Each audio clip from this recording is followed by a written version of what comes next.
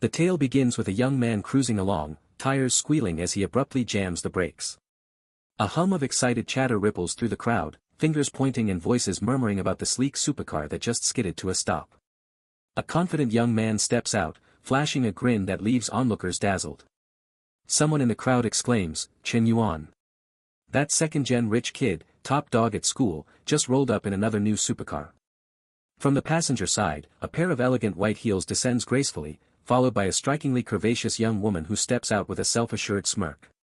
The sight sets the campus guys on edge, muttering under their breath, "He's barely set foot on campus and already nabbed a stunner from the N2 flight attendant program. Shen Yuan, that lucky jerk." A few others, faces flushed with jealousy, pipe up, "Rich, good-looking, and born with a silver spoon, of course he gets first pick of the girls." Another adds, "First pick. He's practically cornered the whole market." Word is, a ton of freshman beauties are already smitten with him. The couple struts into the building, whispers trailing them like shadows. Upstairs, girls lean over railings, gossiping with envy about the woman at Shen Yuan's side. One huffs, "She's not even that gorgeous, is she? I just dragged my feet a little, and now I've missed my shot, so frustrating." Her friend nudges her, saying, "Seize the day, girl. Don't let that Shen Yuan slip away." Shen Yuan, oozing charisma, glances up at the chattering girls and flashes a heart-melting smile that could charm anyone. The pair then strolls cheerfully through a bustling mall, arm in arm. But that's all a distant memory for Shen Yuan. He muses to himself, reflecting on how his lavish lifestyle and enviable status in his third year of university came crashing down. A catastrophe struck, leaving his family's 3 tourism businesses bankrupt and saddled with a staggering 100 million in debt. Back in the present, Shen Yuan steps into his dorm and calls out, "Yo, roomies. Anyone down for a late-night gaming sesh with Lao Jiang?" One roommate turns, his tone icy, "Shen Yuan, let's not pretend we're tight." Another, sprawled lazily, chimes in, "What, you think you're still the hotshot rich kid? You snap your fingers, and we jump? Nah, man." Shen Yuan stands there, wordless, swallowing his pride. He heads to the rooftop to clear his head, the cool breeze washing over him. In his mind, he laments how his old party buddies drifted away one by one, dodging him like the plague. With no other choice, his parents and little sister now live in a cramped rental, a far cry from the days when he'd book entire suites daily. Now, he's stuck in a basic dorm, wondering if a decent life is even possible anymore.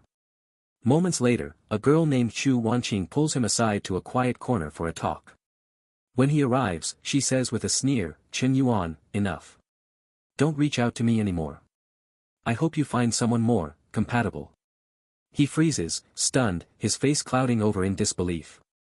"Wanqing," he stammers, "3 years together, and you just end it like that? Are you really that cold?" Chu Wanqing fixes him with a steely glare, her voice sharp like a blade. "How much love was there, really? You know the truth." She flicks her hair and turns toward a sleek luxury car idling nearby.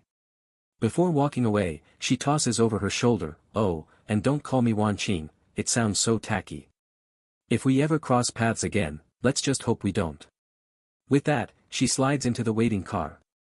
Shen Yuan's heart sinks, a heavy sigh escaping him. Chu Wanqing pauses, adding, "I'm leaving now, my friend's here to pick me up." Desperate, Shen Yuan lunges to block the car door, pleading, "Wait, Wanqing." Startled, sweat beading on her forehead, she snaps, "What do you want now?" Her eyes are devoid of warmth as she continues, "Those designer bags you got me? I don't need them anymore. Why don't you take them back?" Shen Yuan's face darkens, but he forces a strained smile. "If it's really over, I don't care about the money. Just, let me relive that dream one last time." Her face flushes with anger as she shrieks, "Shen Yuan, have some dignity. 3 years, and all I got were a few lousy bags, and now you're demanding them back after we're done." Suddenly, an older voice calls from the car, "Wanqing, get in. No need to waste your breath." The man inside adds, "Young man, where you headed? Need a lift?" Shen Yuan glances at the older guy, bitterness bubbling up as he thinks, calling her Wanqing is tacky when I do it, but not for him. Absurd, he replies curtly, "No thanks, I live close." The man's tone turns patronizing. "Wanqing and I have plans, but I'm worried you're too shaken to think straight. Let me drop you off to be safe." Shen Yuan's chest tightens, the words stinging like spice. You're kicking me while I'm down, he thinks, but I'm not letting you have the last word. Leaning toward the car window, he says smoothly, Big brother, you're a kind soul, and I appreciate it, but my place is just a few steps away. Turning to Chu Wanqing, he adds, Wanqing's a great girl. Take good care of her. She stares, confused, as the man in the car smirks and says, Don't worry, I've got her. Shen Yuan seizes the moment, his voice casual but pointed. Us guys gotta treat our girls right, yeah.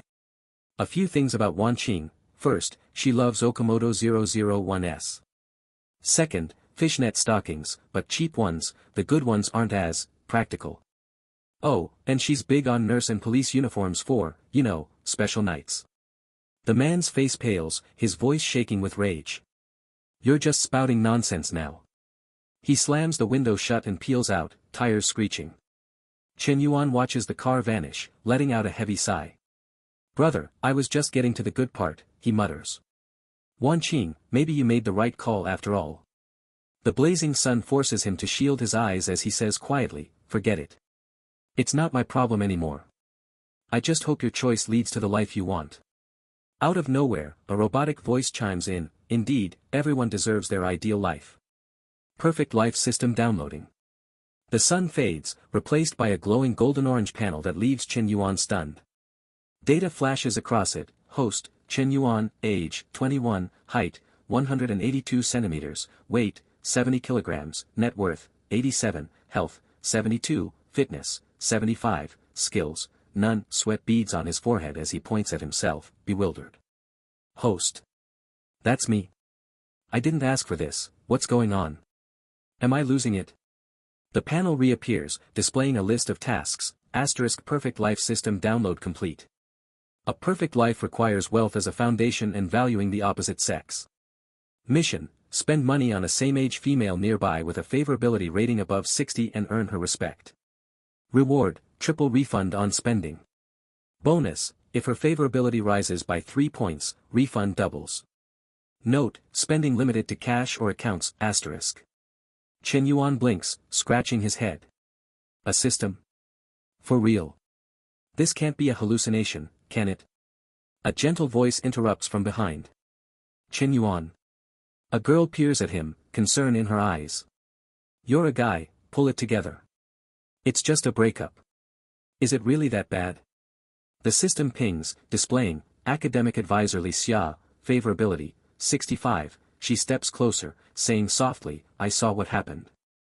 In your words, bye-bye's just bye-bye, right? The next one will be better. Shen Yuan glances at her, noticing a pink 65 hovering above her head, his mind racing. The system's real, Li Xia, oblivious, smiles encouragingly. Come on, Shen Yuan, chin up. Overwhelmed, he scratches his head, mumbling, I'm fine, teacher Li. In his head, he marvels, a cheat code.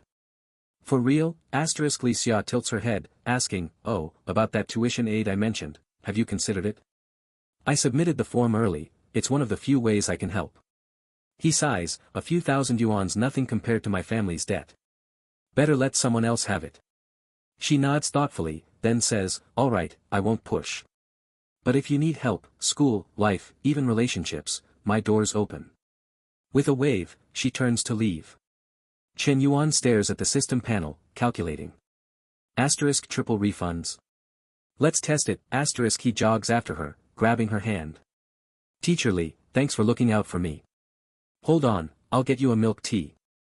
Surprised, she protests, no need to be so formal. But he's already gone, returning moments later with a cup. Here you go, he says, handing it over. Li Xia takes it, cheeks pink, murmuring, thanks. He checks his phone, bank notification, card ending 0098, May 10, 1640, plus 18 yuan, balance, 99 yuan, his eyes widen. Spent 6 yuan, got 18 back, double refunds real, he watches Li Xia walk away, heart pounding. If her favorability stays above 60, I can keep spending and racking up refunds. My family's debt, we could be richer than ever, His mind races as he leans against a wall, scrolling his phone. Current balance, 99 yuan. Too low. JB loan, 8,000, another loan, 20,000, business loan, 21,585. Total, 49,684 yuan, asterisk he smirks, spotting a discarded box in a trash can. Perfect, inside is a bag, spring model, $800, high-end knockoff. Li Xiao'll accept this. At her door, he knocks, nerves tingling. Does she have a boyfriend? Li Xia answers, apron snug, surprised. Shen Yuan. You cooking? He asks. She glances at the bag. What's up? He hands it over, voice steady. You've helped me so much these 3 years. I finally get how much it means. This is a small thank you, please take it. She hesitates, eyeing the bag. It looks pricey. I can't. He anticipated this. It's a knockoff, 2 yuan. You know my situation, I'm not splashing cash. If I don't thank you, what kind of guy am I? It's cheap, but it's from the heart. Li Xia softens, thinking, if I refuse, it's like I'm dismissing him. She accepts it, saying, fine, I'll hold on to it. I'll get you something for your birthday. A burnt smell wafts from the kitchen, and she bolts, yelling, my stir-fry's burning. Shen Yuan slips inside, grinning. Dinner's a chance to boost favorability. She pokes her head out. You haven't eaten, right? Stay for dinner. He nods, thinking, asterisk no boyfriend. Perfect, asterisk a notification pings, card ending 0098, May 10, 1845, plus 119,400 yuan, balance, 122,000, he stares, elated. Asterisk bag was 39,800, triple refunds 119,400. Pure profit, asterisk Li Xia calls, Shen Yuan, sit. Why re you zoned out? Snapping back, he asks, just us. Where's your boyfriend? She laughs, wrestling off her apron. Boyfriend? Nope. Ugh, this thing's stuck. He steps closer, offering, let me help. She waves him off, but he's already behind her, loosening it. Her figure catches his eye, but a shout breaks the moment. What are you doing? It's Liang, Li Xia's sister, glaring from the doorway. Shen Yuan stammers, and nothing. Li Xia beams, introducing, this is Liang, my sister. He waves awkwardly. Hi. Liang's stare is cold. Not great. Sensing the tension, he mumbles, teacher Li, I ate earlier. I'll head back. As he leaves, Li Xia watches, puzzled, thinking, he said he ate, but he seemed ready to stay. As Shen Yuan retreats, Li Xia crosses her arms, her gaze icy as she watches him go. Turning to her sister Liang, she says sharply, I think he's up to no good. Liang, ever trusting, fires back, he's just my student. Li Xia's frustration flares, her voice rising. Just a student. How brazen, trying to get cozy with his teacher. Blushing furiously, Li Xia nudges Liang toward the dining table, exasperated. Enough nonsense, let's eat already. Meanwhile, Shen Yuan paces along the road, lost in thought. Asterisk who's next to spend on? Miss Li's my teacher, sure, but she's not a gold digger like Wan Qing. Asterisk suddenly, a man stumbles into him from the front, no warning at all.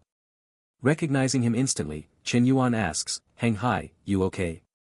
The man, pale and trembling, reaches out with a shaky hand, his face drained of life. Yuan Ji, my goddess Fang Minhui, she went to a movie with that damn Li Jianping. Hang Hai, Shen Yuan's roommate, looks utterly defeated. The name Fang Minhui sparks a memory, class of 20, international business, the campus beauty Hang Hai worships from afar. They've never even spoken. Shen Yuan, at a loss, replies, that's it. Hang Hai catches his neutral tone and snaps, Yuan Ji, what's with that face? You mocking me? Shen Yuan glances aside, deflecting. Chill, man. Look over there. Hang Hai's eyes light up, locking onto 2 stunning girls strutting ahead, their figures striking. His cheeks flush, life flooding back as he stammers, Yuan Ji, she just saw a movie with Li Jianping, right? They didn't get a room or anything. I've still got a shot, yeah. Shen Yuan sighs inwardly at Hang Hai's pitiful desperation. Asterisk obsessing over a girl like that, humiliating yourself. How's that gonna win her over? Asterisk but then his gaze lands on one of the girls, and a glowing 72 hovers above her head. His jaw drops. Asterisk no way, she's got a number 2. Higher than teacher Li's, asterisk. The girl beside Fang Minhui steals a glance at Shen Yuan, whispering, Minhui, heard Shen Yuan got dumped. Fong Minhui looks surprised. Her friend rolls her eyes, muttering, "TCH, Shen Yuan." Minhui doesn't quite catch it, but as they pass, she sneaks a curious look back at him. Her friend continues, "Shouldn't have hyped him up during military training. You chatted him up, gave him water, that rich kid vibe. Money's one thing, but acting all high and mighty even after going broke. Anyone would dump him. Good thing you two never got serious, or you'd have wasted 3 years." Fong Minhui sighs, wordless. Shen Yuan, still fixated on her, notices the 72 dipping to 69. Her favorability's dropping fast. Why? Panicking, he considers Hang Hai's feelings and turns to him. "Lao Hang, real talk, if I went for Fong Minhui, you cool with that?" Hang Hai scratches his chin, eyeing him. "You win over the class beauty? You think you're still the BMW driving rich kid? Honestly, I don't care who she's with, as long as it's not Li Jianping. That's all Shen Yuan needs. Good bro, that's enough for me. I'm going for it," he says, bolting off. Hang Hai yells after him, stunned, "Yuanji, you serious?" Shen Yuan sprints to Fong Minhui, calling out earnestly, "Minhui." She turns, cheeks pink, startled. Her friend steps in, defensive. "Shen Yuan, what do you want with our Minhui?" He flashes a sincere smile. "Just wondering if you're free tomorrow. Got a reservation at Star Sushi Kaiseki, wanna join me?" Minhui's eyes widen, wondering if it's a date. Her friend narrows her eyes. "That place? Over $1,000 per person. You got that kind of cash?" Ignoring her, Shen Yuan scratches his head, charm dialed up. "After dinner, maybe a stroll. Need your help picking a birthday gift for my sister. Let me know by noon tomorrow." He waves goodbye, adding, "I'm off, talk tomorrow." Hang Hai watches, jaw dropped, speechless. Minhui turns to her friend, blushing. "I just saw a movie with Li Jianping, is it okay to go eat with Shen Yuan?" Her friend grins. "Why not? Fancy Japanese spot." Shen Yuan's a bit full of himself, but he's easy on the eyes. Li Jianping's got money but pinches pennies. If Shen Yuan's family bounces back, he'll outshine him. She snatches Minhui's phone, giggling. "Not going's a waste. It's just dinner and a walk, not a proposal. I'll reply for you tonight." Minhui stammers, "Oh okay." The next evening, Shen Yuan and Fong Minhui head to the restaurant. Seated, the server delivers their dishes with a smile. "Mr. Chen, here's your set menu for 2. Enjoy." Minhui sits beside him, saying softly, "Shen Yuan, I heard your family's struggling. You didn't need to splurge like this." He brushes it off. "It's fine, this place's sushi is top-notch." Mid-sentence, he freezes, caught off guard by Minhui's striking figure. Blushing, he thinks, 2 months since I quit gambling, stay cool, man. Minhui tilts her head. "Why'd you invite me? Really just for your sister's gift?" Sipping tea to steady himself, he answers honestly, "Always wanted to ask you out, just never found the right moment." Her favorability plummets to 66. She looks down, murmuring, "Oh." She's not happy, he panics. Clearing his throat, he pivots. "Back in military training, you brought me water, texted me at night. Never forgot that." Her cheeks flush, favorability ticking to 67. "You remember?" she asks. He grins, scratching his head. "How could I not?" The number climbs to 69, then 70. "Calm down, focus," he tells himself. 40 minutes later, they finish and head to the cashier. The staff beams, "Sir, totals 2,921 yuan. With your membership discount, 2,774 yuan. Shen Yuan nods, "Thanks." Minhui's favorability hits 73. She glances at him, thinking, "My monthly budget's 3,000 yuan, this meal's almost that." She recalls Li Jianping's cafeteria suggestion, promising a "next time" for dining out. He's got money but holds it tight. A bank ping sounds, followed by a system alert, *time-limited task, spend on a female with favorability over 60, gain respect. Reward, triple refund, double if favorability rises 3 points, Shen Yuan checks Minhui's number, now 76. From 72 to 76. This is wild, 10,000 yuan profit from one meal, *. Minhui smiles shyly, thinking, he's growing on me, maybe it's the money. She grabs his hand, saying, let's go pick that gift for your sister at Gujin. At the Gujin Mall, an older man spots Shen Yuan and mutters to Chu Wanqing beside him, Wanqing, what's that guy doing here? She gasps, Shen Yuan. Sneering, she thinks, dumped me yesterday, and today he's shopping with a new girl. The man scoffs, that broke student dares show up here. He fumes, I slave to buy Wanqing bags, and this debtor's got girls fawning over him. Shen Yuan, spotting them, says to Manhwa, let's check another store. She nods, sure. Chu Wanqing, unable to let it slide, blocks their path. Why not look around? It's free. She glares at Manhwa. Shen Yuan, who's this? He replies coolly, funny running into you. Just browsing for my sister's gift. The man laughs mockingly. A gift? Try the toy wholesale market, can you even afford this place? He gestures to the high-end store behind him. Chu Wanqing chimes in, sauntering toward Manhwa with a biting smile. I don't know you, but a friendly tip, don't fall for his type. Shen Yuan steps in front of Manhwa, retorting, what's it to you? Who am I deceiving? The man snaps, Shen Yuan, watch how you talk to Wanqing. Man up. We know your deal, broke, in debt, still acting big. No one's buying it. Shen Yuan bristles, thinking, what a pair, made for each other. A system ping interrupts, perfect life task, spend on a female with favorability over 60, cause negative emotions in others. Reward, double refund per 5 negative emotion points, stackable with triple refund. Numbers appear above the couple, 30 and 35. Shen Yuan smirks inwardly. Didn't want to humiliate you, but you asked for it. Taking Manhwa's hand, he says smoothly, alright, let's browse inside. At the brand name store, two receptionists gossip. Shen Yuan's an old customer, you greet him. The other scoffs, me? Serve a broke rich kid. Last time I dealt with that poser, you do it. The first glares, I said go, so go. Nearby, Chu Wanqing picks a bag, waving it at the man. Honey, I like this, pay up. A receptionist chirps, right away, Miss Chu.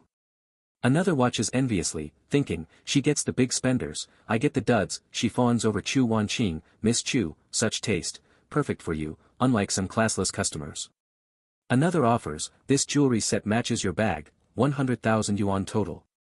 Try it? Shen Yuan, ignoring them, whispers to Manhwa, don't hold back for me. Manhwa points at a bag. This one's nice, young, maybe good for your sister. A receptionist sneers, those two. Over 50,000. Pricey. The man glares, fuming, 100,000. I could have sweet-talked her with a 2,000 yuan bag, now she wants a set, Chu Wanqing, thrilled, coos, swipe your card, honey, Shen Yuan's watching. Show him up. He hesitates, my card's shy of that. Shen Yuan's voice cuts through, firm. I'll take both bags, and those accessories she just suggested.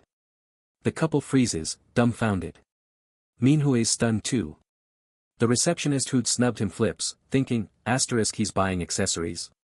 I thought he was broke, the other beams, Mr. Chen, 2 bags plus accessories, 131,000 yuan. Shen Yuan muses, eat, drink, spend, and it pays back, perfect. He pulls a plain card. Swipe this.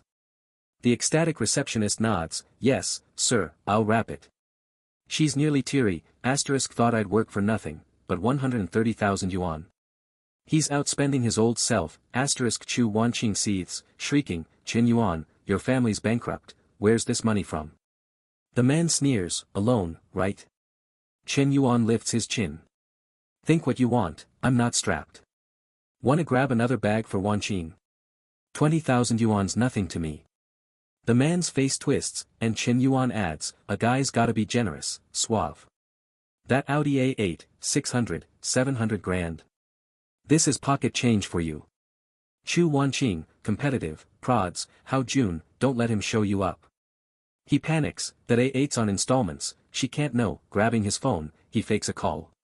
Hold on, I gotta take this. Chu Wanqing snaps, how June, what are you doing? He bolts, yelling outside, who approved that? Million yuan projects need my say-so. Chu Wanqing grinds her teeth, muttering, Shen Yuan, just wait. Shen Yuan, eyeing their rising negative emotion meters, thinks, easier than I expected, handing Manhwa a bag, he says, Manhwa, this is for you. She waves her hands, no, it's too much. He insists, passing another from the receptionist. It's just a bag. They mocked you because of me, I owe you this. Please, take it. She hesitates, then nods, okay, thanks. He grins, hold off on thanks, here's the rest, all yours. Manhwa blinks, what? For your sister, right? He shrugs, dunno if she'd like, but I know you do. Inwardly, he chuckles, asterisk for my sister. That gremlin rat me out to mom and dad for wasting cash. These were always for you, secures the refund, asterisk Manhwa hesitates, thinking, one bag's a lot, taking all this, won't he think I'm shallow, blushing, she stammers, I can't, he cuts her off, grabbing her hand with a smile. It's fine, we've got time. Take or I'll be bummed. Relenting, she accepts. A system alert chimes, asterisk congratulations, host. Mission complete, 15 negative emotion points, triple refund plus 6x total refund. Bank, card ending 0098, May 11th, 2100 hours, plus 786,000 yuan. Balance, 786,356 yuan, asterisk. Shen Yuan clasped Fang Manhwa's hand, thinking, Manhwa's my golden ticket now, I've got to keep her close and avoid another favorability dip. He spoke softly, Manhwa, let's head back to school. It's getting late. Inwardly, he mused, asterisk I'd love to take things further, but rushing it's a bad move. Let it flow naturally, asterisk Manhwa, touched by his gesture, thought, asterisk Shen Yuan's nothing like Li Jianping. He didn't even suggest a bar, I was half expecting it, asterisk. Moments later, Shen Yuan reached the south dorm. A group of guys tumbled downstairs, chanting, Jianping, you dog. Snagging the class beauty while we're all still single. Another added, didn't see that coming, you sneak. This calls for a big celebration, your treat, and make it fancy. Li Jianping spotted Shen Yuan passing by and raised his voice deliberately, let's get the whole class together, make it a party. Shen Yuan, unfazed, returned to his dorm. Inside, a roommate, face sour, grumbled, you hear that? Li Jianping's bragging about his movie date with Fang Manhwa, rubbing it in our faces, room 53's getting targeted. Shen Yuan smirked, reassuring him, he won't be gloating long. Manhwa's not sticking with him. The roommate spun around, skeptical. Don't kid yourself. She went to a movie with him last night, who knows what else happened. And didn't she ditch your date today? She's with Jianping, man. Shen Yuan just plopped onto his bed, silent, and fired up his computer. Checking his account, he thought, asterisk new funds already. Might head home tomorrow to sort things out, asterisk. The scene shifts to Shen Yuan's family home. A heavy-set man lounges in a chair, greeting him, Xiao Yuan, you're back. It's his uncle, Chen Yade. Shen Yuan steps in, voice flat, hey, uncle. His father, tone gentle, says, we're talking, head to your room. Your uncle and I have business. In his room, Shen Yuan overhears his father's voice outside, brother, I get your situation, but please, give me a bit more time. I'm close to covering the debt, I'll pay part now. Chen Yade, smug, retorts, part. Not enough. I've been grinding daily, you've got to settle it all, now. Shen Yuan's mother snaps, Chen Yade, who does that? We lent you 300,000 for your car wash, no pressure to repay. Now we borrow 200,000, and you're hounding us 3-4 times. What's your game? His father cuts in, enough, don't escalate. He's got his own troubles. His mother, undeterred, fires back, troubles. I talked to his wife, he's not scraping for cash. He's crowing about debts must be paid, it's only right. Family. Ha. If you were a stranger, you'd see real debt collection. She scoffs, violence to collect. The Chen family's full of snakes. Why'd we ever help you? His father sighs, stop. There's still jewelry, go grab some to sell. We'll replace it later. His mother, irritated, snaps, replace what? Let's clear the house debts first. Inside, Shen Yuan's system pings, asterisk perfect life task, a perfect life carries no debt. Mission, pay off family or personal debt. Reward, double the amount paid. First 200,000 payment yields 1 million for a car, asterisk staring at the alert, he thinks, perfect timing, his eyes gleam, even without the mission, I was gonna help Dad today. His mother, sighing, pulls out a jewelry box. All the jewelry you gave me's here. I can't sell it, no matter how tough things are. It's worth tens of thousands, let him take it. Seems 2 gold rings got lost in the move. Shen Yuan flushes, ashamed, recalling how he sold those rings to buy a bag for Chu Wanqing. I was such a lousy son, bursting out, he shouts, Mom, Dad, I've got money. His father frowns, not the time for jokes. His mother, weary, adds, you see our situation. Save your cash for the cafeteria card, don't mess around. Scratching his head, Shen Yuan insists, I'm serious, Dad. Listen, hear that ping? His parents check their phones, gasping, 200,000. His father, stunned, asks, Kid, where'd you get this? Shen Yuan spins a tale, you gave me tons of pocket money before. I tossed some into crypto with a buddy. He said it'd grow big, only cashed out recently. Hope that holds, they know I had cash to burn back then. His mother beams, great job, son. You've eased a huge worry. His father nods, alright, let's pay Yade off and get rid of him. He transfers the money, then says coldly, Yade, debt's cleared. His mother snarls, you got your money, now scram. Don't come back. Chen Yade, checking the transfer, wilts. Stammering, sister-in-law, what's this? She barks, you deaf. I said get lost. They shove him out. Yade, dazed, thinks, cousin owes 100 million, I figured he'd go broke, so I pressed early. How'd they pay so fast? Is his new venture raking it in, slapping himself, he groans, why'd I do this? No way we can face each other now, The system chimes, host completed first debt repayment. Reward issued, card ending 0098, May 12, 1139, plus 400,000 yuan, balance, 1,163,356 yuan, plus 1 million yuan, balance, 2,635,356 yuan, Chen Yuan checks his phone, thinking, over a million, minus the car fund. Not bad. Coming home solved Dad's problem and scored big, but he frowns, clearing all our debts needs way more. Handing over a million now won't cut it. Best move is to grow this capital, seeing his parents' tearful joy, he calculates, can spare 210,000 for Dad. Approaching them, he says, Dad, I've got another 210,000 not withdrawn yet. Need it urgent? His mother waves it off, we're okay for now, other debts aren't pressing. His father, flushed, mumbles, actually, gimme 50,000 first. Chen Yuan grins, that's the spirit, Dad. He chuckles inwardly, Dad's sheepish look. Total flashback to me hitting him up for cash. Family traits, Outside Li Xia's place, Chen Yuan spots her and calls, Teacher, you're back. She smiles, yup, no classes this afternoon. He leans in, eager, free tonight. Wanna grab dinner? You fed me last time, my turn to treat. Instantly, a piercing glare hits him. Liang, radiating menace, looms behind Li Xia, making them both sweat. Chen Yuan stammers, Liang, this sister's my kryptonite, can't cross her. Liang's eyes narrow, and he babbles, Teacher, I just remembered, got stuff at school. Might be busy. Rain check on dinner, yeah. I'm out. Bolting, he hears Liang hiss to Li Xia, told you, that kid scheming. Li Xia replies gently, maybe he just meant dinner. Even if he's got ideas, I wouldn't bite. Walking away, Chen Yuan wipes his brow, too hot out, he recalls cruising with Chu Wanqing, AC blasting, cool and comfy. Then it hits him. Pulling out his phone, he thinks, got car money from the system, why not use it? Gotta give the system some love, he texts Manhwa, free this afternoon.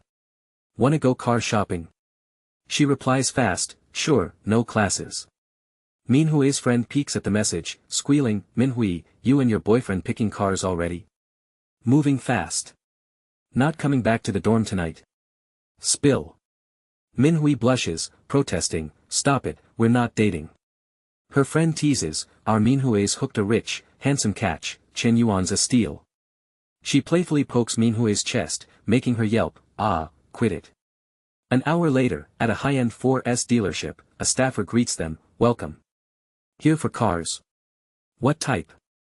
Another guy, face flushed, stumbles over, spotting Minhui. Minhui, what are you doing here? She murmurs, oh, Senior Qin. Qin Yang, my high school admirer, why is he here? Qin Yang eyes her, who's this? Shen Yuan steps up, her classmate. Qin asks, looking at cars. What kind? Shen Yuan points at a sleek model. Tell me about this MCH. Qin, enthusiastic, says, exhibits are over there, check them out, sit inside. Inwardly, he sneers, base MCH is 500,000, 600,000 plus on-road.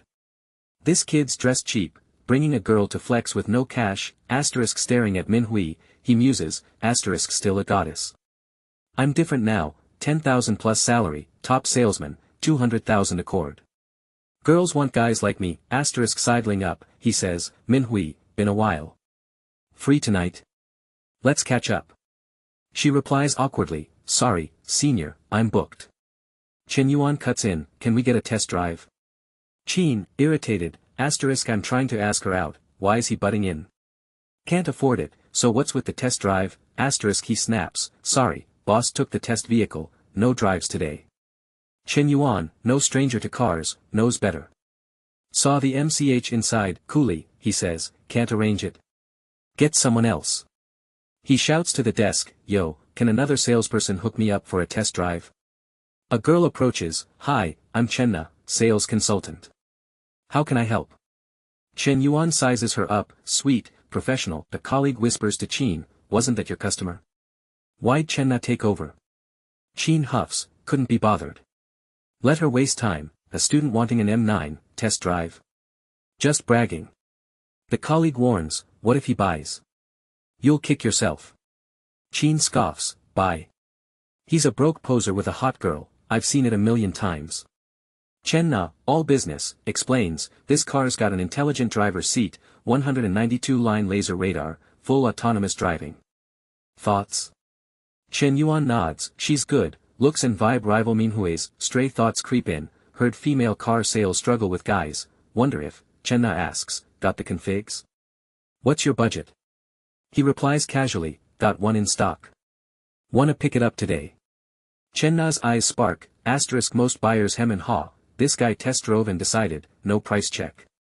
Jackpot or ulterior motive, she checks, sorry, no stock here, but another store's got a cancelled order, financial issue.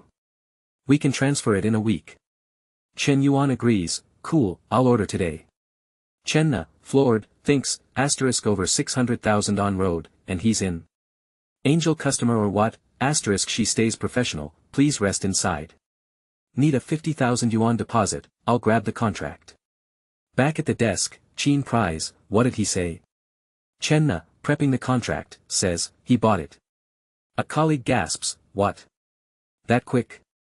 Qin, hands on hips, sneers, he's faking.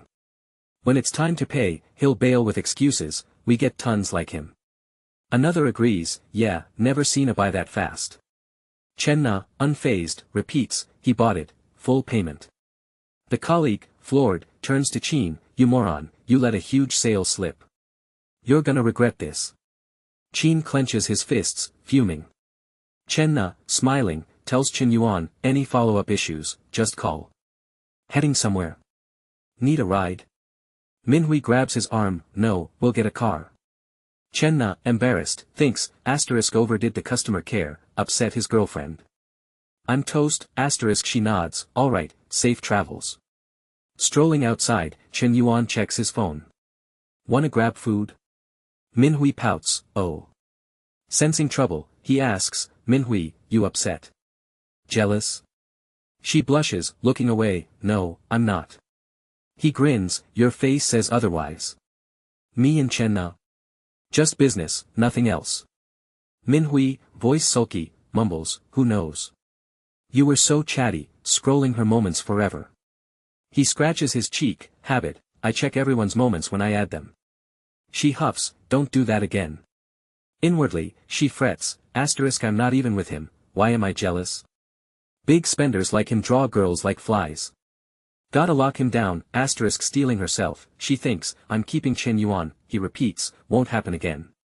Let's eat, then shop, I'll get you National Day gifts. Nervous, he thinks, asterisk no slip-ups next time, I'm not that guy, asterisk Minhui hesitates, you already got me 2 bags yesterday. I'm excited, but him spending so much, what if he thinks I'm after his money? He smiles, girls need bags, one for each day of the week. More she buys, more I earn, triple refunds, baby, at a cafe, he hands her the menu. Hot or cold drink today? She blushes, thinking, asterisk hot or cold. Is he asking about my period? Does he want, asterisk timidly, she says, cold.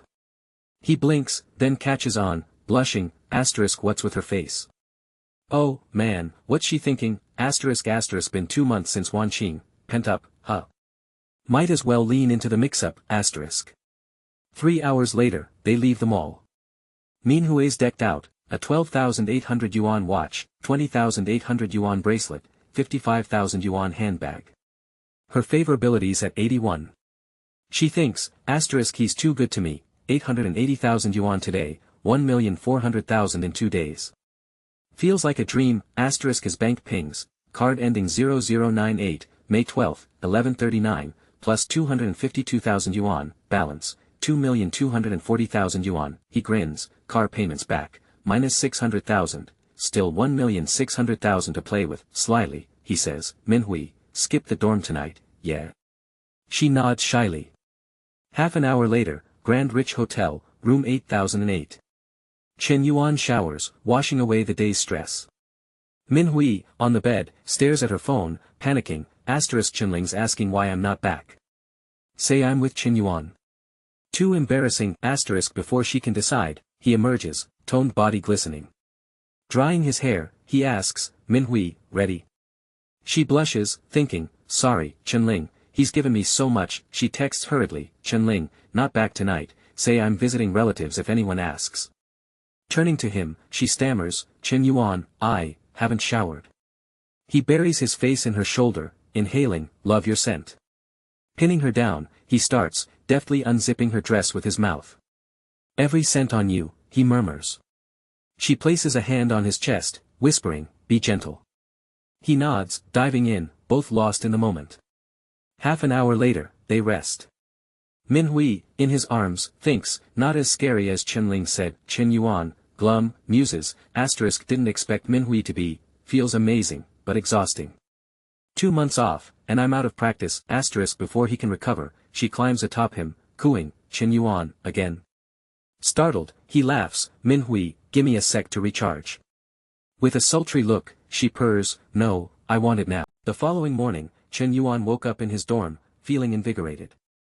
As he rose from bed, he mused to himself, asterisk the system even offers cashback on loan repayments. My total debts, loans and credit cards, amount to 52,000. I'll clear those first, asterisk glancing at his account balance, he reflected, asterisk there's still Lu Hang's 100,000. When my family went bankrupt, all those so-called friends vanished, but Lu Hang supported me without hesitation, asterisk. Just then, a roommate approached, saying, old third, where were you last night? Check the group chat, there's a friend meetup tonight at noon. Shen Yuan opened the chat and saw people chatting, asterisk the weather's nice this weekend. Let's all head out for some fun, asterisk soon after, a car photo popped up, followed by excited comments, asterisk whoa, Pang's getting a car. That's a Bolin lie, worth 280,000. Pang's loaded, asterisk someone else wrote, even 10 years after graduation, most of us couldn't afford that, another chimed in, asterisk did the saleswoman at the 4S shop have her kid yet? I say we all meet up tonight and celebrate, asterisk. The roommate added, that jerk Liang Pang bought a car. I bet he got the old class president to set this up just to brag. It's so annoying. If we skip it, though, we're out 200 yuan from the class fund. Shen Yuan replied, revolted, Liang Pang's fake act is almost cute. You guys go, I'm sitting this one out. Before he could say more, a message pinged, asterisk Yuan, been a while. Come grab dinner tonight. Chill out a bit, asterisk. Suddenly, the system buzzed with a notice, asterisk perfect life mission, it's not just about winning over the opposite sex but also building a career base. Limited time task, the host will receive 1 million yuan for investment within 1 week. Invest the full amount. Reward, any profits from business ventures will be doubled, asterisk reading it, Shen Yuan grinned, thinking, asterisk a career mission. Perfect timing. I need a legit way to explain all this money in my account. Lu Hang's acoustic bar is being renovated, maybe I can put money into that, asterisk. Staring at his phone, he reread Lu Hang's text, asterisk Yuan, long time no see. Dinner tonight, relax a bit, asterisk Shen Yuan typed back, asterisk send the spot. Tonight, your boy's switching up the vibe, asterisk. At South Scenery Bar, in a VIP room, Zhang Long, a young heir, lounged on a sofa, grumbling, young masterly, who are we still waiting on? I'm starving here. Lin Guangyao, sitting nearby, piped up, aren't all the big shots already here? Xiao Xian Gang, sprawled lazily, added, yeah, important folks don't show up late. Lu Hang, holding a wine glass, said calmly, no rush. There's fruit and snacks on the table, munch on those. Chen Yuan's almost here. At the mention of Chen Yuan, Lin Guangyao bolted upright, scoffing, Chen Yuan. His family's broke. He's not in our league anymore. Why invite him? Lu Heng replied firmly, I'm covering tonight, not you, so why re you griping? Chen Yuan's my lifelong buddy, you can't compare him to those other guys. Lin Guanyao muttered, fine, if young Master Li says wait, we wait. The woman beside him teased, you're so annoying, brother Yao. Not my boyfriend, but always handsy. Lin Guanyao shifted topics, asking Shi Hai, your cousin's girlfriend's coming tonight, right? Where's she at? Shi Hai grinned, she's on her way, traffic's rough. Probably 10 more minutes. Lin Guanyao thought smugly, asterisk Shi Hai's family always leaned on mine. Without me, he wouldn't even be at these hangouts. And how'd he land such a stunning girlfriend? That tight skirt and white blouse, no guy could resist. They're not married yet, so I might still have a chance, asterisk. Finally, Chen Yuan arrived, pushing open the door with a warm grin. Sorry to keep you all waiting, he said. Lu Hang, seeing him, asked gently, what took you so long? Chen Yuan answered, traffic, man. I swear the driver picked the worst route through every jam. Lu Hang chuckled, giving his shoulder a light tap. Some drivers got no shame, report that guy. Lin Guanyao smirked to himself, asterisk a taxi. Everyone else here rolled up in their fancy rides. No wonder he got stuck, asterisk out loud, he jabbed, lucky us, we drove. Had to call a cab, huh? Just then, a strikingly familiar woman rushed in, saying, sorry, rush hour was brutal. I'm late. Shi Hai, blushing, stood and announced, this is Chen Na, my girlfriend. She works at a 4S dealership, if anyone needs a car, hit her up. He felt a rush of pride, thinking, I may not be as rich as these guys, but my girl's hotter than theirs. Chen Na spotted Chen Yuan and froze, thinking, asterisk that's brother Chen. He bought a car yesterday but didn't greet me. Guess I'll act like we've never met, asterisk with that, she walked to Shi Hai, her expression stiff but still captivating. 40 minutes later, Lu Hang rose, cheeks red from drinking, and said, now that we're all full, let me say something. My bar, I'm opening it, and I want it to be huge. You're my closest brothers. Anyone want to invest and get rich together? It's about 2.4 million total. I'm covering 30% equity, roughly 700,000. Hesitating, he added, what do you think? The woman beside Lin Guanyao watched quietly, amused. Lin Guanyao thought, asterisk Lu Hang's family pulls tens of millions yearly. He needs investors for 700,000. Probably fumbled his last deals, so his dad cut him off, asterisk Shi Hai swirled his wine, thinking, asterisk no way I can afford that. I'd need to save 2 years for 700,000, asterisk Xiao Xiangang mused, asterisk dinner's cool, but dragging us into investments. Not Lu's style, asterisk the room stayed silent, everyone knew the first to speak would look foolish. Lu Hang's expression darkened, thinking, asterisk these guys are always happy when I'm picking up the tab or lending cash. Now I need a little help, and they're acting dead. I get Chen Yuan's broke, but the rest, asterisk coldly, he said, what's up? You all mute now that you're fed. Speak. Lin Guanyao broke the silence. Look, Lu, I don't think you need investors yet. If you're just low on cash flow, we can each toss in a few thousand to get the bar running. Pay us back when you're profiting. Shi Hai nodded, yeah, exactly. Buying shares mid-project isn't fair to you. That way, you won't lose out later, right? Xiao Xiangang thought, asterisk everyone knows Lu's track record, remember that hot pot place with the tech crew? Total flop. A bar's just burning cash, asterisk others glared at Lin Guangyao, thinking, asterisk why is he roping us in? He could loan privately. Our families barely give us enough as it is, asterisk. Lu Heng stayed quiet, fuming, asterisk I wanted us to make money together, but this feels like begging. I misjudged them, especially Lin Guangyao, who never gets it right. I said invest as partners, not borrow, asterisk setting down his glass, he said curtly, we'll talk loans later. If you're not in, forget it. Lin Guangyao, eager to shift gears, raised his glass. That's the spirit. It's no fun if Lu's pushing investments. Eat, drink, let's party. Shen Yuan, deep in thought, reflected, asterisk these guys ghosted me when I went broke. Why's Lu Heng still banking on them? They're just leeches living off their families, asterisk Lu Heng, disappointed, said, you guys keep partying. I'm out. Shen Yuan spoke up, what if I cover the 700,000? The room froze. Lu Heng spun around, stunned. Lin Guangyao burst out laughing, Shen Yuan, quit messing around. We've known you forever. Another guy chimed in, yeah, big talk's cheap. Someone beside Shen Yuan patted his shoulder, saying, go splash water on your face, sober up. Lu's not in the mood for nonsense. Shi Hai added, bro, I'm older, seen more. Know your limits. This isn't just limits, it's shameless bragging. Lin Guangyao mocked, exactly, Shen Yuan. How'd you even get here? Need me to cover your cab? Chen Na, watching the jeers, was puzzled, thinking, asterisk brother Chen's offering 30% equity. Why do they think he's bluffing? He dropped 600,000 on a car yesterday. For someone like him, 700,000's nothing, asterisk she lowered her gaze, thinking, asterisk I want to back him, but if I, an outsider, jump in, it might make things worse for him. What's the right move, asterisk? Shen Yuan, unfazed, asked Lu Heng, I sent the 700,000. Check it. Lu Heng glanced at his phone, stammering, Shen Yuan, the screen showed clearly, your industrial and commercial bank card ending in 5854 received 700,000 at 1942 on May 13, Lin Guangyao, curious, asked, Lu, what's up? Lu Heng, speechless, shoved the phone toward him, saying, see for yourself. Lin Guangyao gaped at the number, thinking, asterisk what the hell? Why's Shen Yuan's transfer got so many zeros? Let me count, 1, 2, 3, 4, 5. Holy crap, 700,000, asterisk Chen Na, nearby, glanced at Shen Yuan, stunned, thinking, the tides turn fast.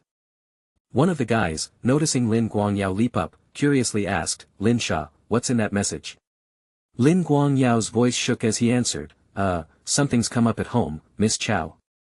I can't hang out and drink with you all anymore, catch you later. Shi Hai, seeing this, stood too and asked, aren't you my cousin? What's happening? Lin Guangyao snapped back, don't ask me, you head out too. Your aunt and uncle are looking for you. Shi Hai blinked, confused. No way, they didn't call me. Lin Guangyao shot a bitter glare at Shen Yuan, thinking, asterisk this cousin of mine can't take a hint. Whatever, I'm not bothering with him. But that jerk Shen Yuan, if he's got this kind of cash, why was he acting like some taxi-riding nobody? He hogged all the spotlight tonight, damn him, asterisk. Xiao, still puzzled by Lin Guangyao's over-the-top reaction, wandered over to Lu Heng and said, Lu, what was in that message? Let me see. The moment he glimpsed it, he swung the door open and stepped out, tossing back, something's up at my place, I've gotta bounce. The others caught on quick, rising one by one. Me too, Lu, let's chill another time. Shi Hai turned, baffled. Aren't you guys, wait, what's going on? Why's everyone bailing? Chen Na, standing beside him, said, let's head out too. Shi Hai trailed her, still lost, and pressed, what did you say? How'd you know they were gawking at a transfer message? You didn't even see it. Chen Na finally spilled it. Shen Yuan bought a McLaren from me yesterday, paid in full. Shi Hai's jaw dropped. Grabbing her hand, he blurted, for real. That's true. Chen Na replied coolly, why would I make it up? I've still got his purchase contract.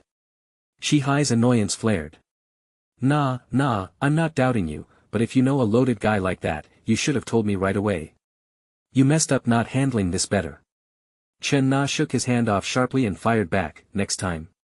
What next time, Shi Hai? I just figured out who you really are, consider me done with the wrong guy. Don't call me again. The scene shifted back to the VIP room. Lu Heng plopped down, slinging an arm around Shen Yuan's shoulder. If I'd known you were this stacked, I wouldn't have bothered with this meetup today, what a waste of cash. Shen Yuan poured wine into a glass and said, good thing you know now. Those guys? They're unreliable. Fun for a laugh, but useless when it matters. Turning with a grin, he added, tell me about this quiet bar idea of yours. Even as a small shareholder, I've got to pitch in on future plans. Lu Heng's face lit up. Alright, I'll walk you through it. For the next half hour, Shen Yuan and Lu Heng hashed out decor styles and business logistics. After unloading his ideas, Lu Heng rubbed his head, exasperated. You sneaky bastard, university wasn't wasted on you. You've got a real knack for this business stuff. Shen Yuan stretched lazily. Call it business smarts. I can't be at the bar daily to babysit things, and it's trickier for you, so we've got to find a spot near the school. Lu Heng nodded eagerly. You call the shots, whatever you say. An hour later, a text from Chen Na popped up, Brother Chen, your car's almost at the store. Come by Friday to settle the final payment, Shen Yuan smirked, an idea sparking, and replied, no hurry. You free tomorrow night? I've got some car questions I'd rather ask you in person, Chen Na read it and thought, this Brother Chen is Shen Yuan, she smiled slyly, musing, he's a walking goldmine right now. Repayments are capped, but we've got to branch out everywhere to milk this sugar daddy system for all it's worth. Plus, Shen Yuan's got the looks and the build, spending on a guy this hot isn't a loss, with that, he sent her the meetup spot, tomorrow, tea restaurant, 4th floor, Guajin Shopping Center. The next day, Chen Na arrived early as planned, settling by the window with her chin in her hand. Brother Chen's not here yet, am I too early? Just then, a pot-bellied man waddled in from outside, spotted her, and thought, Chen Na. Why is she here, rocking the store uniform? Never got a shot to charm this chick at work, today's my lucky day, he turned to the group behind him and said, you guys grab a spot to eat, I've got some business to handle. This was Zhang Jinyong, the general manager of Chen Na's 4S store. His crew smirked, catching his drift. Go handle your thing, President Zhang, we'll head off. As they walked away, they gossiped. Think Chen Na will go for President Zhang, one asked. Nah, she's not the type, another said. A third countered, not so sure. Why's a girl like her eating solo at a place like this? The first guy blinked. What are you getting at? The third explained, maybe she's staging a chance run-in with Zhang Jinyong, letting him bump into her on purpose. A colleague burst out laughing. Chen Na's all serious at work, didn't peg her for this. Shi Hai, overhearing nearby, frowned. Chen Na's setting up a meet with who? Zhang Jinyong strutted to her table and grinned. Chen Na, what a surprise. Eating here too. Solo. Mind if I sit? She replied bluntly, President Zhang, sorry, but I'm meeting a friend. He oozed confidence, thinking, she's playing hard to get, leaning on the table, he pressed, I'm your boss either way. So what if you've got a friend? We can all eat together. Chen Na shifted, uneasy. Honestly, please keep some distance. You've got a family, you shouldn't be doing this. Ignoring her, he plopped down. Worried about my family? No biggie, divorce solves that. Shi Hai, frantically searching for Chen Na, seethed. She ditched me to chase some other guy. She's looking down on me, I pull 400 to 500k a year, got a car over 300k. What am I missing? Storming to the 4th floor, he froze, enraged. Holy crap, I lost to this pig, charging in, he jabbed a finger at Zhang Jinyong and roared, you two-faced sleaze. Sneaking around behind my back. Chen Na stared, blank. What are you on about? Zhang Jinyong, irked, snapped, who the hell are you? Without a word, Shi Hai lunged, landing a punch on the older man, shouting, I should be asking you that, you creep. Not backing down, Zhang Jinyong grabbed Shi Hai's collar. Where'd this rabid mutt come from? You dare hit me? Chen Yuan walked in then, stunned by the chaos. Shi Hai's here. What's this mess? Caught red-handed, or is this fat guy just a fall guy? Otherwise, I'd be the one flat out, spotting Chen Na, he quickly pulled her aside. Miss Chen, let's go, forget them, we're out of here. Later, driving away, Chen Na explained, Shi Hai and I were only together half a month. I only saw his true colors after that dinner, good thing I ended it that night. Chen Yuan nodded. Better to spot someone's real self early. It's done now, don't sweat it. Chen Na bit her lip, worried. It's not over, though. Zheng Jinyong, the guy who got hit, is my boss. After taking a beating for nothing, who knows how he'll come after me. Chen Yuan suggested, a boss like that isn't worth sticking with. Just find a new gig. She sighed, eyes down. It's not that simple. Jobs are tough to come by. Switching stores means starting from scratch, all my clients from years of work, gone. As they passed a flower shop, Chen Na gazed out, lost in thought. Being a salesperson wears you down after a while. I'd love to switch, maybe run a cafe. When I'm in a good mood, I'd rake in business, when I'm not, I'd just lock up. How nice would that be? Too bad a cafe takes 300 to 400k to start, I'd need ages to save that. Chen Yuan perked up. You want a cafe? No cash. What if someone invested? Inside, he calculated, besides the 700k for Lu Hang, I've got 300k left for investments. Chen now laughed it off. Then I'd quit my job on the spot and work for them, no hesitation. He turned serious. Alright, quit tomorrow. I'll put in 300k for a cafe, you work for me. Shi Hai's hand, mid-thigh slap, froze. Chen Na's favorability shot to 64, and she gasped. Chen Yuan, thrilled, thought, I was stressing over winning her over, here's my money tree. Chen Na stammered, Chen Yuan, you joking? He smiled. Dead serious. What's wrong, don't want to work for me? After we open, I'll pay you 12,000 yuan monthly, plus commission. 3 months straight, I'll toss in a 200k car, yours is beat up anyway. Her eyes sparkled, mind racing. No sales quotas, a car in 3 months, over 300k a year, then doubt hit. Wait, is Chen Yuan trying to make me his side chick? She recalled the girl with him at the dealership and said, Chen Yuan, you don't have to do this for me. Tempting as it is, I'm not some caged bird, especially not a mistress. He crossed his arms. Don't overthink it. I'm planning a cafe chain. This first one's a test run, pure boss employee deal. Chen Na looked away, sheepish. Oh, really? Let me mull it over. A text buzzed, asterisk Chen Yuan, free tonight. Let's grab cold drinks, Fong Min asterisk he smirked, thinking, asterisk cold drinks. Min's tastes are pricey, asterisk he replied, those are fine, but let's not overdo it. Turning to Chen Na, he said, Miss Chen, I've got something to handle, I'll head out. Think it over and let me know soon. He dashed to Dawa Hotel, room 8008, slipping inside and shutting the door. Fong Min, waiting ages, rushed over, hugging him tight. Chen Yuan, I missed you. He softened. Me too, she cut in, suspicious. Wait, Chen Yuan, you smell like another woman's perfume. Startled, he sniffed himself. Huh? No way. Did Chen Na's car rub off on me? Fong Min shoved him back, fuming. Spill it, seeing someone else behind my back. He pulled her close, soothing, no chance, you're it for me.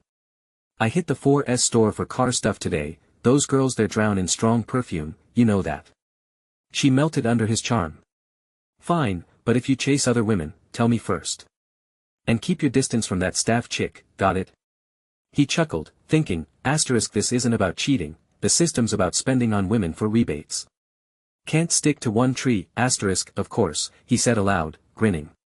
She sauntered off, teasing, I'm showering first. He grabbed her arm, suggestive. Shower later. She purred, can't, I'm dressed. He stripped her quick, smirking, I like your natural scent. Blushing, Fong Min sat on the bed. Then we're alike, I love yours too. Chen Yuan shed his clothes, tossing them aside, and pounced, inhaling her deeply. That's my line. You've lit a wildfire in me. They tangled again, her moaning, Chen Yuan, I like you so much. 2 hours later, as they wound down, Fong Min murmured, Chen Yuan, I want more. He balked, shaky. Let me shower first, sweaty and gross. Stumbling to the bathroom, he thought, asterisk her appetite's bigger than mine. She's loving it, but I'm wiped, asterisk noticing her favorability hit 90, he grinned. This exercise boosts her fast, 86 last time, 90 now, the system pinged, asterisk opposite sex favorability over 90 detected. Mission complete. Rewards, 1 million yuan, 1 million consumption card, 1 random ability card, asterisk Shen Yuan gaped. Asterisk a million. Lotteries don't pay like this. Explains my cash flow, pays debts too, asterisk. Eyeing the random ability card, he puzzled, asterisk what's this? Future domination, asterisk glancing at Fong Min on the bed, he thought, asterisk sorry, Min, I'm climbing now. No more you using me, I'm flipping it, asterisk he picked the card. Fatigue vanished, energy surging below. Asterisk holy crap, I'm recharged. 90's reward is clutch, asterisk smirking, he mused, asterisk system gives what you need, 90 favorability's the key. Lu hangs over 60, Chen not too, but 90's a haul. Next girl's a mystery, focus on testing this power now, asterisk. Striding out, he purred, Minmin. She blinked. What's up? He grinned, grabbing her hand. No shower, I changed my mind. She shifted, cooing, here, like this. He guided her gently, diving in. Pleasure hit her hard, and she yelped, Chen Yuan, why is it? Meanwhile, Chen Na lounged on her sofa, phone buzzing with excitement. Chen, this guy's offering 300k for a store and a 200k car after 3 months. Think he wants me as his kept girl? Her friend cut in, nah, you getting scammed? Chen Na shot back, no way, I've met him a few times. He bought a car from me. Chen pressed, how old? Your buyers are usually middle-aged. Just 21, Chen Na said. Chen, mid-face mask, gasped, a kid that young in a luxury car. Handsome. Chen Na sat up, cheeks pink. Kinda. Chen broke it down. 300k for a store, 200k car, rich, young, hot. What's the problem? Chen Na stared out at the city. I'm 5 or 6 years older. Chen scoffed, so. Older women are gold, double gold in your case. Chen Na mumbled, he's got a girlfriend. Chen, clipping nails, laughed. Not a wife. Nah, you dense. Snag him, even with a wife, you could. Shocked, Chen Na yelped, what are you saying? Chen teased, freaking out.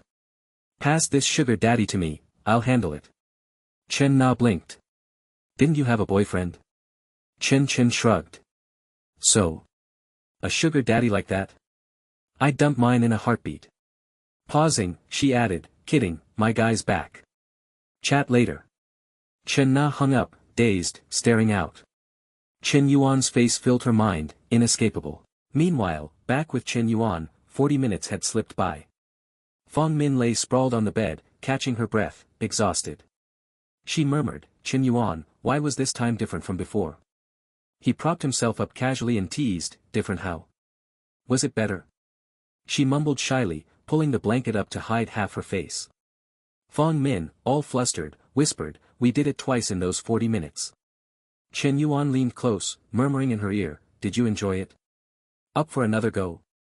She shot upright, cheeks burning, and stammered, Chen Yuan, you're still good to keep going.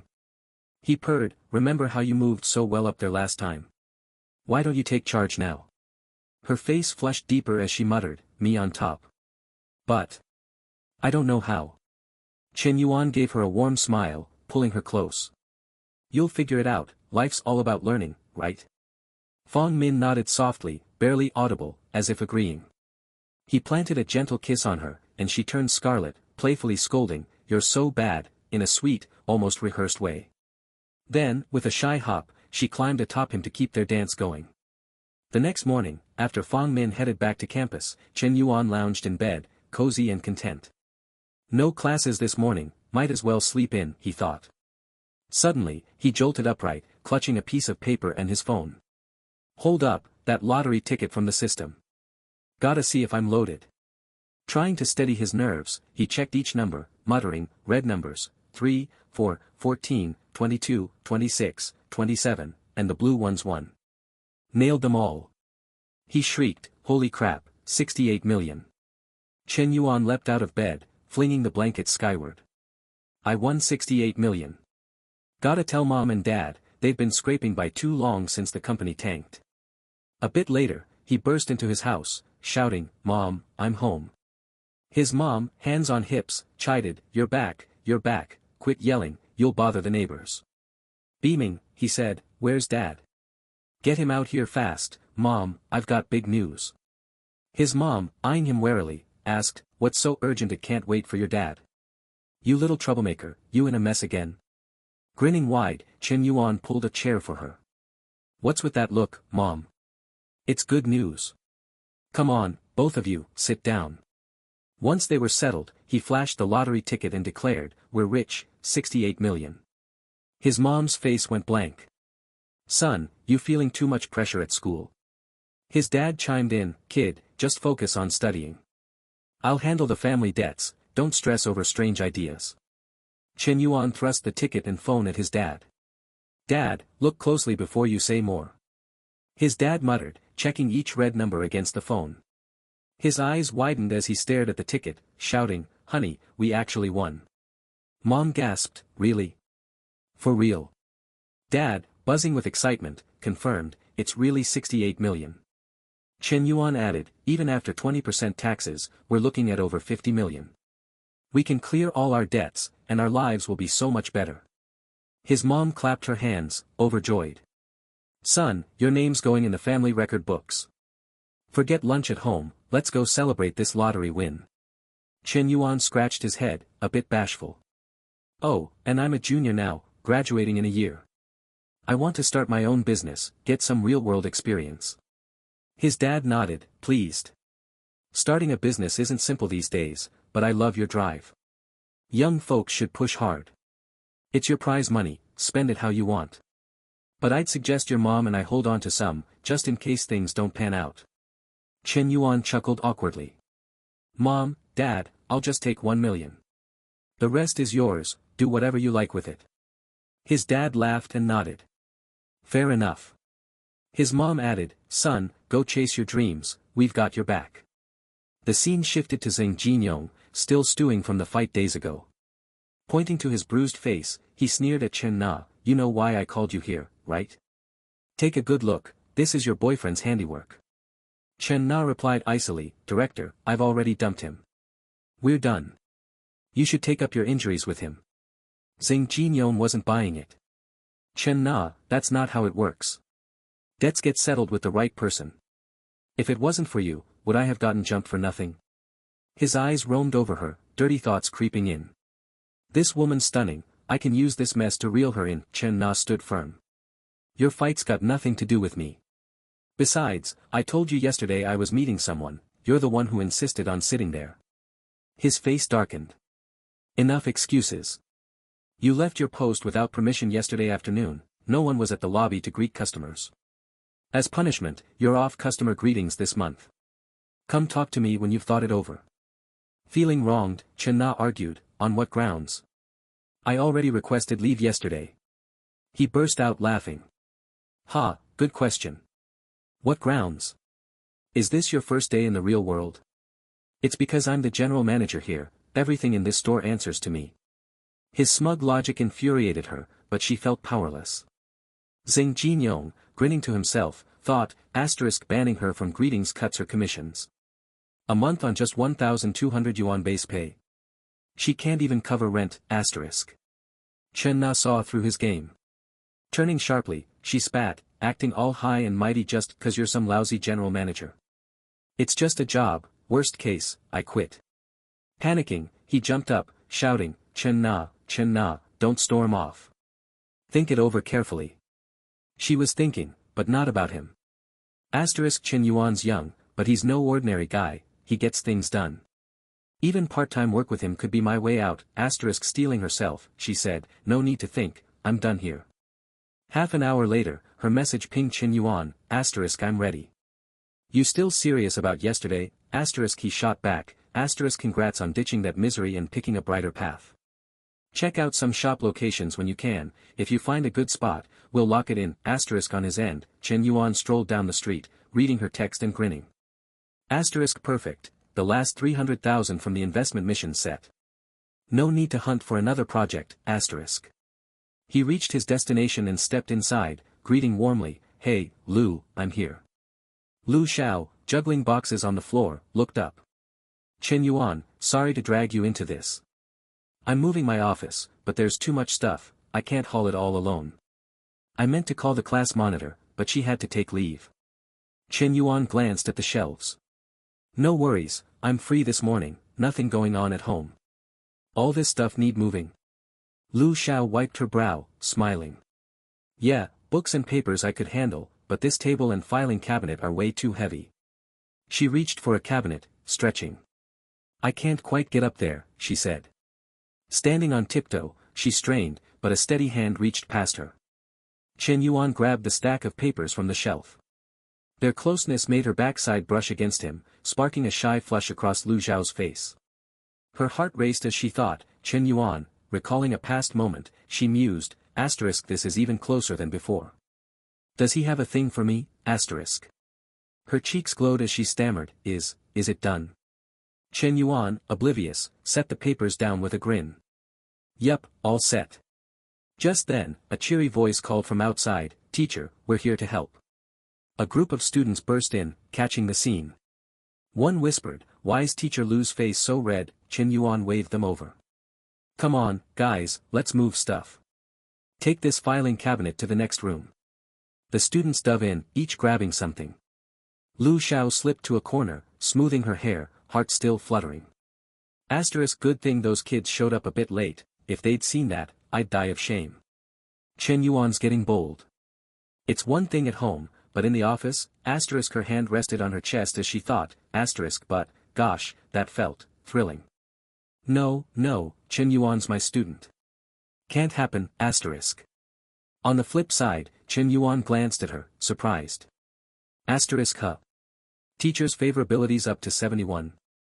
Did that little brush do it? Smirking, he rubbed his chin, thinking, it's not like I'm too forward, it's just her figure's so full. A slimmer girl wouldn't have bumped like that. Didn't expect her favorability to jump. Maybe I should swing by her place more to build things up, Cut to Saturday, 8 a.m., at the south gate of the school. Inside a dreamy pink cafe, a group of pretty girls chattered excitedly. Liang Peng, heard you dropped 280,000 cash for that car. Driving a BBA before graduation, you've outdone 99.9% of our class.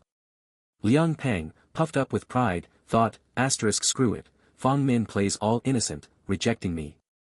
With my status, I've got women lining up, he laughed loudly. Ha, some folks even turn their noses up at a BBA. A long-haired girl gasped, no way, you're still complaining. Your family's loaded. Another added, right? Most people can't afford the car even after years of work.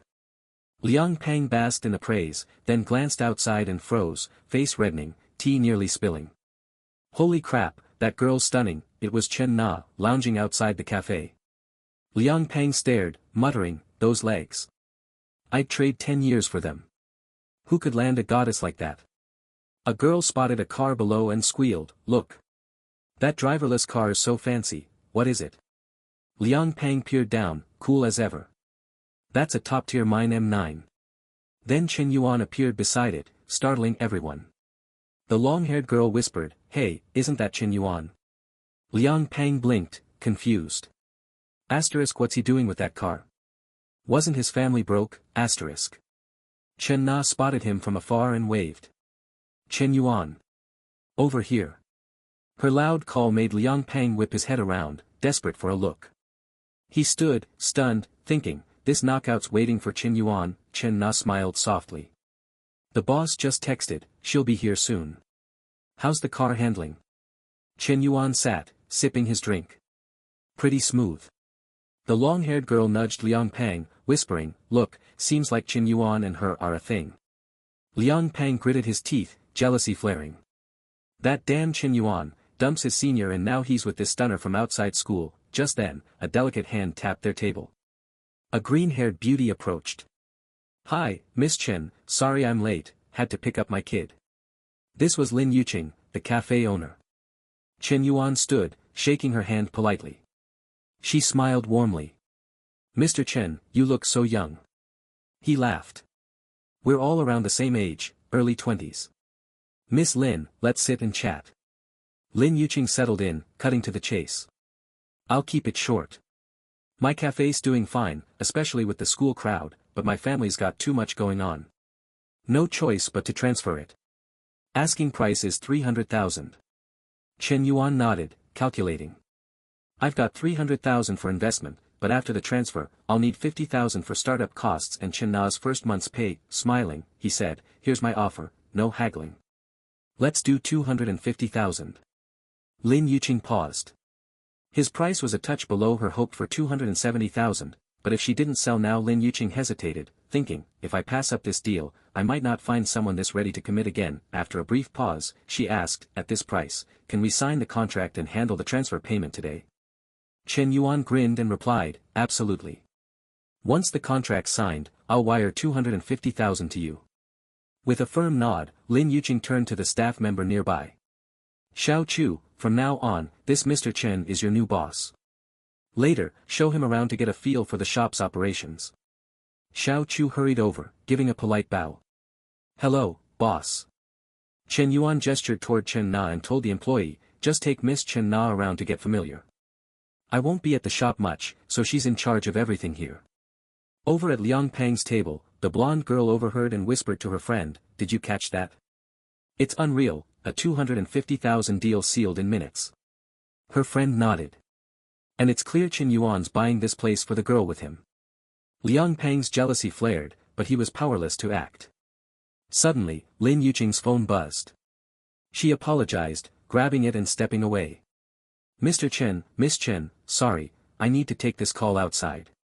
Chen Na leaned closer to Chen Yuan and murmured, seems like Miss Lin is Zheng Xianyong's wife, you know, the guy who scrapped with Shihai at Guajin Shopping Center, the 4S store boss. Chen Yuan's eyes widened. What a coincidence, he said, thinking, asterisk with such a gorgeous wife at home, he's still abusing his position to harass female staff. What a creep. I'm not letting that slide, asterisk. Chen Na lowered her voice. I've got chat logs of Zheng Xianyong harassing and threatening me. I want to use my salary to expose him, show the car industry his true face. Should we tell Miss Lin? She seems like a good person, I don't want to hurt her. Chen Yuan shook his head casually. I don't think that's the move. Surprised, Chen Na asked, why not? He explained smoothly, if you leak those chats, Zheng Xianyong will know it was you. A guy in his 40s, jobless, with a wife and kids to feed? He might lash out at you. Leave it to me, I'll handle him without dragging you into it. Relieved, Chen Na smiled. Chen Yuan, thank you.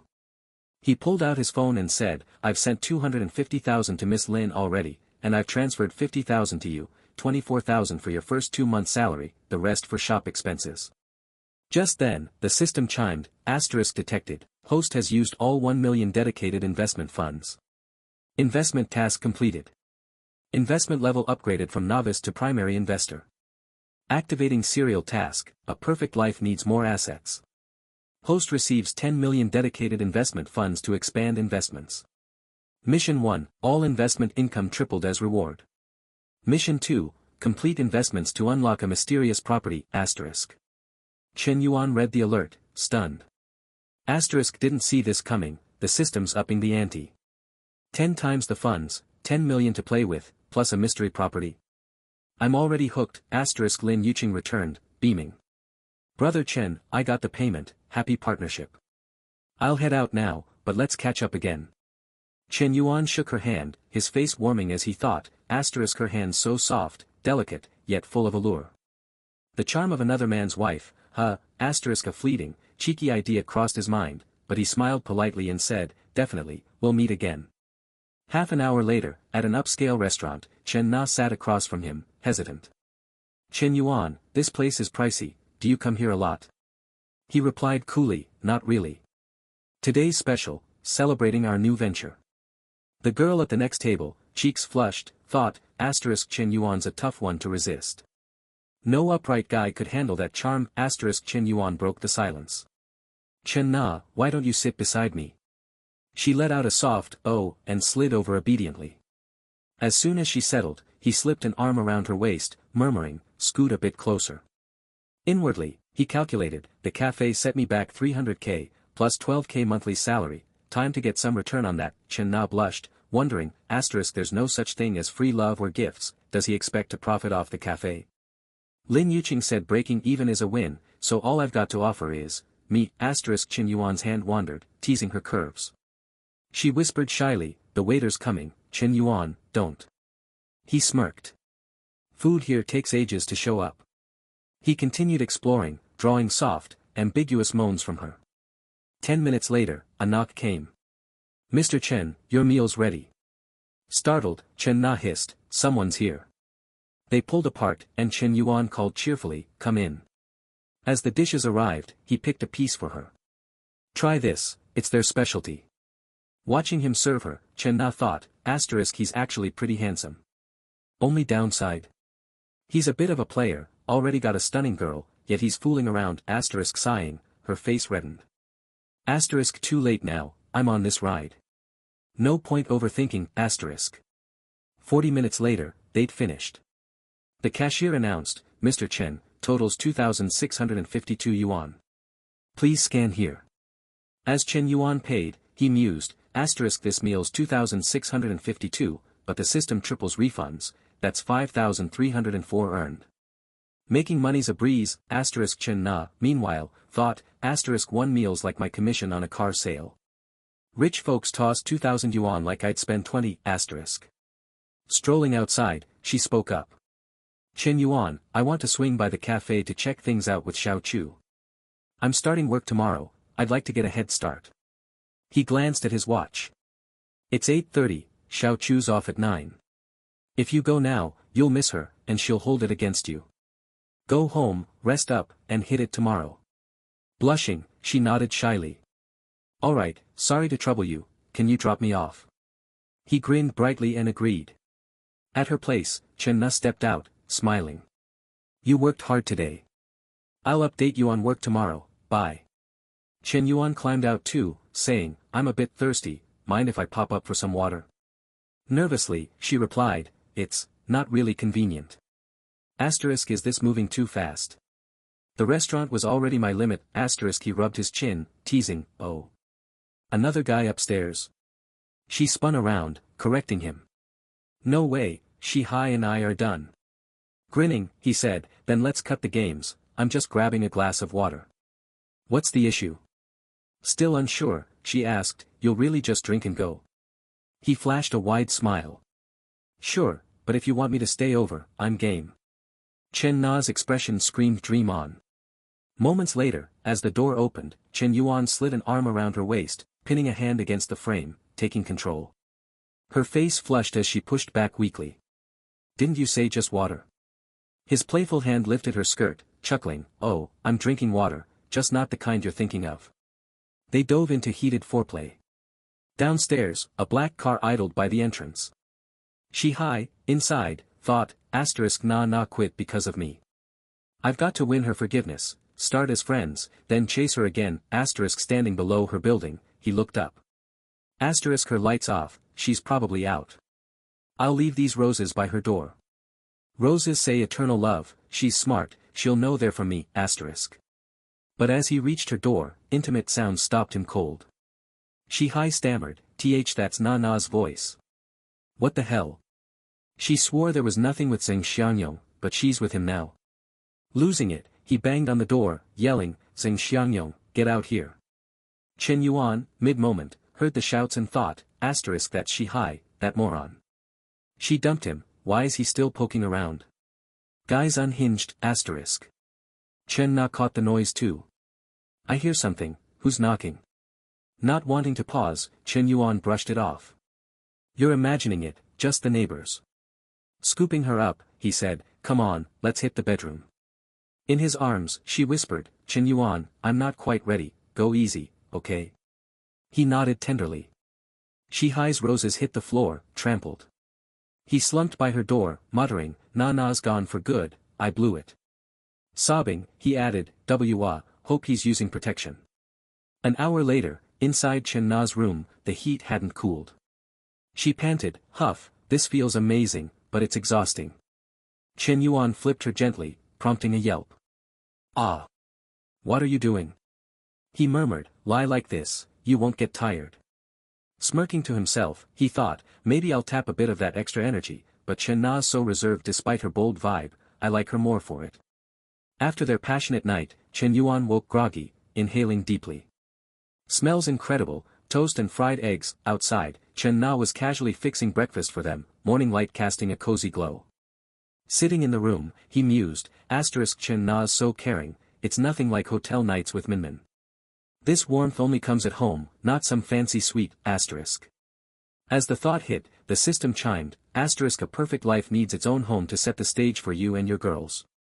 Limited mission, buy a house, minimum 100 square meters, for Chen Na.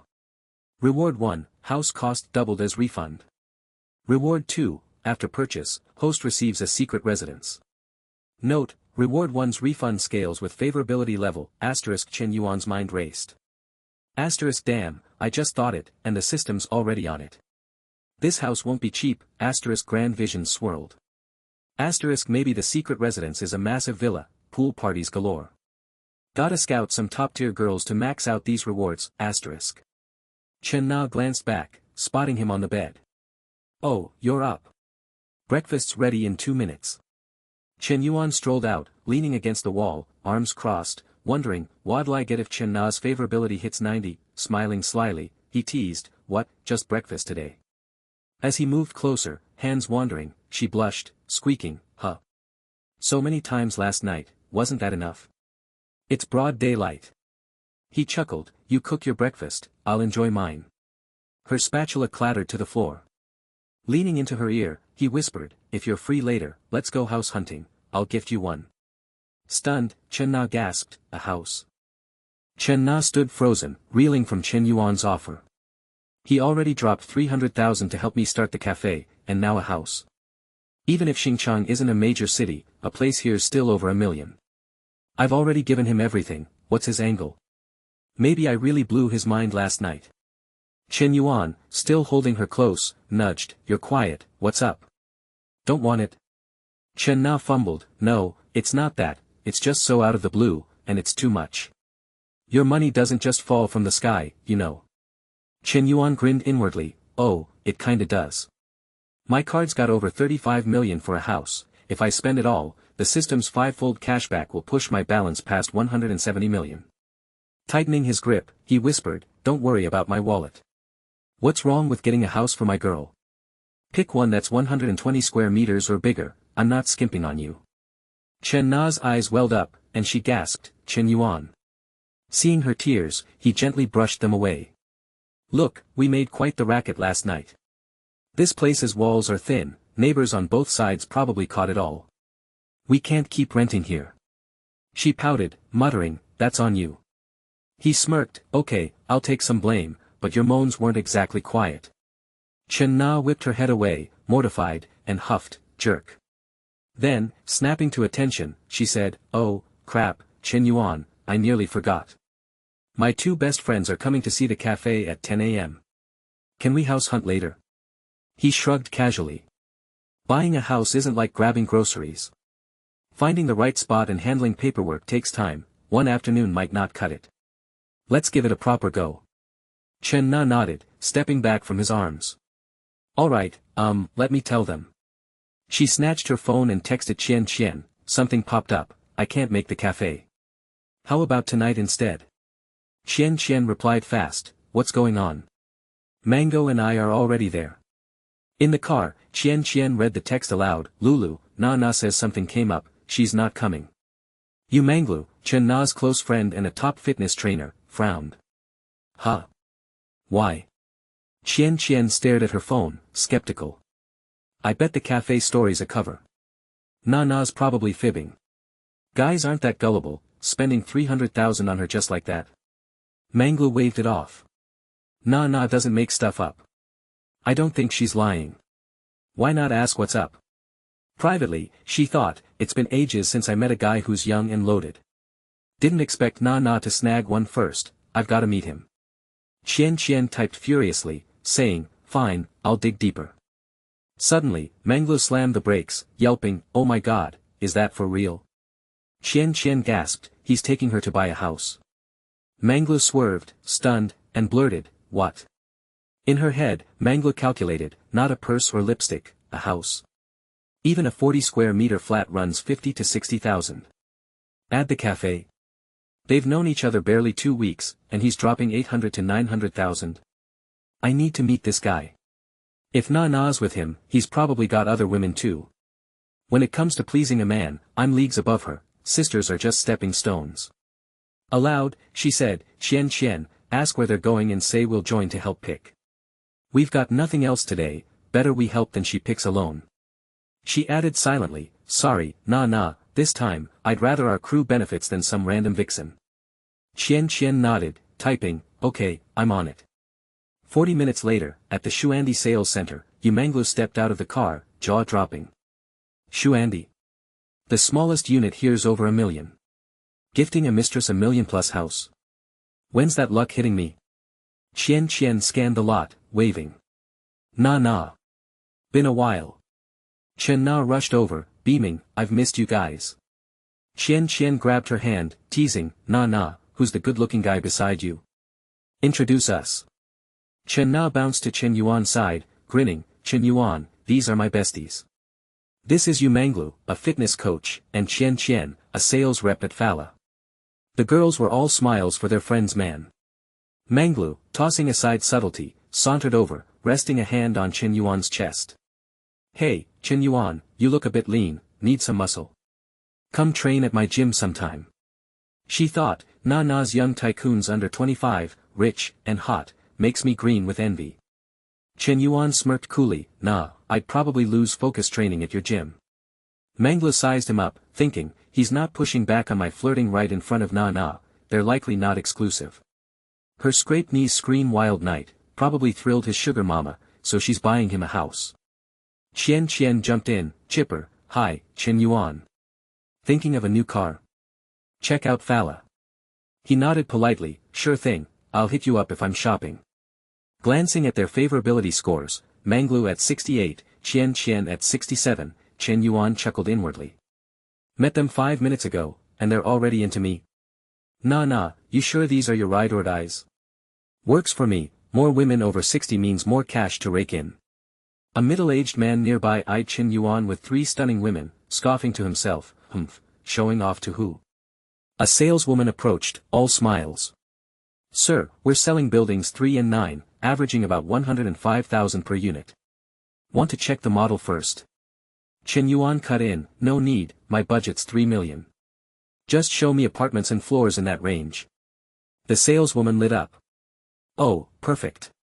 Step into the negotiation room, sir, I'll give you the full rundown. Mangla's jaw dropped, thinking, OMG, what kind of baller is Shen Yuan? Just tosses out 3 million like it's nothing. I've got to latch on to this sugar daddy. Trailing him, she schemed. The staff sat them down, pitching, for your budget, I'd recommend this 165 square meter south-facing unit with a north view. Discounted building price is 2.84 million. Chen Na, worried, nudged Shen Yuan's side, whispering, Yuan, that's too much. He patted her thigh, smiling, don't stress the cost, a bigger place is comfier to live in. Manglu and Shen watched, stunned, thinking, she's trying to save him money, but he's all about giving her the best. A guy like that? You'd need a spotlight to find one. Shen Yuan mused, gotta haggle a bit, or I'll look like a chump. Aloud, he said, give me your best price, beautiful, I know there's wiggle room. The saleswoman grinned, can you decide today? If so, I'll push for a bigger discount. Shen Yuan waved it off, skip the discounts, just throw in 2 parking spaces. Same difference. His flashy spending cemented Manglu's resolve. I'm getting this guy, she vowed, flicking her hair. Shen Yuan caught the gesture, puzzled. What's Manglu up to? Looking closer, he thought, she's seriously top tier. If something happened with her, it'd be pure bliss. His face reddened as her image lingered, but he muttered, not now, focus on the house deal. Half an hour later, the salesperson handed him a pen and paper. All discounts applied, Mr. Chen, totals 2.98 million. Here's the contract, please sign. He grabbed the pen and signed without hesitation. Mangla gaped, thinking, just dropped 3 million on a house for Chen Na, in her name alone. When's that wealth coming my way? As payment cleared, Shen Yuan's phone pinged, Construction Bank, card ending 98, received 14.9 million yuan at 11:40, May 22. Current balance, 153 million yuan. He smirked, over 150 million. Even at Dad's peak, we never hit that. System Daddy's the real MVP. If Nana hadn't triggered this mission, I'd never have leapt to tycoon status. Gotta expand the NPC crew. The system chimed again, preparing reward. Congratulations, host, on acquiring Green Bamboo Lake Villa in Luo City. Visit the real estate office tomorrow, 9 a.m., to claim. Shen Yuan's eyes lit up, a freakin' villa, one of Xing City's top properties. Hell yeah. The saleswoman now saw Shen Yuan as a cash cow, thinking, market's tanking, yet he buys full price, gifts it to Miss Chen, not even married, maybe not dating. I've got to hook this whale. Adjusting her glasses, she said, Mr. Chen, contract's done. I'll coordinate with Miss Chen for next steps. Shall we swap WeChat? Reach out anytime. He pulled out his phone, sure, I'll scan you. Manhwa watched, fuming, where'd this vixen come from, eyeing my prize. She stood, cutting in, Shen Yuan, I'm thinking of grabbing a small flat soon. I'll need someone experienced like you to guide me. Plus, if you want gym time, hit me up. Beaming, she offered her phone. He nodded, relaxed, no problem. Shen Yuan stood, patting Chen Na's head, smiling, nah, I've got stuff this afternoon, so I'll leave you three to catch up. Perfect timing, won't crash your girl's day.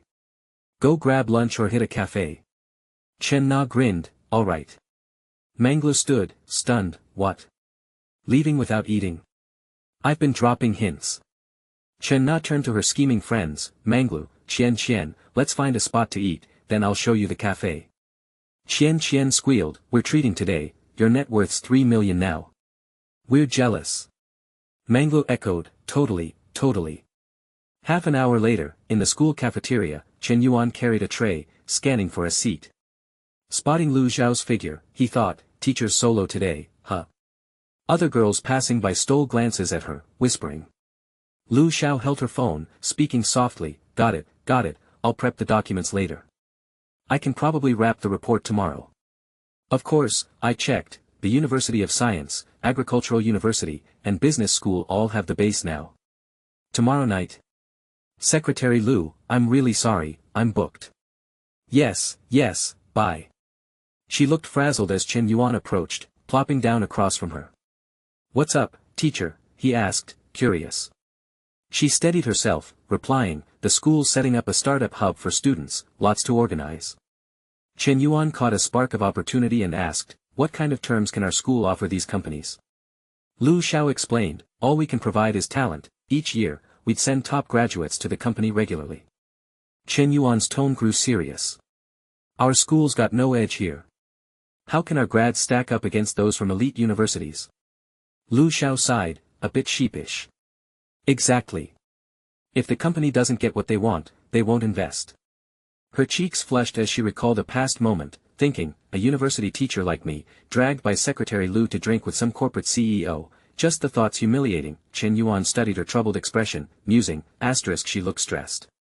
I've got 10 million for investments, but profit's key. For a project like this to pay off, the talent success rate needs to hit 33%.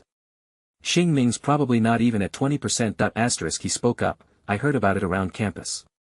Lu Xiao perked up, assuming he was interested in starting something. You're into it? Shen Yuan smirked inwardly, it's the system's goldmine I'm chasing. Out loud, he said, a bit, but not too much. Lu Xiao smiled, it's great you're thinking about it, but the project's still up in the air, it's tricky. Just then, the system pinged with a new task, a perfect life demands wealth and influence across society. As a university student, the host must build influence starting on campus. Gain reputation by investing in school projects.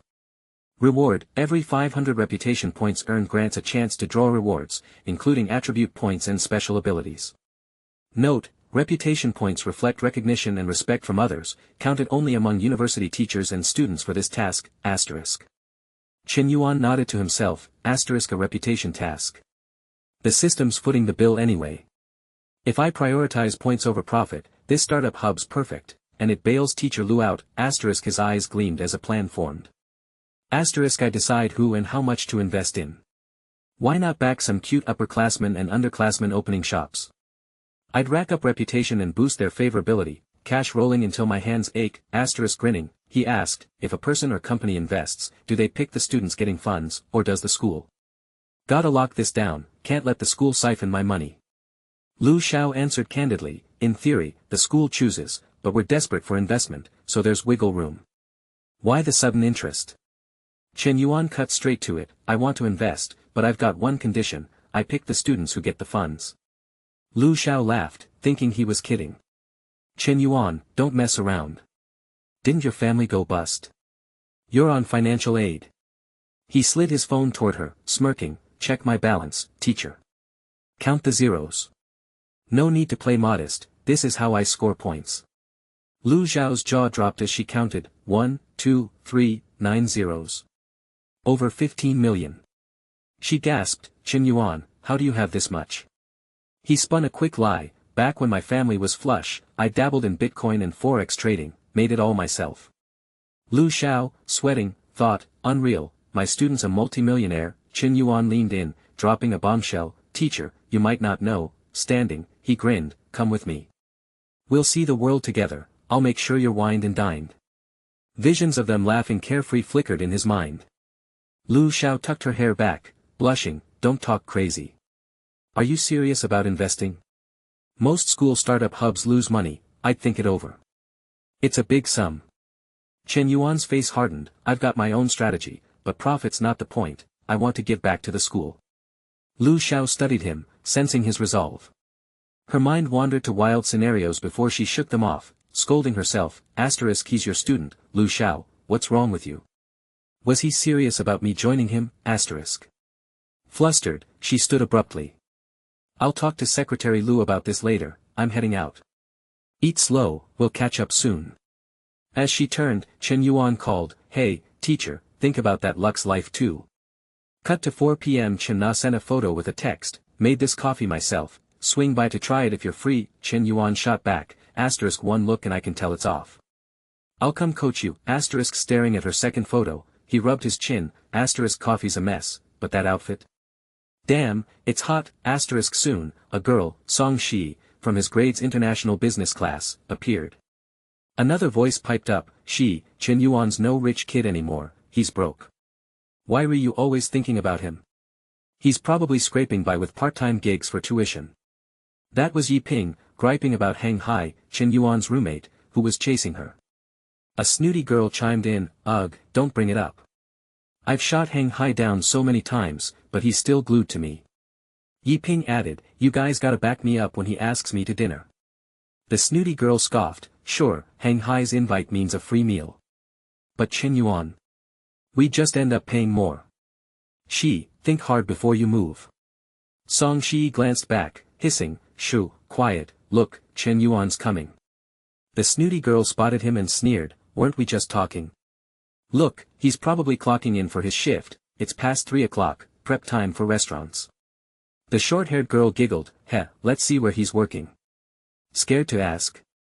I'll do it. Song Shi, anxious, said, that's not cool, we're friends, no need for that. The snooty girl, all high and mighty, called out, Yuan, where have you been hiding? Busy with side jobs.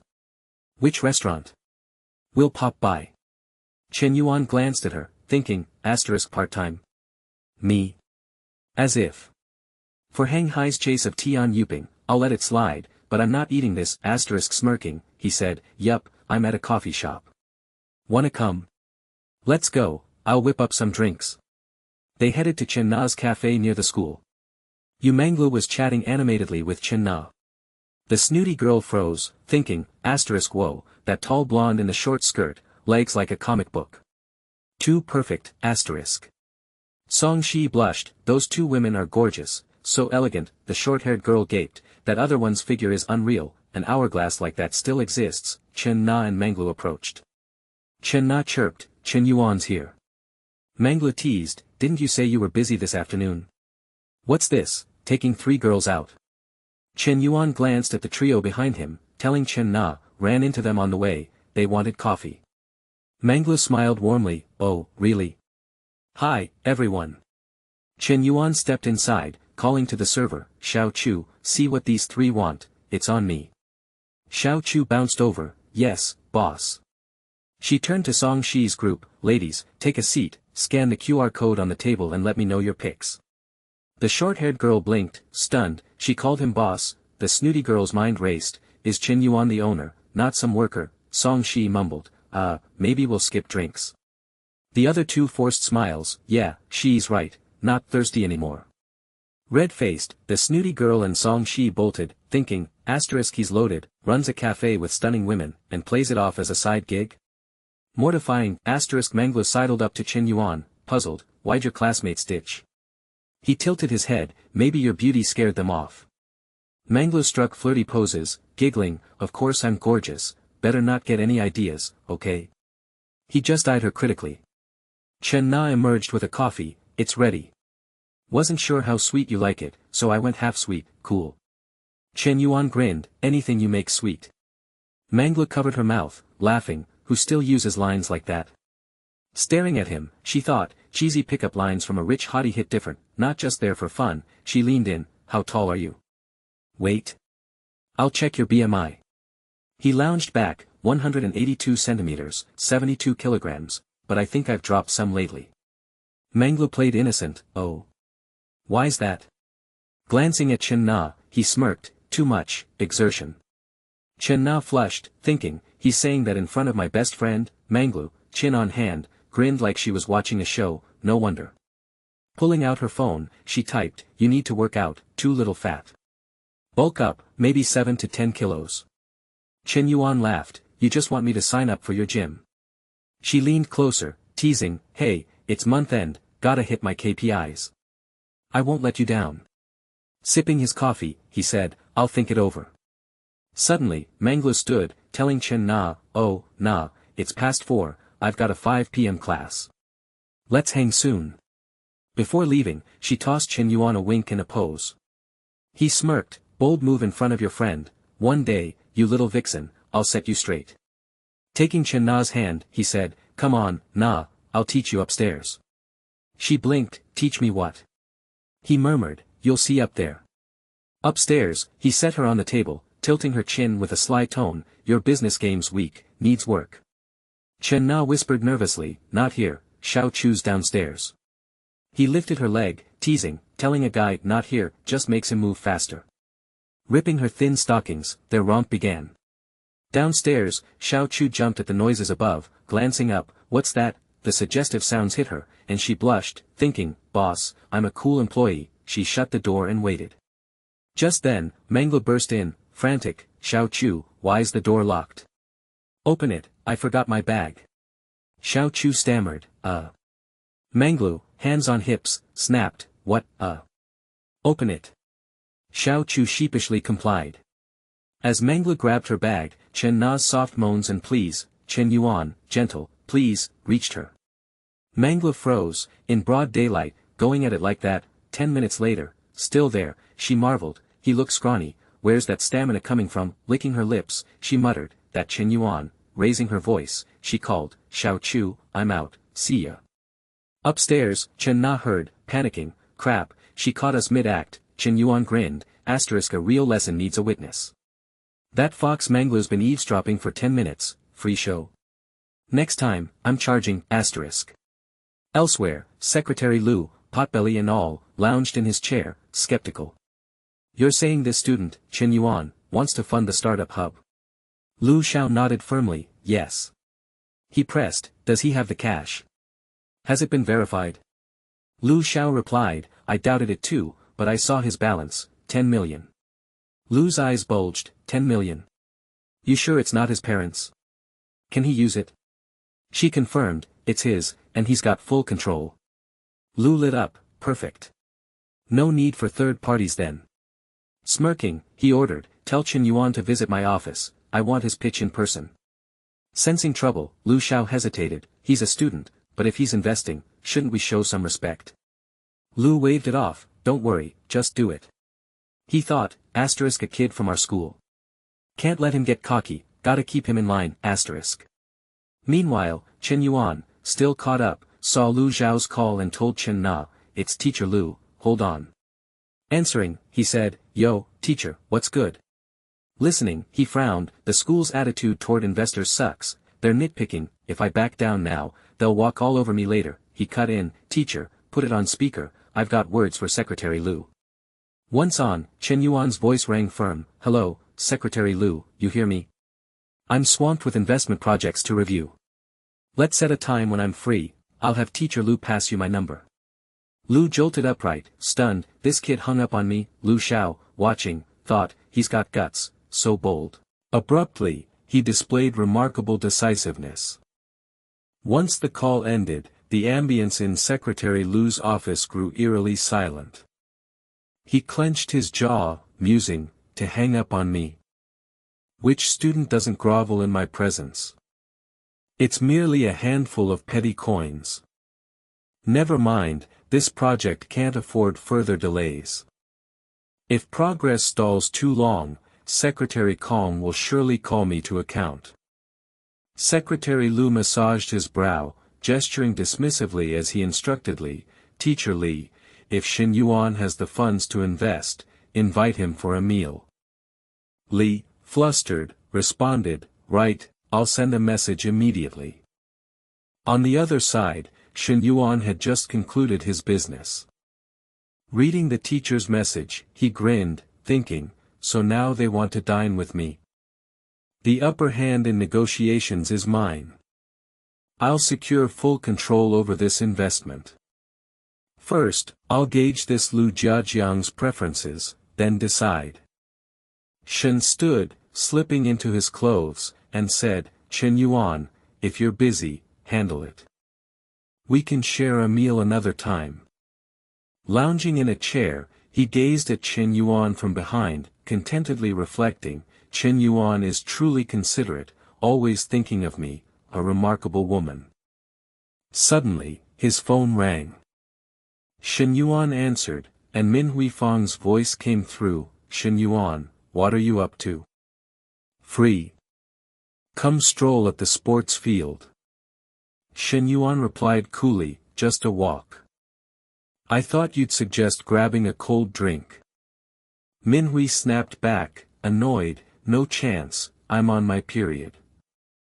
Shen Yuan thought to himself, no wonder Min Hui hasn't sought me out these past couple of days. That explains it. Min Hui added coyly, "But if you're up for it, it's not entirely off the table." Shen Yuan tugged on his trousers, then responded gently, "Health comes first." "Don't say such things again, Min Hui. I can wait a few days. You need to take care of yourself." Min Hui pressed a soft kiss to Shen Yuan's cheek, brimming with affection, and said, "You're so sweet, Shen Yuan." Gathering her courage, she ventured, "Let me ask, what are we to each other now?" Min Hui resolved internally, "I need clarity today. We've done everything couples do, and even what we shouldn't. What girl doesn't crave a proper title?" Shen Yuan smiled, thinking, a dangerous question, but Min Hui's affection for me has ticked up a notch. She clearly adores me.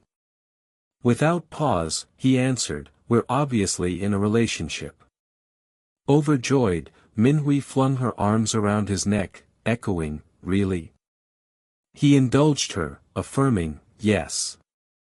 Min Hui nestled her cheek against his, asking gleefully, "Shen Yuan, I'm your only girlfriend, right?" Shen Yuan replied simply, "Yes," but inwardly mused, "The others don't hold the girlfriend title, my darling, my treasure, my love." Min Hui beamed, saying, "If you're this good, I'll treat you in a couple of days." Shen Yuan offered generously, "Silly girl, shall I take you shopping this weekend? Want a car or a house?" Min Hui gasped, "You're talking about buying me a car and a house? That's too much. A bag or some makeup would do." Shen Yuan smiled warmly, "No need to pinch pennies for me. But since you're at school daily, a house might be more practical now. If you need a car later, I'll get you one. Sound good?" Swept away by his sweet words, Minhui hugged him, murmuring, "I'll do whatever you say."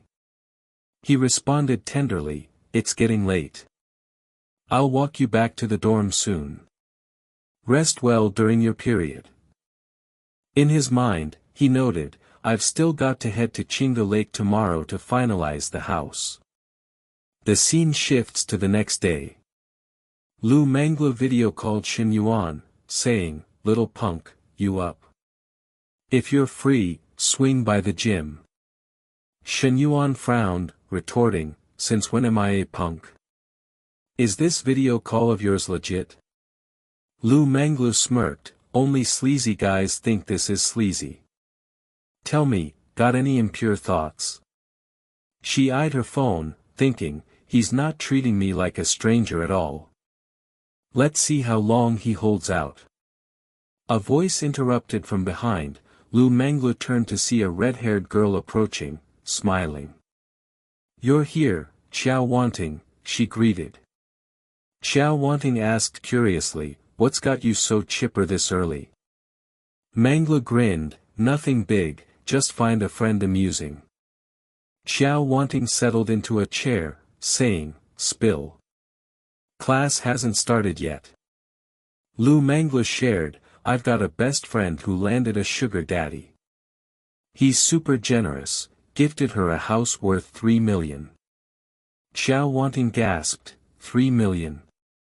Just like that? His net worth must be tens of millions. Lu Manglu propped her chin, sighing, "Exactly. I'm so jealous." Xiao Wanting mused, "With that kind of wealth, he's probably ancient, right?" She thought, "Even if he's old, it's worth it.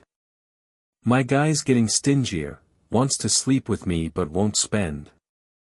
I need a better man." Lu Manglu clarified, "Nope, he's just over 20, younger than my friend." Xiao Wanting's curiosity piqued.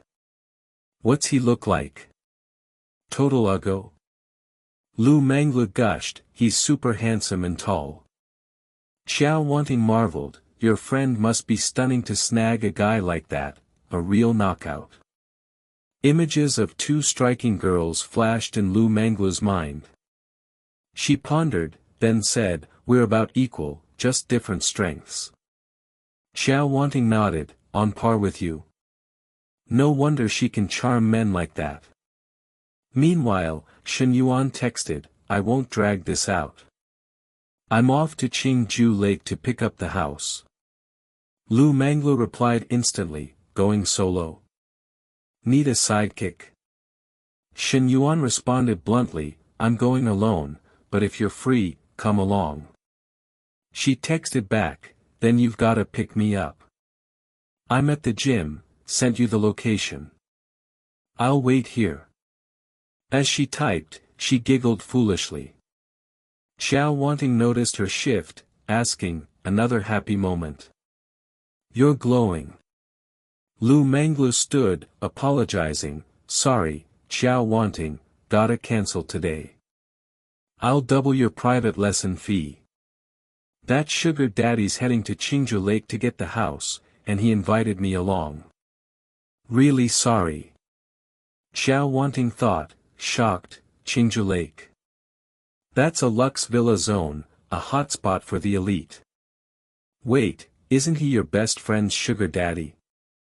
Why is he taking you to pick up the house?" Watching Lu Manglu's retreating figure, Xiao Wanting realized, got it. No wonder they call her Piluan, she's ruthless, stealing her friend's man. But if I met a guy like that, I might not think twice either. Suddenly, a young man approached Lu Manglu, face alight with excitement. "Manglu, where you off to? Don't you have class later?" It was Honai, the fitness trainer. Lu Manglu rolled her eyes, pouted, and brushed past him without a word. 10 minutes later, Shen Yuan pulled up. Lu Manglu stepped out, waiting.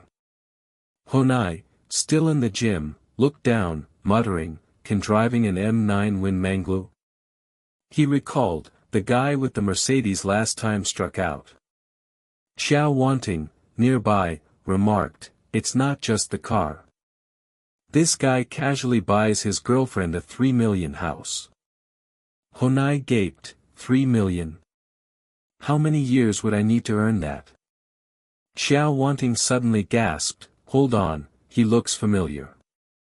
Spotting the young man exiting the car, she exclaimed, "Shen Yuan. It's Shen Yuan." Stunned, she thought, the tall, handsome sugar daddy Piluan mentioned is Shen Yuan. Seeing them act close below, she stood frozen, reeling.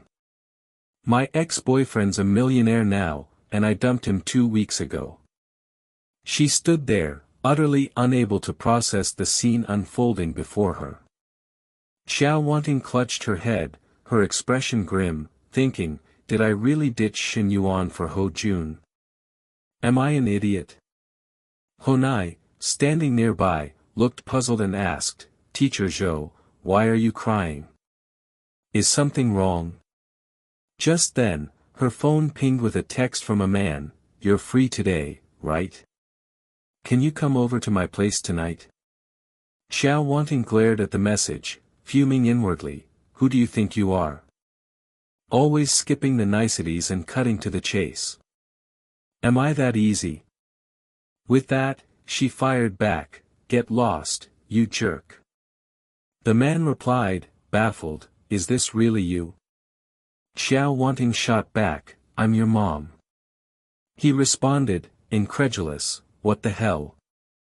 But a stark notification appeared, "Message sent." The man persisted, texting, "Wanting, what's wrong with you?" Ho Jun, staring at the cold system message, shouted, "Damn it, she blocked me. What's going on?" Meanwhile, Xiao Wanting tried to steady herself, thinking, is there still a chance with Shen Yuan? There's got to be some lingering spark between us, right? The issue now is whether Shen Yuan's got too many girls. She calculated quietly, there's that junior sister Bestie Lu mentioned at Gojin, plus Bestie Lu's best friend, and me. Is that too crowded? The scene shifts to Lu Minglu. Sitting in Shen Yuan's car, she eyed him with fascination, saying, "Your car's huge. I'm jealous of how sleek it is.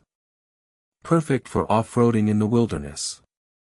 She thought, off-roading in the wild, with a curvy beauty in your passenger seat? I bet you can't keep your mind from wandering. Shen Yuan replied casually, "Off-roading's not a bad idea. I'll try it somewhere soon."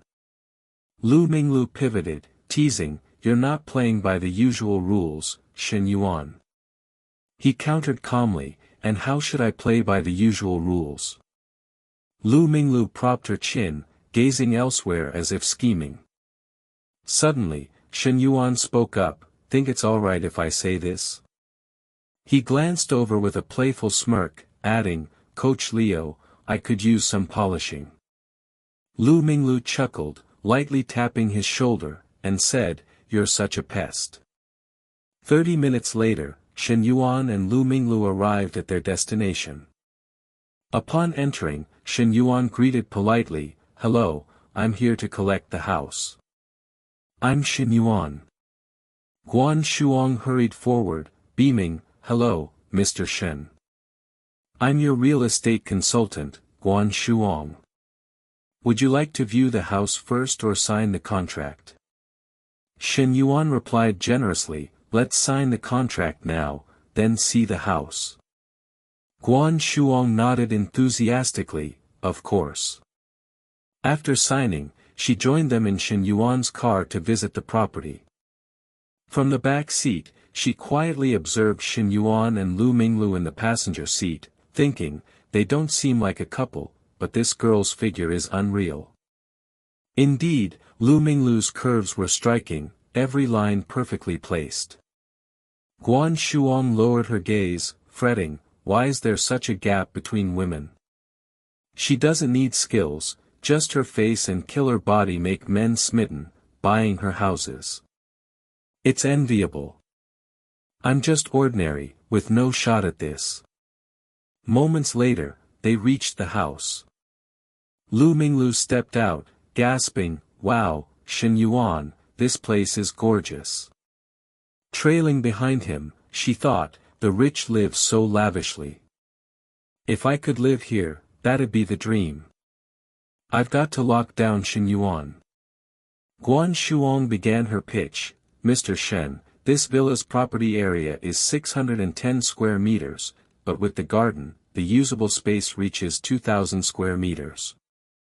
It's a semi-finished shell, so you can design and renovate as you please." Lu Minglu, still in awe, chimed, "It's massive." Just then, a system notification rang in Shen Yuan's mind. "Congratulations, host, on acquiring your first house. A perfect life needs unique decor. You've been granted 20 million for renovations." Shen Yuan thought, stunned, "System, for real? A house worth over 10 million, and you're tossing in 20 million for decor?" Smirking with satisfaction, he mused, "Well, if the system insists, I'll graciously accept." He turned to Guan Shuong, asking, "Ms. Guan, know any good renovation firms?" She replied eagerly, "Yes, Mr. Shen. There are several top-tier renovation companies in the city with solid reps and designs. I'll send you their contacts later." Shen Yuan waved it off, saying, "Cool, not much to see in an empty shell. Let's wrap up." Lu Minglu, still buzzing, asked, "Shen Yuan, can I snap some pics and videos for Douyin?" He shrugged, "Sure, just keep my face out of it." She winked cheekily, "Post a guy like you online for others to swoon over?" "Never." As Shen Yuan headed to the driver's seat, he asked, "How many followers you got on Douyin?" Lu Minglu chirped, "Over 50,000. He pressed, "Many from this city?" She tilted her head, teasing, "Mostly local fans." "Why, bad boy, you sneaking peeks at my Douyin vids?" Buckling his seatbelt, Shen Yuan grinned, "Over 50,000 guys already watch you.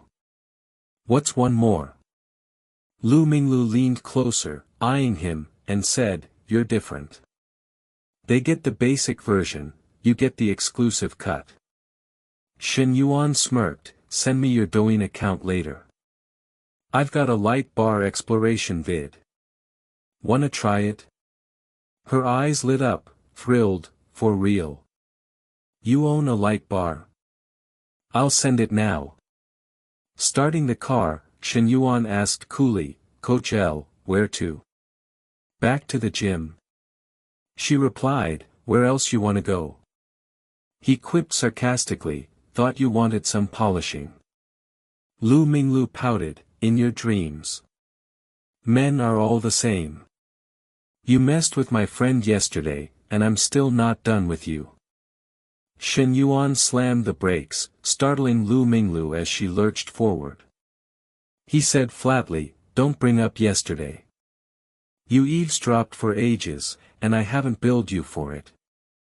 Lu Minglu shot him a look, muttering, "Keep dreaming." Giggling to herself, she thought, if a woman gives in too fast, she's cheap, and men won't value her. The more Shen Yuan can't have me, the more he'll want me, and spend on me. I'll tease him daily, dangling just enough bait. He'll treasure me after the chase. The more she schemed, the clearer her plan became. Back at the gym, Lu Minglu stepped out, saying softly, "Bye, Shen Yuan. Come train at the gym if you're free." From the car, Shen Yuan called, "See ya, Coach Lu. If you're free, let's get polished together." Lu Minglu, in high spirits, headed inside. The gym manager, Huang Mingbo, waited at the entrance, his face stern. "Minglu, what's going on? I heard you skipped a members class this morning. That's a contract violation." Lu Minglu, slightly guilty, replied, "I had an urgent matter. I already told teacher Zhou I'd double her fee for today." Huang Mingbo countered, even if you offer double, teacher Zhou's still upset. I've handled it for you, though. Lu Minglu frowned, confused, thinking, why is teacher Zhou suddenly making a fuss? Seems like Huang Mingbo's using this to corner me. Criticizing me as manager, then playing the wise mentor to win me over. Laughable. You're not the type to tame me. Brushing past him, she said, thanks, Manager Huang. If there's nothing else, I'll get to work.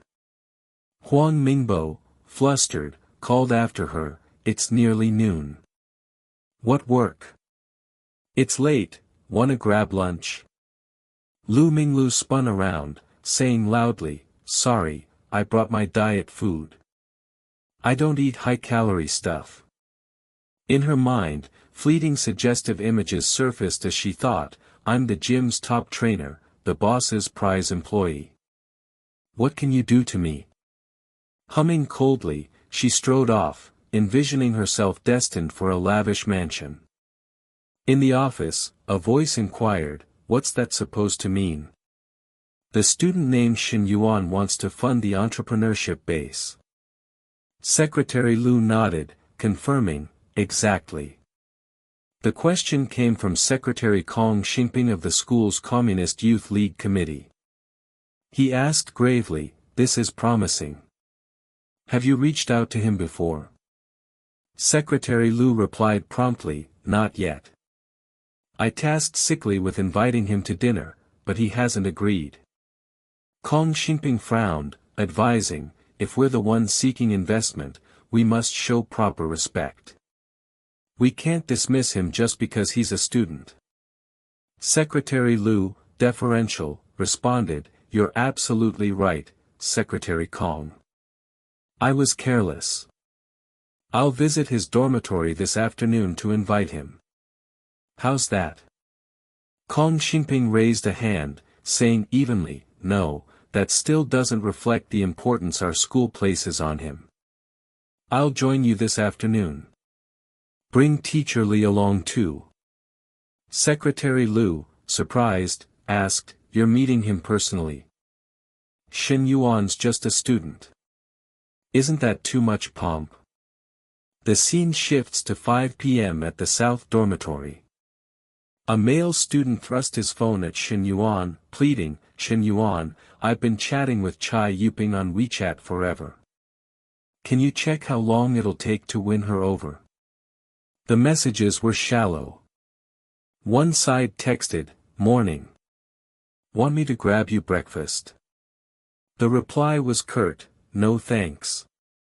More caring texts followed, it's raining today, bring an umbrella to class. The kindness persisted, good night, don't set the AC too low. Cover your legs. Where do you want to hang out this weekend? How about you mountain? You seem off today. Feeling sick? Need meds? The responses remained brief, I'll let you know. No need. Shen Yuan scanned the chat, dumbfounded, thinking, Huang Haibao's been chasing her for over 3 years and hasn't moved an inch. Huang Haibao, unfazed, asked, Shen Yuan, what do you think? She replies to every message, way better than the class bell. It's steady progress. Handing the phone back, Shen Yuan inwardly scoffed, Huang Haibao, if you're that clueless, what can I say? If you're happy, fine. Smiling, he suggested, get Lao to strategize for you. Huang Haibao glanced at his dorm mate, sizing him up. Lao's a total rookie. What does he know? In this dorm, you're the expert. Lao Chao spun around, protesting, Huang Haibao, I didn't mess with you today. Huang Haibao pressed Shen Yuan, she answers my texts and even agreed to hang out this weekend. Doesn't that show Yuping likes me? Tell me, Shen Yuan. Unsure how to explain, Shen Yuan laughed it off, yeah, sure, definitely. Huang Haibao hooped, hell yeah. If Shen Yuan agrees, it's legit. Shen Yuan thought, exasperated, God, a simp in denial is terrifying. A loud knock interrupted. Huang Haibao grumbled, who the hell's banging like that? Opening the door, he froze, seeing Secretaries Kong and Lu plus Teacher Li. Secretary Kong, Secretary Lu, Teacher Li, why are you here? Li asked kindly, is Shen Yuan in? Huang Haibao stammered, yeah, come in, panicking internally, oh no, all three are here for Shen Yuan. Did he commit a major crime? Other students buzzed, whispering, why are the big shots at the dorm? What's up? They're here for Shen Yuan. His family's bankrupt, yet he bought a car and has a girlfriend off campus. You think he did something illegal? A clear voice cut through, obviously. Where's Shen Yuan getting all that cash? Something's fishy. A student nudged, brotherly, you know something. Spill.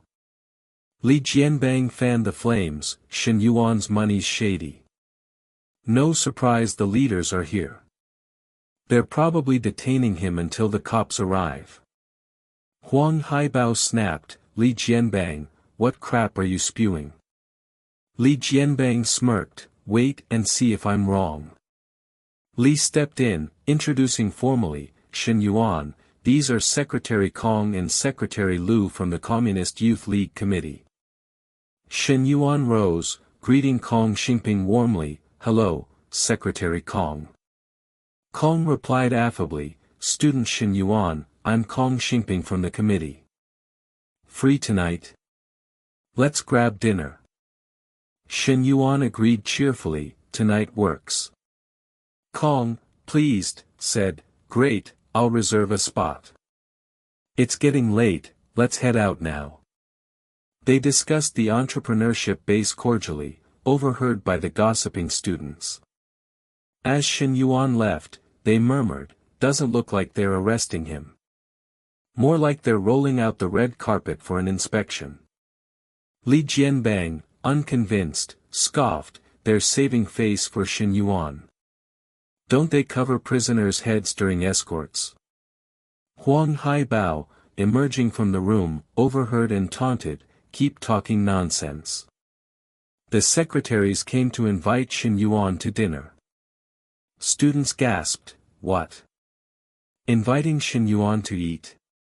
That's huge. Huang Haibao leaned into Li Jianbang's ear, goading, yeah, what did Shen Yuan do to make the leaders grovel like that? Li Jianbang was speechless. Curious students marveled, Shen Yuan's on another level. He's not one of us anymore. At Nanga restaurant, Kong Xingping spoke first, Shen Yuan, what are your terms for this plan? I want to fully grasp your vision. Shen Yuan replied coolly, Secretary Kong, if I'm investing, you need to meet my conditions. It won't harm the school's interests.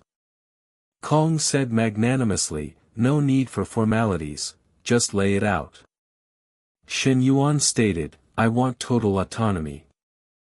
Who the base invests in, how much, my call.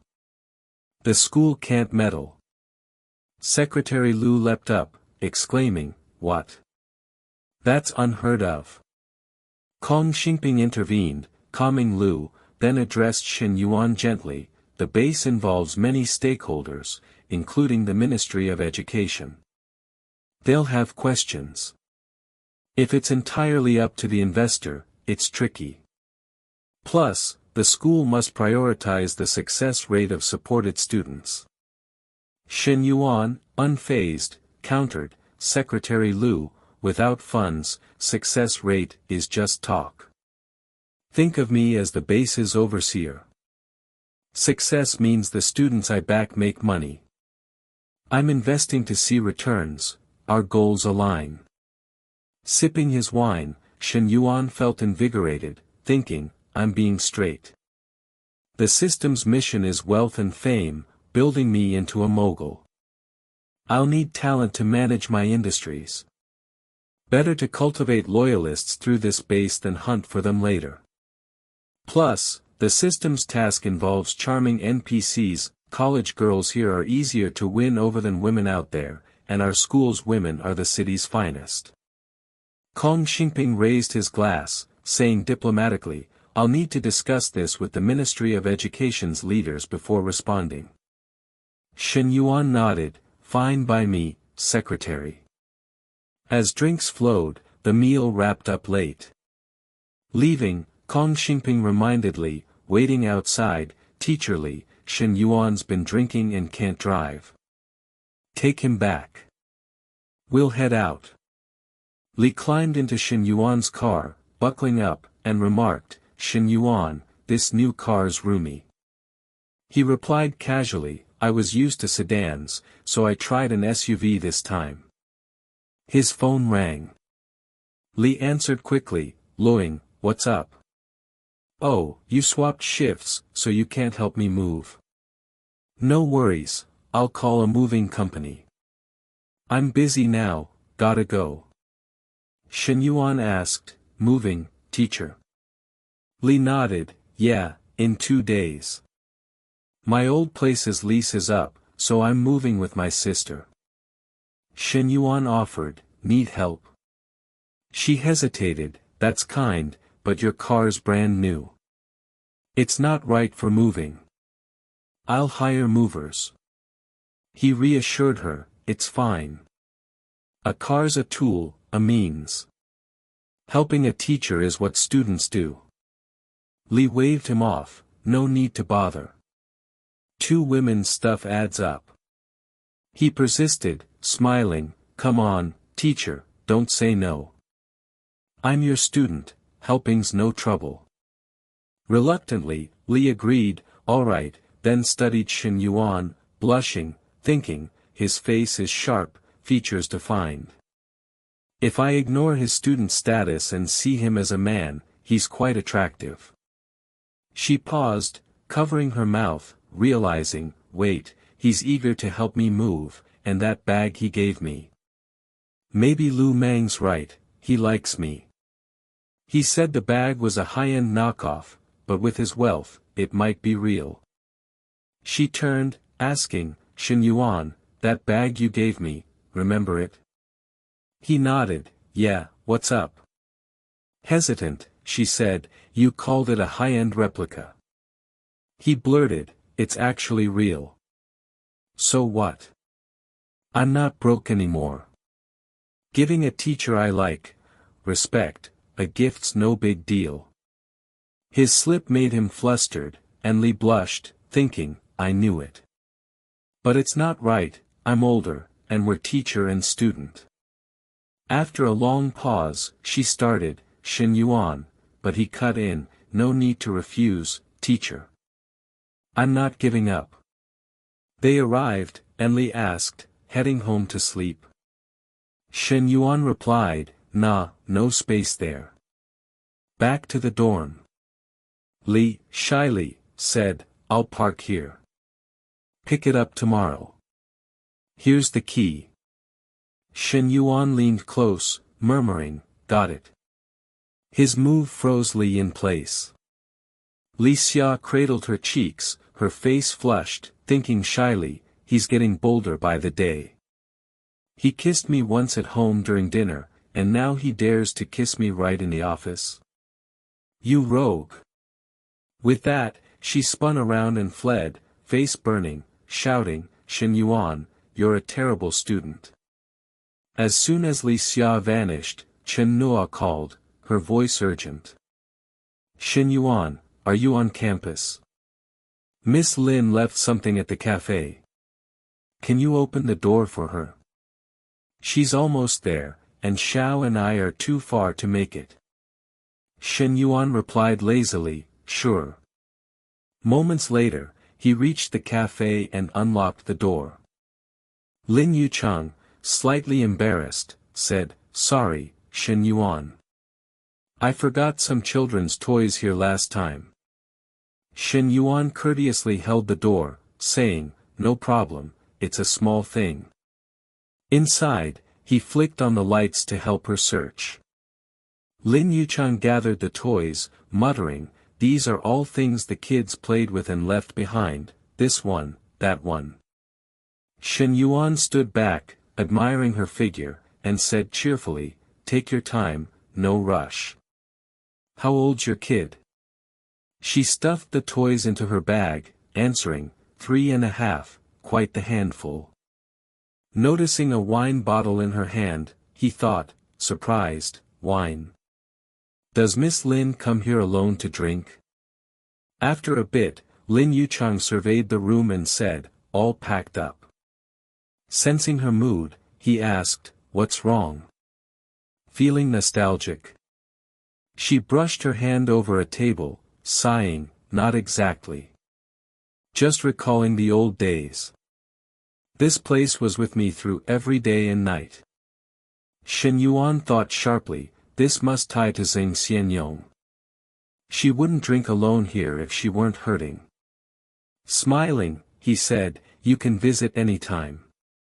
Lin Yuchang shook her head, "I doubt I'll return." As she moved to leave, Shen Yuan called out, "Miss Lin, if you're up for it, how about a few drinks with me?" She turned, hesitant, "Is that okay?" He reassured her, "What's wrong with it?" Catching each other's vibe, they sat at a nearby table, pulling out the wine bottle she'd just packed. Shen Yuan poured 2 glasses, asking, "Feeling down? I bet it's family related, right?" Lin Yuchang asked quietly, "How'd you guess?" He filled his glass, saying casually, "I know your husband, Zheng Xianyong, director at the furs store. I've heard about his past antics. Chen Noa was his employee, wasn't she? She left because of him." Lin Yuchang's face flashed with shock, murmuring, "Could they have?" Shen Yuan clinked glasses with her, then recounted, "It's no big deal. Zheng Xianyong just kept harassing her. Chen Noa couldn't take it and quit." Lin Yuchang's breath caught, as if another crime had been added to her husband's tally. Sipping her wine, she began, "I'm actually planning to divorce him soon. I've gathered plenty of proof of his cheating, texts where he coerced and threatened subordinates." Her voice broke as she clutched her head, continuing, "When we married, I never imagined he'd be like this. But he's my child's father, so I hesitated, worrying about how a single-parent home might affect my kid's mental health." Shen Yuan offered firm advice, "When it's time to decide, be resolute. Your child matters, but dragging this out in front of them will hurt them more. For both your sake and your child's, make the right call."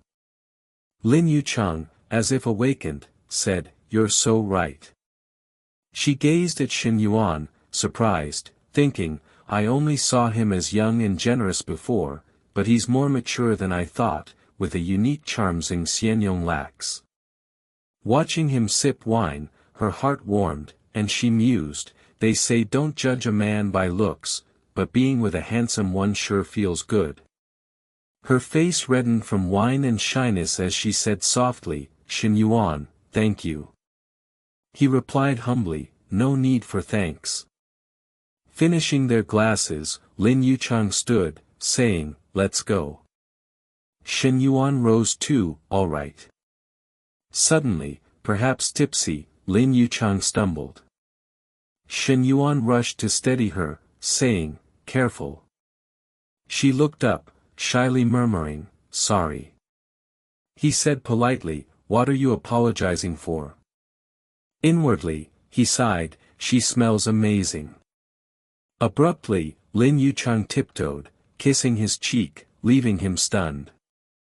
She grabbed her things and hurried off. Shen Yuan stood frozen, thinking, what's with that kiss? Shouldn't there be more?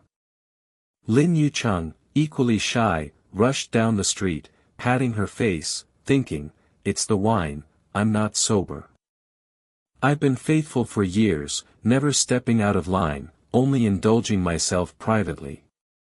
It's all Zheng Xianyong's fault, he's useless. But what possessed me just now? Shen Yuan, buoyant, called Chen Nuo. Hey, Chen, the dorm's locked. Can't get in. Can I crash at your place? No need to waste money on a hotel. Don't worry, I won't try anything, just cuddling. 20 minutes later, Chen Nuo, in thin pajamas, opened her door, gasping, "My God, how much did you drink?" Shen Yuan leaned on the frame, tilting his head, "Dinner with school leaders." Helpless, Chen Nuo supported him inside, saying, "Sit for 10 minutes, then shower. I'll make hangover tea."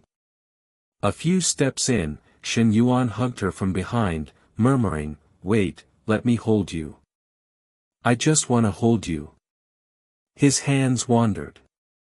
Chen Nuo, flustered, said, "This is your just hugging?" Shen Yuan slurred, "I'm just hugging, nothing else." You know me. Old memories surfaced. Chen Nuo thought, first time, he conned me with just a glass of water. Second time, it was training. Now it's just hugging. Lame. She scoffed, "Your character. You have any?" Shen Yuan, feigning innocence, said, "Chen, no trust between us." Blushing, Chen Nuo replied, "Fine, you said it. Sleep with that blanket. You can hug without one." Shen Yuan watched her burrow into her blanket, smirking, thinking, she was reluctant before, but she's warming up. "The night's long, I've got moves." He sneezed, prompting Chen Nuo to sit up, worried. He shivered, muttering, "It's cold, too cold." Chen Nuo asked, "What's wrong?" He whined, "AC's freezing." She hurried out of bed, saying, "I'll adjust it." Like a predator, Shen Yuan grabbed her arm, saying, "No need for that." He pulled her close, bare-skinned, and purred, "Share a blanket, and we won't be cold." He enveloped her, attacking from behind as she endured silently. He grinned, "See? Not cold anymore." After a passionate night, Shen Yuan woke to find Chen Nuo gone, leaving a note, "I'm at the cafe, you filthy guy. I washed your clothes, but they're not dry, so I got you new ones. Breakfast's in the steamer. If you're cold, warm it up yourself." Shen Yuan read it, heart warmed, thinking, where do you find a girl this good? I gotta reward her, maybe a car. His phone rang, revealing Lu Minglu's curvaceous figure and sultry voice. "When you hitting the gym with me?" "I'm waiting." Shen Yuan shoved the phone aside, eyes shut, thinking, why this first thing in the morning? Her best friend's too much. I won't look. Lu Minglu, noticing, pressed her chest to the screen, cooing, "Why'd you push the phone away? Scared I'll devour you?" Shen Yuan peeked, cursing inwardly, "Damn it." While conversing with Lu Minglu, a sudden call interrupted. Shen Yuan murmured in surprise, "My teacher's calling." He told her, "I'm tied up now. I'll ring you back soon." Lu Minglu gave a playful wink, saying, "All right, go handle it." Shen Yuan picked up the call, asking casually, "Teacher, what's up?" On the other end, Li Xiao sounded cheerful, "Your proposal got the green light from the school board and the education department. Within the next couple of days, they'll prepare the paperwork and begin the announcements. Once the school gets the students' applications and business plans, they'll forward them to you for review." Shen Yuan, intrigued, asked, "Do they need to include their height, weight, and photos in the applications?" Li Xiao, puzzled, responded, "Why? What's that got to do with their entrepreneurial goals or physical stats?" Shen Yuan grinned, saying, "Oh, it matters. Those fit to start a business should have a striking appearance. I can gauge their discipline by their looks. My standards are quite strict. Li Xiao, taken aback, thought it odd but said, really? That's a new perspective. She then agreed, fine, I'll include that requirement for you. Secretary Liu has set up for the Youth League Committee's student representatives to reach out to you later tonight. Shen Yuan tossed his blanket aside, getting out of bed, and said calmly, then I'm all set for now. Li Xiao's tone shifted, her voice shy and her cheeks flushing as she hesitated. By the way, Shen Yuan, my sister and I are moving tomorrow morning. Are you free? Shen Yuan replied instantly, definitely. See you then. Half an hour later, after breakfast and getting ready to head out, Shen Yuan's phone buzzed again, catching his attention. He muttered, why's Lu Menglu calling now? As soon as he answered, Lu Minglu started grumbling, what's taking you so long? You said you'd come find me soon, and it's been over 30 minutes. I'm not buying it. Shen Yuan responded coolly, I'm busy, getting ready to leave. I've got meetings with 2 furniture companies to go over villa design plans. Lu Minglu, excited, asked with a gleam in her eye, need a sidekick to tag along. Shen Yuan, slipping on his jacket, said, you're calling yourself a sidekick. What's the use of bringing you? But if you're set on it, come along. In his mind, he thought, Lu Menglu's a bit of a flirt, but she's good at boosting morale. Having a beauty cheering me on during these discussions will make things go smoother. Lu Minglu, beaming, winked and said, great, then swing by and get me. I'm in the gym. Shen Yuan simply replied, fine, and ended the call. Moments later, Shen Yuan pulled up. As he stepped out of his car, a man approached, asking, hey, you here waiting for someone too? Let me guess, a girl, right? Shen Yuan glanced at him, nodding, yeah, that's right. The man sized up Shen Yuan's car, then remarked, nice ride, but it's just decent for chasing girls. To land top-tier ones, it's not enough. You want a goddess, you gotta roll like me. Keep at it, kid. He leaned smugly against his luxury car. Shen Yuan gave a relaxed smile, saying, oh, really? Just then, Lu Minglu strutted over in a bold outfit, her face glowing. The man's demeanor shifted as he saw her, exclaiming, Minglu, you're finally done. I've been waiting forever. Let's grab dinner, what do you feel like? Lu Minglu tilted her head, flashing a polite smile, and said, sorry, President Fan, I've got plans with a friend. I mentioned it in my text. In her mind, she thought, President Fan's loaded, but it's all his parents' money. He controls so little himself. Shen Yuan's different, he's the real deal, so your second place, Fan didn't back down, saying, no worries, I can join you both. I'll cover lunch if your friend's cool with it. Shen Yuan courteously opened the car door for Lu Minglu, turning to Fan, sorry, man, I'm not big on dining with G-class drivers. As Lu Minglu slid into the car, she shut the door, grinning widely and urging Shen Yuan, let's roll. She playfully dodged past Fan, teasing, better luck next time. Fan, fuming, gritted his teeth, thinking, Minglu picked this guy's car over mine. I'm in a G-class and still lost to some dude in an M9,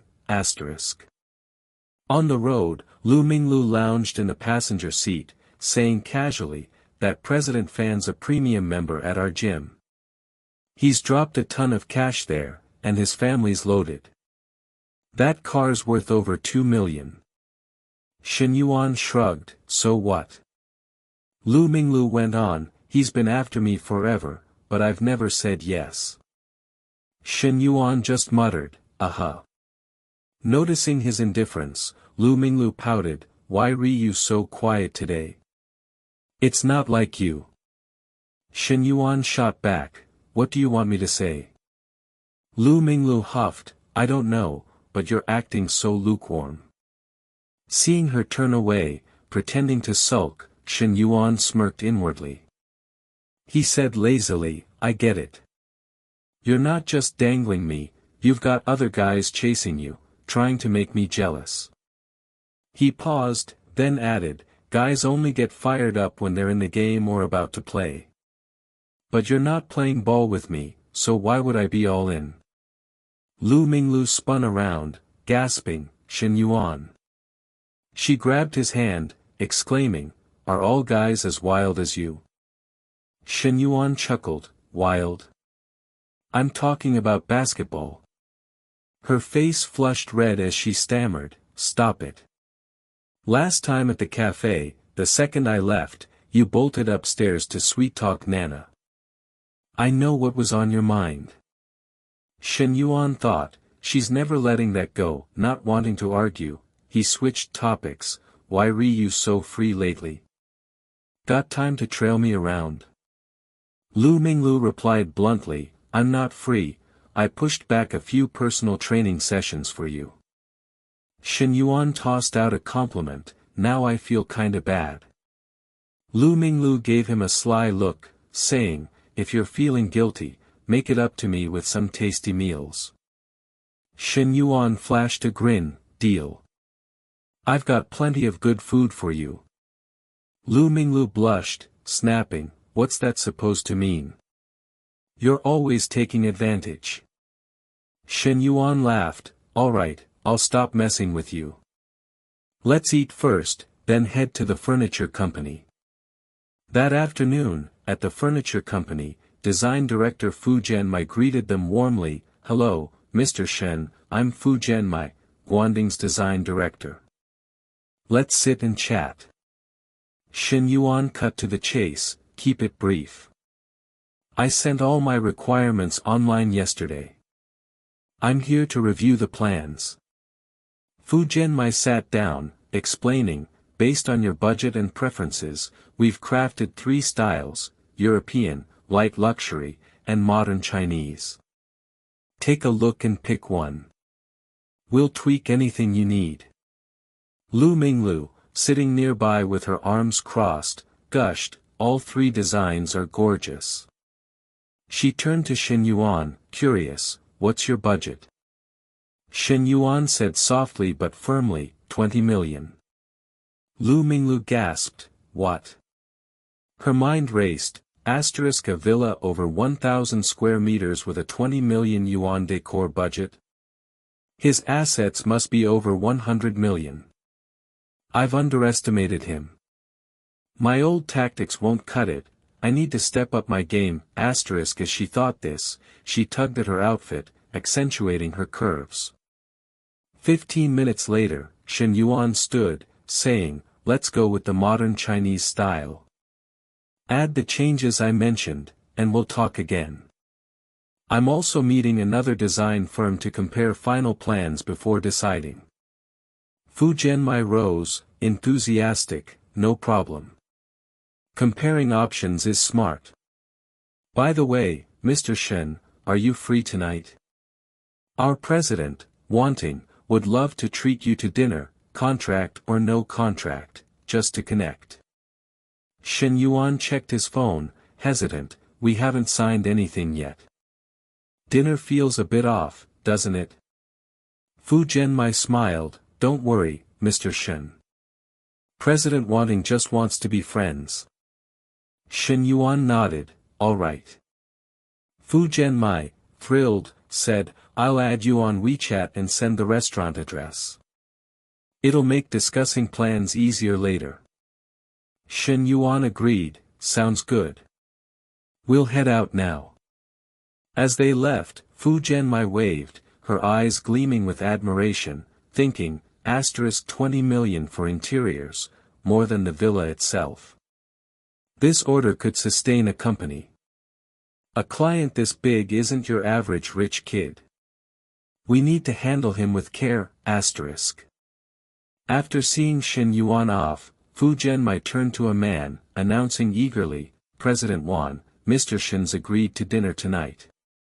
Wan Ren Man, Guanding's general manager, tilted his head, analyzing, if we can share a meal, our chances of sealing the deal skyrocket. We can't let a client this big slip to competitors. Is he coming alone? Fu Zhenmai replied, no, he's with a girl who doesn't seem to be his girlfriend. Wan Ren Man smirked, good, she's not his girlfriend. Make sure to bring Suzue to entertain tonight. A client like Shen Yuan deserves our best card. Back with Shen Yuan and Lu Minglu, she tugged at her clothes, blushing, and said suggestively, is the car's AC on? It's so warm. Shen Yuan replied calmly, is it? I'm not feeling it. Lu Minglu batted her eyes, asking, really? What's next? Shen Yuan said, don't you have work, or are you sticking around to mooch another meal? Lu Minglu leaned closer, teasing, following you means eating and chilling. I'm your shadow for the whole day. Shen Yuan laughed, my shadows are well behaved. If they tag along, it's for a full day and night, not just daytime. The suggestive words painted a vivid scene in her mind. Lu Minglu covered her face, shyly exclaiming, a day and night? What are you saying, you perv? I don't care, I'm coming with you. I'm not getting out. The phone buzzed inside the car, and Lu Minglu picked it up. The voice on the other end chirped brightly, Lu Bao, what's up? Lu Minglu responded with a grin, Qian, I'm just riding in a car. Curious, Qian pressed, whose car are you in? Lu Minglu answered, Fanzong's sleek glass car. As she slipped on her jacket, she mused to herself, sure, Fanzong isn't like Chenwan, splashing 3 million on a house, but he's got no issue buying me mangla bags or fancy makeup. Then, with a cool tone, she corrected, actually, no, I'm in Chen Yuan's car. Qian, stunned, furrowed her brow and gasped, who? Chen Yuan. Since when are you two hanging out? Lu Minglu smirked and explained, oh, I went with him today to check out some decor plans. You won't believe this, he dropped over 10 million on a villa and is sinking another 20 million into decorating it. Qian choked, barely catching her breath, what? That's insane. He just burned 3 million, and now, poof, 30 million more. She couldn't help but think, Chen Yuan's luck is unreal, snagging such a loaded sugar daddy. We swore we'd struggle together, but she's quietly climbed aboard. No, Manglu's hitched a ride on this luxury cruise too, gripping her phone, Qian wailed, one bestie doing great is bad enough, but now another's outshining me. Is it 'cause their chests are bigger than mine? Scene shift, afternoon at Nanaying restaurant. A young guy strolled up, calling out, Wan Shu, you dining here too? Wanzhong approached with a warm smile, Shao Hai, what a coincidence. I'm here waiting for a guest. Xia Hui stepped forward, shook his hand, and said, I've got a dinner invite here too. I'll swing by to toast you later. In his head, he thought, this guest must be a big deal for Uncle Wan to wait personally. As he walked off, he spotted the innocent-looking girl trailing Wanzhong. He wondered, when did Uncle Wan start keeping such a stunning girl around? If he wasn't my future father-in-law, I'd have already asked for her digits, Moments later, Chen Yuan showed up. His assistant stepped forward respectfully, introducing, this is Wanzhong. Wanzhong greeted warmly, Chenzong, you're truly young and talented. Chen Yuan approached, shook hands politely with Wan Renmin, and said, greetings, Wanzhong. Noticing Lu Minglu, he asked, is this your girlfriend? Chen Yuan quickly waved it off, clarifying, no, don't get the wrong idea. We're just friends. She tagged along today. Her last name's Liu. After confirming, he nodded politely, hello, Miss Liu. Lu Manglu returned, hello, Wanzong. Pouting, she shot Chen Yuan a look, thinking, ugh, Chen Yuan, why so jumpy? If you're not my boyfriend, what are you? Nobody made you deny it. So annoying, Wan Renmin gestured, Chenzong, let's head upstairs. Chen Yuan replied courteously, after you, Wanzong. Soon, they settled into a private room.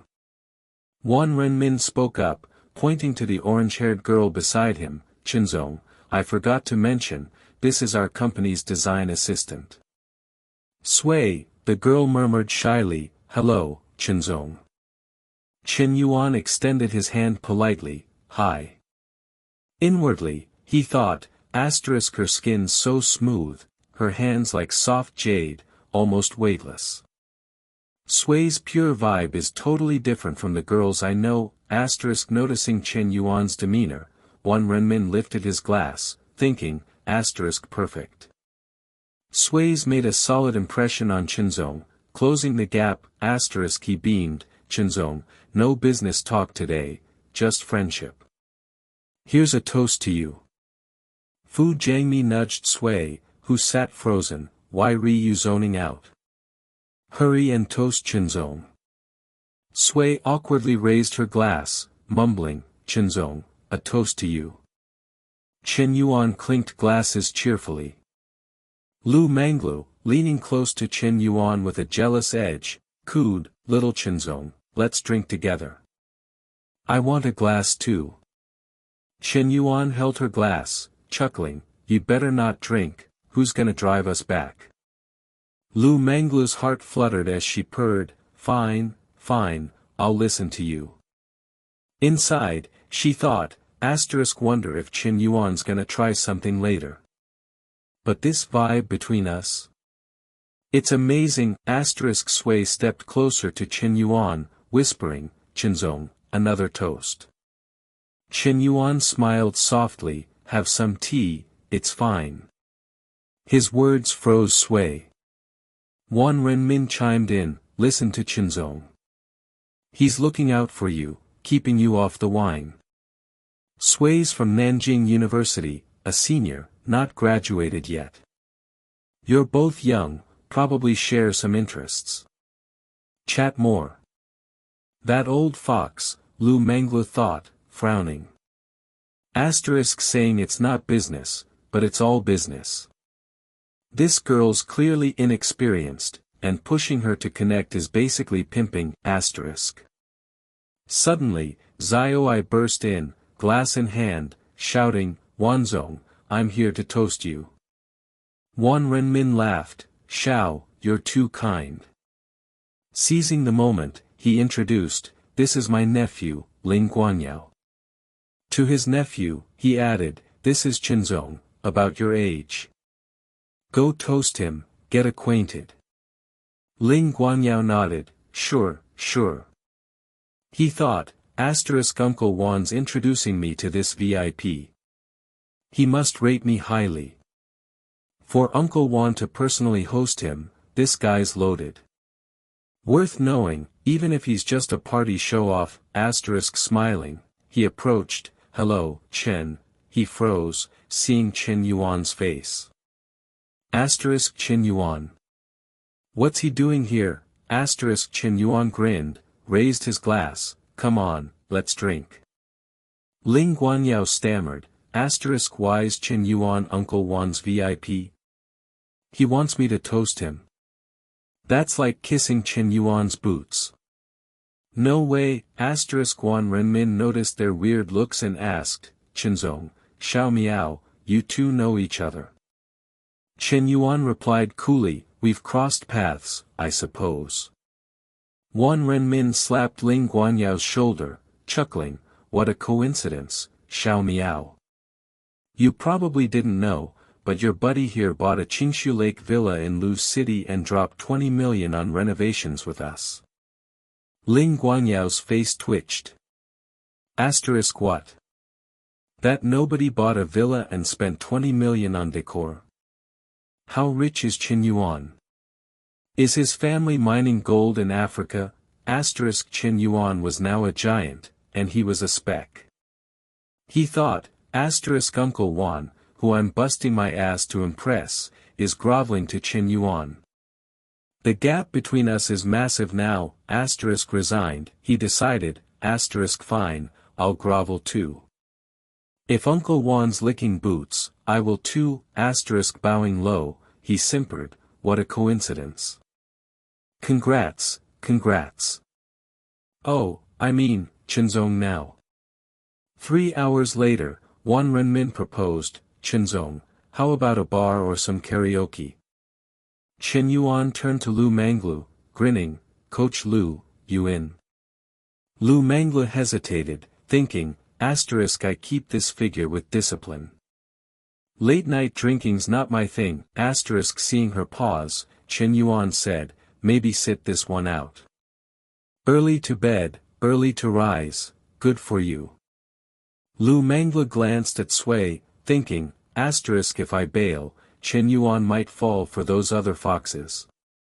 More vixens mean less for me. Knowing Wanzong, he'd get Shen Yuan drunk and send Sui to his hotel. It was clear at dinner, Shen Yuan's got a thing for Sui. He wouldn't hold back, her mind raced with steamy scenarios. Eyes flashing, she thought, no way. If they go that far, I'm left with nothing, standing abruptly, she raised her hand and declared, I'm in. I'm definitely going. Following an evening at the technician's residence, Wanzong had escorted Shen Yuan for a few hours of leisure. Suvi lingered quietly to one side, timidly clutching a glass of wine, her cheeks rosy as she glanced at Shen Yuan, poised to propose a toast. Noticing her gesture, Shen Yuan gently intervened, saying, no more drinks for you. You've had enough tonight. You don't often visit spots like this, do you? If you'd rather not come again, just skip it. It's only part of the job. Suvi, hearing his words, gave a shy smile and responded, thank you, Chinzong. Sensing her unease, Shen Yuan offered guidance. For a girl from a modest background to secure an internship at a major firm like Guaning is no small feat you can't give up too easily. Liu Manglu, seated beside him, playfully bumped Shen Yuan's shoulder and teased, Shen Yuan, why aren't you worried about whether I stay or go? Without missing a beat, Shen Yuan shot back, does Coach Lu need my concern? You've got plenty of admirers. Has Big Shot Fanzong already slid into your WeChat? Caught off guard, Liu Manglu tucked her hair behind her ear, a touch of guilt in her expression, and countered, her timing slightly off, feeling a flicker of frustration. None of my usual moves work on him. Shen Yuan doesn't care one bit. I thought I'd reel him in, but somehow he's got me hooked. Suvi, seated nearby, turned to him and asked, Chinzong, what song do you, want to sing? Should I pick one for you? Shen Yuan grinned and said, I'm good with anything. Go ahead and sing whatever you like. Liu Mangla nudged him again, smirking, you're acting different. That girl's got quite the enchanting stare. Shen Yuan turned to her casually and replied, oh, really? I'd say your eyes are giving me the same vibe. Pretty enchanting too. Liu Manglu flushed and shot back, no way. Your gaze on me is all lust, no love. Shen Yuan tilted his head and said, isn't that your strength? No matter how women draw men in, it all leads to the same place. Curious, Liu Manglu asked, and what's that place? Without hesitation, Shen Yuan leaned close and whispered in her ear, getting into bed, obviously. That single line made her face glow scarlet, her favorability spiking to 68. How infuriating. She thought. This guy always traps me when we talk. But Shen Yuan's honesty stood out, unlike other men who dressed up their desires as love. As he spoke, Shen Yuan reached out, grazing Liu Manglu's thigh, making her jump slightly as she whispered, "Stop it, there are people around." Wan Renmin, having finished his song, spun around and passed the microphone to Shen Yuan, saying, "Qinzhong, I've queued another track for you. Your turn, finally."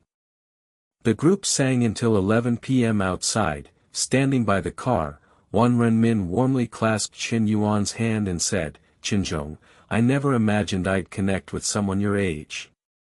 Let's hang out more. Oh, and Guaning's renovation work will be top-notch. I hope we can collaborate.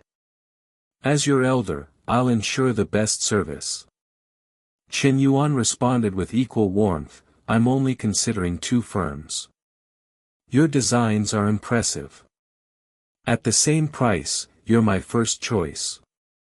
Meanwhile, Fu Zhenmi steadied a slightly tipsy Suvi as they approached, saying, "Qinzhong, we're heading out. Catch you later." Shen Yuan gestured toward Suvi and said, "Take care of her."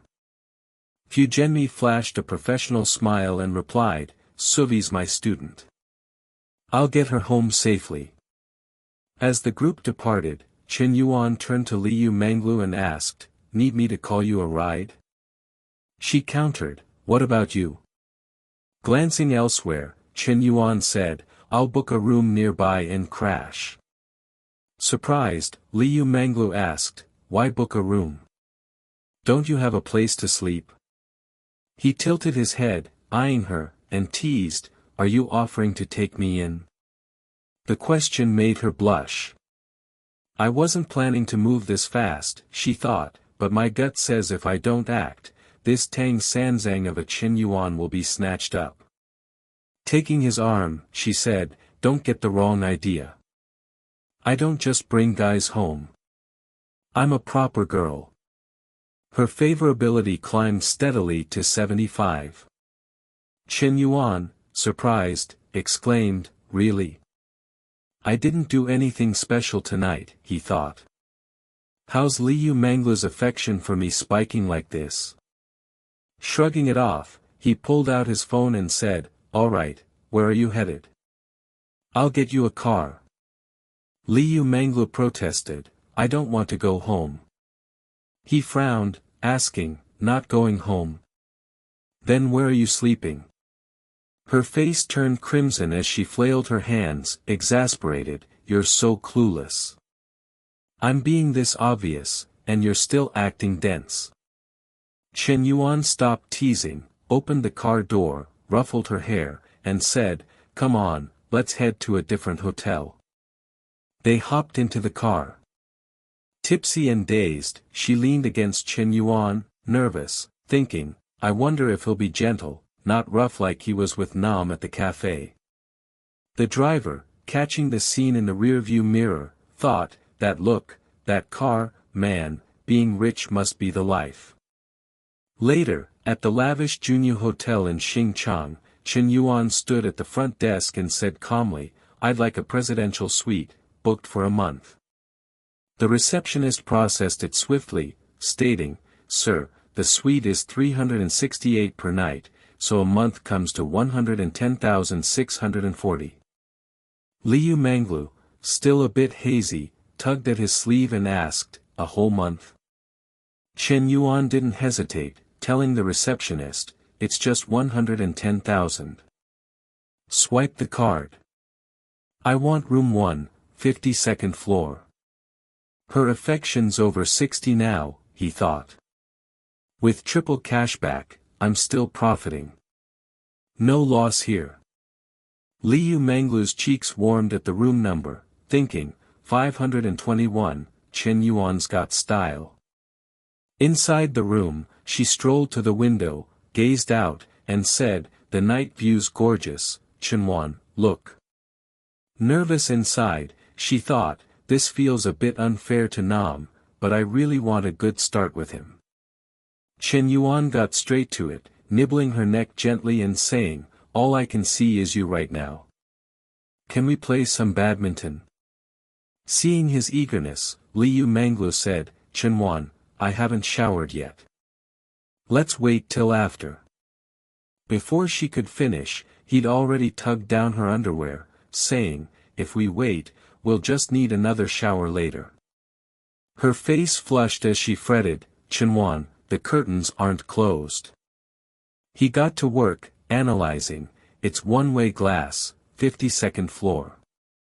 No taller buildings nearby. If anyone sees, let them. Who cares? Pressed against the glass in a gecko-like stance, Liu Mangla trembled, whispering, you're awful. They explored every position that night. The next morning, Shen Yuan woke, checked his phone, and thought, damn, it's noon. Slept late. Sitting up, he glanced at the girl beside him, thinking, didn't expect her body to be so responsive. I was worried she'd dehydrate last night. As his hand wandered, Liu Manglu stirred, whining, Shen Yuan, again. We didn't sleep till after 4 a.m. Don't you care about me? Maybe I need to train harder, she thought. How's a fitness coach getting outdone by this guy? Shen Yuan pulled her close and said, Lulu, how could I not care? I can go all night, but I held back for you. Blushing, she replied, you're too much. Let me sleep more. I'll give you more when I'm up. And don't call me Lulu, I'm not like Nam. He stroked her cheek gently, saying, all right, all right. She was amazing last night, he thought. I'll let her rest, then take her car shopping, 3 million budget, her pick. Shocked, Liu Manglu bolted upright, exclaiming, what did you say? Lianglu couldn't hold back her enthusiasm, wrapping her arms around Shen Yuan in a tight embrace, planting a quick kiss on his cheek, and exclaiming, a car worth 3 million, and I get to choose it myself? Shen Yuan, I absolutely adore you. Shen Yuan just laughed softly, glancing at the fish he'd reeled in, thinking to himself, even though the more I spend, the more I earn back, getting Nana a house only costs 3 million. If I get Liu Minglu a car for over 3 million, I wonder what Na will say. Asterisk. Liu Minglu stopped for a moment, gazing at Shen Yuan with starry eyes, and asked, that's amazing. I've been obsessed with Porsches forever, and I think they're around 2 million. Is that all right, babe? At that, he responded generously, of course, go for it. Liu Minglu, delighted, recalled, I even mentioned it to Nana once, but she's more into Maseratis. I've checked those out too, they're stunning. Shen Yuan caught that detail and promptly asked, oh, so Nana's into Maseratis? Curious, she replied, are you thinking of getting Nana a car too? Shen Yuan answered coolly, I'm a direct guy, no games. Yeah, I'm considering it. His words sent Liu Minglu into a spiral of thoughts. Asterisk Na's so lucky a house and a car? That's got to be at least 5 million total. No, Liu Minglu, stop comparing. You're just starting with Shen Yuan. Be content with what you have. Asterisk. Just then, a text from Ho Chi pinged her phone. Minglu, my friend said she spotted you at Junyu last night. Did you crash at Junyu's place? Liu Minglu didn't hold back, texting back, yup, I got swept away last night. Ho Chi, shocked, replied, what? With who? Liu Minglu gleefully answered, who else but Shen Yuan? I'm such a sap I melted and went along with him. Her message made Ho Chi raise an eyebrow. Asterisk Lulu's being so dramatic, acting like she didn't want it too. Ha, knowing her, she totally made the first move on Shen Yuan. Asterisk. Suddenly, Ho Chi froze, realizing, wait a minute. Does this mean another one of my besties is living it up on a luxury yacht? Why am I the only one in our trio still scraping by? This is ridiculous. Asterisk. On Shen Yuan's side, he stood up, slipping on his shirt, and said, "Coach Lo, go pick out the car yourself and send me the account details when you're done. I'll wire the money." This small gesture boosted Lu Minglu's affection toward him to 86. She responded softly, "All right." Shen Yuan glanced at the number hovering above her head, thinking happily, last night during the sports session, it peaked at 82, and now it's already 86. I'm getting close to that 90 affection bonus. Asterisk. Shen Yuan hopped into his car and drove off. Just then, Chenna called saying, "Shen Yuan, I've mastered everything about coffee. When are you stopping by?" He replied calmly, "Not today. I'm tied up. I'm planning to get you a car. Go look at some options." Chenna, taken aback, said, "We just got a house not long ago." "Why a car now, Shen Yuan?" "I already have one, it's fine for getting around." "It's not needed." Shen Yuan said warmly, "Just trust me. I love buying cars for my girl, and we're not short on funds." "What kind do you want?" Chenna, unable to sway him, sighed, "Fine, just a regular B-class car. Nothing too pricey." Shen Yuan, unimpressed, said, "No chance. My woman's car has to be at least 2 million. She quickly protested, 2 million? That's way too much. We got a house last time, and now a supercar?" Shen Yuan replied casually, "Your birthday's coming up. This is your gift. Don't be so frugal, your man's got plenty of cash." Then, out of nowhere, he asked, "Nah, if something happened between me and Lu Minglu, would you care?" In his mind, he thought, asterisk, can't hide this. Better to come clean now than let Chenna hear it from someone else. Asterisk. Chenna's eyes lowered, and she answered quietly, "I'd care, but I know I can't change you. You telling me shows you value me.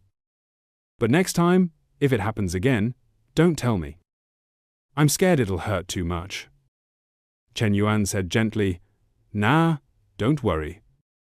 You hold a special place in my heart. No one can take that from you." His words made Chenna beam, exclaiming, "Really? You only say that to me, right?" Shen Yuan replied smoothly, "Of course, just you. Never said it to anyone else." Touched, Chenna wiped a tear and said, "I trust you, Shen Yuan. I don't ask for much, just 1 day a week where you swing by my cafe for a coffee I made, or if you're free, come to my place for a meal I cooked. That's enough for me." He toyed with the steering wheel, thinking, asterisk, Na's truly one of a kind, so good to me, always saving me money, asterisk. Finally, he said, "Want to hang out tonight?" "Let me make it up to you, Na." She replied cheerfully, "For real this time?" Shen Yuan grinned, "Absolutely. You know how I am." His words made Chenna burst into laughter. "Your character? Okay, I'm done talking. Gotta get back to the shop." As soon as she hung up, Shen Yuan, still driving, scratched his head, thinking, being a player is exhausting. How do those other guys juggle so many girls? Asterisk. Cut to Li Sha's house, where she was hauling 2 big bags downstairs. Spotting Shen Yuan, she called out, "Shen Yuan, you made it!" He hurried over, saying, "Teacher, let me take those." He grabbed the box from Li Sha's hands, adding, "Here, I'll carry it for you." Unfortunately, the top box wobbled and fell open. Shen Yuan gasped, "Oh no!" Li Sha's underwear spilled out, and a sudden gust of wind scattered them everywhere. Suggestive images flooded Shen Yuan's mind as he stood there, stunned, staring at Li Sha. She shyly gathered her things and stuffed them back in.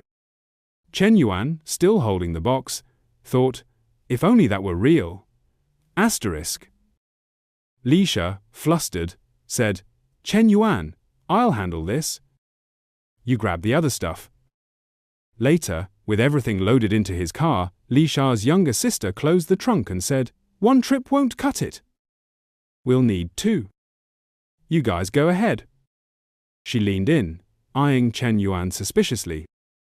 Lisha buckled her seatbelt and said, Shen Yuan, set the GPS for Dongshang Apartments. He nodded. Got it, teacher. Let's roll. After driving for a bit, Lisha said apologetically, Don't mind my sister. She's always like that, not trying to be rude. Shen Yuan shrugged. No big deal. She seemed nicer than the last couple times. Lisha rested her head against the window, gazing outside, and softly shared, she wasn't always this way. In college, she had a boyfriend. I saw his photo-good-looking guy, wore glasses, seemed refined. They were super close, but it was long distance. One Christmas, she visited him and caught him hugging another girl outside a hotel. She was heartbroken and swore off men after that. Shen Yuan, indignant, said, That guy's a total jerk. Scum like that gives men a bad name. Lisha laughed at his reaction and teased, And you? Aren't you a bit of a player too? Shen Yuan, cheeks reddening, protested, Me? No way. I'm the most innocent, straightforward guy you'll ever meet. What about you? What's your take on men? Lisha smiled. Me? Pretty normal, I guess. I haven't gone through what my sister did, so I don't have any hang-ups. Sensing an opening, Shen Yuan asked, So, what do you think of me? Li Shao was taken aback by his words, and quickly turned to ask, Shen Yuan, what was that you just said? With a relaxed grin, Shen Yuan replied playfully, Oh, nothing, just messing around. Why so serious? Hearing this, Li Shao felt a twinge of disappointment. She rested her head against the car window, thinking, So it was just a tease. If Shen Yuan was serious, I wouldn't even know how to respond. Asterisk. A short while later, they reached Li Shao's new apartment. She handed Shen Yuan a water bottle and said, Finally settled in. Thanks so much for today. How about I treat you to dinner? Shen Yuan stretched, wiping sweat from his brow, and said, You know, there are other ways to show gratitude besides a meal. Li Shao blushed shyly and quickly asked, Like what? Without hesitation, Shen Yuan wrapped his arms around Li Shao's waist and swiftly kissed her lips. Not stopping there, his playful hand began roaming over her, making her catch her breath. Just then, Li Mang was at the apartment door, knocking and calling, Sis, open up! I forgot my keys. Startled, Li Shao replied hesitantly, Be right there. She gently pushed Shen Yuan away and said, Shen Yuan, I don't think I can move right now. Shen Yuan, with a mischievous grin, hugged her and said, No worries, I'll help you out.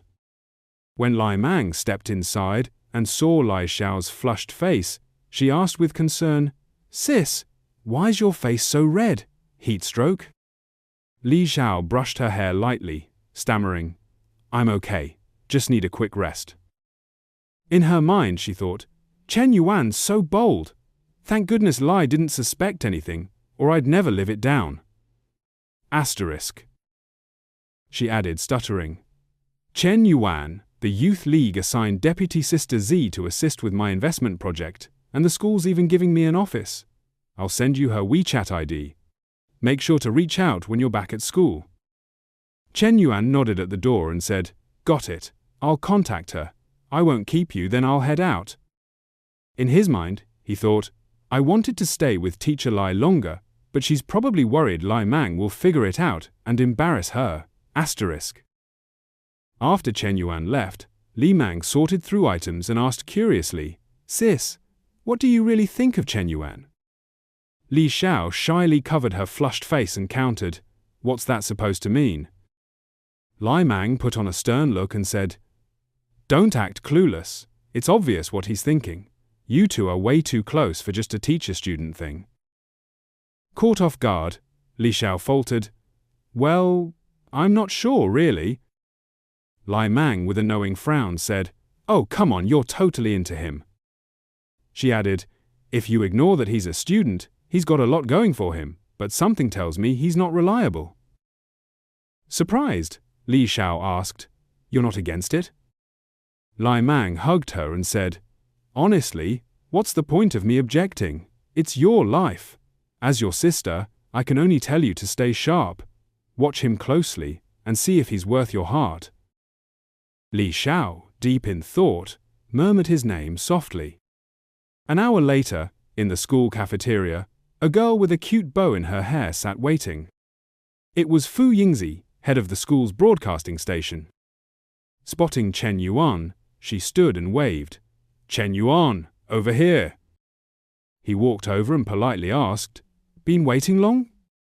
Fu Yingzi smiled. "Nope, just got here." He sat down and remarked, "Your voice is different from your radio broadcasts." Fu Yingzi eagerly explained, "On air, you get into character, so it varies by context. Let's get to business." She continued, "Secretary Liu said someone will help set up your office in the next 2 days." Shen Yuan replied happily, "Awesome.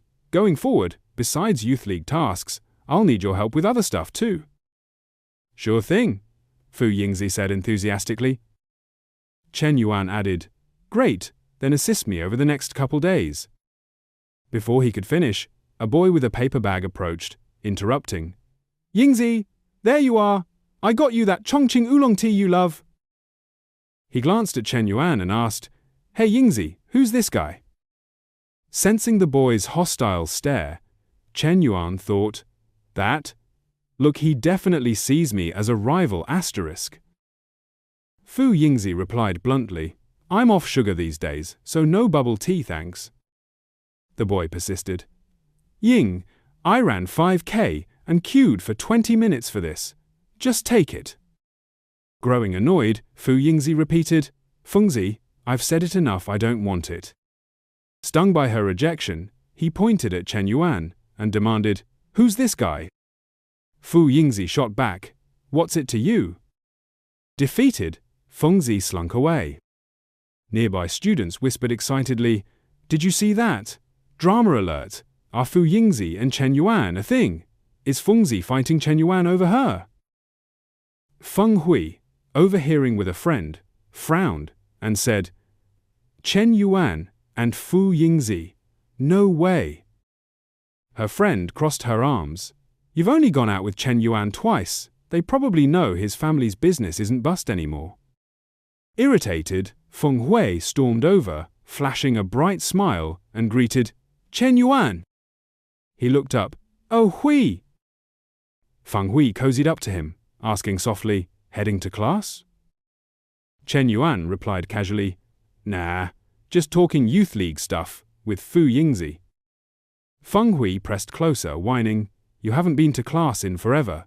Planning to flunk everything?"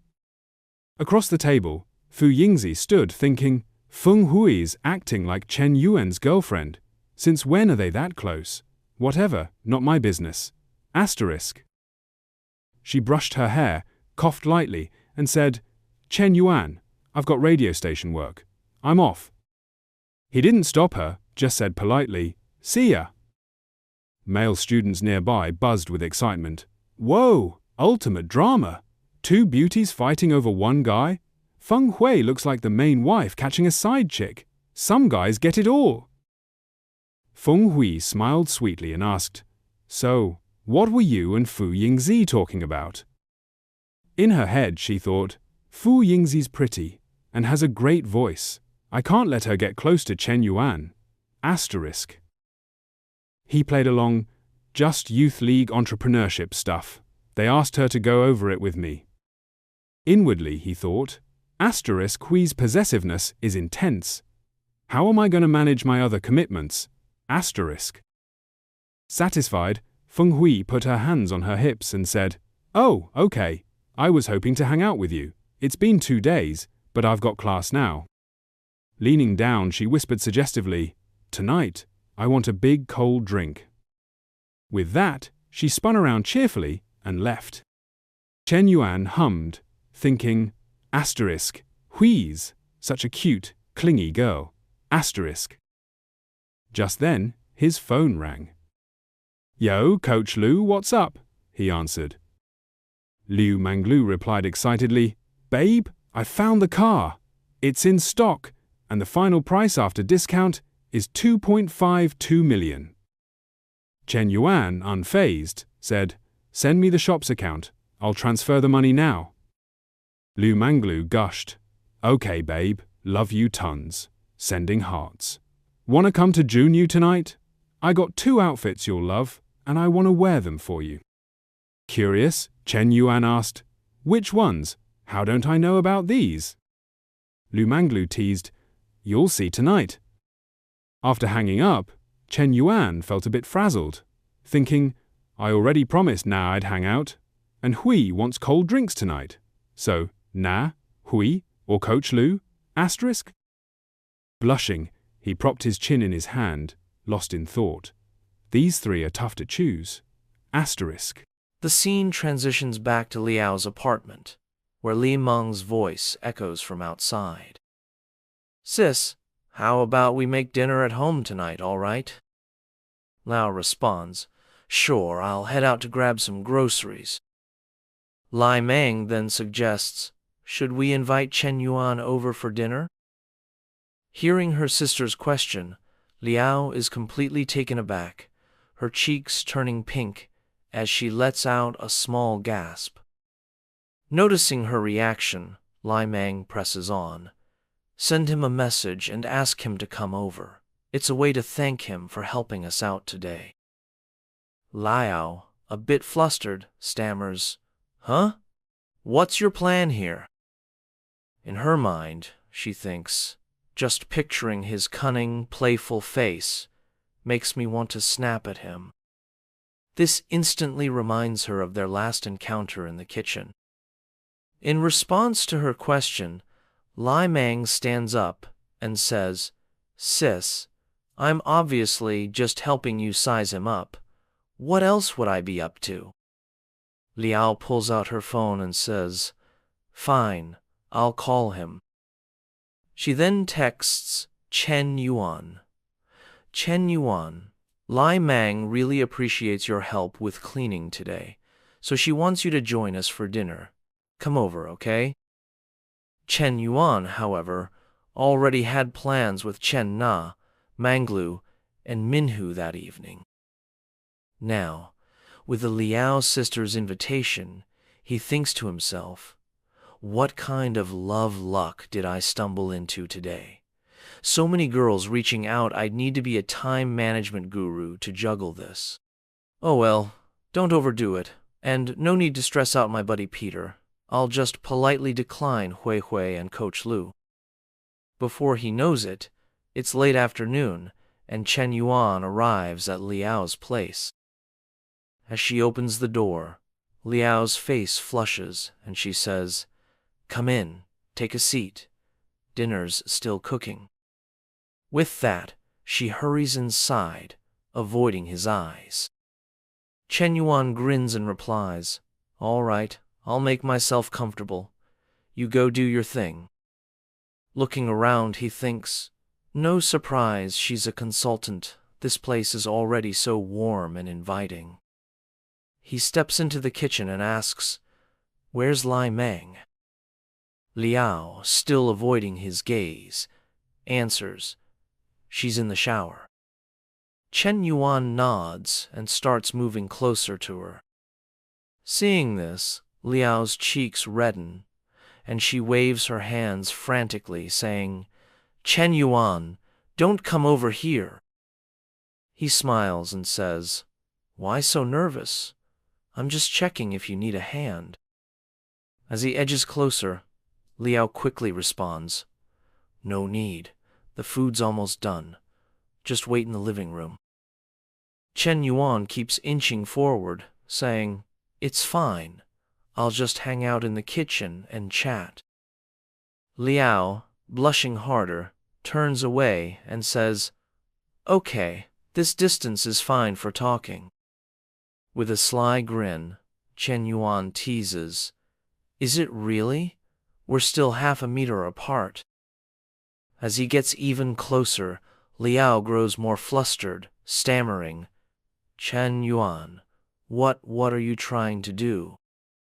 He reaches out, pulls her into his arms with a mischievous smile, and says, "Nothing at all."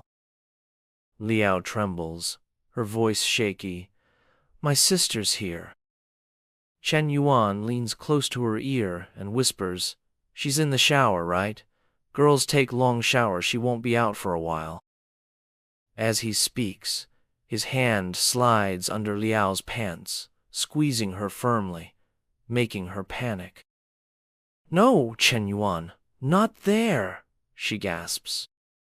Ignoring her, he silences her with a kiss, his hand slipping under her shirt. Liao lets out a soft moan. Just then, Lai Mang, ever the mood killer, calls out, "Sis, I'm done showering. Is dinner ready?" Panicked, Liao pushes Chen Yuan away, her face beet red. He smiles calmly and says, "Relax, it's fine." Liao adjusts her shirt, muttering in frustration, "Don't do that again. If you try that one more time, I'll..." Before she can finish, Chen Yuan cuts in, "You know how I feel, consultant." Soon, they sit down to eat. Looking at the spread, Chen Yuan starts praising her. "Consultant, your cooking is incredible. Tastes like heaven needs a TV show filmed here." Lai Mang, unimpressed, snaps, "Don't be a flatterer. My sister doesn't fall for that." Then she adds, "Chen Yuan, I've got some questions for you." He replies, "Sure, ask away." Lai Mang, with a serious tone, asks, "How many girls have you dated?" Chen Yuan responds, "Why do you want to know?" He thinks to himself, this feels like a full-on investigation. Publicly, just two, a high school girlfriend and Chuan Ting. The others, hard to track. Lai Mang remarks, "Oh, so you're quite the romantic expert." She thinks, my sister's never even dated. She could easily be fooled by someone with that much experience. Chen Yuan, sweating internally, thinks 2 is plenty. If she knew about Hui Hui and Nulu, I'd be toast. Lai Mang continues, "Got any siblings?" He answers, "Yeah, a younger sister." She asks, "How old is she?" Chen Yuan replies, "She's in her final year of high school, 18 this year." 10 minutes later, he breathes a sigh of relief, thinking, finally, the interrogation's over. If Lai Mang's digging into my family, the teacher must have mentioned me. Seems like she's warming up to progress is solid. He glances at Liao, thinking, right, teacher? Then, he subtly stretches his foot to brush her leg. Startled, Liao sweats, thinking, Chen Yuan, pulling this in front of Lai Mang? I underestimated his nerve. She quickly stands and says, "You two eat. I'll go wash some fruit." Chen Yuan checks his phone and says, "No need to bother, teacher. It's late, and you must be tired from cleaning. Rest up. I'll head out after eating no fruit for me." Lai Mang notices her sister's odd behavior, thinking, she's so quiet today, and her mood's off. Shouldn't she be happy around a guy she likes? Turning to Chen Yuan, she says, "You sure you can't stay longer?" He stands and replies, "Yeah, I've got stuff to do." In his head, he thinks, know when to quit, so I don't annoy the consultant. Lose 1, gain 10. Plus, I've got another battlefield to tackle. After Chen Yuan leaves, Lai Mang stretches and says, "Sis, I asked everything you needed, and some you didn't. You should really vet this guy." Liao recalls the earlier moment, thinking, Chen Yuan's more mature and independent than most, but he's bold. We haven't even defined our relationship, and he's already so forward with me. Meanwhile, at Chen Na's apartment, as soon as they step inside, Shen Yuan pulls her along eagerly. Surprised, Chen Na asks, "Shen Yuan, didn't you say we were going to the cafe to try my coffee? Why the rush home?" He doesn't answer, instead asking, "Do you still have that gray office outfit and black fishnet stockings here?" Chen Na, caught off guard, says, "Huh? What are you planning?" Rummaging through her closet, Chen Yuan replies, "Guess." Chen Na says, "Didn't you say tonight was just a proper makeup session? You told me to trust your character forgotten already." He grins. "It is a proper makeup session. I'm making it up to you with millions." Chen Na quickly protests, "No way. I don't want that kind of makeup." A moment later, Chen Na donned the office attire, her cheeks flushing as she turned to Chen Yuan and asked, "Why do guys like this sort of thing?" Chen Yuan, with a mischievous glint in his eye, leaned in closer and replied, "You'll see." As he spoke, he planted a kiss on her cheek, his hands beginning to roam and explore. Chen Na's face reddened, and she let out 2 soft moans. About an hour and a half later, Chen Yuan and Chen Na transitioned to practicing their martial arts, moving from the immortal grandpa planting radish stance to the Lu Han pushing a cart form. Growing weary of the latter, they shifted to the carrying a plow across the mountain pose. Just as they were settling into position, Chen Na's favorability surged to 90.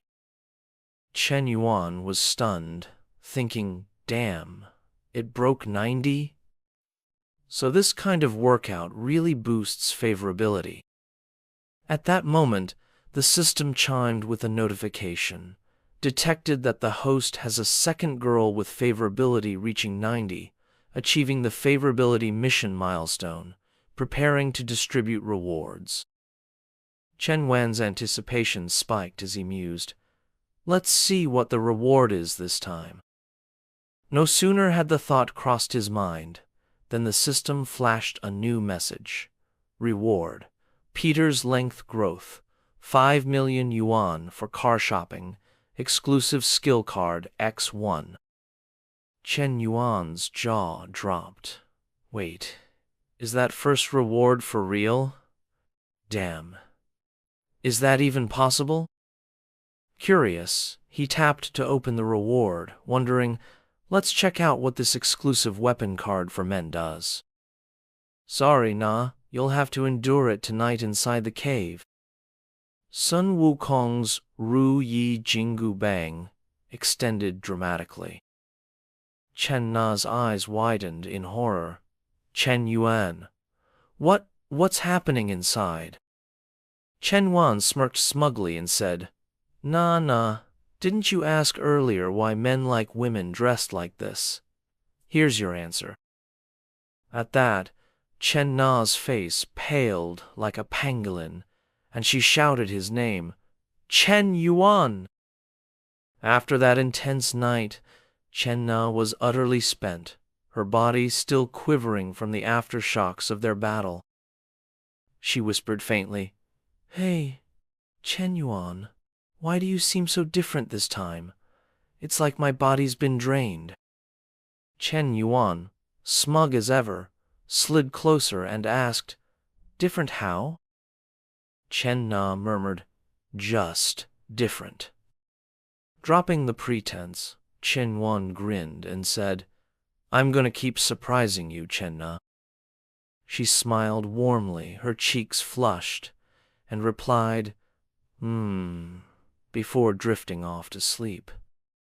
Chen Yuan rolled over, resting his head on his arm, and thought, if I could level up a bit more, that'd be epic. Wonder if I can go Super Saiyan next time. Then he recalled the system reward, muttering, All right, let's check out this special skill. He opened the system, and it promptly announced, This skill card can be exchanged for any of the following skills. Effective immediately. Skill list: novice cooking skill, novice electrical repair skill, novice haircutting skill, novice dancing skill, novice combat skill, novice racing skill, novice basketball skill. Shen Yuan blinked in surprise. Huh? What the hell? No Peter-related stuff? Electrical repair makes sense, but haircutting? Seriously?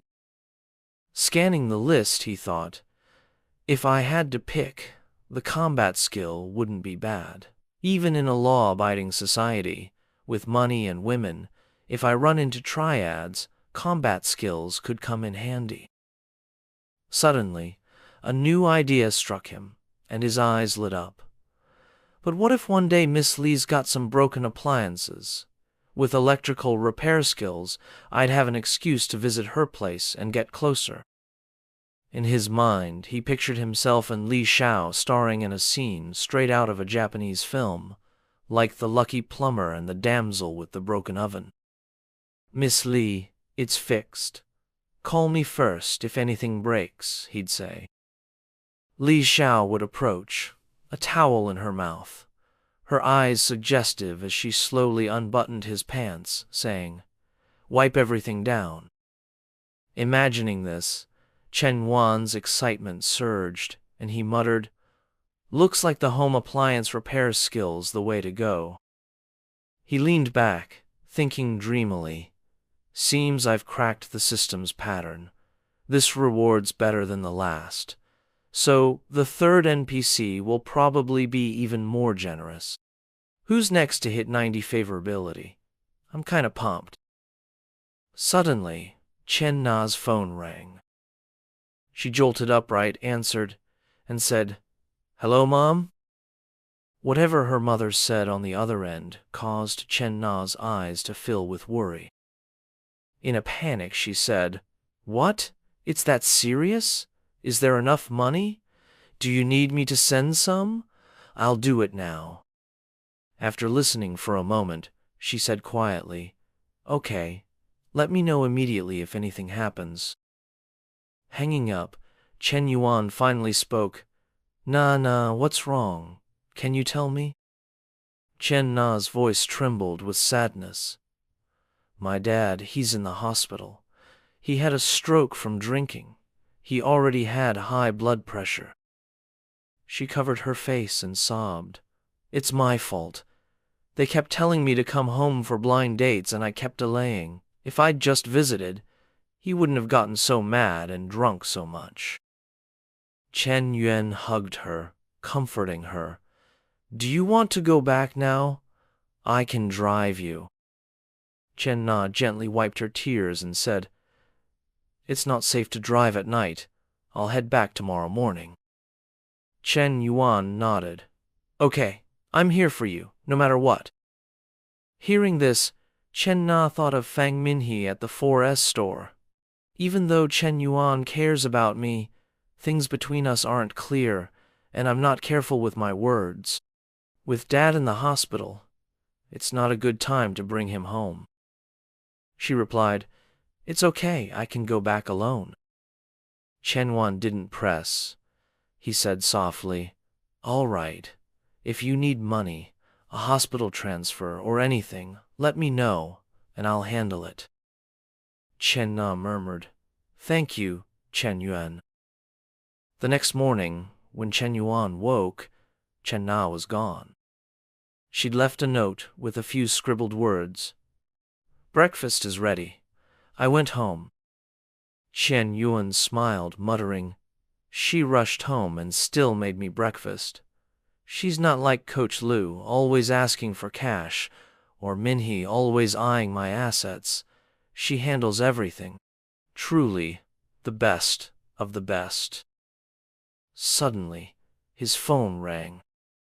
Seeing the caller ID, he wondered, Fu Yingzi, what's she calling about so early?" He answered, and Fu Yingzi launched in, "Chen Yuan, the office is cleaned up. I sent you some desk styles. Which do you like? Once you pick, I'll head to the furniture store. Shen Yuan replied calmly. You choose. Anything's fine. Fu Yingzi said, Okay, I'll hang up now. I'll let you know when the office is set. Shen Yuan chuckled, thinking, This girl's solid. Even if her work skills aren't top tier, her attitude's already impressive.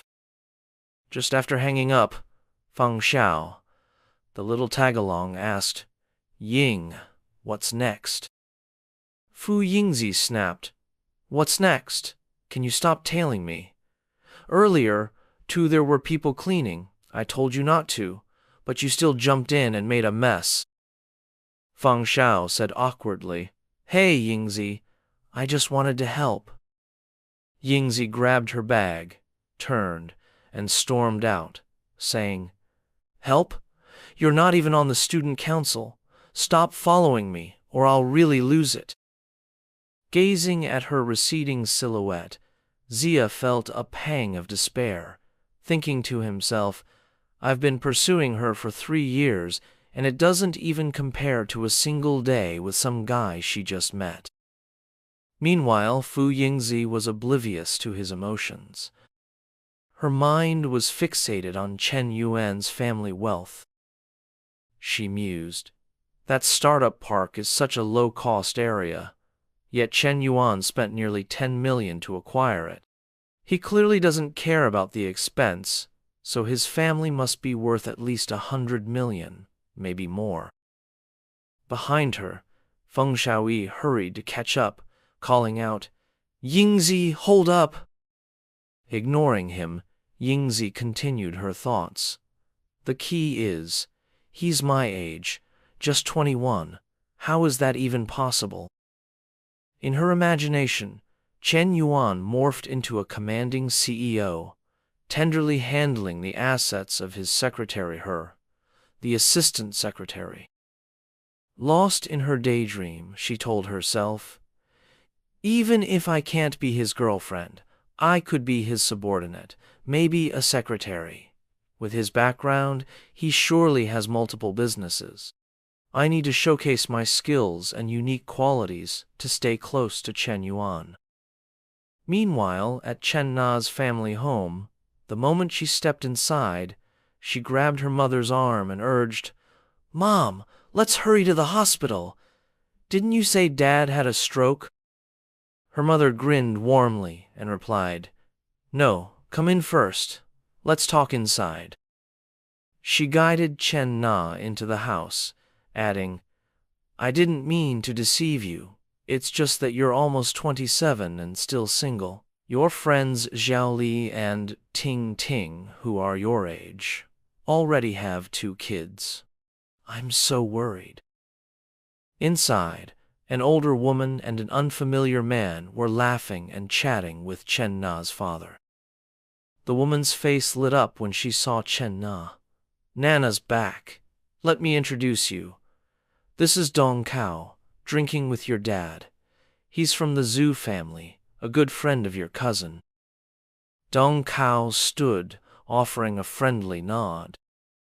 The woman leaned closer to Chen Na, whispering conspiratorially, Let me tell you, Cao runs his own company, manages dozens of employees, and earns tens of millions annually. He bought a car and a house ages ago. Turning to Cao, she asked, Cao, what kind of car do you drive? He replied modestly, Oh, it's nothing fancy, just a BMW 5 Series. Chen Na gave a small smile and said, Not bad. In her mind, she thought, Nice car or not, I should at least give him some face. Meeting his blind date, Dong Cao wasted no time. He pulled out a small box and said, Auntie, besides getting cigarettes and alcohol for Uncle, I brought you a little gift. I hope you like it. Chen Na's mother looked surprised. Oh, you got me something too? Cao opened the box, revealing a sparkling gold ring, and said, I picked it out specially for you at a reputable jewelry store. It's real gold, not too pricey. Just over 3,000 yuan. Chen Na's mom exclaimed, Over 3,000? And you call that inexpensive? The auntie chimed in, stoking the excitement. See that? Cao's so considerate. He'll definitely be a devoted son-in-law, right? Chen Na's mom laughed heartily, agreeing, Ha ha, absolutely. Chen Na's father called out, Cao, don't just stand there, come sit. On the other side, Chen Na pulled her mother aside, saying, Mom, let's go to the bedroom. I need to talk. Once inside, her mother frowned and said, This girl, Xiaodong, is still out there, saying things like that. Aren't you being rude to our guest? Chen Na replied, exasperated, Rude? You tricked me into coming home. Did you even consider how I feel? Her mother sighed with concern. Your dad and I are just worried about you. Look at Xiao Li upstairs. She's a year younger and already has 2 kids. Chen Na, visibly frustrated, said, Why must I compare myself to them? Forget it, Mom. I'm done talking. She pulled out her phone and texted Shen Yuan. Shen Yuan, I'm so mad at my mom. Turns out Dad's fine. They tricked me into coming for a blind date. Don't worry, I'll be back this afternoon. Chen Yuan replied instantly, I'm almost off the highway. Send me your address. Chen Na's eyes widened. Chen Yuan's coming to my house? She thought, wondering. What's he up to? Could he be? Overjoyed, she turned to her mom and said, Mom, I have a friend coming over soon. Her mother, surprised, asked, A friend? Boy or girl? Chen Na smiled cryptically. You'll see soon enough, Mom. Outside, the auntie was still playing matchmaker, saying, Brother, Cao and Nana are perfect together. They've got the look of a married couple. Chen Na's father raised his glass, chuckling. Drink, drink, it's all in the wine. Cao lifted his glass, saying, Here's to you, uncle. 15 minutes later, Chen Yuan arrived at Chen Na's house, arms full of gifts. Chen Na asked, Chen Yuan, why'd you bring so much? He smiled and said, It's my first visit to your parents. I can't show up empty-handed. Chen Na's mom asked, Na, who's this? Chen Yuan approached, carrying the gifts, and said, Hello, Auntie. I'm Chen Na's boyfriend, Chen Yuan. You can call me Xiao Chen. Just a small token. I hope you'll accept it. The room fell silent. Dong Cao was stunned, and the auntie, incredulous, asked, Wait, what did you say? Chen Na's father stammered, Boyfriend? Why haven't I heard of him? Her mother's eyes widened. What? Chen Yuan placed the gift boxes on the table and opened them, revealing piles of shimmering gold jewelry and gemstones. Chen Na's mom said politely, Xiao Chen, your visit is gift enough. This is too much. You're too kind. Chen Yuan smiled.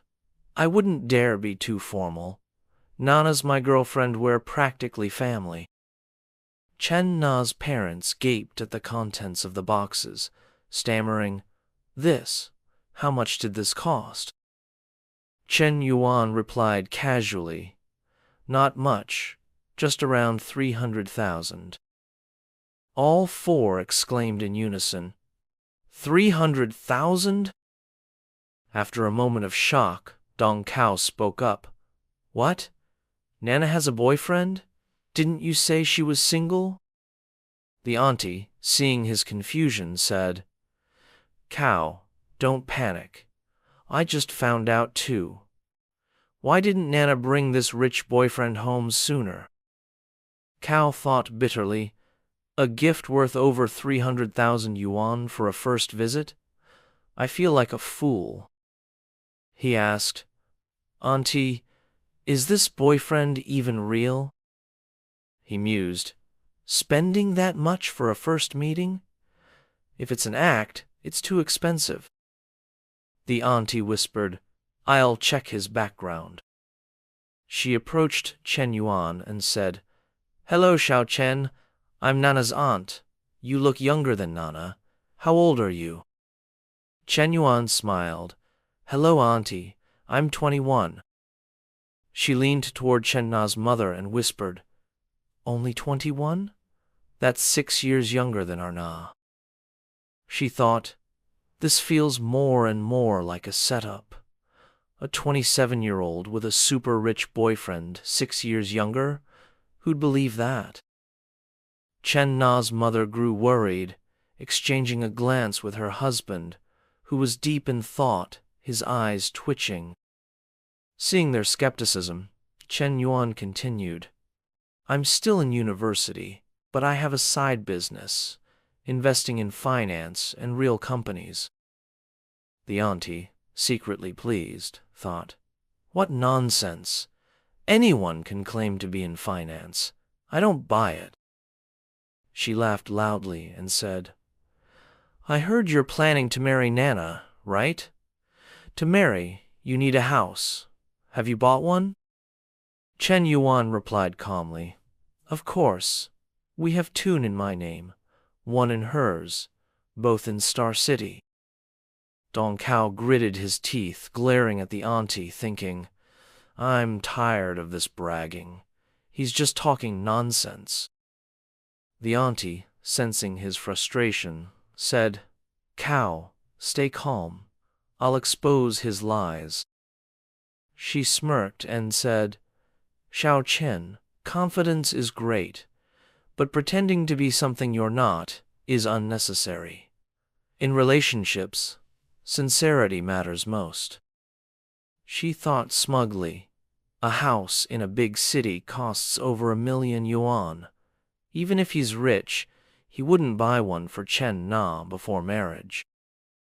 Chen Na's parents stood silently, exchanging glances.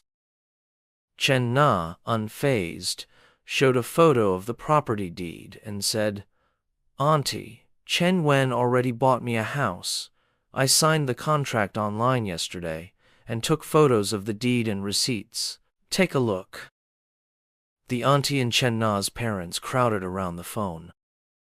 The auntie sneered. What a performance. Even prepared a fake contract? If you're rich, act rich. Chen Yuan didn't bother explaining. He pulled out his phone and said, Nana, the house should be yours soon, right? I'll transfer 1,000,000 yuan for renovations. Let me know if it's not enough. He thought, they probably think I'm a fraud, but they're family, so I'll ease their minds. Chen Na, surprised, asked, 1,000,000? Do we need that much for furnishings? Just then, her phone pinged. ICBC account ending in 5854 received 1,000,000 RMB at 12:18 on May 19th. Seeing the transfer, Chen Na's parents were stunned. Her mother mumbled, counting 1, 10, 100,000, million. 6 zeros. Her father gasped, It's really 1,000,000! The auntie, pale-faced, exclaimed, No way! Let me see! Seeing the number, she froze. My God, it's really 1,000,000, transferred right in front of us! How could I have questioned his ability to casually transfer 1,000,000 yuan to your girlfriend for home decor? What kind of influence must you wield to do that so boldly? Observing their reactions, Chen Yuan grinned at Chen Na. It's just a small sum of pocket change. If you don't spend it all, just treat it as extra spending money. Hearing this, Dong Cao froze, thinking to himself, "Thank heavens $1,000,000 is barely pocket money to him. If Auntie hadn't stepped in first, that slap would have landed on me." Reflecting on this, he quietly gathered his belongings and muttered under his breath, "Looks like I'm out of the game. Better cut my losses now." He continued to muse, "I wonder if I can get back those 2 bottles of Wuliang Ye and Diao Yutai I gifted earlier. What bad luck this time I got played before I could even make my move." But then he reconsidered, "Even though this blind date flopped, I can't let this trip go to waste. Who knows, a rich guy like this might be a valuable connection down the line." With that in mind, he approached Shen Yuan with a sheepish smile. "Brother Chen, if you've already dropped $1,000,000 on just interior decor, those 2 properties must have cost a fortune, right?" Hearing the question, Shen Yuan thought, "This guy's slick, setting me up to flex. Might as well go all in." He flashed a wide smile and said, "Not too pricey. Nana's apartment was around 3,000,000, and my villa's about 10,000,000. Scratching his head, Dong Kao responded, "Over 10,000,000 isn't pricey? Compared to you, my place is nothing." Seeing him cozy up to Shen Yuan, the aunt's face twisted in disdain. This kid's got no shame, switching sides so fast, she thought. But then she smirked to herself. Chen's basically family now, so I'd better grab what I can while the opportunity's here. She let out a hearty laugh and said, "Xiao Cheno, I mean President Chenmi, apologies for being so rude earlier." "I'm sorry, haha." Shen Yuan gave a gentle smile. "No need to be so formal, Auntie. We're family now, it's no big deal." Chen Na's dad, feeling a weight lift off his shoulders, beamed and said, "Xiao Chen, don't be so polite. Come back any time, all right?" Her mom joined in with a smile. "Exactly. Xiao Chen, you're too kind." Just then, a girl who looked strikingly like Chen Na burst through the door, dragging a massive speaker and shouting, "Mom! Dad!" It was Chen Na's younger sister, Chen Xinwu. Spotting Chen Na, she exclaimed joyfully, "Sis, you're back." She rushed over to hug her sister. Chen Na pointed to Chen Yuan and introduced him. "This is my brother-in-law, Chen Yuan." Xinwu turned to him with a cheerful, "Hello, brother-in-law." Chen Yuan responded with a warm smile, "Hello." But as he glanced at her, more developed features compared to her sister, he thought, she's definitely Nana's sister, though she's missing a bit of Nana's sharpness. But that innocent vibe, she's from the same mom, so why's she been raised to outshine her sister? Are these aunt and uncle playing favorites? Just then, Chen Na's dad's voice boomed, "All right, everyone's here, let's eat." Moments later, everyone was seated at the table. Chen Yuan picked up a wine bottle, poured a glass, and said, "Uncle, Auntie, I'd like to toast you both. Raising Nana wasn't easy, and I'm so grateful to have such an amazing girlfriend. After dinner, how about we go look at cars and houses together?" Chen's aunt broke into a cold sweat, thinking, no way. Buying for Nana is one thing, but now he's getting stuff for his future in-laws too. Is this guy some kind of god? Chen Na's parents weren't faring much better, their faces blank, heads buzzing with question marks. After what felt like an eternity, the meal ended, and Chen Yuan, along with Chen Na's family, purchased both a car and a house. Chen Na's dad said with a hint of complaint, "Xiao Chen, we're old. We don't drive much. Why buy such a pricey car?" Xinwu chimed in, "Dad, brother-in-law's just being thoughtful. Why complain?" Her mom added, The new house is 280 square meters. Your sister and I are rarely home. A big house feels so empty. Her voice trembled as she spoke. Seeing this, Chen Na took her mom's hand and said, "Mom, I'll visit you often, I promise." Watching their sweet moment, Chen Na's dad laughed. "My daughter used to grumble about not having a boyfriend, and now she's tearing up because she's got one. Oh, don't cry. Go upstairs and make dinner for Xiao Chen." After dinner, Chen Na led Shen Yuan to a room, setting up a place for him to sleep. She leaned her head on his shoulder, smiling contentedly, and said, "Chen Yuan, thank you." Chen Yuan replied, "Thank you for what? You're mine. Why would you need to thank me? I've got just one question." Chen Na looked up, a bit anxious. "What's that?" Chen Yuan grinned. "Tonight, your parents aren't gonna let us sleep in the same room, are they?" Chen Na blushed and said, "You'll sleep in the guest room. After my parents go to bed, I'll sneak over." With the plan in place, at 11 p.m., as soon as her parents were asleep, Chen Na crept into his room. She gently nudged him, whispering, "Chen Yuan, you asleep?"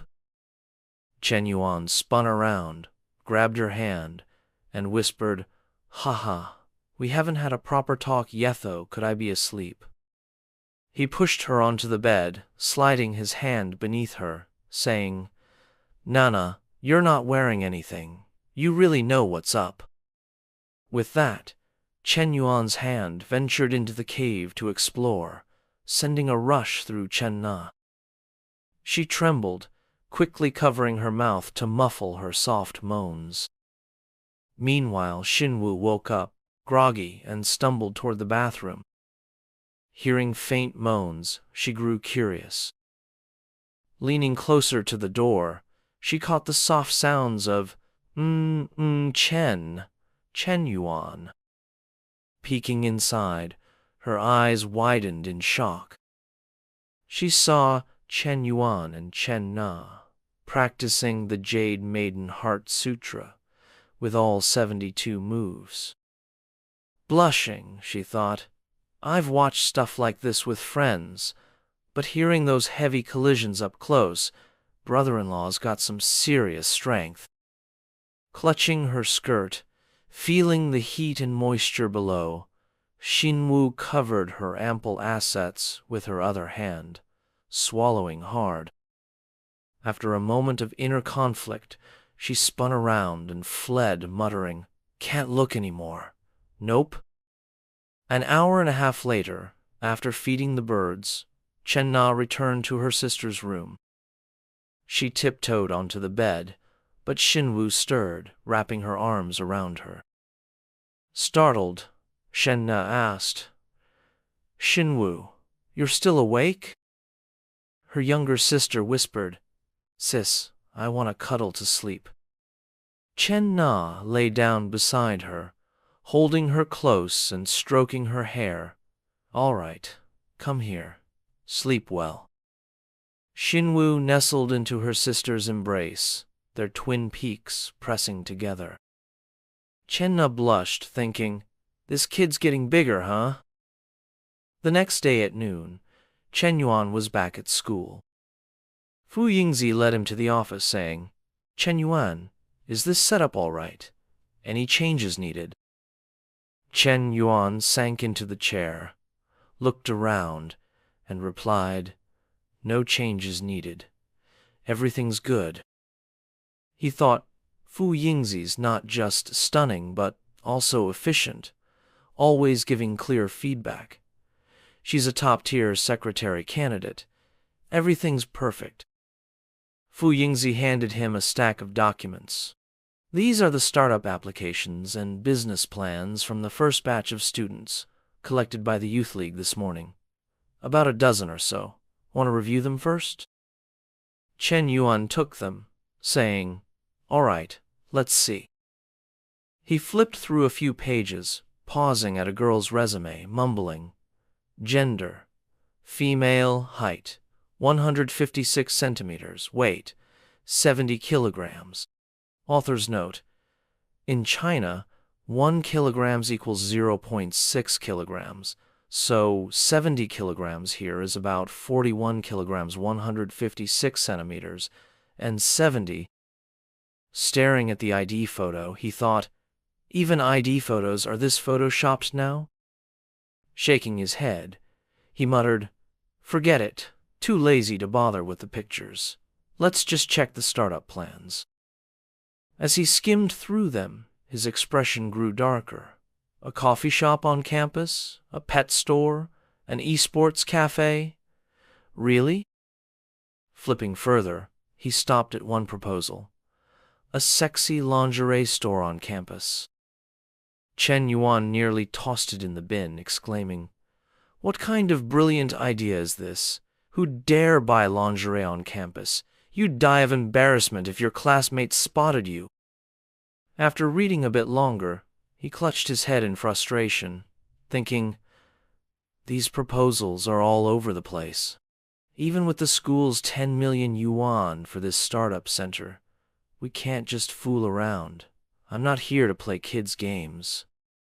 He imagined himself as an 80-year-old man in a wheelchair, chasing girls and muttering, sure, I can charm girls now for high rebates, but am I really going to do this forever? When I'm 80, will I still be hustling on the beach to flirt with girls in bikinis? No way. I don't want to be some old playboy.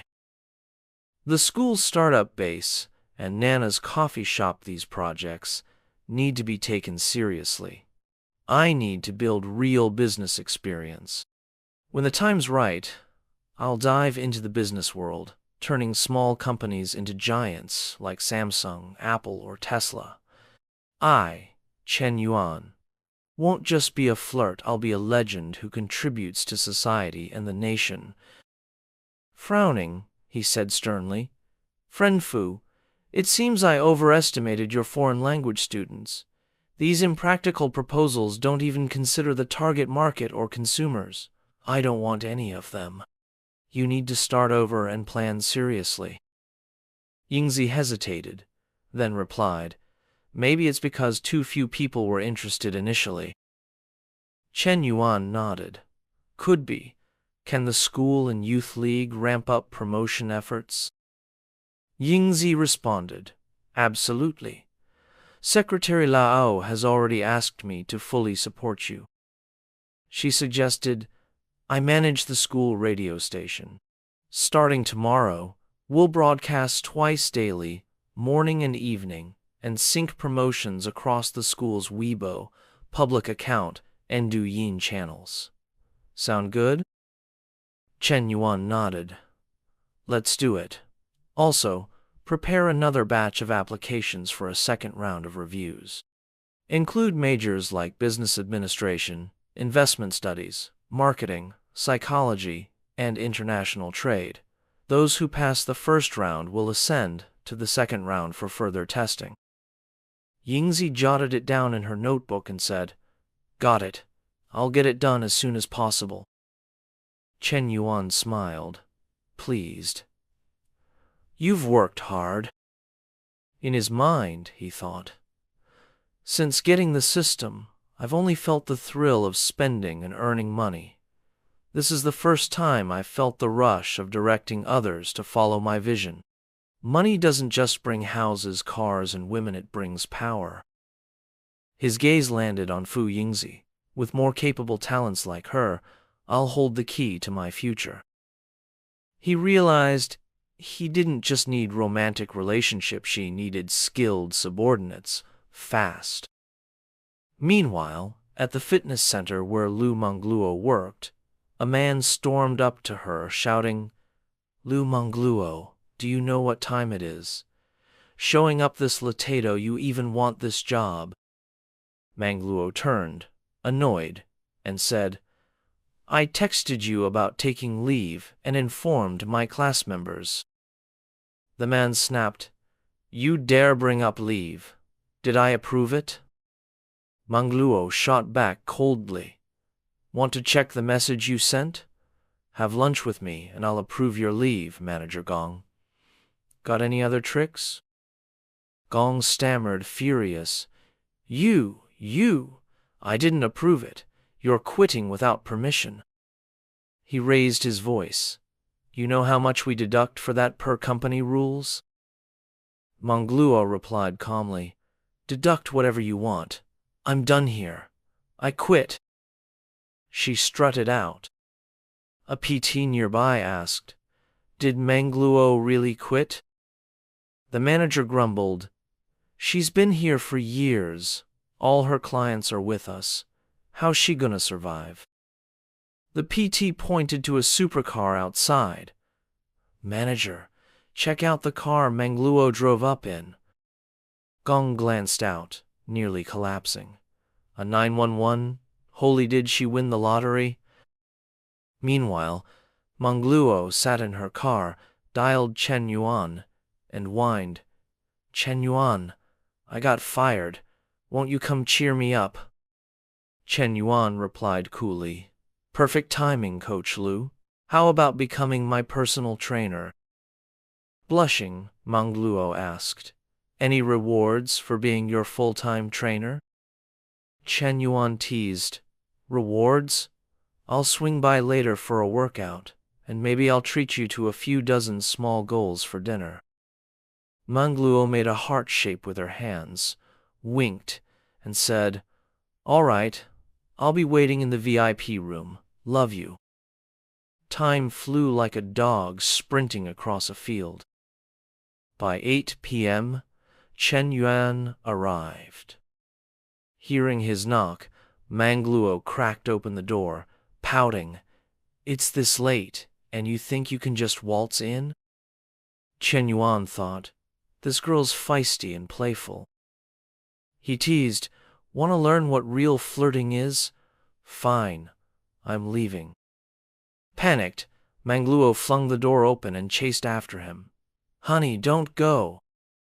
Shen Yuan faked anger. Didn't you say I couldn't come in? Mangluo grabbed his arm, cooing, Oh, Shen Yuan, I was just acting mad. Don't leave, okay? Noticing his gaze on her thin silk dress and its prominent features, she pressed her melons against his arm, blushing. Is my sincerity clear enough now? Shen Yuan's little brother stirred. He swallowed hard and said, All right, I suppose I feel some sincerity. For your sake, I'll stay. Like a beast unleashed, he dove into her ticket area, sniffing eagerly. After pressing her face against Mangluo's ticket booth, Shen Yuan kept his hands on her hips, massaging and gripping as he guided her toward the bed, then took a seat. Mangluo, showcasing her two prominent curves, looked irresistibly alluring and teased, Daddy, I wasn't behaving earlier. Are you going to discipline me? Those words instantly stirred Shen Yuan's senses. He leaned closer and murmured, What was that? Repeat it for me. Mangluo's cheeks turned pink. She brought her soft lips near his ear, her warm breath brushing against him as she whispered, Papa. The moment she spoke, Shen Yuan pinned her down, breathing deeply at her neck and saying, I love that name. Today, Daddy's going to turn up the heat for you. Mangluo shivered, letting out a soft moan. Daddy. With that, Shen Yuan drew his weapon and charged at Mangluo.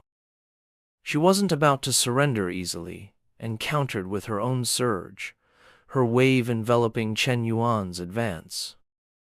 A fierce clash ensued, lasting a full hour. By then, Mangluo's body was numb, her gaze distant as she thought to herself, Forget the money, this alone makes Shen Yuan irresistible. Barely 2 minutes after stepping out, Shen Yuan wiped his lips, flashed a sly grin, and said, Hey, Aren't you my personal coach? I'm ready for another round. Don't quit on me now. Without pause, he found a narrow pass between her peaks and thrust forward. Manglu's eyes widened in disbelief. No way. So soon after finishing, you're ready again? This defies logic. They kept drilling for another hour until the well overflowed. Exhausted, they finally stopped. Manglu, drenched in sweat and gasping, exclaimed, "Oh my gosh, I'm done for. Is this how you treat me? Where's the gentleness you promised?" Shen Yuan smirked. "That was gentle. I only used half my strength compared to with Nana." Manglu scoffed. "Don't lie. I overheard you at the cafe. No way that was half." You clearly went all out. It's way different from last time." Her words made Shen Yuan pause. He glanced at himself, thinking, unending vitality. This skill keeps me going without fatigue, but my energy's draining. I've gotten thinner lately. He commanded, "System, show my stats." Instantly, a notification appeared. Height, 182 centimeters. Weight, 70 kilograms. Health index, 69. Shen Yuan broke into a cold sweat. "As I thought, I've lost 2 kilograms in 2 weeks, and my health index dropped 3 points. At 182 centimeters and only 70 kilograms, this isn't good." Turning to Manglu, he said, "Coach Lu, let's hit the gym tomorrow morning." Manglu replied, "Planning tomorrow already? What if you change your mind?" Misunderstanding her, Shen Yuan clarified, "All you think about is that? I mean real exercise. Look at me, I'm too skinny." Manglu burst out laughing. "Ha ha! You finally see you're a scrawny pup." Annoyed, Shen Yuan shot back, "Keep talking, and I'll make sure you can't walk." Manglu quickly raised her hands. "My bad, Daddy. I won't do it again." Smirking, Shen Yuan said, "That's better. Now, help me make a serious workout plan." Manglu stood, wrapping a towel around her curves, and said, "I'm showering first, then I'll draft your diet and exercise plan.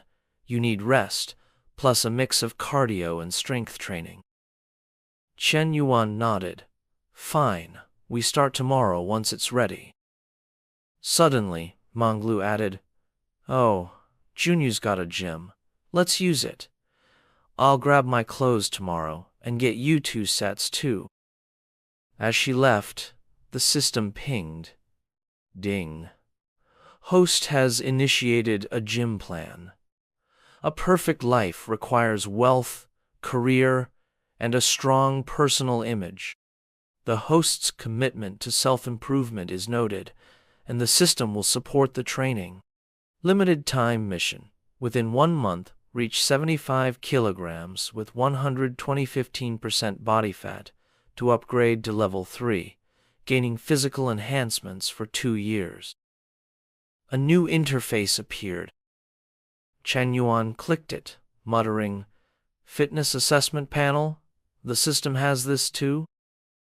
Another notification popped up. Height, 182 centimeters. Weight, 70 kilograms. Health index, 69. BMI, 20.1. Body fat, 21%. He thought, the mission's just weight gain and fat loss. His eyes landed on an Enter button. Clicking it revealed options: business management, investment strategy, negotiation skills, human resource insight. Thrilled, he thought, fitness is just one part. If I complete the system's tasks, I'll master these skills in a month, stuff others take years to learn. Incredible. The next morning, Manglu returned with workout clothes and a lunchbox, saying, "Hotel breakfast is too heavy, so I made you a fitness-friendly breakfast and lunch." Shen Yuan opened it, revealing protein-packed dishes. "Impressive, Coach Lu," he praised. Menglu put her hands on her hips. "You better appreciate my effort. No treating me like last night." He teased. "Just bad? Nothing else?" Menglu gave a thumbs up. "You're great, okay? Now eat, we're hitting the gym." Shen Yuan grinned. "All right." At the gym, Menglu's figure drew every man's gaze. A weightlifter stared at her chest, thinking, when did we get a coach this stunning? A treadmill runner ogled her curves, her body's unreal. As Menglu adjusted a machine's weight, a nearby guy's body reacted. He covered himself, muttering, "Can't look anymore, or I'm done for." Another gym-goer flexed, eyeing Shen Yuan. "How's a weakling like him with her? She's perfection. She should be with me." Menglu guided Shen Yuan. "Widen your movements, no cheating with momentum." Nearby, Jun, who stole Shen Yuan's ex, spotted them. Shocked, he thought. Shen Yuan? Who's that goddess with him? He was with a beauty at Gwyn last time, and now her.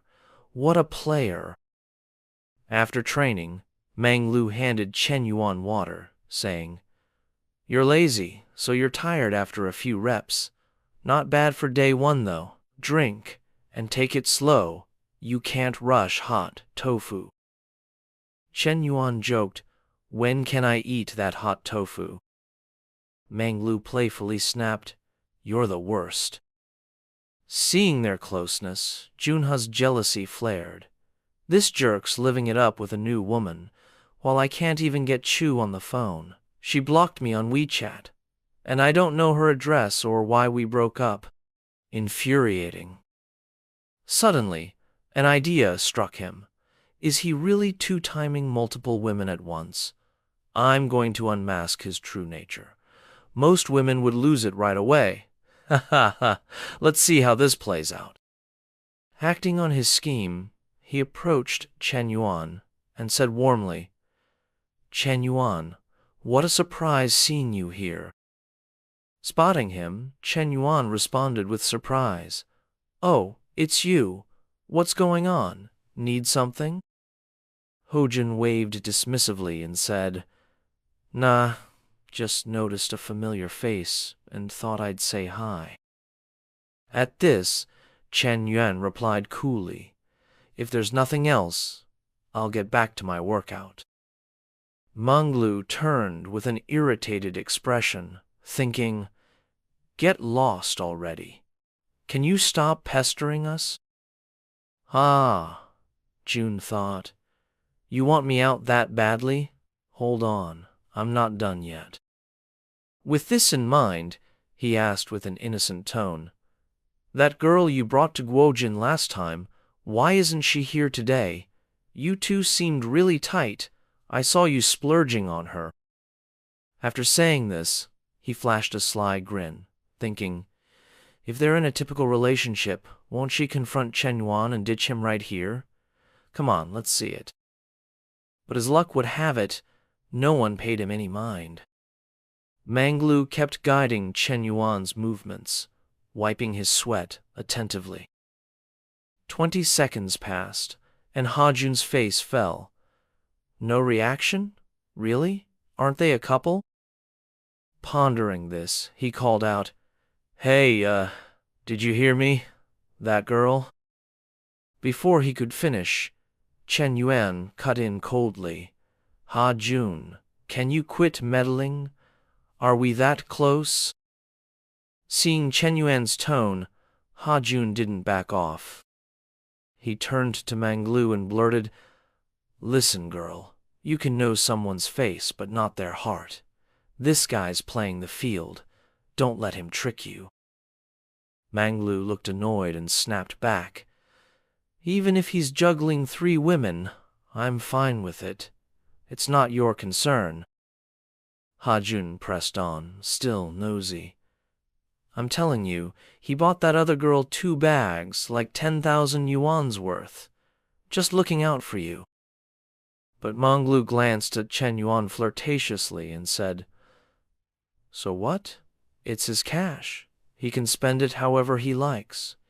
If he's happy, I'm happy. She thought, he got her 2 bags? Shen Yuan bought me a car worth over 2 million yuan. Hearing this, Ha-jun's face twisted like a sour lemon, thinking, what's happening here? She knows she's being played and she's still cool with it? What's their deal? Not letting him keep blabbing, Manglu wiped sweat from Shen Yuan's face and shot Ha-jun a glare. Please step back. Your presence is seriously disrupting our training. At this, Ha-jun stomped off, fuming and grinding his teeth. What kind of people are these? Completely irrational. Seeing his furious look, Shen Yuan thought, Coach Lu is my personal trainer and caretaker. Her role is crystal clear. Why's he so nosy? Next time I want to mess around, I'll do my research first to avoid a third wheel. Manglu turned to Shen Yuan and said, Shen Yuan, let's keep going. They trained for 2 solid hours before wrapping up. Manglu praised him. You did great today. Your form was spot on, but tomorrow we'll need to up the intensity. Shen Yuan teased, I'll up the intensity for you tonight, and you do it for me during the day. Is this payback? Manglu blushed and said, Not like that. Today was about getting comfortable with the movements and equipment. Once we're settled, we'll definitely lift heavier. Seeing her seriousness, Shen Yuan stopped teasing. All right, my muscles are stretched enough. Let's hit the showers. Moments later, they were back in the room. As they entered the bathroom, Shen Yuan pulled Manglu close and said, Coach Lu, there's one more area that needs work. Caught off guard, she gasped, huh? Before she could say more, Shen Yuan unleashed his charm, pinned her against the wall, and started caressing her, saying, This spot right here. Manglu could only sigh, You naughty boy. After who knows how long, after expending all his energy, they finished showering. While drying her hair, Manglu called out, Hubby-o, I mean Daddy, are we heading back to school tonight, or... Before she finished, Shen Yuan cut in, I've got plans tonight, just stay here. Manglu replied, This room's too big. I don't feel comfy staying alone. I'll head back to my little apartment. Shen Yuan smiled and said, Fine, you handle it. Oh, and call me that again. At this, Manglu leaned on the table, washed her hands, and struck a playful pose, saying, What? Then she purred, Ah, Papa. Her favorability rating ticked up to 88. Seeing this, Shen Yuan thought, My favorability's up 2 points since last night. The 90-point mark isn't far off. I can't wait for the system's special reward. Soon after, showered and dressed, Shen Yuan left the junior hotel and headed back to school. As he walked in, he spotted Fangzi clinging to Yingzi. He couldn't help but think, this simp, so persistent. With that, he opened the door and strode into the room without a word. Yingzi hurried over and said, Shen Yuan, I'm sorry. He saw me at the canteen and insisted on tagging along. I've told him multiple times, but he won't listen. Fangzi quickly added, Don't blame Yingzi.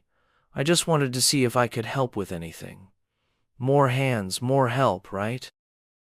Hearing this, Shen Yuan paused and said icily, No need. There's nothing you can do. With that, they walked inside and slammed the door in Fangzi's face. Not only that, but the curtain by the door was promptly drawn shut. Fangzi was stunned, thinking, just Shen Yuan and Yingzi in there? They shut the door and closed the curtains. What are they up to? It's just a dorm. Why even have curtains? Intimate scenarios flashed in his mind, and he instinctively covered his face, panicking, My Yingzi, don't tell me. Inside, as they sat down, Shen Yuan asked, How's the promotion going? Yingzi glanced at her report and said, The posters and content are up. The public account, Weibo, Quisu, and even the school's confession wall have it. Views and engagement are solid, but the new business plan needs more time. Shen Yuan replied, I'm planning another promotion wave to boost the buzz even more. Yingzi asked, surprised, How do you want to do that? Anything I need to arrange? Shen Yuan raised a finger and said, Plaster my name across that entrepreneurship zone so every international student knows I'm the big shot behind it. Drop some attention-grabbing posts or captions like, OMG, our school's entrepreneurship zone just scored a 10 million yuan investment. No way, it's student-funded. I'm shook. We've got a secret billionaire on campus. But keep my identity under wraps for now. Build the hype first. Yingzi caught on immediately, thinking, So, we're teasing info bit by bit, hyping them up until they're dying to know. Then bam, Shen Yuan steps in when the buzz is at its peak, right? She mused, No clue why he wants the spotlight, but it's not my business. I just do what he says. Shen Yuan, pleased, said, Exactly.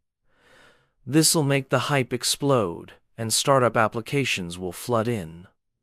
With enough data, we can pick the real winners. He thought, First, I get clout in school and the education world. Second, it's easier to spot top-tier juniors and seniors. Third, after dropping 10 million, the system will hook me up with a whole industry. He added, For max impact, keep it quiet at first. Any issues with the rollout? Yingzi replied, Nope. We can have unofficial accounts post first, then use burners to stir up the comments. Shen Yuan nodded. Perfect. That's the plan. Now, what do you want from me? Yingzi was caught off guard. Huh? Didn't expect him to just ask like that. I was kinda hoping we could date, but he's got a girlfriend and probably isn't into me. After a pause, she said, Internships start next semester. You know how it is for private school students like us. Good jobs are tough to find, especially in marketing. I was thinking, if I could work for you, maybe I'd earn more than the usual gigs. Shen Yuan thought, She's still a student, so she's being coy, huh? If she just said she wanted me, we'd roll with it. He asked, How much more are we talking? Yingzi hesitated, then said, 8,000. She thought, marketing jobs for fresh grads pay like 3,000 to 4,000 yuan a month. 8,000 is double or triple that. Worried about rejection, she was relieved when Shen Yuan said, I'll make it 10,000, plus bonuses and perks if you do well. You'll work for me from now on. Yingzi's eyes widened. He's paying that much? Wait, what does work for me mean? The tension spiked when Fangzi's whiny voice came from outside. Yingzi, are you done talking yet? What's taking so long? Shen Yuan cursed in annoyance. That clingy simp is such a disgrace to guys. Yingzi said, Sorry, I'll go talk to him. Shen Yuan stopped her. Wait, I'll handle this once and for all. Yingzi looked surprised. huh? Before she could react, Shen Yuan leaned in and gave her a quick hickey on the neck. Admiring his work, he said smugly, "Let's go." Arm in arm, they walked out, putting on a show. As soon as the door opened, Chen Yuan declared, "Ying, you need a 'no simps allowed' sign." Seeing this, Fengzi's heart shattered. Teary-eyed, he asked, "Ying, what's happening?" She replied coldly, "Stop coming around. I have a boyfriend now." Fengzi sobbed, "Boyfriend? When did you two get together?" Yingzi answered, "Just now. Stay away from me, or both Chen Yuan and I will be really annoyed." With that, Fengzi's world collapsed. He crumpled to the ground, wailing, "Ying! No! Yingzi wouldn't do this!" After a long cry, Fengzi staggered away. Watching him go, Chen Yuan thought with a smirk, "Sorry, pal. Money talks. Deal with it." Yingzi pointed at her waist and asked, "So is Chen Yuan like?" Chen Yuan let go and said, "Yeah, he probably won't bug you anymore. If there's nothing else, I'm out." He bolted, leaving Yingzi watching him go. Later, back in his room, Chen Yuan plopped on his bed, thinking, "Honestly, Vice President Yingzi is total secretary material, but I'm not skilled enough to run a company well yet." He opened his business management skill panel, thinking, "Without the skills, even with all this money, I'm just a nouveau riche. Gotta unlock this knowledge fast to level up." He mused, "School's required courses cover management basics, but when I think about what I've learned, I feel underprepared." Just then, the system pinged. Ding.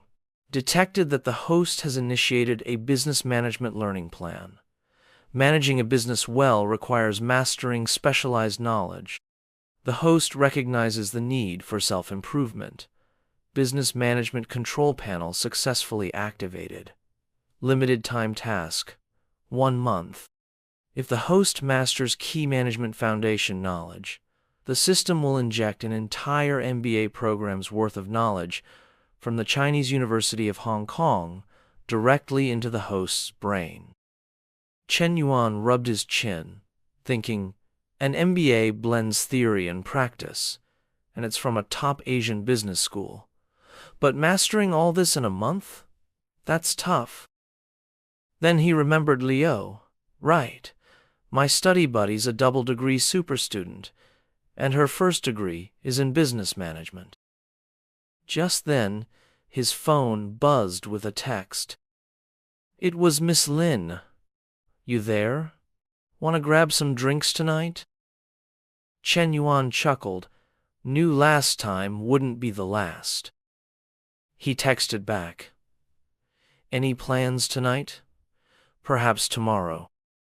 Yang read the message, feeling a touch disappointed, toying with her wine glass, and muttered to herself, "Tomorrow, huh?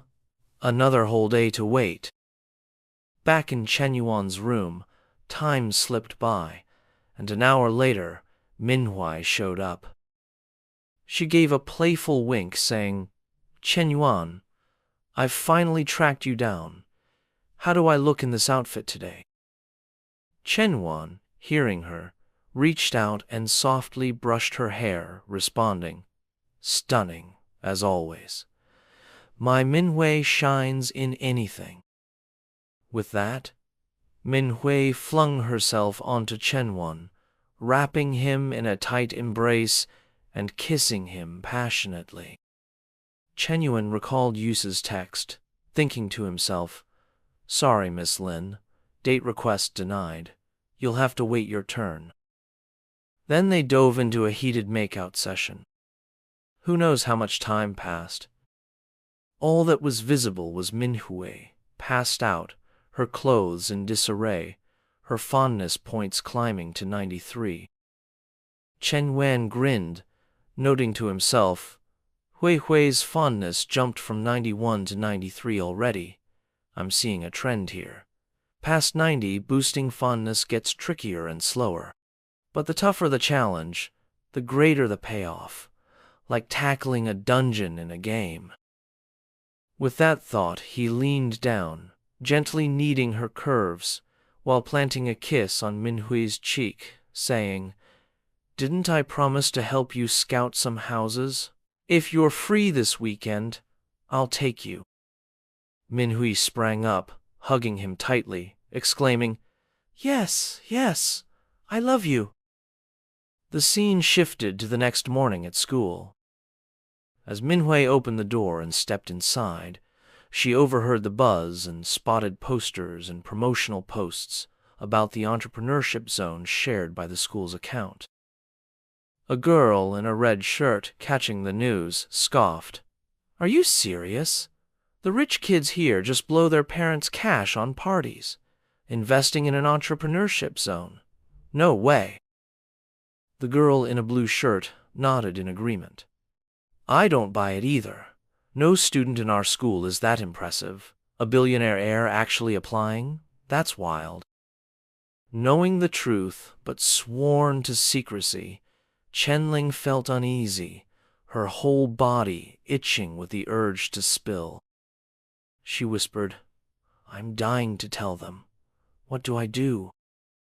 Minhui pressed a finger to her lips, signaling quiet, and replied, You've got to keep it under wraps. Shen Yuan doesn't want us saying anything yet. Chenling spun around, flashing a cheeky wink, saying, Oh, I have no idea what Shen Yuan's scheming. Isn't that like wearing fine silk in the dark? You're speaking facts. She added, You've landed a prize like Shen Yuan. Hey, ask if they need a maid or helper. I'm done working hard. Minhui, hearing this, chuckled and patted her shoulder, saying, What? Like a live-in personal nanny? Chenling shot back, Nice one, Minhui. You think I'm aiming to be a mistress? I'd love to, but they wouldn't even notice me. With that, Chenling playfully poked at Minhui's chest, teasing in a light-hearted tone. You're still the queen, Minhui. I bet he was over the moon last night, right? Minhui blushed, responding, Oh, come on, stop it. Chenling didn't let up, pressing her chest against Minhui's with a sly grin, saying, Admit it, isn't that true? Fine, Minhui sighed, exasperated. You're such a nuisance. Meanwhile, in the library, a tomboyish girl burst in, calling out, Yuping, did you hear? Some students supposedly dropped 10 million yuan on the startup zone. Yuping, without lifting her eyes, replied, Yeah, I saw it. Do I look gullible? You believe every rumor? The tomboy continued, I thought the same. 10 million yuan? To toss that into a startup zone, their family's got to be worth hundreds of millions at least. If our school has a sugar daddy like that, I'd do whatever to win them over. Yuping rolled her eyes. Keep dreaming. Someone that loaded wouldn't even spare you a glance, would they? The tomboy cleared her throat and said, If someone really threw down that kind of cash, they'd be flaunting it already. Not just anyone can pull that off. And what's the point of all that wealth if you can't show it off? Exactly, Yuping agreed. Take Shen Yuan. He gets a bit of money and suddenly he's acting all high and mighty, chasing girls left and right, even helping old ladies open coffee shops. The tomboy nodded enthusiastically. Totally. Last time I gave him some advice, he humiliated me so bad. Ugh, don't even bring up that jerk. At the same time, whispers and rumors spread like wildfire across campus. Everyone was talking about the mysterious, super-rich, second-generation student. Some bought into it, Others didn't. Opinions were everywhere. Meanwhile, Shen Yuan was quietly pushing forward with his plan. He swung open his car door, still talking on the phone with Liao. "Counselor Liao, I need your assistance with something. I'm interested in studying business management, and I'd like your guidance on the key concepts." Liao Xiao was instantly wary. "Shen Yuan, what's your game this time?" Shen Yuan slid into the driver's seat, fastening his seatbelt, and responded with an innocent tone. Liao, unconvinced, replied, "Oh, really? All right, fine." Shen Yuan then said, "I'm nearly at your place." Liao sounded surprised. "My place? You're not planning to stir up trouble again, are you?" Shen Yuan adopted a serious expression. "You know me, I'd never do anything out of line." Noticing her hesitation, he added, "Relax, counselor." A short while later, Shen Yuan arrived at Liao's doorstep. She opened the door, her voice tinged with concern. "Shen Yuan, before you step inside, promise me you won't repeat last time's antics." Without missing a beat, Shen Yuan replied, "I promise." Liao pressed, "Are you certain?" Shen Yuan met her gaze with earnest eyes. "Absolutely certain." Reassured, Liao swung the door wider. "Okay, come in then." Once inside, Shen Yuan headed straight for the table and sat down. Liao pulled out a stack of papers, saying, "This is the business administration textbook I used in college. I've highlighted the main points in the first 3 chapters." She handed the materials to Shen Yuan. "This knowledge is mostly about memorization. Try connecting it to real-world scenarios. As you study, it'll help you retain it better." Shen Yuan accepted the documents and said, "Got it. I'll commit it to memory." And so, Shen Yuan spent the entire afternoon studying diligently. Liao sat nearby, quietly watching. After some time, Shen Yuan paused, turning to fix his gaze on Liao Xiao intently.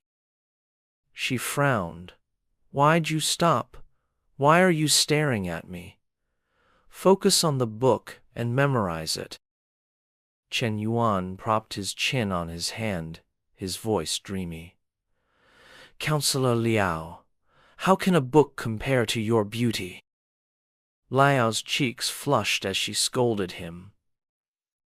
"There you go again. Didn't you promise to study seriously?" Quick as lightning, Shen Yuan leaned in close. "I am here to study seriously, but I also want you to be my girlfriend. Those two aren't mutually exclusive." Liao stood abruptly, visibly displeased. What nonsense is this? Shen Yuan darted behind her, wrapping her in a tight embrace. "It's not nonsense, I'm dead serious, Counselor Liao." Panicked, Liao exclaimed, "Stop it, Shen Yuan. My younger sister is asleep in the other room." Shen Yuan grinned mischievously. "Even better that she's here, we can announce our relationship." Liao struggled faintly. "Let go, Shen Yuan. I haven't even agreed to be your girlfriend." Before she could finish, Shen Yuan spun her around, kissed her lips, and declared, "You'll agree eventually." Liao, stunned, thought to herself, "He promised so solemnly before coming in, and it's barely been 1 session. As expected, men are liars." At that moment, Shen Yuan's hands began wandering again.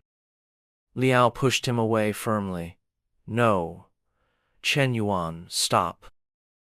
Suddenly, the door flew open, and Liao Mang stumbled in, rubbing her eyes, only to freeze in shock. There, in the living room, were Chen Yuan and Liao in a compromising position. Internally, she screamed, "What the heck? My sister and Chen Yuan are going at it on the couch. Since when did she get so bold?" With that, she slammed the door shut faster than lightning. Flustered, Liao shoved Chen Yuan off, exclaiming, "What do you think you're doing? My little sister saw everything."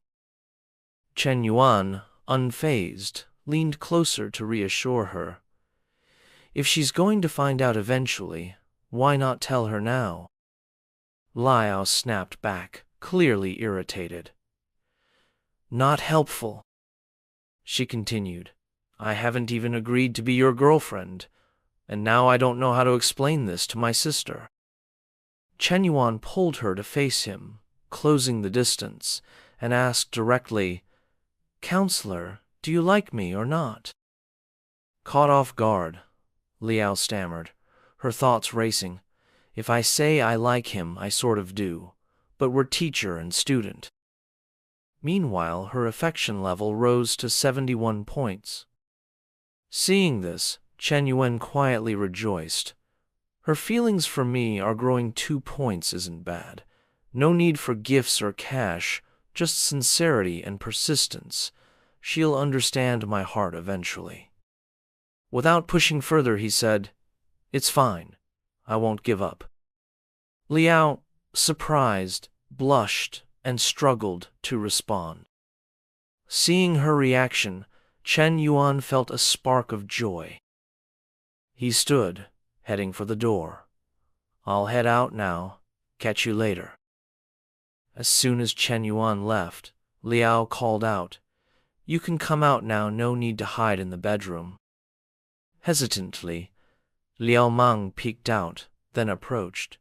"All done?" she asked. Liao bent down to gather the documents, replying, "Hmm." Mang leaned closer, curious. "Sis, are you and him, like, official now? Should I call him brother-in-law?" Embarrassed, Liao clenched her fists and stuttered, "Not exactly." Surprised, Mang pressed, "Not yet? How are you two doing that without being official?" Liao faltered, "We haven't gone all the way yet." Mang pushed further. "So, what do you really feel?" Liao's heart was a jumbled mess. "I don't even know anymore," she admitted, embarrassed. Seeing her sister's expression, Mang smirked, thinking, "She's totally smitten and doesn't even see it." Before they knew it, evening arrived, and Chen Yuan was at MS Cafe. Yu Cheng was already there, preparing for the night in a revealing 2-strap dress that flaunted her curves. Spotting Chen Yuan, she said, "Chen Yuan, I hope it's not inconvenient. I've been feeling down lately and wanted to talk. Not taking up too much of your time, am I?" Chen Yuan sat across from her. "It's fine, Miss Lin. What's wrong? You seem upset." Yu Chang lowered her gaze, a hint of sadness on her face, hesitating before speaking. "Zheng Shenyang is getting worse, staying out all night. Lately, he doesn't even hide it. He comes home reeking of other women's perfume."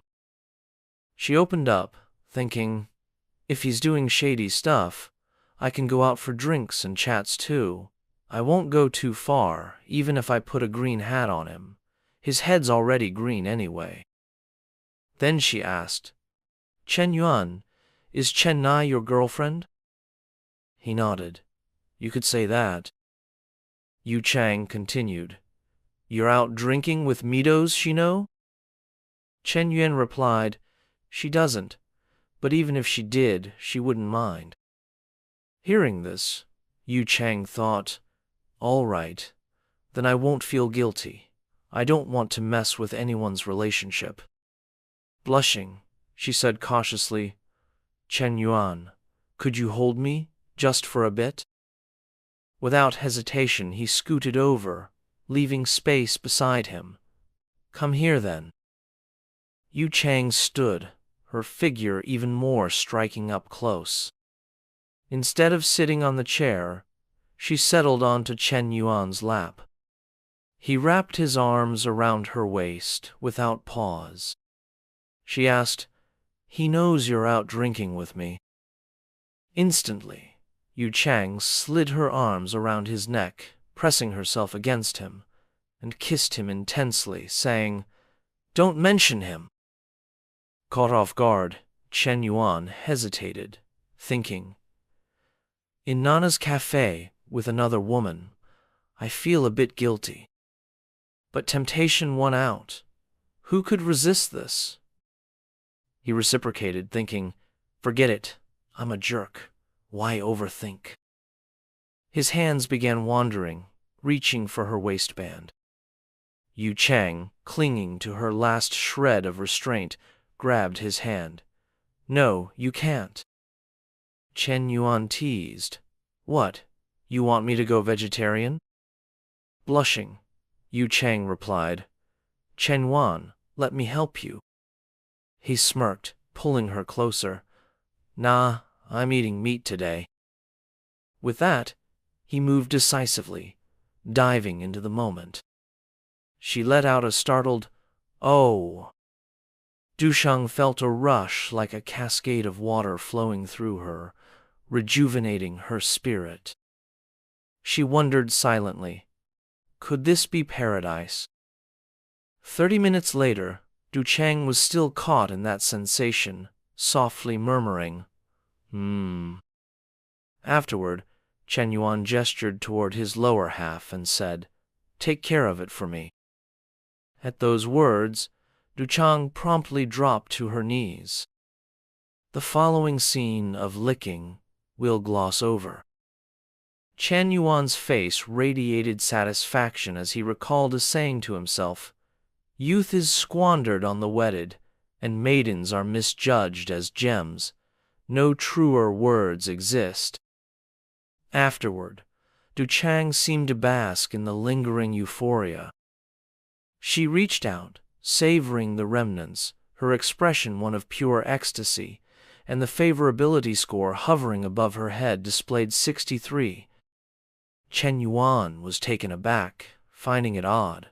Typically, with others, such progress only happened when favorability exceeded 60. With her, though, it surfaced post-encounter. Then, a system notification appeared. "Congratulations, host, for achieving over 60 favorability with 5 NPCs. Stage mission accomplished." A fulfilling life requires ample encounters with the opposite sex. System rewards: Effective Study Card X2, Special Skill Pack Exchange Card X1, Perfect Life Lucky Wheel X2. Reading the notification, Shen Yuan thought gleefully, "I didn't expect the system to assess not just favorability value, but also the number of NPCs." With that in mind, he mused, "Let's see what's in store this time." He tapped to inspect the effective study card. When reading, you can instantly commit the content to memory, etched deeply in your mind. Each card lasts for 1 hour. He rejoiced inwardly, thinking, "This is fantastic. Textbooks take too long to study. With these cards, I can complete the business administration major's tasks in just hours." With that, he moved on to the next item: Perfect Life Lucky Draw. A chance to win various premium cards, attribute point boosts, tangible items, or industry cash. His eyes sparkled. Incredible. The thrill of drawing prizes is unreal. It'd be amazing to win a companion. At that moment, Dusheng snapped out of her reverie. She stood, brushing her hair behind her ear, and said, "You seem thrilled. Emotions really are infectious. These past 30 minutes, I felt an unparalleled joy." Shen Yuan paused, stunned by her words. Du Cheng turned to leave, adding, "Come on, Shen Yuan, let's head back. Oh, let's meet again soon." Confused, Shen Yuan thought. Huh? Again? Is she thinking long-term? After that intense encounter with Linu Cheng, Shen Yuan finally returned home. As he shed his clothes, a message pinged. Checking it, he saw a flood of screenshots. No one at our international business school drives a G-class. If you're gonna lie, at least do your homework. Not just our school or the business department, even the foreign languages school has no students with G-wagons. This guy's just spewing nonsense. Let's treat it as a joke. Lying's free, after all. Reading the comments, Chen Wen muttered. These are the online remarks Feng Hui sent with those screenshots. Being criticized was oddly beneficial. Doubts sparked debates and buzz. He replied, leak some details slowly, like my department, major, and year. Just keep my name out of it. Fang Men responded, got it, will do. Setting his phone down, Shen Yuan thought, project stuff can wait. Let's see what else the cheat system has up its sleeve. He opened the system panel, and a notification popped up. You have 2 lottery draws available. Would you like to proceed? Yes or no? Shen Yuan said, yes. The system chimed, congratulations, host. You've won a 500-meter shop in Yawan urban area. Reward collection instructions. Visit the Yankee Yan Business Center within 1 week to claim. His eyes lit up as he exclaimed, wow, a street-facing shop in Yonggi Yawen. That's the ritziest area in Xincheng. This is another income stream. Even if I don't use it, I can rent it out. After celebrating, he tapped for the second draw. The system announced, congratulations, host. You've received 2 physique attribute modification opportunities. Shen Yuan rubbed his chin, thinking, modify physique attributes? If I tweak body fat or weight, the physique mission could be done instantly. He opened his attribute panel.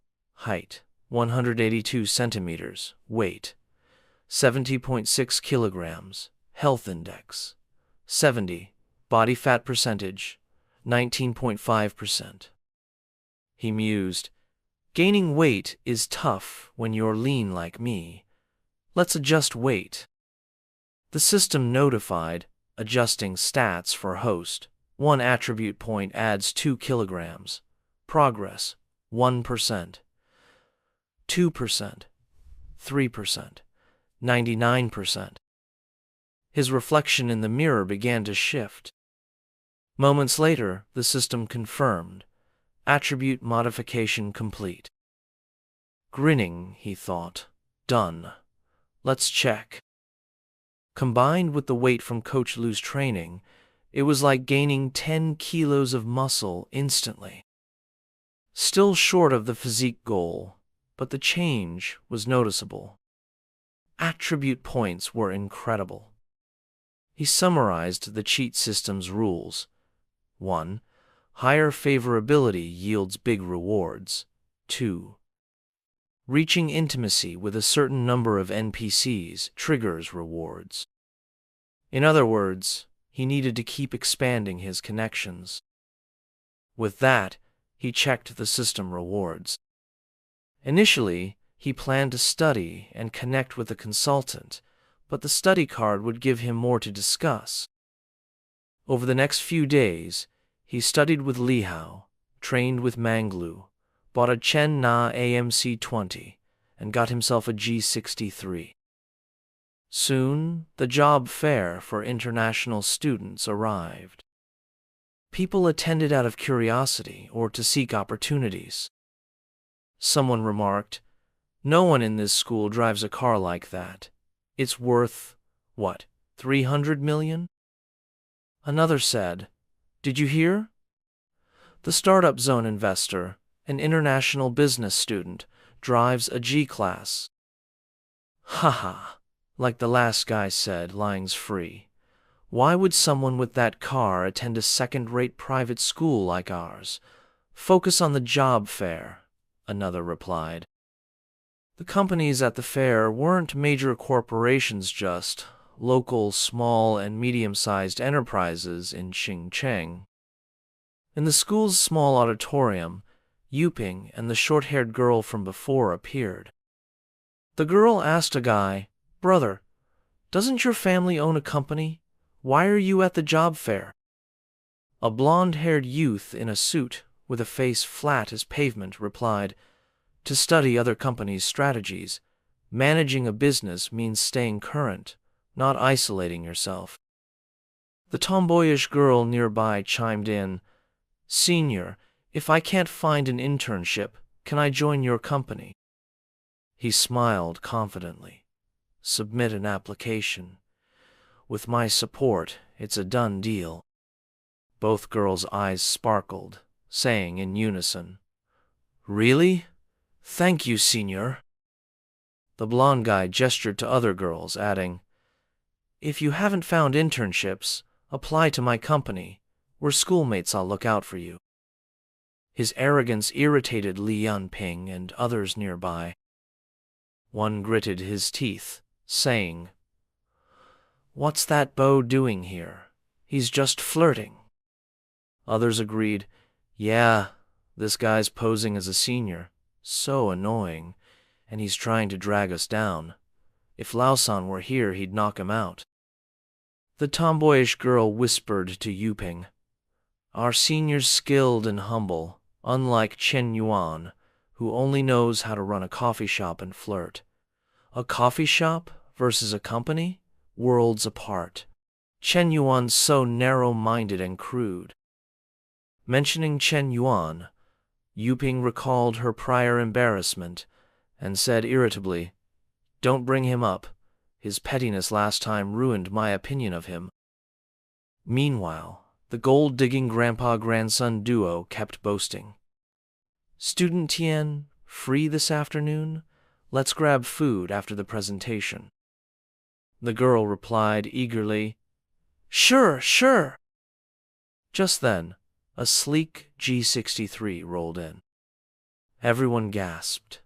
"Aren't outside cars banned on campus? What's this?" Their eyes widened. "Wait, that's a G-class!" Yuping and her sidekick, Zongboy, turned instantly. G-class? Everyone's been talking about it. The student who invested 10 million in the startup zone drives that. Zongboy whispered, "If that sugar daddy's really from our school, he's worth more than the senior." Yuping thought, "If I could meet him, I'd ditch the senior in a second." Just then, Shen Yuan lowered the window, leaned out, and said, "La Huang, Lao Cao, what are you doing? Hop in, I'll drive you back to the dorm." Their jaws dropped. Yuping thought, Chen Yuan? How's he driving that?" Both exclaimed, "The luxury car driver's Chen Yuan." Huang Hai, who'd endured the old guy's bragging, was overjoyed. "He's here, driving the G-class, right on time." Yuping stormed over, pressing her face to the back seat window, thinking, "No way it's Chen Yuan. Someone else must be inside. He's probably just the driver." Lao leaned in, asking, "What you whispering about?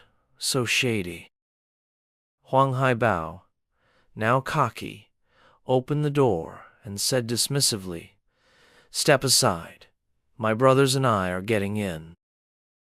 As the car drove off, Zongboy regretted, "A top-tier sugar daddy was right there, and I missed it." She asked, disappointed, "If we apologized to Chen Yuan, would he accept?" Yuping, still shocked, stammered, I don't know." Soon, news that Chen Yuan drove the G-class spread across campus, especially in the girls' dorms. One girl declared, "That's it. My goal's Chen Yuan from now on. Another replied, obviously. If it was some 50 or 60-year-old, girls might hesitate. But Chen Yuan's young, handsome, and successful at 21. What's to think about? Go for it. In another room, a girl bragged, I got his WeChat. Watch me charm him. Her roommate asked, don't you have a boyfriend? She shrugged. So? If I can be with Chen Yuan, my current guy's history, I'll tell him to get lost. In Fu Ying's room, a girl called out, Sister Yingzi. It was Jing Han, Yingzi's junior. Yingzi asked, Jing Han, what's up? Blushing, Jing Han said, you're working with Chen Yuan on the startup zone, right? Can you introduce us? Yingzi raised an eyebrow. You're a sophomore. Shouldn't you focus on the radio station and becoming station manager? Why are you thinking business? Jing Han replied, the job market's rough. I need to plan ahead. Yingzi saw through it, thinking, sure, I almost bought that.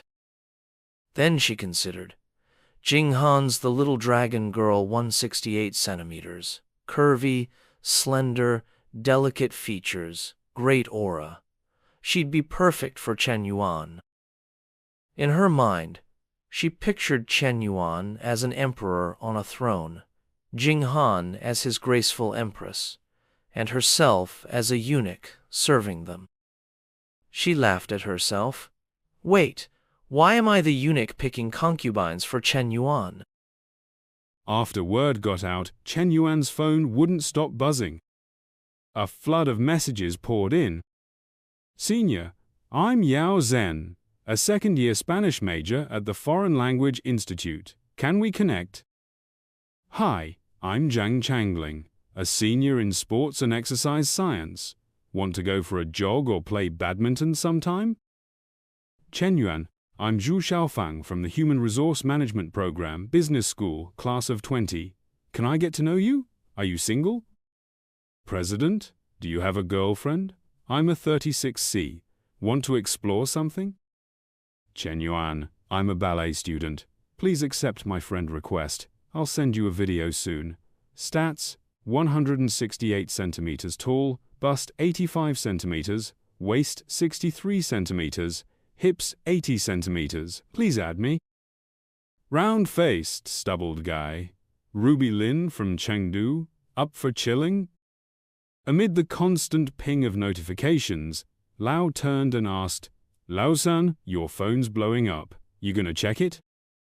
Chen Yuan, sprawled on his bed, muttered, No way. It's kinda disgusting. Lao raised an eyebrow and said, What? You're tired of all these girls hitting you up? Chen Yuan waved his phone, showing the stack of messages. Rubbish. If it was just girls, I wouldn't mind. But there's a ton of guys too. I'm not into that.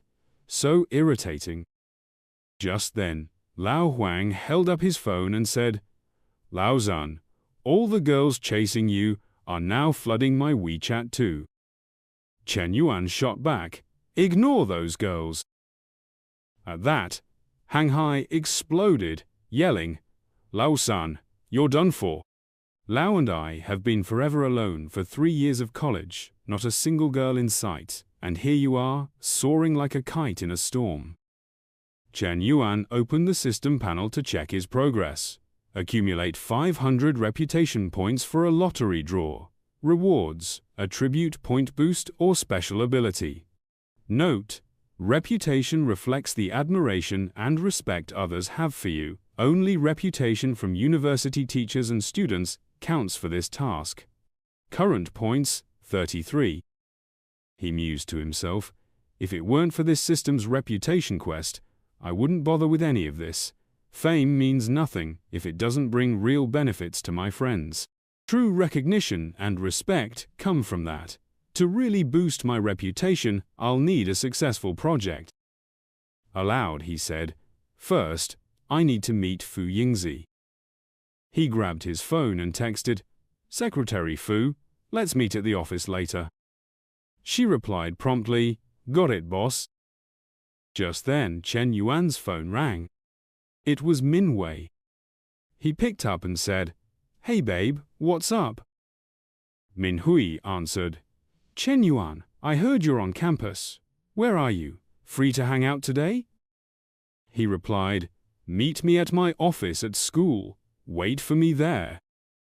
He thought, now that I'm a public figure handling external affairs, I can't be seen strolling around campus with Manhwa. It'll spark wild rumors among the older and younger female students. After hanging up, Shen Yuan got up and said, I'm heading out for a bit. Don't wait for me to game. He walked out, waving, and added, Oh, and Lao Huang, your time will come too. Lao Huang flipped him off with both hands, grumbling, What time?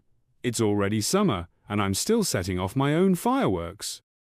Moments later, Shen Yuan reached the meeting spot with Manhwa.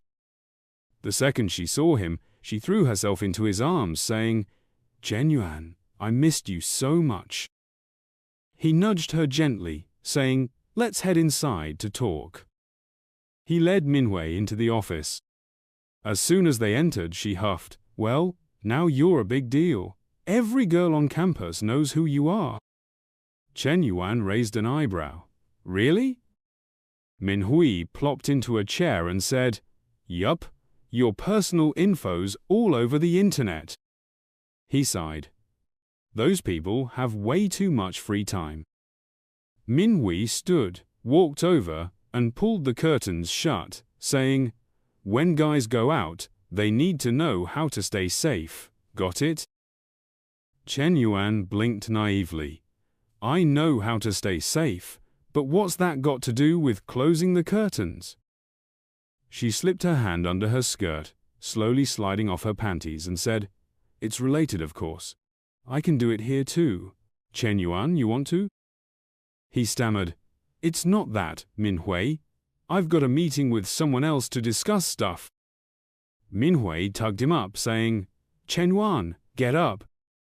As he stood, she reached down, gently unzipping his pants. Shen Yuan froze, staring blankly. Then she turned, facing her rear toward him, and asked, Like this position? Shen Yuan slid his sweet potato into the oven, murmuring, Uh-huh. Meanwhile, outside, Fu Yingzi had arrived. Hearing noises from inside, she thought, This sound isn't good. She leaned closer, catching the increasingly rapid pitter-patter sounds, and thought, the sound of card games is so loud. Did the boss call me here just to overhear this? After listening for a bit, Yingzi's face flushed crimson, and she scurried to the side, telling herself, My boss is definitely powerful, but not exactly proper. At a time like this, a secretary's job is to stand guard and make sure no one overhears the boss. This continued until a class period ended, by which time Yingzi's legs were aching terribly. She bent forward, musing, Is the boss still not finished? He's really something else. My legs are totally numb. Just as this crossed her mind, the office door swung open. Manhwa stepped out. Spotting Yingzi, she cleared her throat with 2 sharp coughs. Cuckoo! Then she strode toward Yingzi, a smug grin on her face. You overheard everything just now, didn't you? If you did, you should know Shen Yuan belongs to me. Stop fantasizing about foolish things. After Manhwa walked away, Yingzi entered the room. She asked, Boss, what did you need me for? Shen Yuan responded, You've performed admirably these past few days, generating quite a stir. Hearing this, she modestly replied, It's mostly thanks to your outstanding guidance, boss. Without it, I wouldn't have come up with those ideas. Shen Yuan nodded and said, With this kind of buzz, we'll likely see a flood of applications for the startup zone. When those come in, please help me pre-screen them. It'll make it simpler to pick projects that can launch quickly. Yingzi hesitated before asking, "Who should I filter out? What's the criteria?" Shen Yuan smiled and answered, "Choose the exceptional ones. Select those who can reflect our school's fresh image. Though our school is a second-tier private institution, and our teaching quality and student results don't match top universities, we have a significant edge." Curious, Yingzi pressed, "What edge? Could you explain, boss?" Shen Yuan replied, "The female students at our school are strikingly beautiful." At these words, Yingzi's eyes widened in shock, thinking, "My goodness, is the boss spending all this money just to back beautiful, charming university students? But openly recruiting consorts right here at school is too bold, and I've basically become a pro at picking consorts." With this in mind, she cautiously asked, "Boss, is this really all right?" Noticing her concern, Shen Yuan quickly clarified, "We're offering startup opportunities for the school students. This is a fantastic chance to transform their futures and destinies. With so many applicants already and more to come, why not pick a few who are more pleasing to the eye?" Yingzi responded, "Got it, boss. I'll screen them first and send them to you." Inwardly, she thought, the boss is really the boss, talking about picking consorts while sounding so noble. Shen Yuan then asked, "Have you finished the set of re-examination questions I asked you to prepare earlier?" Yingzi replied, "Yes, it's nearly complete." Only then did she grasp his intent, telling herself, the boss plans so far ahead. He asked for re-examination tests as a way to justify eliminating those not selected, keeping them from stirring trouble at the school or with higher-ups. With this realization, Yingzi leaned closer and asked, "When the time comes, for those in the know, can we quietly leak the exam answers to the ones you want, so they score high?" Impressed by her quick thinking, Shen Yuan praised her with satisfaction. Yingzi's heart was in turmoil at that moment. One part of her said, "Fu Yingzi, isn't what you're doing just like those corrupt officials in ancient times offering beauties to the emperor? Are you worthy of the education you've received?" The other part countered, "If those girls end up with other guys, would their fate be any better than with Shen Yuan? It's a two-way street. If they don't apply, they'd never land in the boss's radar anyway." Her internal conflict reached this point, and she quietly thought, "Besides, the boss pays me 10,000 yuan, so thinking for him and easing his burdens is only natural. If that's the case, let's start by presenting the boss with the first beauty." With that, she spoke up, "Boss, I have a younger sister at the same school. She'd love to meet you." Shen Yuan immediately asked, "How old is your younger sister?" Yingzi pointed to her chest and said, "Just like me." Hearing this, Shen Yuan sighed helplessly. "Secretary Fu, what are you talking about? I mean her age." Embarrassed, Yingzi quickly swiped open her phone and said, "Oh, my apologies." She handed the phone to him and introduced, "Boss, she's a second-year student, 19 years old, and her nickname at school is Little Dragon Maiden." The moment Shen Yuan saw the photo on the screen, his gaze locked. He thought to himself, there's even a chance to play the Dragon Knight. Then he said, "You can add this girl first." Abruptly, his phone pinged with a text from Lin Yu Chong. "Shen Yuan, you free tonight? How about a drink?" After scanning the message, Shen Yuan mused silently. She mentioned continuing next time. Didn't realize it's been days already. He grinned to himself. It's probably just about grabbing a drink, right? He swiftly replied, 9 p.m. Noticing the instant response, Yu Chong was taken aback. This Shen Yuan actually texted back so fast, she thought, delighted.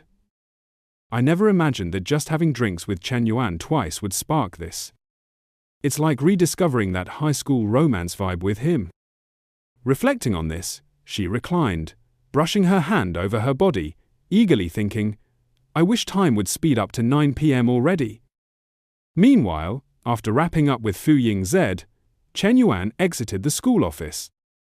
Reaching his G63, he found the car windows plastered with love letters and various notes. He picked up one marked with red lipstick and read, Can we be friends? My bra size is 36E, contact info blurred.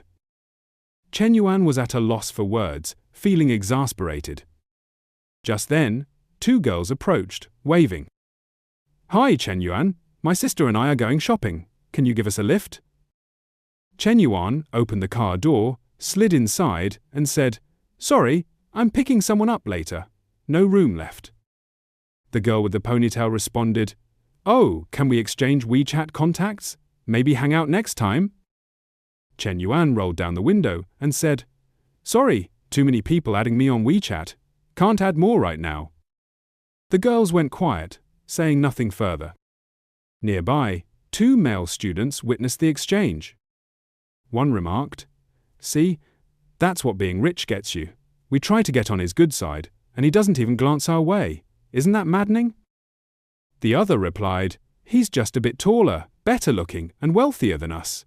Why do so many girls flock to him? The first sighed. It's definitely the money. That Mercedes G-Class worth 3 million yuan, we might never earn enough in our lives to afford it. The other looked skyward and sighed. Honestly, not just the girls, even I'd throw myself at him. The buzzcut guy recoiled. Hey man, you're a dude. Got any standards? The other wiggled his hips and said, So what if I'm a guy? If I hit financial freedom, I'd pledge my loyalty too. Buzzcut, tempted by the thought, blushed and admitted, You know, thinking about it, it doesn't sound half bad. Time flew by, and soon it was 9 p.m. As planned, Shen Yuan and Yu Chong met at the cafe. As he settled in, Shen Yuan asked, Something troubling you at home again? Yu Chong didn't respond directly. She lifted her wine glass and said pensively, Shen Yuan, I have a question for you. Shen Yuan nodded. Go ahead, ask. Yu Chong, a bit shy, murmured, Do you believe in love? Shen Yuan answered, I could say I do, or I could say I don't. He recalled a high school romance. I truly believed in love back then. The thrill of being with that first person was pure love. Then he thought of Wan Ting, Manhwa, Chen Na, and Manglu, muttering to himself, After the breakup, I couldn't recapture that feeling with Xiaoan Ting. Even with Nulu or Hui Hui, something always felt off. Hearing his vague response, Yu Chong said, slightly frustrated, Shen Yuan, that's too ambiguous. Just then, her phone rang. Answering it, Yu Chong said, Yes, I need someone to fix my air conditioner. The person on the line asked, When are you available? We'll send someone over. Yu Chong replied, Tomorrow morning or afternoon works. The voice confirmed, All right, the repairman will call you tomorrow. Yu Chong said, Great, thanks, and hung up. Shen Yuan then asked, Air conditioner at home broken? Yu Chong smiled. It's been out for days. I've been sleeping with a fan lately. Shen Yuan grinned. You don't need to call a repairman. I know my way around this stuff. Yu Chong was surprised. You know how to fix air conditioners too? At that moment, Shen Yuan activated the system. SS system, I'd like to use the skill exchange card from last time. The system displayed a notification. Host can select from elementary cooking, wrestling, household appliance repair, or race car driving skills. Shen Yuan chose the appliance repair skill and confirmed the exchange. The system notified, Exchange complete. Host can now repair TVs, refrigerators, range hoods, and air conditioners. After the notification, Shen Yuan glanced at his hands, murmuring, My fingers feel nimbler all of a sudden. Must be the skill with screwdrivers, wire strippers, and tools. He turned to Yu Chong and said, Of course I can fix it. I've got the know-how. He asked, Is your husband home? Yu Chong replied, Number Y. Moments later, Chen Yuan followed Yu Chong to her place and got to work on the air conditioner. Watching him, Yu Chong thought, Zhang Shanyang said he wouldn't be home tonight, and our kid's with his grandparents in the countryside. Bringing Chen Yuan here, even if it's just to fix the air conditioner, feels thrilling. As she pondered, Chen Yuan turned and said, It's just dusty from not being cleaned in a while. Needs a good dusting and filter wash. He resumed working. Seeing his focus, Yu Chong questioned her own allure. She'd worried he might try something, but maybe she was overthinking. A man and a woman alone, and he's genuinely just fixing the air conditioner. She stepped out, saying, Chen Yuan, I've put you to enough trouble. I'm going to shower first. She thought, my head's all over the place. A shower will help me think straight. 15 minutes later, Yu Chong returned in loungewear, feeling the room's temperature. Her eyes widened in amazement. Chen Yuan smiled. All fixed. Feel that cold air? Yu Chong exclaimed, It's really working. You've worked so hard, Chen Yuan. I don't know how to thank you. Seizing the moment, Chen Yuan took her hand, pulled her close, and said, Want to thank me? Come here. He sat on the bed, and Yu Chong, alarmed, thought about Zhang Shanyang returning. She firmly said, Number. Without hesitation, Chen Yuan gently pushed her onto the bed, laying her back, and said, Why not? He tugged down her shorts, adding, From now on, if anything breaks at your place, I'll fix it. Your heart and body, leave those to me too. Without another word, Chen Yuan drew his Rui staff and began to move. Yu Chong blushed, letting out soft moans. Chen Yuan, oh Chen Yuan. She gripped the bedsheet, thinking, This is payment for the air conditioner fix. It's not like he hasn't before. As his Rui staff worked, Yu Chong melted, her eyes glazing over. So this is what total immersion feels like. She wrapped her arms around Chen Yuan's back, thinking, compared to this, being with Zhang Shanyang was such a waste. She closed her eyes, savoring the sensation, silently cursing Zhang Xian. He's just too weak. At that moment, outside, the elevator doors opened. Zhang Xian loosened his tie, grumbling, Damn, I can't even breathe.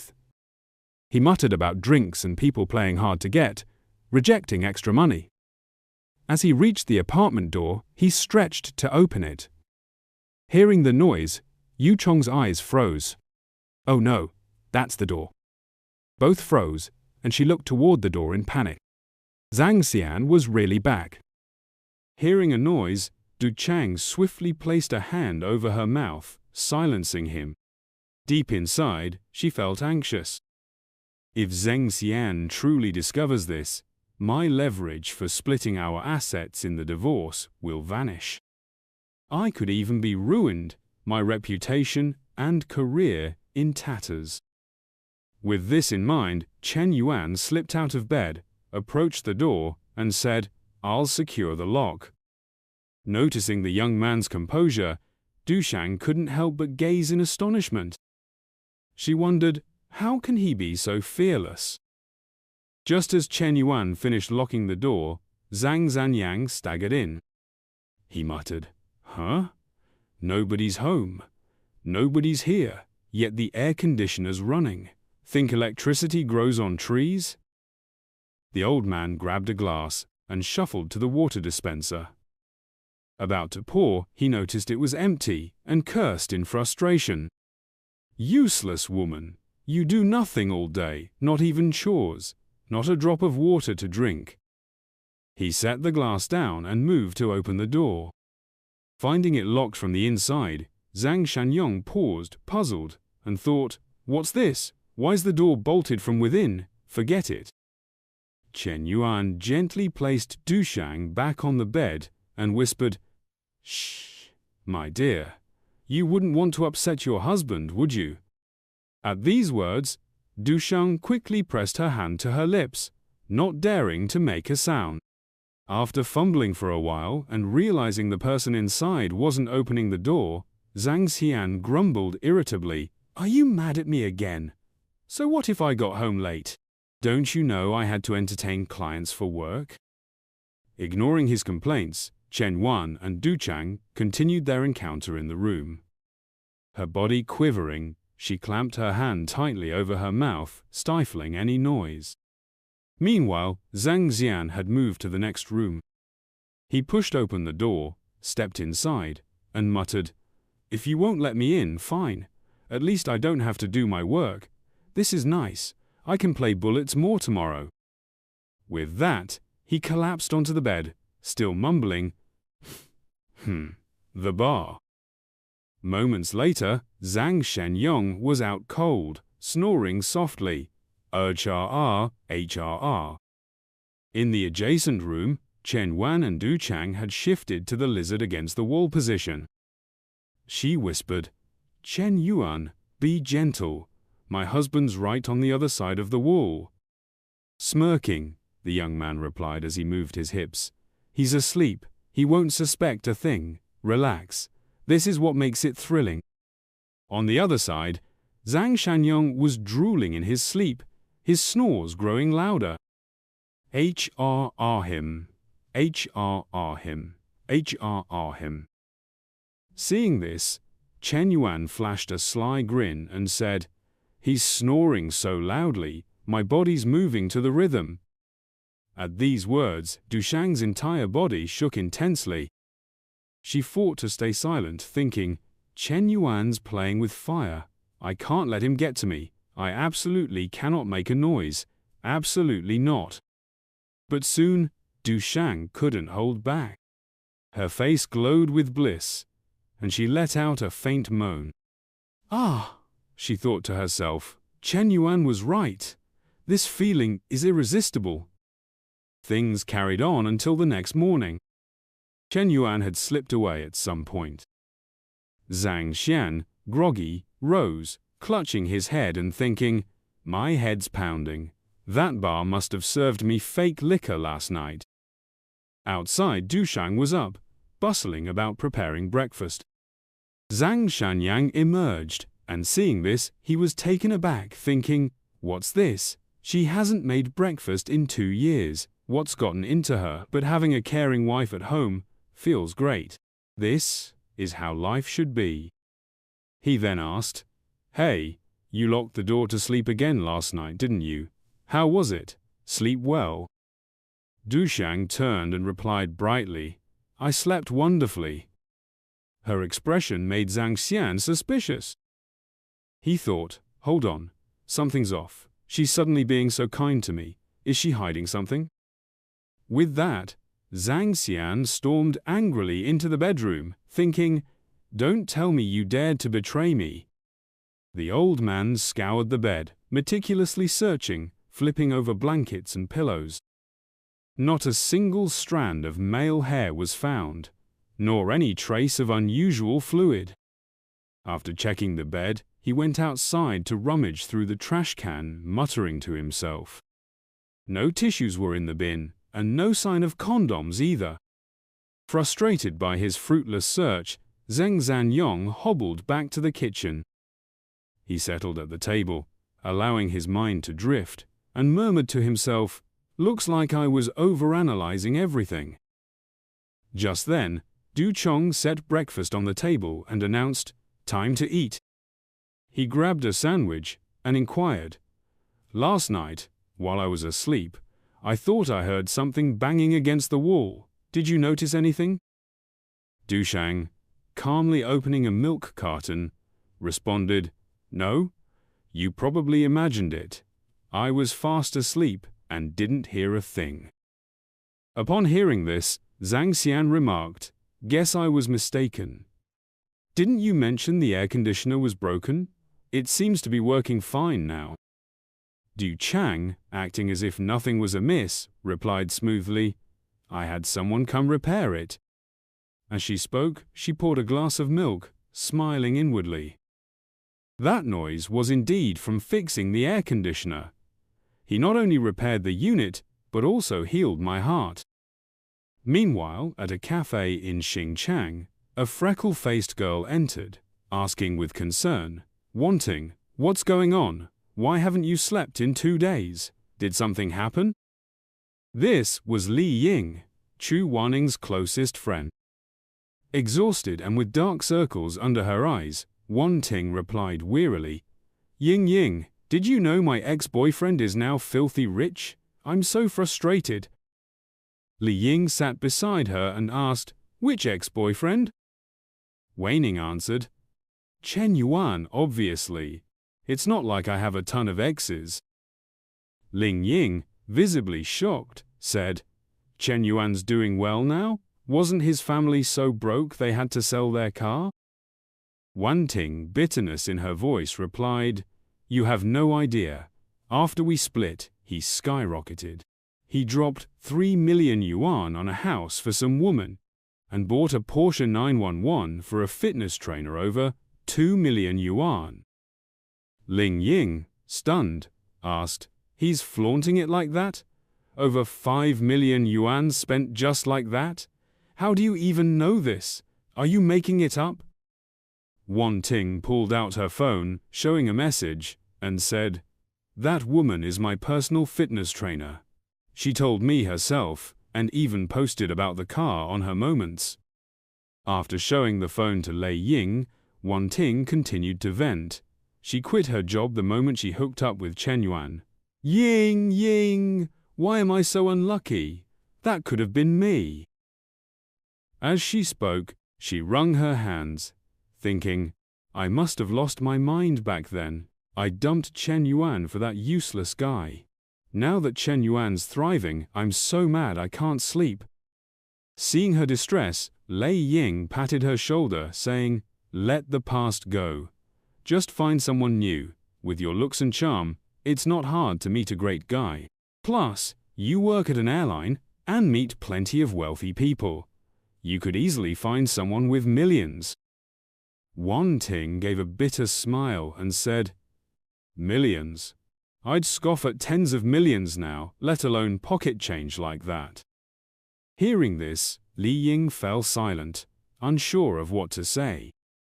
Suddenly, Waning stood up, her eyes blazing with resolve, and declared, Ying, I have to win Shen Yuan back. Then, her voice dropped in despair, But he's blocked my messages and phone number. I can't even run into him at school. How can he be so cruel? Li Ying tried to reason with her. It's pointless to dwell on this now.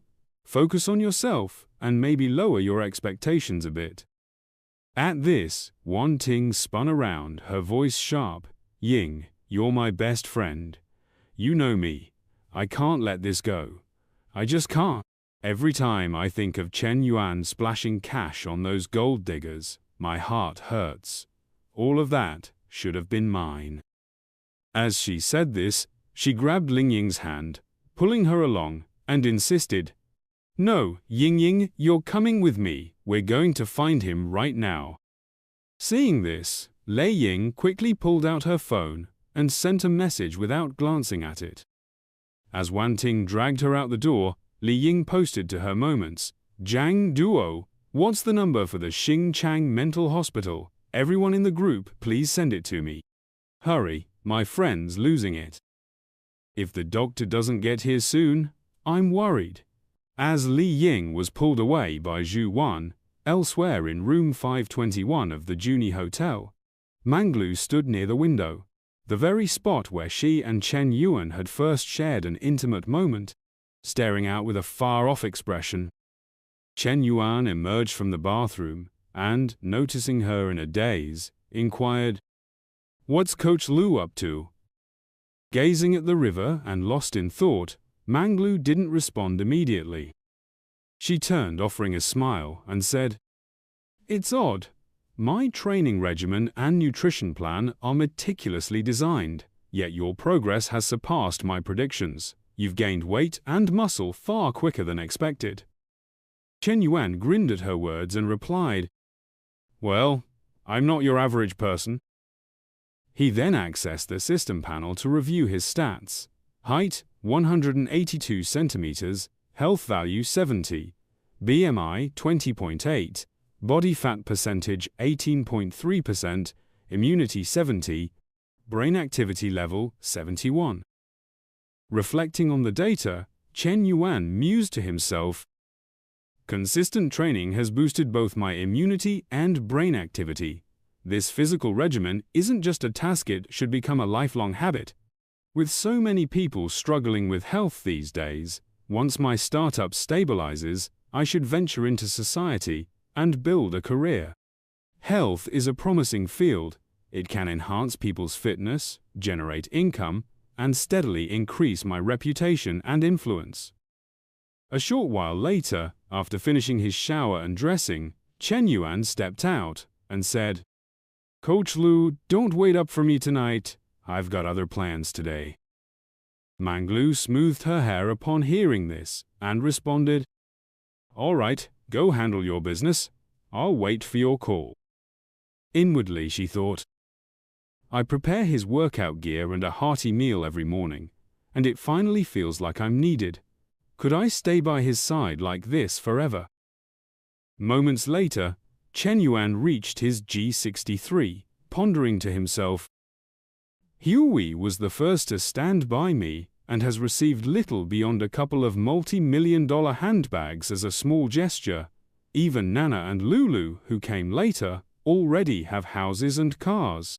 It's not entirely fair to her. I need to make it up to her properly today."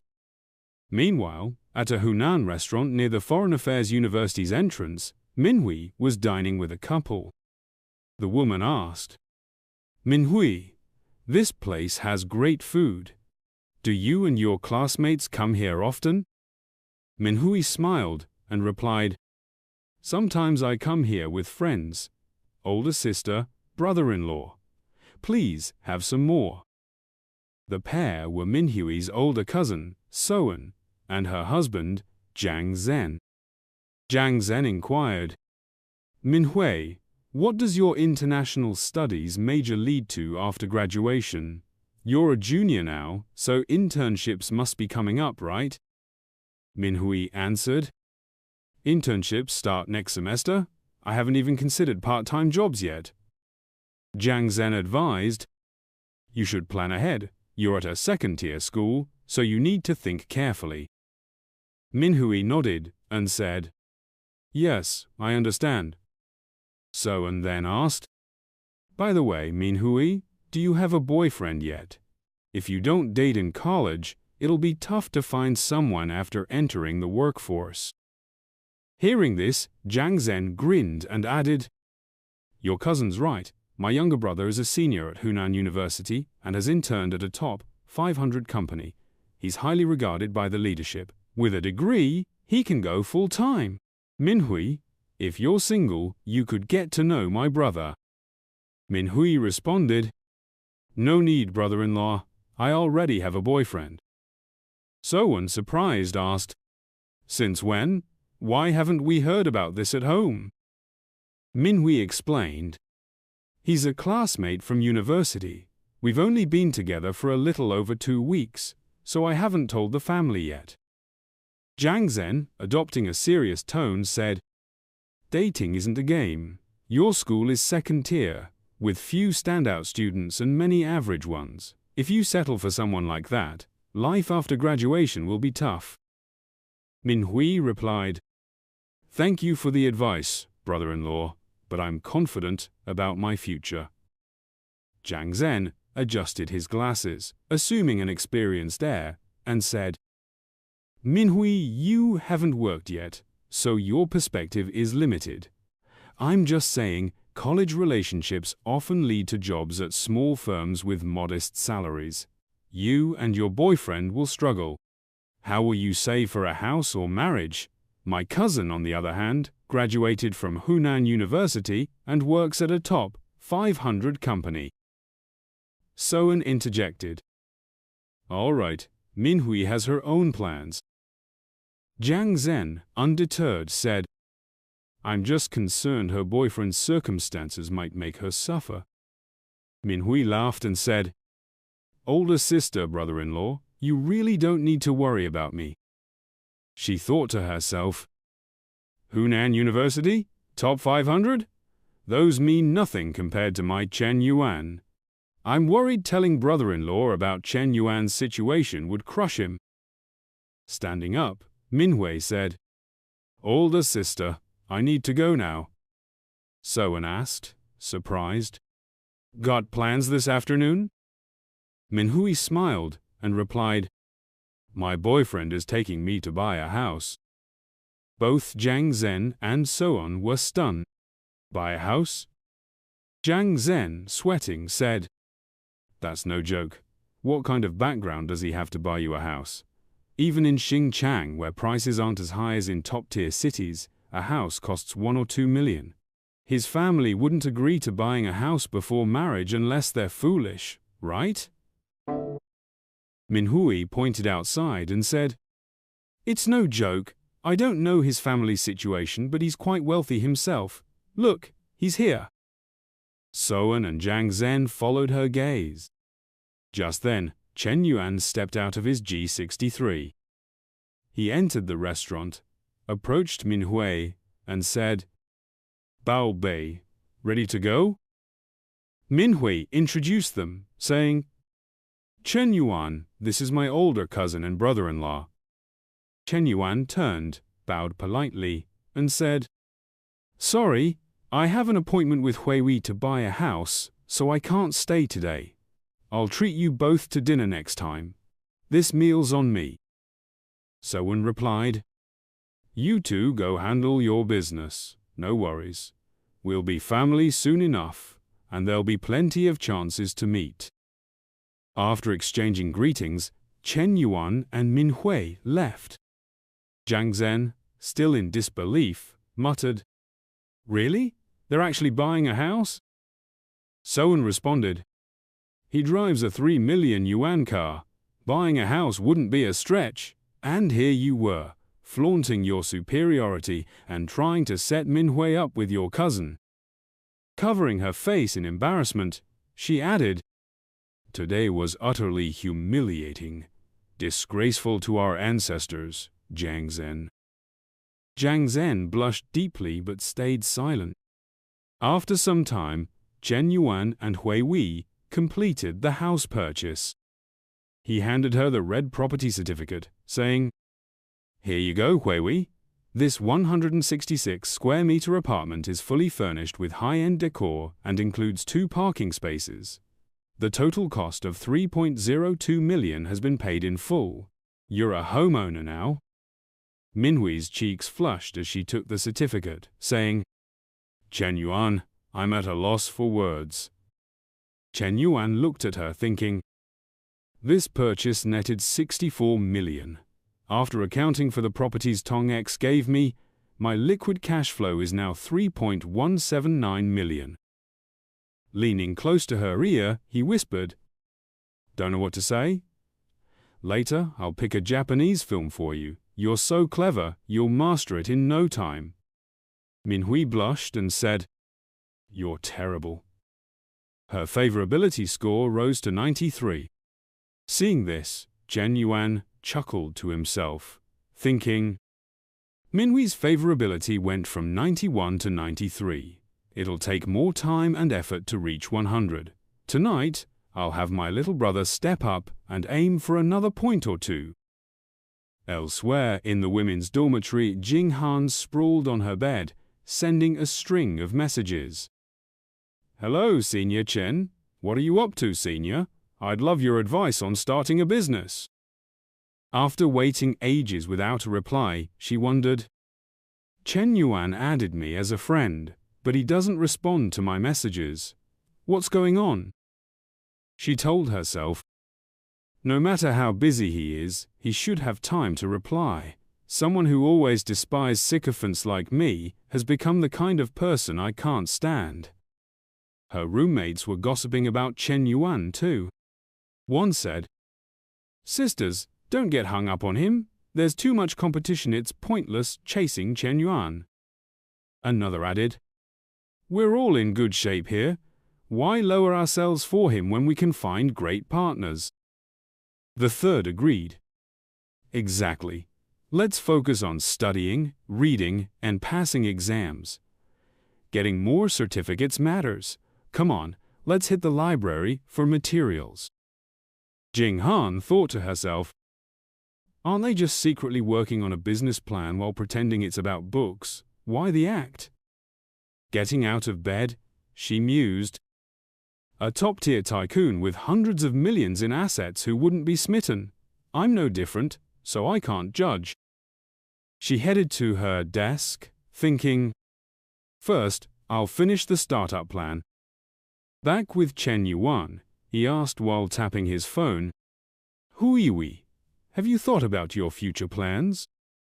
Minhui replied, not really. Maybe I'll apply to the startup zone? Chen Yuan turned to her and said, that's not a bad idea, but I have other industries. I'll set something up for you. Minhui nodded, saying, okay. Seeing her agree, Chen Yuan sighed in relief, thinking, Minhui's the clingy type. If she's checking on me at school daily, I'll have no room to grow. To build my team step by step, she can't be around all the time. He raised his phone, already playing an adult film, and said, didn't you want to learn some island nation techniques? Let's see Saika Kawakita, Machiko Ono, Mizuki Yayoi, which teacher do you pick? Minhui, shocked, asked, Chen Yuan, how do you know so much? He smiled and said, I just looked it up online.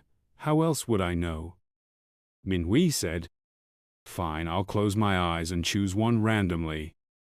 20 minutes later, after studying several adult films, Minhui began practicing. Using her soft assets, she massaged Chen Yuan, gently moving back and forth, and whispered, Chen Yuan, how's it feel? Do you like it?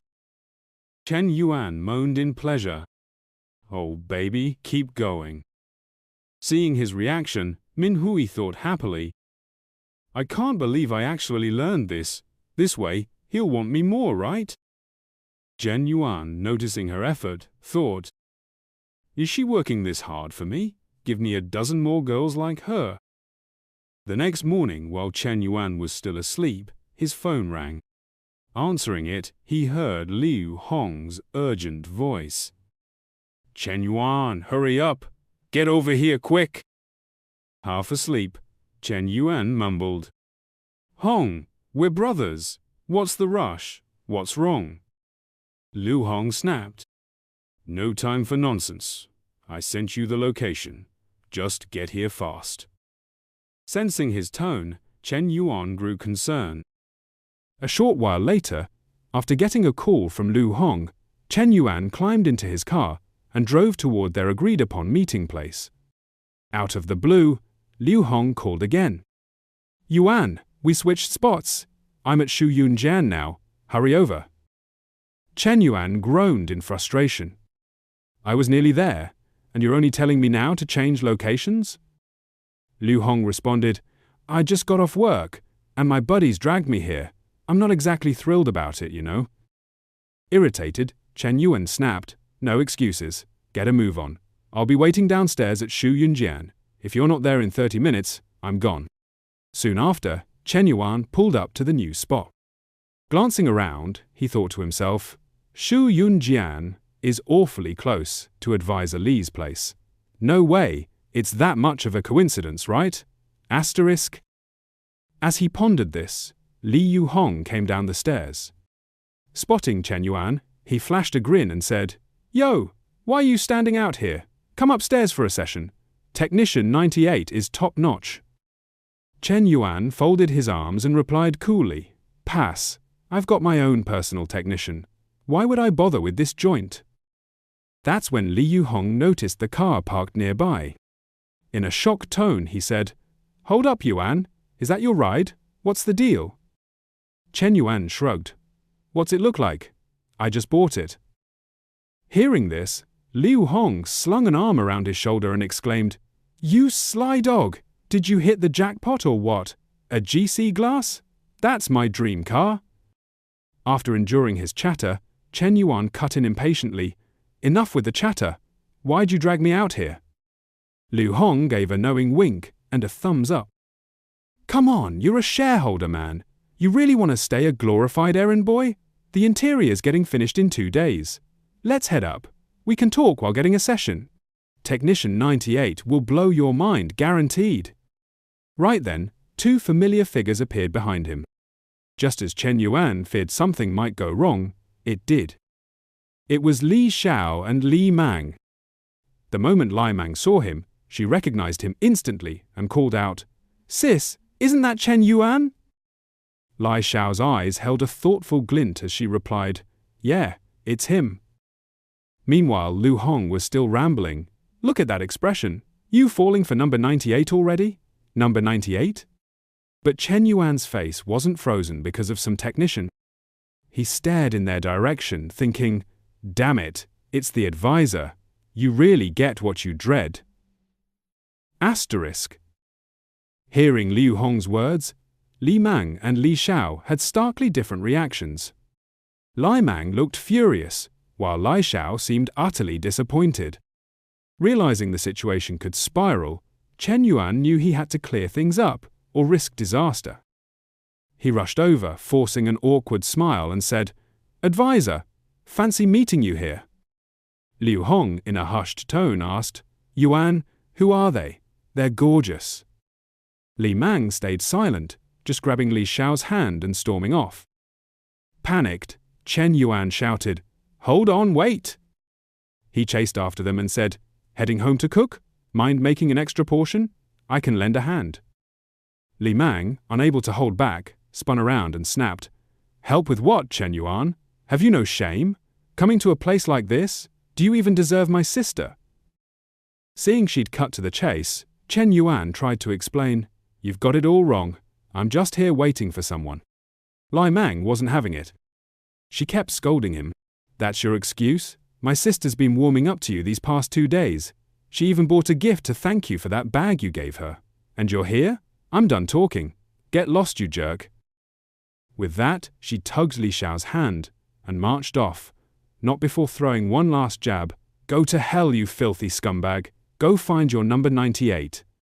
As they left, the favorability points above Li Xiao's head plummeted 69, 68, 67. Watching them disappear, Shen Yuan's face fell. What just happened? Everything was fine. And now, this massive misunderstanding. Asterisk. Liu Hong, realizing he'd caused a mess, tiptoed over and asked, "Yuan, is that your new girlfriend? Want me to clear things up?" Shen Yuan, dejected, replied, "Forget it. She's pissed, and your explanation wouldn't help much." He thought to himself, "This time, I've really hurt Advisor Li's feelings." Asterisk. Liu Hong didn't push further. Glancing at the sisters, he said, "Yuan, I'm sorry, man. I didn't see this coming." Then, curiously, he added, "Who is she anyway? Never seen her before." Shen Yuan turned to him and said, "She's my advisor and my business English teacher." Liu Hong gasped, stunned. "Damn, you've got the nerve to go after a teacher too? What else don't I know about you? Spill it all so I can die in peace." Shen Yuan, too fed up to argue, pointed at his car and said, "I'll find a chance to smooth things over with her later. Let's go. We'll find somewhere to sit and talk." A bit later, at Chen Na's coffee shop, the moment she saw Shen Yuan walk in, she beamed and said, "Shen Yuan, you made it." He gestured toward Liu Hong and said, "Brought a friend for some of your famous Nana coffee. Can you whip up an iced Americano and a vanilla latte?" Chen Na nodded. "Of course." With that, Shen Yuan and Liu Hong grabbed a table. Liu Hong, with a sense of déjà vu, said, "Hey, I swear I've seen that woman before." Shen Yuan smirked. "Forgot already?" Liu Hong, puzzled, asked, "Who?" Shen Yuan explained, "That day at Nanjing restaurant, she was the girlfriend my cousin Ling Guangyao brought." Liu Hong's eyes widened. "The saleswoman from the 4S shop? Why's she here? No way did you go after someone else's girl again?" Shen Yuan gave a dry laugh. "Go after? That's not it. It's mutual attraction." Liu Hong's face went blank. "Unbelievable. You're chasing a teacher and stealing someone's girlfriend. Yuan, you're a legend." Shen Yuan cut him off. Enough nonsense. Let's get serious. I'm stepping back from now on. You handle things. Liu Hong, surprised, said, What's with the sudden change? Without a mastermind like you, I'm not sure I can handle the pressure solo. Shen Yuan, after hearing his complaints, said firmly, I trust you. In his mind, he thought, if I meddle too much in business between brothers, disagreements are bound to happen. I can't let that ruin our friendship. Asterisk. Liu Hong, determined, replied, I won't let you down. Just then, Chen Na brought their drinks. Setting them down, she said, Your coffee's ready. Liu Hong quickly chimed in, Thanks, sis-in-law. At the term, Chen Na's face lit up, blushing as she murmured, Suddenly, she pointed at Shen Yuan's shoulder. Why is your shirt so creased? Surprised, Shen Yuan asked, Where? Chen Na reached out, smoothed his shirt, and said, There, fixed. Watching this, Liu Hong felt a pang of envy, thinking, This is too mushy. Why's life feel so different around my friends today? Asterisk. Later, after discussing the bar's upcoming opening, Liu Hong left. Chen Yuan drove Chen Na home. As they stepped inside, Chen Na said, Jiayu's finishing her university entrance exam next week. She wants to work during summer break. I was thinking she could help at the coffee shop. What do you think? Chen Yuan nodded. Sounds good. No issues here. Chen Na smiled. All right, I'm gonna shower. It was hectic today, and I'm all sweaty. Once she left, Chen Yuan pulled out his phone, muttering, Maybe I should call the advisor and clear things up. He dialed Li Xiao's number. No answer, just endless beeping. Worried, he thought. Asterisk. She's not picking up or replying on WeChat. I wonder how she's doing. Asterisk. Meanwhile, at Li Xiao's place, she sat curled up by her phone. Seeing the incoming call, Lai Mang huffed. So annoying. How does he even dare call? She added, Sis, block that guy's number so he stops bothering you. Lai Xiao stayed quiet, staring at the vibrating phone. Lai Mang sat beside her, wrapping an arm around her for comfort. Sis, Chen Yuan's no good. He's not worth your tears. You saw his true colors today. In a way, it's a blessing. Li Xiao finally spoke, turning to ask, Why do guys go to places like that? Lai Mang replied, Isn't it obvious? 9 out of 10 guys are driven by lust. They go for physical kicks. Li Xiao pressed, Why do they get so blinded? Lai Mang, with a knowing look, said, They've got needs. If they're not met, they chase thrills. I hear women in those places are pros at pleasing men. Lai Xiao's mind drifted to past moments, with Chen Yuan, his hugs, his kisses, her pushing him away. She blamed herself, saying, Maybe I made him hold back too much. He went there to fulfill his needs. Curling up tighter, she whispered, It's my fault. All because of me. Alarmed by her sister's thoughts, Lai Mang cut in, Sis, what are you saying? Why would you think that? That's such a warped idea. Pang Mang quickly offered her older sister some heartfelt advice. Sis, look at me, and think about how I ended up when I was head over heels in love, without thinking. After a brief pause, Leah responded softly, Yeah. In her mind, she reflected, Pang Mang's got a point. I can't let myself fall blindly in love. I need to hold back, keep it together. Meanwhile, on Chen Yuan's end, a flurry of messages popped up on his phone. Yi Jinyang texted, Chen Yuan, is your project looking promising? Gao Hongwei sent, Yuan Ji, let's hit up a barbecue spot. I've invited some girls from other schools to talk about the project. Lo Mingda wrote, Handsome, got you a gas card tonight. Meet us at the cafeteria. Another message read, Friends, let's grab a bite. Xiaolong NV sent a photo. Staring at the flood of notifications, Chen Yuan rubbed his jaw and mused, These are all from old classmates who rarely reach out. They're trying to get me to pull some strings. No need to dig into these. Huh, didn't expect Xiaolong NV to message me this much. With that, Chen Yuan opened Long Jinghan's messages. Hi, senior. The weather's amazing today, isn't it? You must be super busy, right? Don't forget to eat on time. Good morning, senior. Another day full of energy. It was so windy last night, tons of leaves scattered around the schoolyard. She also included a flirty selfie. Eyeing the photo's assets, Shen Yuan quietly evaluated. Definitely white and soft, but it's edited. Need to see her in person to judge if this junior's got potential as a backup. I'll keep an eye on her for now. With a grin, Shen Yuan replied, Pretty busy. Let's chat when I've got time. In his head, he thought, this junior's still messaging consistently, even after days of no response. Short and sweet replies work best. It keeps her guessing, but hopeful. Just then, Chen Na appeared, calling out warmly, Shen Yuan. She stepped out in a sharp business outfit, black stockings paired with a half-unbuttoned vest, revealing a lively chest without restraint. She asked softly, Like what you see? Shen Yuan quickly slipped his phone into his pocket, stood up and said, Nah, you're messing with my inner peace today. With that, he reached out and ripped the stockings on Chen Na's shapely thighs.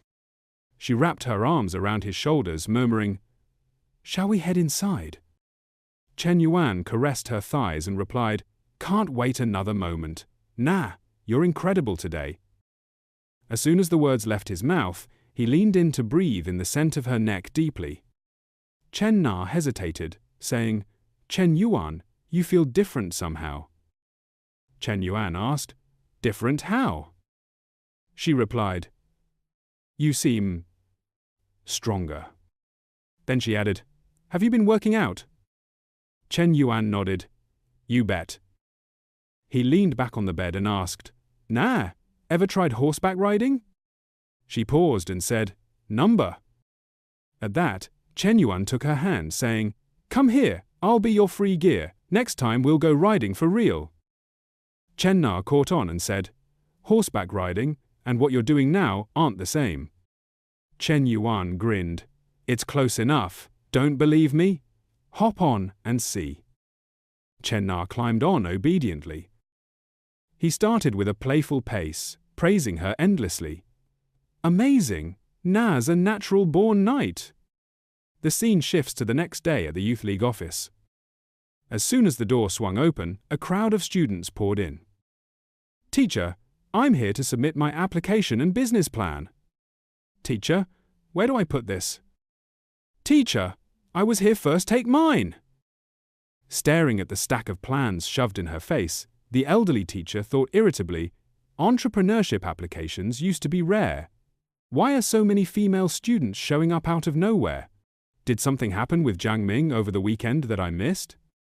At the same time, in the gym at the Junyu Hotel, Shen Yuan was jogging when his phone rang, the screen flashing, Secretary Manglu. Manglu raised her eyebrows and asked, Who's that calling?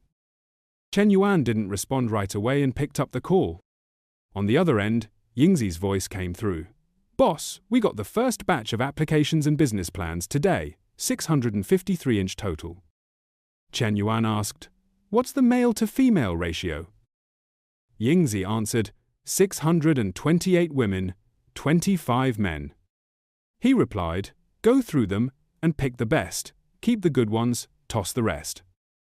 His implication was clear, prioritize the attractive girls and discard the others. Back at the Youth League office, chaos reigned. The old teacher tried to maintain order, saying, Everyone, calm down, line up properly, no pushing, one at a time. Watching the frenzy, Yingzi quietly asked, So, you're saying let all the pretty girls through? Shen Yuan clarified, Number, if any male students submitted standout entrepreneurial plans, send those over too. Hearing this, Yingzi glanced at the towering pile of plans on the desk and sighed, This is overwhelming. Then she added, Got it, boss. After the update, Shen Yuan hung up thinking, If it's all beauties, this'll turn into some kind of performance troupe. I need to nurture real talent, so when the system grants me assets later, I'll have capable people to manage them. Just then, Manglu turned to him and said, Shen Yuan, I asked you something, and you still haven't answered. Shen Yuan replied, Just a subordinate from school. What, jealous again? Manglu looked away, pouting. Not at all. I was just curious. Chen Yuan smiled, patting her head. Don't overthink it. It's strictly professional. Suddenly, the system's notification chimed. Ding! Asterisk. The system has detected that the host has a third girl with a favorability rating of 90 or above, completing the favorability stage mission. Rewards will be issued shortly. Caught off guard, Chen Yuan glanced at Manglu, spotting the glowing 90 above her head. He thought to himself, Mu Bao, well done. Such a simple gesture of reassurance, yet it yielded such a surprising reward. Every time an NPC's favorability hits 90, the system's rewards are generous. What would it be this time? The system promptly delivered. A 5mm increase in diameter, 30 million in filial piety funds, and 2 exclusive skill exchange cards. Overjoyed, Chen Yuan muttered, Well damn, it actually came through. The filial piety money was for old man Chen and Madam Li, no question. He still had 1 skill card saved from last time, but the first reward was truly game-changing. No man wouldn't lose it over that. Without hesitation, he commanded the system, Activate the first reward. Instantly, Chen Yuan's divine weapon glowed with a 5-colored golden light. A warm sensation spread from his abdomen downward, and the small birdcage suddenly felt tight. Overwhelmed with excitement, Chen Yuan called out to Manglu, Come here for a sec. Surprised, she asked, What's up? He grabbed her hand, pulling her along, and said, No time to explain. Let's head upstairs. Seeing his urgency, Manglu grew concerned. What's going on? Once they reached the bathroom and shed their outer clothes, Chen Yuan charged forward, thrusting his enhanced divine weapon into the cave. Feeling the entrance stretch, Manglu gasped in alarm. Wait, Chen Yuan, something's off. Smirking, Chen Yuan asked, What's off? Her eyes wide with shock, Manglu said, You feel different. Am I imagining this? Did the gym do this? Chen Yuan laughed casually. Maybe you're the one who's changed. Manglu replied, Is that it? Just go easier next time. I can't handle this.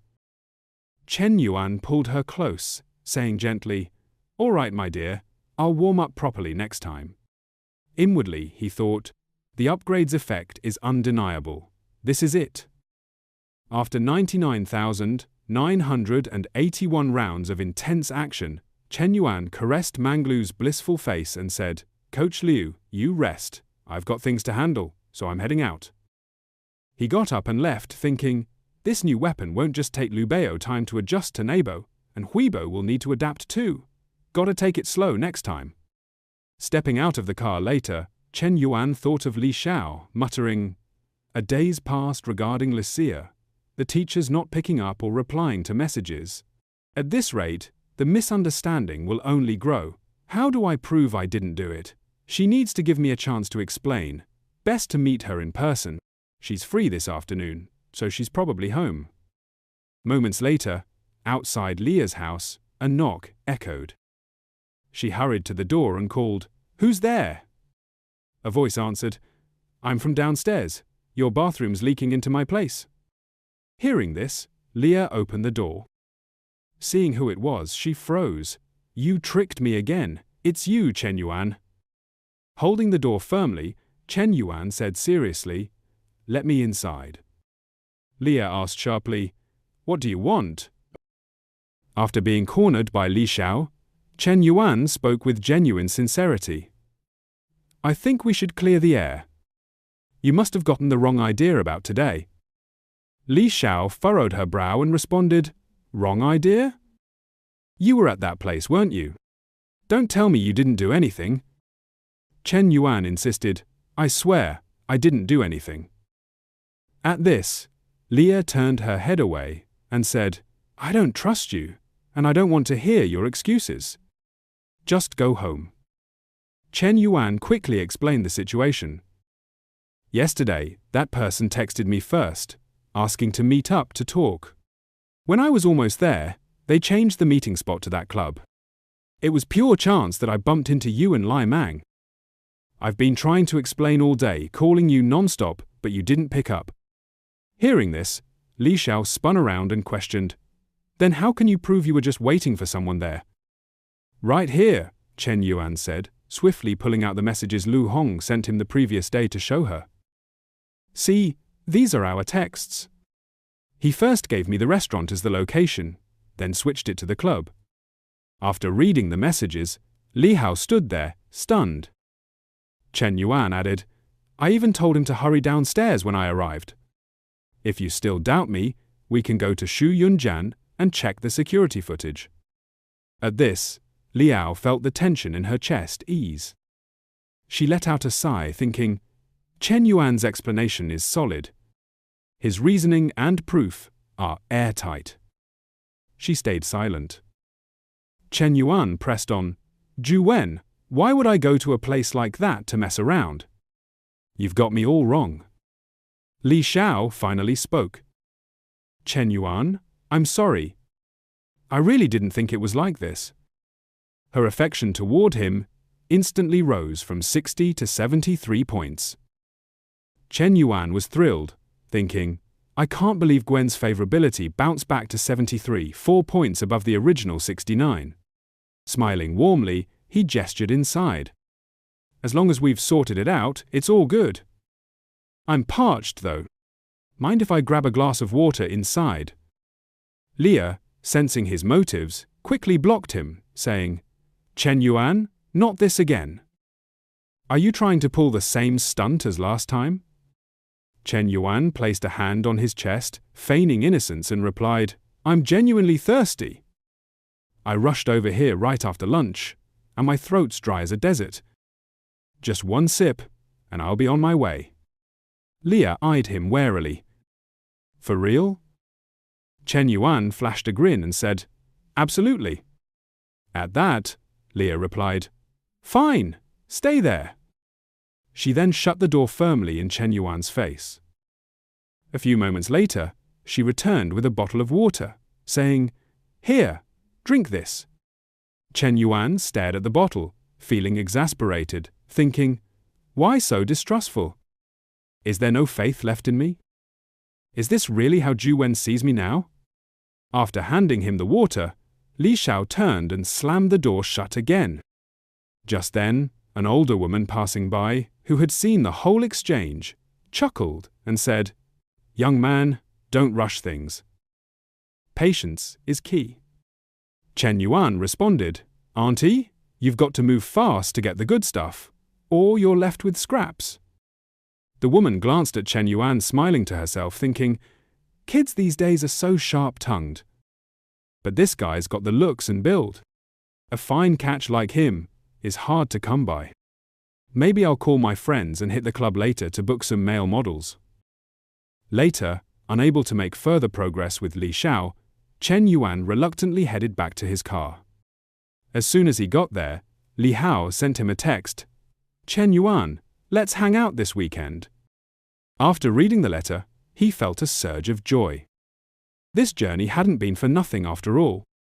Not only had he resolved the misunderstanding, but their rapport had grown stronger. Moreover, Juan seemed open to taking things further with him. As soon as he settled into the car, Su Shui reached out via a video call. Shen Yuan picked up immediately. On the other side, Shui said, Chen Zong, the plumbing and wiring are finished, and it's ready for inspection. When can you come by to check it? Hearing this, Shen Yuan responded, I'm free now. Hold on, I'll head over shortly. Time passed quickly, and 30 minutes later, Zhu was seated, plucking leaves from the moss-covered stone steps outside the villa. Shen Yuan stepped out of the vehicle, noticed her, and approached, asking, Have you been here long? Shui quickly stood and answered, Not at all. Noticing her unease, Shen Yuan teased, Why so nervous? I'm not going to bite. He gestured toward the villa and said, Show me inside. At that, Shu Wei turned and led the way, saying, Of course, Mr. Chen, please follow me. I'll go over everything step by step. Shen Yuan smiled to himself, thinking, when she's in her element, she's completely composed. That's true professionalism. Asterisk. Shui guided him inside, explaining, "The waterproofing and basic utilities are all set. Mr. Chen, you can select the flooring tiles next."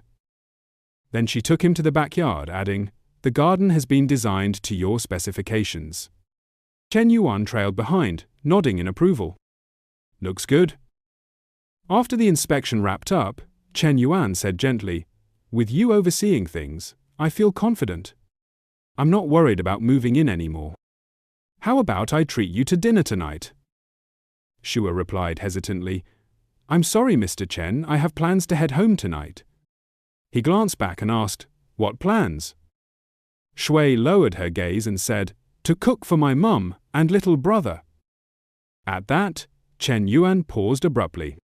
Turning around, Shui, caught off guard, bumped into his solid chest, the soft curves of her figure pressing against him. Shen Yuan's eyes widened in surprise. "Well, this girl's got some charm, doesn't she?" Asterisk. At that moment, Shui's face turned as red as a ripe apple.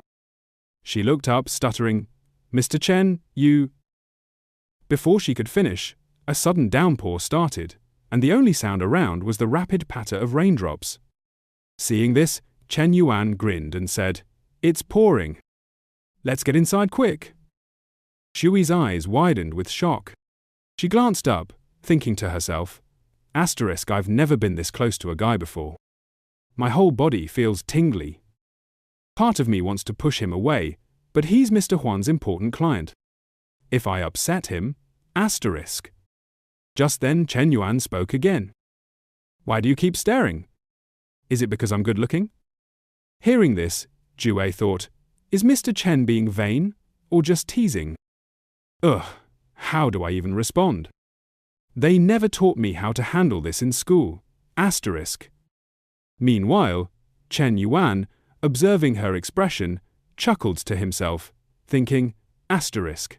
She's so innocent, so easy to tease. Asterisk.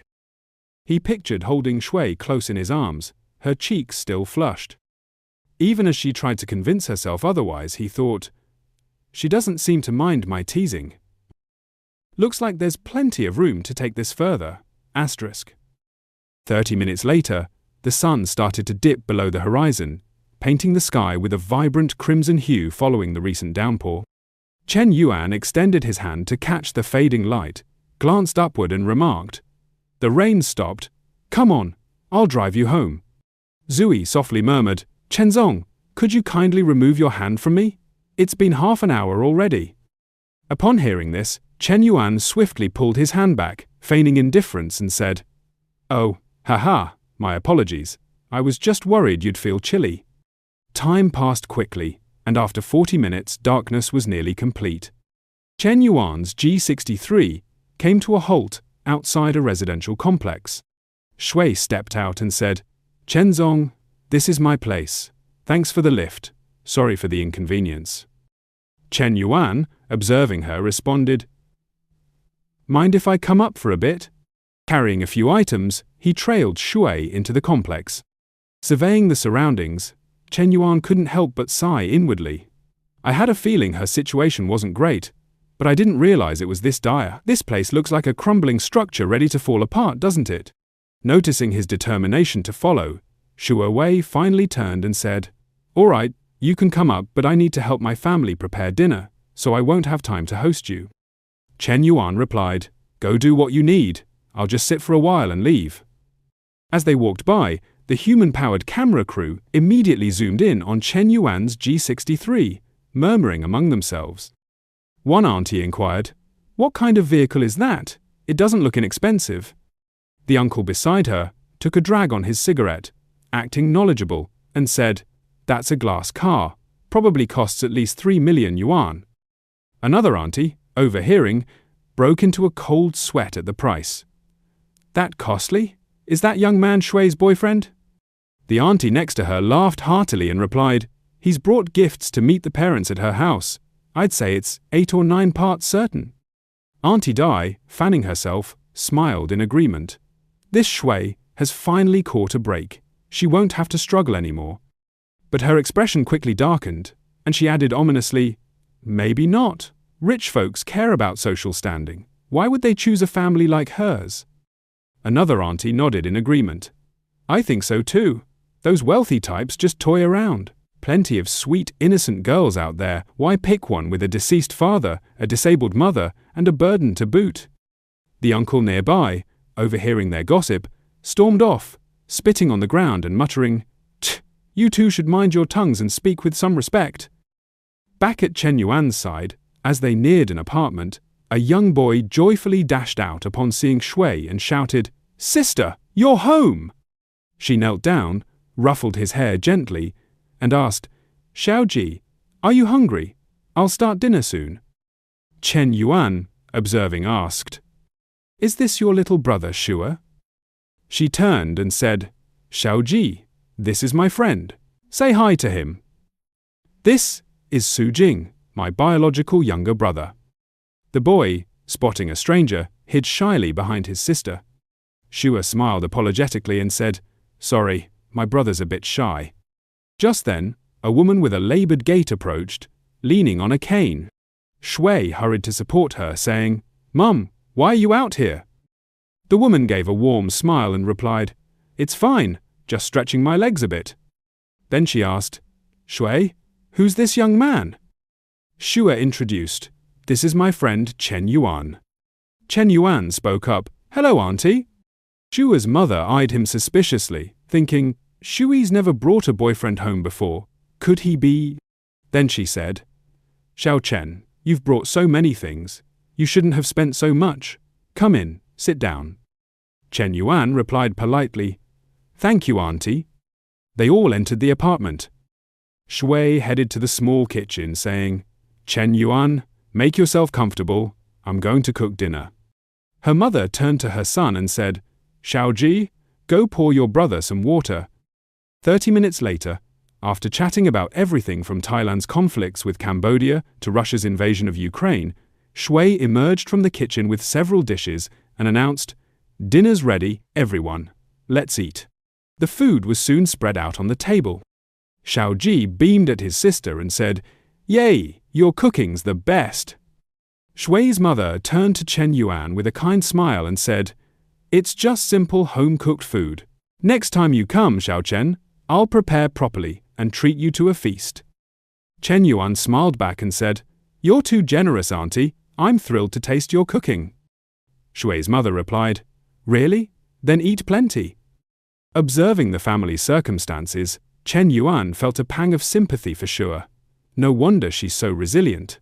So young, yet already the family's backbone. She's had to become strong. After dinner, Chen Yuan didn't linger. He bid farewell to the family and turned to leave, a touch of melancholy in his heart. At the door, Shui chased after him, calling, "Chen Zong, hold on. You bought all those things, let me pay you back."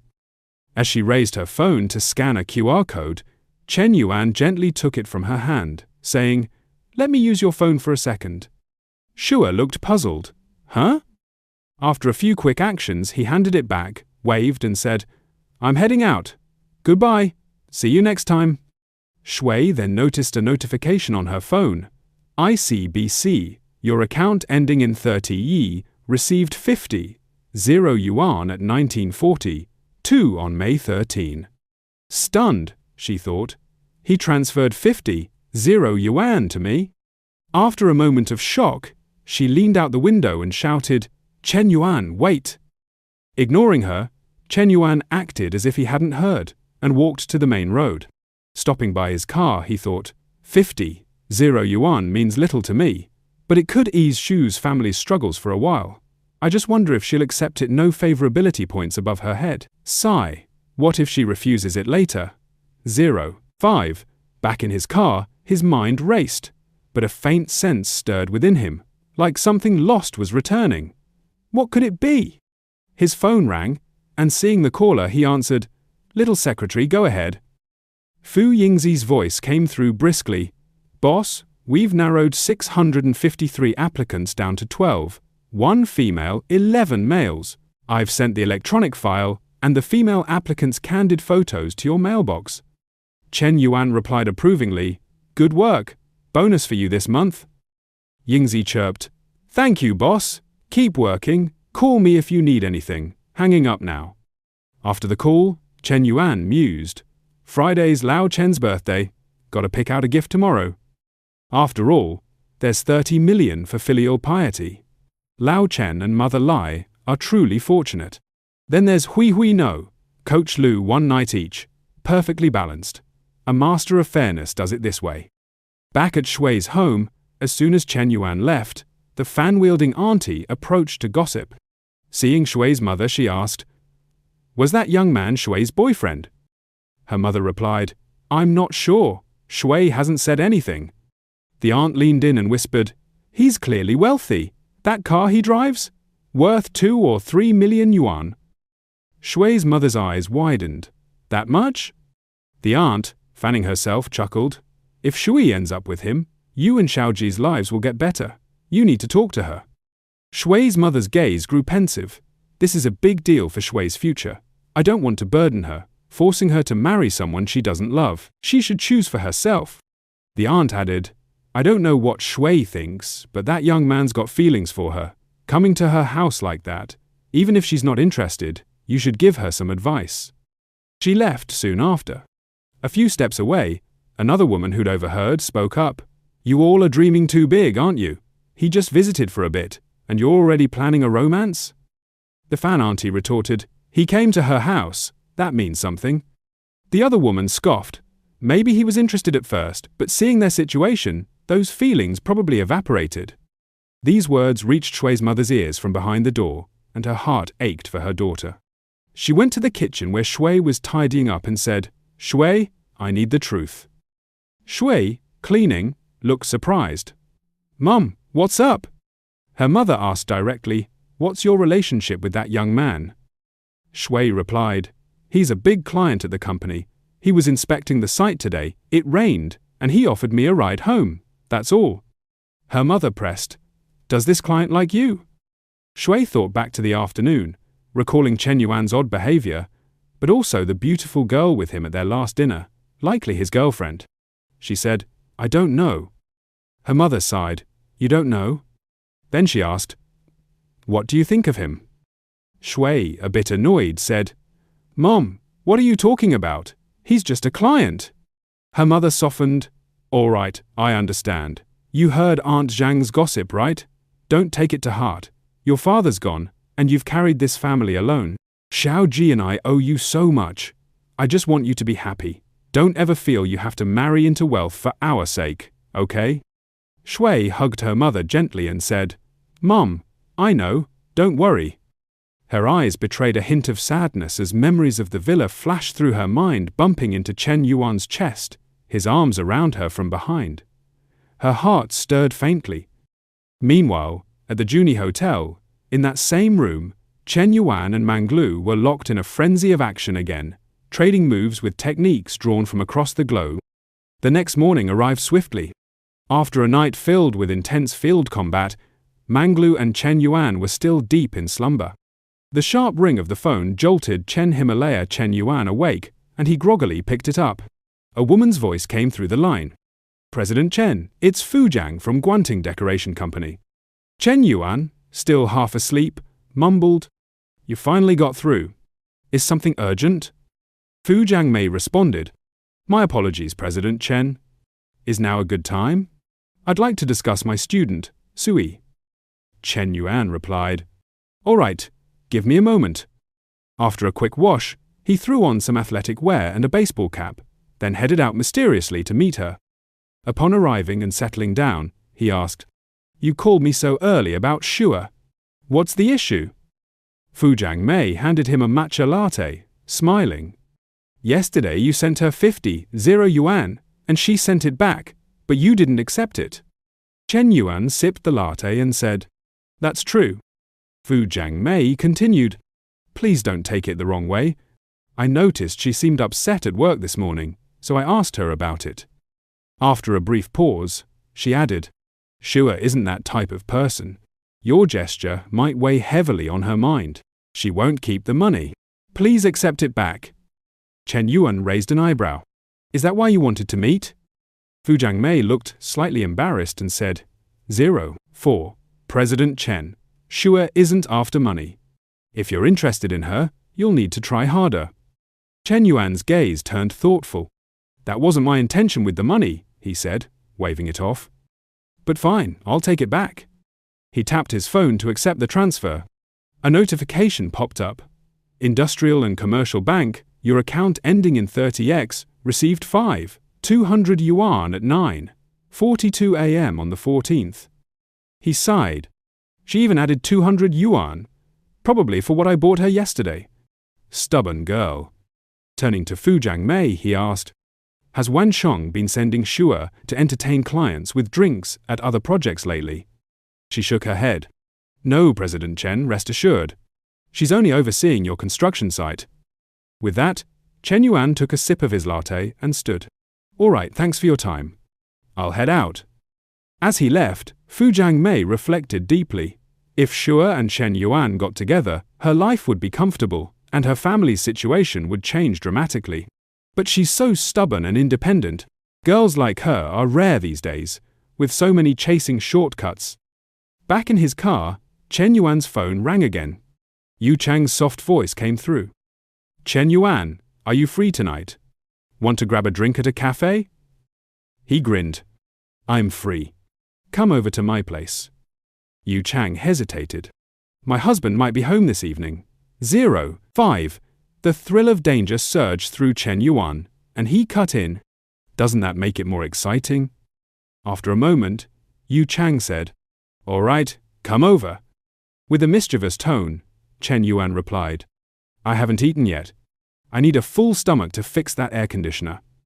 Yu Chang caught his meaning and said, I'll make you dinner. The day passed quickly, like a dog sprinting through a field. By 6 p.m., Chen Yuan was at Yu Chang's house, watching her cook in the kitchen. What's on the menu? He asked. She turned with a smile. Dujang pig kidney soup. Chen Yuan's expression turned sly. She chose this dish on purpose. Married women really know what's up. He slid behind her, wrapping his arms around her, and whispered, Have you made this for your husband before? Yu Chang frowned slightly. No, it's my first time. I learned it online. Noticing her reaction, Chen Yuan slipped one hand under her shirt, cupping her breast, while the other moved lower. What time's your husband back? Around 9, she replied. Chen Yuan pulled a condom from his pocket, swiftly entering her. So, we've got an hour and a half.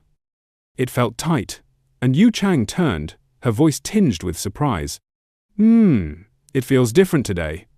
Chen Yuan nibbled her shoulder, thrusting deeper. Like it? The kitchen soon filled with soft moans. An hour later, after their passionate encounter, Yu Chang served him a bowl of the nourishing soup. He took a sip. Not bad for your first try. She beamed. If you like it, I can make it often. He hesitated. Wouldn't that be inconvenient? Yu Chang's face hardened. No. I've decided to divorce him. I want real happiness. Chen Yuan adopted a serious tone. That's great, Lin. Congrats on taking that step. He left just before 9 p.m. As he started his car, Zhang Shenyong approached, eyeing the luxury vehicle with sweat beading on his face. A glass car?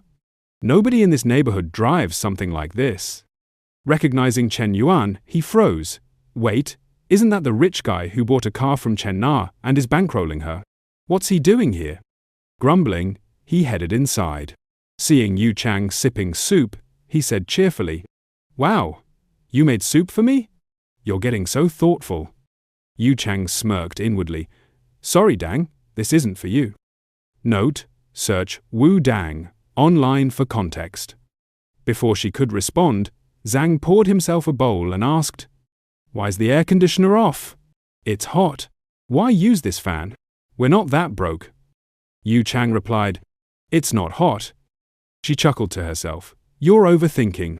I just don't want Chen Yuan's scent lingering. Misreading her smile, Zhang loosened his tie smugly. Finish the soup, huh? I get it. Let me shower, and I'll make you feel good. Quote. He headed to the bathroom. 10 minutes later, he returned, eager, but stopped short at the closed bedroom door. What? Wasn't the soup to energize me for her? Did she fall asleep? Grumbling, he flopped onto the sofa.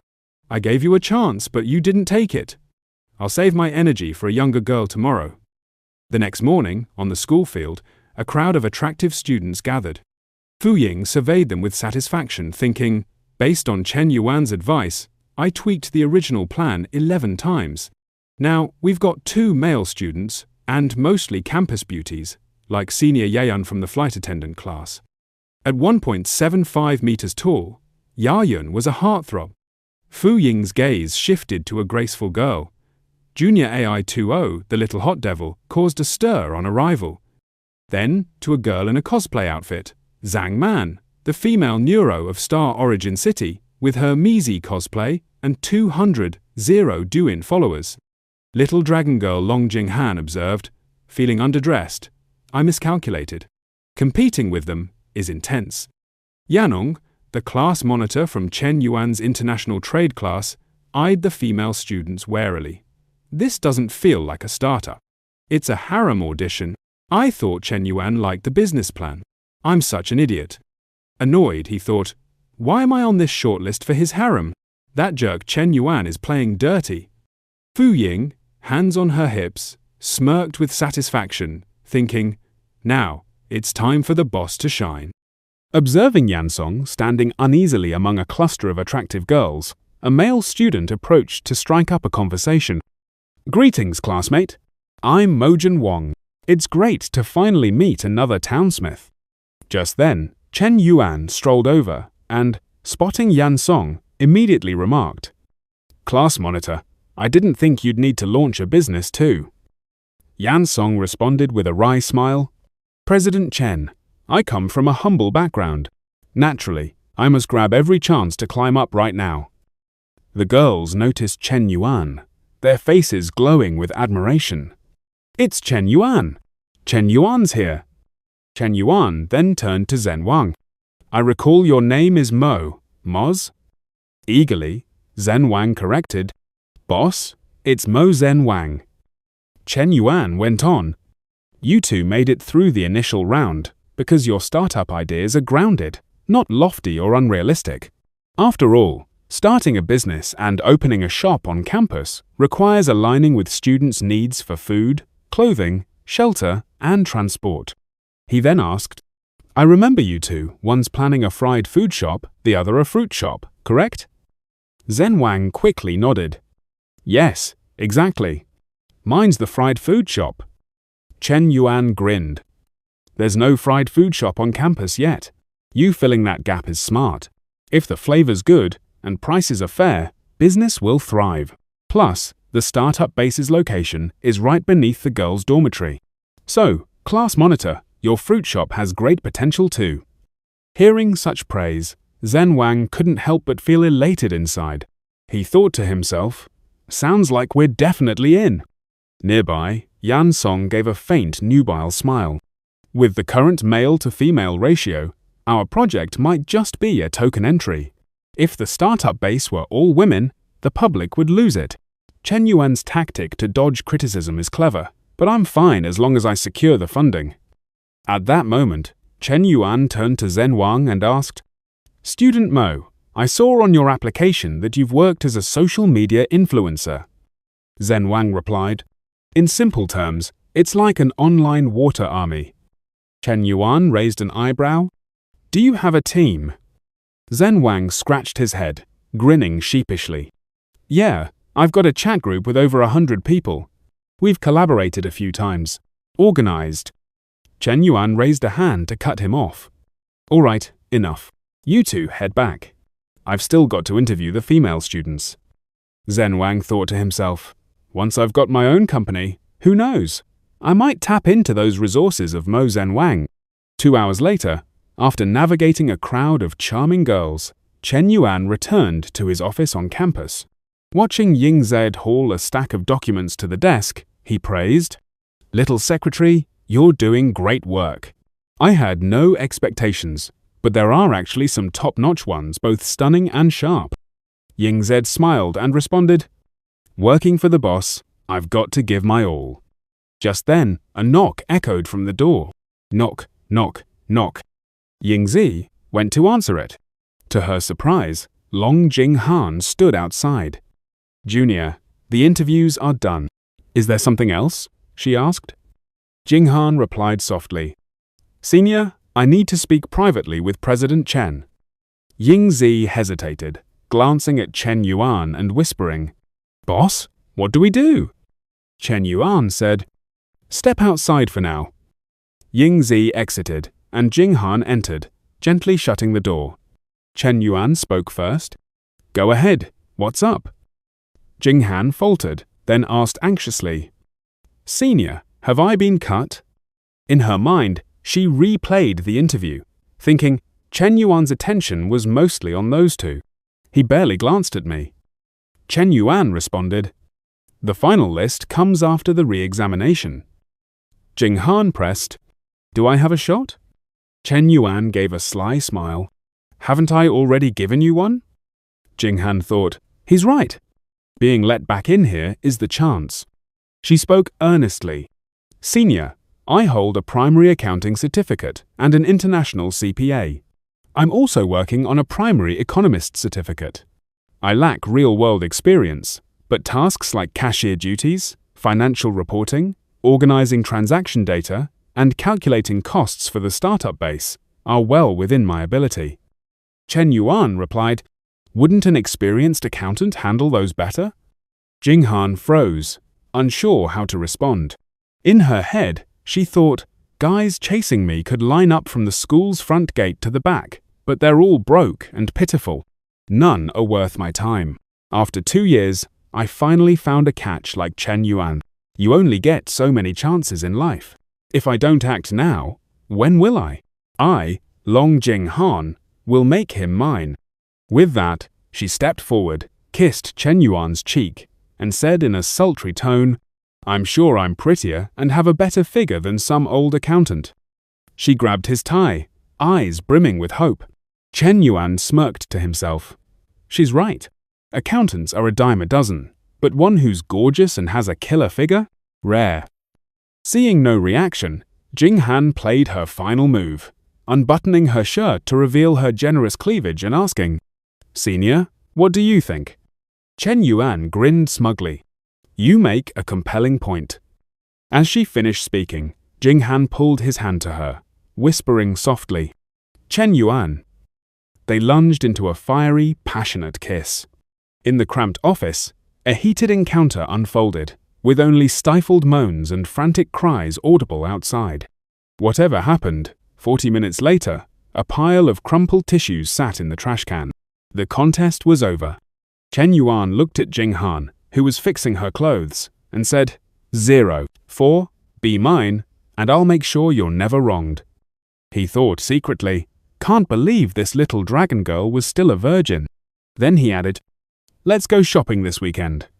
Jing-han turned, smiling, and said, yes. She thought, I've carved a place in Chen Yuan's heart. It's small, but it's something. Her favorability points above her head read 61. Chen Yuan thought happily, the little dragon girl's starting to fall for me. Perfect.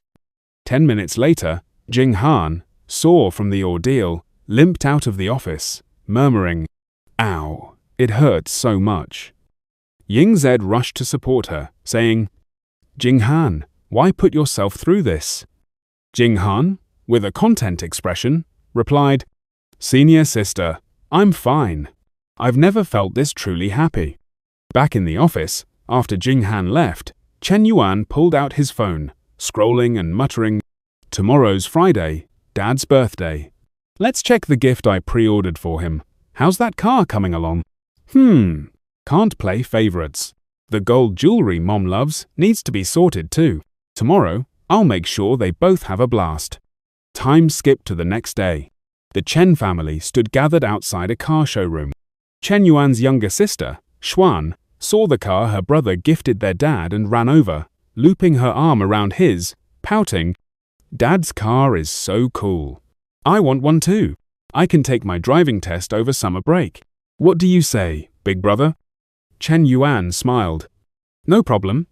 His mother overheard and griped, Son, don't spoil your sister too much. She just finished her college entrance exams. Already slacking. She's got a long road ahead. Chen Yuan chuckled. Mom, Xuan just wants a car. It's no big deal. He urged. Come on, Dad. Our aunts and uncles are probably wondering where we are. His father hopped into the car, saying, Right. Let's head to the hotel. Chen Yuan slid into the back seat, sulking slightly. Mum, you don't love me at all. Good thing I've got Big Brother. Her mother replied, Heavens, a girl should act like one. This isn't home. Let's get in the car. Meanwhile, in the hotel restaurant's dining room, Chen Yuan's aunts and uncles had gathered. Noticing the Chen family was late, a short-haired aunt vented her frustration. Why aren't they here? They invited us to dinner. What kind of logic is it to keep guests waiting? Another agreed. Exactly. If something came up, they should have told us, but they had us arrive early and aren't even here. She thought bitterly. Sure, my Yaodi's family borrowed money from them before, but we paid it back ages ago. When they owed us, we only asked a few times. But when they repaid us, they were so smug, even looking down on Yaodi. Another aunt chimed in. 0, 4. My fault. Yesterday, Hongwang called and asked me to pass on a message, but I forgot. Old Chen Yao's wife snapped. That just proves they didn't plan properly. Why call only your family and not ours? Another added, Yeah, why should our family business be announced through others? Hearing their tone, the man in glasses grew irritated, thinking, every person here whose family hasn't benefited from mine? Now that we're bankrupt, they all jump out to criticize. What a pack of ungrateful wolves. The man smoking a cigarette spoke up. Second brother's family has fallen this low, yet they still act superior. His birthday banquet today probably won't be joyful. Old Chen Yao's wife added, Third uncle, we'll see how the eldest brother performs later. Chen Yao heard his wife and let out a sleazy chuckle. Heh, just look at the state of our family's brotherhood. The man in glasses sighed inwardly. A dimly lit banquet room, the air thick with tension, and the clink of wine glasses. Old Yao Dai leans toward Ayang, his eyes glinting as he spots the man's shiny new car key. Ayang, I see you've changed to a new car, he says, voice dripping with curiosity. Business at the factory must be booming these days. Ayang plays it cool, waving a hand. Just making a bit of pocket money. When discussing business, you need a fancy car to save face. Otherwise, I'd really miss my old one. Old Yao's not letting that slide. He slides closer, pouring a glass of wine with a grin. You have to maintain the new car. Well, come by my place and get a membership card. I'll give you a 30% discount on everything. Car washes, ceramic coating, polishing, waxing, and window tinting. Ayang doesn't bite. Instead, he turns to the eldest uncle, dodging the sales pitch. Big brother, why don't you call and ask second brother when he's arriving? I think the kids are starving. The entire Sheyu family has gone bankrupt, yet they still put on airs. It's really too much. The uncle's face tightens. Old grudges bubble up. Ayang's wife and Chen Yuan's mother never got along, and Chen Yuan's academic success always stung their pride. Now, with Chen Yuan's family supposedly down and out, Ayang's got no filter. Old Yao piles on, his voice sharp. Is something wrong with their family that they're making us wait this long? 0, 5. The uncle tries to keep the peace. Let's wait a bit longer. It's your second brother's birthday today, and the main character is the most important. The two. Just then, the door swings open. The Chen Yuan family rushes in. Old Chen raising a hand with an apologetic smile. Sorry for making everyone wait. We were held up by something, so we're late. I'll punish myself with 3 drinks later. The eldest uncle stands, his smile warm but strained. You weren't that late, and it's not time to eat yet. Ayang's wife can't resist a jab. It's fine.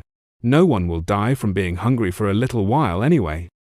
The uncle's patience snaps. He glares at her. What kind of talk is that? If you don't know how to talk, then shut your mouth. Then he turns to old Chen, softening. Second brother, you really are something. If you're ever busy and can't manage, just let us come pick you up. In his head, he's smirking. Second brother's family doesn't have a car anymore, huh? After being suppressed by him for so many years, it's finally my turn to shine. Shen Yuan, standing nearby, flashes a polite smile. Third uncle, then we'll have to trouble you. I hope you'll come as soon as you're called. Old Chen, not one for drama, waves it off. All right, everyone come and sit down. Let's get ready to eat. But Yang's not done. He reaches into his pocket, thinking, this kid isn't showing me any respect at all, so I'll have to put on a show. As old Chen pours himself 3 glasses of wine for his punishment, Yang makes his move. He stands, holding up a hand. Hey, second brother, are you really punishing yourself? Take it easy, drinking. Oh, no one here blames you anyway. As he speaks, his car key accidentally slips from his hand, landing with a deliberate clatter on the floor. No one reacts. Yang's eyes dart to old Yao, fuming inside. Oh, damn it, Chen Yao Day. Didn't you see the car key fall? Shouldn't you be picking it up for me? Do you still want me to get a membership at your place? Old Yao catches the act and sneers. Damn it. You didn't agree to get a car just now, and now you want me to be your free backdrop? Dream on. Then, someone moves. It's Shen Yuan. He picks up the key, barely hiding a smirk as he hands it back. Oh, third uncle, you changed to a new car. Yang grabs the key, puffing up. That old VV was too old. I wanted to change it a long time ago. Shen Yuan leans in, playing along. What model is it? Yang's grin widens. X7, not expensive. Shen Yuan lays it on thick. It costs at least 1 million yuan to get it on the road. And you say it's not expensive. Third uncle, you're too modest. Yang's ego swells. I only bought the mid-range version, so it only costs about 1.1 million yuan to get it on the road. Zhao Yuan, don't you know? 3. I advised your dad before. It is better to do business in the manufacturing industry. The tourism industry is too risky and unreliable. Shen Yuan keeps up the flattery. Third uncle is really a pro. Yang's practically glowing, though he tries to play it off. No, just making a bit. His wife shoots him a look, thinking, that idiot is still pretending to be someone important. Ming does know how to show off, but there is lack of plot, and the face is a little uninteresting. Yang catches her glare and mutters, what do you understand? Stop at the right time. If they open their mouths to borrow money later, you will bear to take the hard-earned savings. Shen Yuan turns to his dad, a sly smile creeping across his face. Old Chen, Dad's third younger brother, has already bought an X7. How long are you planning to hide your Maybach? In his head, he's thinking, the mattress has already been laid for Dad, so he can show off comfortably. Old Chen chuckles awkwardly. It's just a car, nothing to talk about. The room freezes. Maybach? Everyone's minds race. The cheapest Maybach costs nearly 1.7 million yuan. Isn't their family bankrupt? How'd they afford that? The eldest uncle stares at old Chen. Did you buy a Maybach? Old Chen pats Shen Yuan's shoulder, smiling. Thanks to my son for buying a nice car. Jaws drop. Shen Yuan? The wasteful college kid? The uncle's mind spins. Second brother's always been so composed. Is punishing himself with 3 glasses a bit too much? Yang can't hold back. Second brother, what kind of joke is this? Did Shen Yuan buy it for you? Shen Yuan leans in, whispering, Old Chen, Dad, you really have incredible patience. Third uncle was already like that, and you still won't retaliate. Old Chen sighs, then places his car key on the table with a deliberate clack. Actually, I also advised that boy Shen Yuan not to buy such a fancy car for me, but he absolutely refused to listen. What can't 3 million be used for? I really don't know why he'd buy such an expensive car. The room goes dead silent. 3 million? Everyone's staring, shell-shocked. The women whisper, how much? 3 million? That expensive? The men's eyes are wide, thinking, a 3 million yuan car? Just bought on a whim? Where did that boy Shen Yuan get all that money? A restaurant staff member steps in, breaking the tension. Sir, may I ask if the silver glass belongs to you? My apologies, but it's blocking another guest's car. Would you mind moving it a little? Shen Yuan nods casually. Oh, then I'll go move it. The relatives are beyond stunned. Not just a Maybach, but a glass too? That's over 6 million combined. Old Yao's mind flashes back to when he demanded money from Shen Yuan's family, thinking, so they already knew they'd struck it rich last time, but I never imagined it would reach this level. He grabs a wine bottle, pouring a glass for old Chen with a forced smile. Brother, congratulations. You are truly the successful one in life. New cars need careful maintenance, so come by my place anytime to get a membership card, and I'll give you a 30% discount on all services. Shen Yuan's mother scoffs inwardly. How does Chen Yao Dai still have the nerve to say such words? Before, he'd hounded them for money, and now he's groveling for business. Ayang's eyes are glued to the Maybach key, his earlier bravado crumbling. Second brother didn't even flaunt it. Compared to them, I'm nothing. The party stumbles on, awkward and heavy. Those who came to flex are silenced, their plans in tatters. After it wraps, Shen Yuan waits for his sister, Shen Yuan. She bounds up, eyes sparkling. Brother, you were so cool today. He smirks. What do kids know about adult matters? I'll take you home first.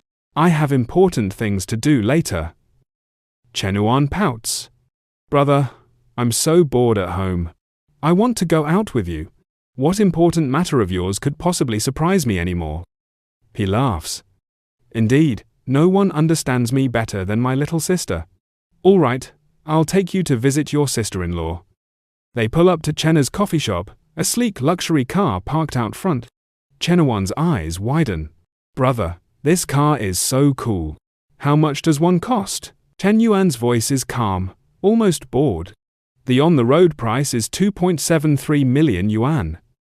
Chenawan gasps. That expensive? Then she pauses, confused. Wait a minute, brother. How do you know how much it cost someone to buy it? From? He doesn't miss a beat. This car belongs to your sister-in-law. I bought it. Chenuan's jaw drops. Holy crap. Manglu steps out, all smiles. Shen Yuan, you're here. Come inside quickly. She freezes when she sees Shen Yuan gestures. This is my younger sister. Qian, and Chenna rush over, beaming. Chenna says warmly, Oh, is your little sister here to visit too? You two siblings look so alike. Come inside quickly. The three women swarm Chen Qian grins. Little sister is so cute. Chenna offers a slice of apple. Little sister, have some fruit. Manglu hands her a glass. Little sister, would you like some coffee? Chenwan's sweating, overwhelmed by their enthusiasm. All three beautiful older sisters are so enthusiastic toward me. Their tone even has a hint of trying to curry favor. What in the world is going on? She shoots Shen Yuan a bewildered look, thinking, Wait a minute, brother. Who exactly is my sister-in-law? Manglu leans in with that easy smile of hers and says, Qian, and I knew Na was moving, so we came specifically to celebrate her new home. I will refend. She turns to Chen Yuan, all warm and welcoming. Little sister, let me introduce myself. My name is Liu Manglu. You can call me Sister Manglu from now on. Then she nods toward Chen Na. And this is the owner of this house. Her name is Chen Na. You can call her sister Nana. Okay. Chen Wan's eyes light up like she's just unwrapped a gift. She looks straight at Chen Na and blurts out, So, you're my sister-in-law, right? It hits Chen Na like a curveball. Her face flushes, and she stumbles for words, glancing at Shen Yuan with a soft, Shen Yuan. Manglu's off to the side, smirking like she planned this exact moment, thinking, Let's see how you explain this. Shen Yuan doesn't flinch. He just lays it out calm as ever. Actually, both of these ladies are her sisters-in-law. Shen Yuan freezes, mouth half open. Huh, both of them are my sisters-in-law. Her mind's racing. Is this really my brother? This is so messed up, and they can actually get along in the same house like this. The three women catch her look, each reacting their own way. Manglu's grin stretches wider, pure smug. Chen Na's blushing hard, shy as hell. Qian's eyes flicker with that quiet helplessness. Chen Yuan still can't wrap her head around it, eyes bouncing between them. She hesitates, then asks, "Is what my brother said true?" Manglu and Chen Na nod together, voices syncing up. "That's right, little sister." That seals it. Chen Yuan whips around to her brother, firing off, "Brother, you're such a damn playboy." Chen Yuan just smiles to himself, dark thoughts churning. "My dear Chen Yuan, this is just the beginning. You can't even accept two people. What will happen when my harem expands in the future? Won't your worldview completely collapse? You might as well get used to it gradually." Introductions wrapped, Manglu and Chen Na step up. Manglu grabs Chen Yuan's hand, all sunshine. "Xuanyuan, is there anywhere you want to go? Just tell us and we'll go together." Chen Na chimes in next. "My sister also just finished her college entrance exams, and she'll be coming to Star City tomorrow. You all will probably have a lot to talk about, but my sister is quite introverted." Chen Yuan flashes a grin. "Don't worry, sister-in-law. She'll open up after hanging out with me for a few days. I guarantee it." Qian's been hanging back, just watching this family vibe unfold like she's crashing the party. She sighs to herself. I didn't expect them to become so close so quickly. Sure enough, birds of a feather flock together. In Chen Yuan's family gathering, I'm really just an outsider. Her mind drifts back to that first chat with Manglu. Qian had asked, surprised as hell, "You two are already like this, and you can still get along in the same house?" Manglu had shrugged it off, cool as ice. Men are men. Best friends are best friends. In ancient times, there were many cases of sisters serving the same husband, let alone best friends sharing a husband. Qian couldn't help it, pure helplessness washed over her. If you two are really still the same as before, then just talk to each other directly, okay? Why do you always make me the messenger? The key point is that Chen Yuan bought supercars for the two of you to enjoy, and I don't even get a whiff of it, yet I have to endure this fatigue. She sighs again, muttering under her breath, "Hi, you two are really terrible sisters." Right then, Chen Yuan stands up, stretching. "You guys keep talking. I'm going to rest for a while." Chen Na's quick grabs her hand. "Xuanyuan, your brother wants to sleep. How about we go shopping? Buy you some clothes, shoes, and bags. What do you think?" Chen Yuan hesitates, glancing down at herself. "Although my sisters-in-law's fashion sense is top-notch, can I even pull off the same vibe as you?" Manglu jumps in, smiling wide. "Don't worry, Xuanyuan. I'll teach you all my styling secrets." Chen Yuan's eyes spark. "Wow, that's great." And just like that, the four of them head down to the garage. But then Manglu spins toward Qian. "I forgot my bag upstairs, Qian. Can you wait for me a moment?" Qian nods. "Oh, okay." Manglu slips back inside. 10 minutes drag by 15. Then her phone buzzes. Qian, just take a taxi ahead. We're a bit busy." And there's a red envelope tossed in for good measure. Qian stares at it, irritation bubbling up. What important business could you be doing at Na's house? She's going shopping with her husband's sister, and you're taking the opportunity to sneak around for some secret rendezvous. Unbelievable. You get to go have fun alone, and you leave the explanation to me. The most important thing is to think of some excuse which is really tiring. Upstairs, meanwhile, Chen Yuan's just drifted off when the bed dips. Manglu's there, sliding on top of him, slow and quiet. Her tongue flicks wicked against his ear. He snaps awake, heart pounding. "What's pressing against my face?" This feeling. He looks up. "Is that Instructor Lu?" He bolts upright. "Are you crazy?" Manglu's face goes all soft longing. They went out shopping. Now it's just the two of us at home. Chen Yuan narrows his eyes. Then why didn't you go with them? She pushes him back down, voice dropping low. I wanted to stay here and keep you company. That flips something in him. He leans in close, a sharp edge to his grin. I think you're playing a feint to the east and attack in the west. Manglu shrugs off her outer layer, bra hugging her curves tight. She plays innocent. Feint to the east and attack in the west? I don't understand. Jestem of Vizik. No more games. Chen Yuan grabs her wrist, flips her onto the bed. She gasps. Twice. Ouch, darling. I missed you so much. His hand slides down, face twisting lewd. Seems like you messed up the way you address me again, huh? Manglu corrects, quick, breath hitching. Daddy, I miss you. That's the trigger. Chen Yuan drives in hard. No mercy. As he thrusts, he growls. Not loud enough. Say it again. Her cheeks burn red. She shouts it out. Daddy, Papa! Time blurs, an hour and a half gone in a haze. Cut to the street. Chen Yuan's loaded with bags. Dialing Chen Yuan. Bro, Sister Qian went ahead. She said, Sister-in-law Lulu has other things to do with her. Na and I are almost done shopping too. When will you arrive? He's pulling up now. G63 rumbling to a stop outside the store. Wait for me. I'll be right there. The clerk inside spots the beast of a car, whistles low in his head. What a fancy car! Then the door opens, Chen Yuan steps out. The clerk's eyes lock. Wait a minute.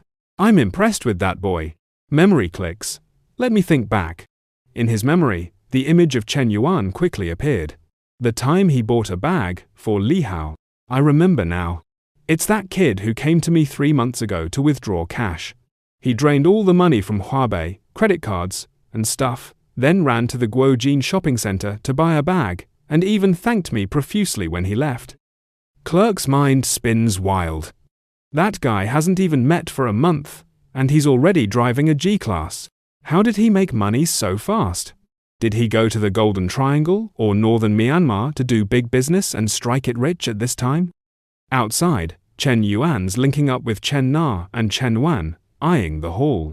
He grins. Looks like you've spent quite a bit of my sister-in-law's money. The clerk's eavesdropping scraps, gears turning. Oh, so he met a rich older woman. Well, being young and handsome is really great. His brain dives into the dirt visions of Chen Yuan on his knees, Chen Na's high heel tipping his chin up, him turning full dog, lapping at her thick soul. Find an older sugar mama, serve her well, and you'll have.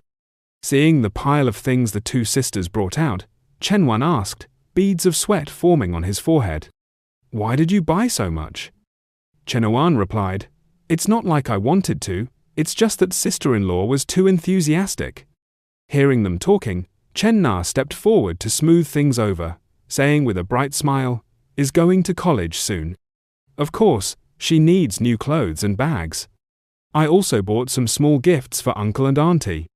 I wonder if they'll like them. Seeing these actions, Chen Yuan was a little touched, thinking, 5 million for Nana's pocket money. She usually never dares to spend a penny, but she's so generous with my parents in Chen Yuan. Just as he was thinking this, Chen Na waved goodbye, saying, Chen Yuan, I'm going back to the cafe first. Xiao is doing good business today. She's a bit busy. Chen Yuan nodded, replying, Okay, I'll come see you tonight. After Chen left, Chen Yuan and Chen Yuan also got into the car. Looking at his younger sister who couldn't stop smiling, Chen Yuan gently asked, Smiling like that? How much money did you spend of your sister-in-law's? Chen Yuan, while testing out the new makeup she bought, replied with a bright smile. It seems to be more than 400. Hearing this, Chen Yuan said, Anyway, you're the Tong family's precious princess. Smiling like that over a few 100,000. What kind of behavior is that? Chen Yuan leaned on her brother's shoulder, laughing happily. Oh brother, even when our family was well off before, our parents never splurged like this. Not wanting to dwell on this subject any further, Chen Yuan turned and asked, Do you know what to say when we get home? The girl winked playfully, replying, "Of course I know. I'll just tell Mum and Dad that you found me 2 sisters." And hearing this answer, Shen Yuan slammed on the brakes. He turned to her, frowning, and said, "Do you want Mum to break my legs? Don't you know that Mum has always been the strictest when it comes to relationships?" Seeing his reaction, Shen Yuan laughed out loud. "Haha, I'm just kidding, brother. I know what to say, but how are you going to thank me?" Shen Yuan replied. "Didn't you just receive a 400 gift?" Shen Yuan immediately retorted, "That was bought by sister-in-law, not you." Hearing this, Shen Yuan's eyes widened as he asked, "So, you're trying to extort your brother?" Shen Yuan giggled, replying, How could a businessman's deal be called extortion?" At this point, Shen Yuan couldn't help but sigh helplessly. "All right, just tell me what you want next time." Hearing this, the girl cheered excitedly. "Hooray!" A moment later, Shen Yuan and Shen Yuan arrived home. Seeing the pile of things they brought back, Shen Yuan's parents couldn't help but widen their eyes. In surprise, his mother asked, "Didn't you say you were just going out for a walk? Why did you buy so much stuff?" 5. Shen Yuan quickly spoke up, replying with a smile. "Mom, this is a gift that I and sister-in-law bought for you and Dad." Hearing his daughter's words, Shen Yuan's father turned to him, asking in surprise, "Sister-in-law, son, when did you get a girlfriend?"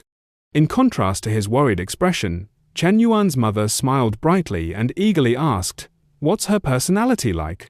Why didn't you bring her home since you bought so much stuff?" Shen Yuan replied with a smile, "We've been dating for a while. I didn't say anything before because I didn't feel like the time was right." Shen Yuan quickly added, "Mom, sister-in-law has a great personality. She's gentle, considerate, and virtuous." Hearing this, Mr. and Mrs. Chen pulled Shen Yuan aside, asking her all sorts of questions about their daughter-in-law. The girl also happily recounted everything. Seeing this scene, Shen Yuan chuckled to himself, feeling lucky.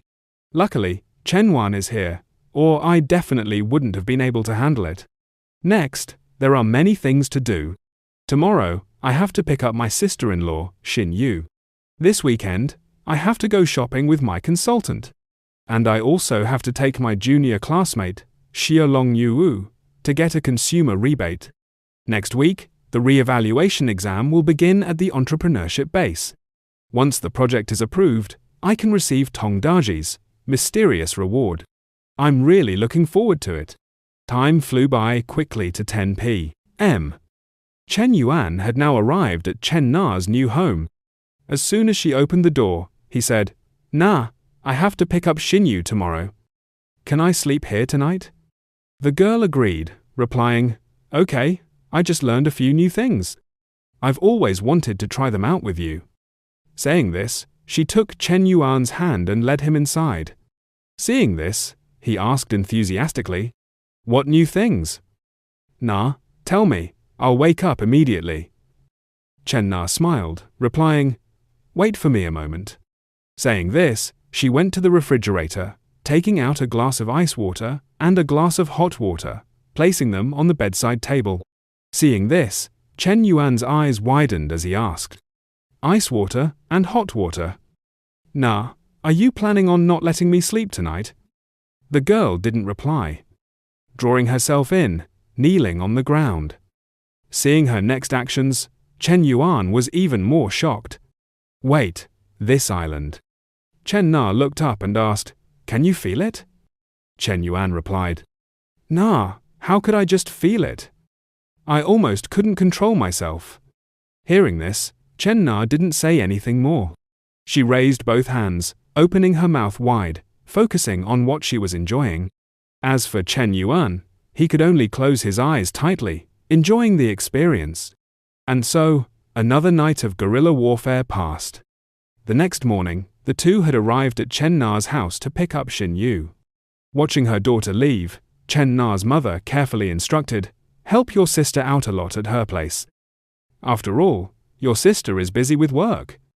Hearing this, Shen Yu replied, "Mom, brother-in-law said he's hiring a nanny for her.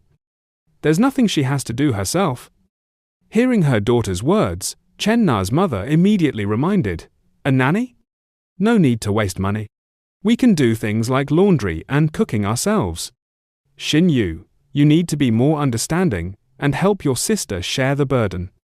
Seeing this, Chen Na smoothed things over. "Mom, Shen Yu is just coming early to get acquainted with me and Chen Yuan here. Everything will be fine." Chen Yuan, who had been standing outside for a while, finally spoke up. "Auntie, don't worry. We will definitely take good care of Shen Yu." After a while, the farewell scene finally ended. Chen Yuan, Chen Na, and Shen Yu got into the car and left. At this time, an auntie approached Chen Na's mother and exclaimed, "Oh my, her son-in-law has changed cars again. That one looks like a G-Class. It must cost 2 to 3 million yuan." Chen's mother replied, "Actually, we don't understand these things. As long as Nana and Xiao Chen like it, that's what she said." But in her heart, another worry arose. Last time Xiao Chen came to the house, Shen Yu especially admired him. I don't know if this is a good thing or a bad thing. Back with Chen Yuan and the others, he looked in the rearview mirror and asked, "Shen Yu, you did well on the college entrance exam, right? 05. Which school did you apply to?" Shen Yu replied, "Right here, in Jingcheng." Chen Yuan nodded and said, "That's good. Being in Jingcheng means there's someone to take care of you. Your sister has already prepared a room for you."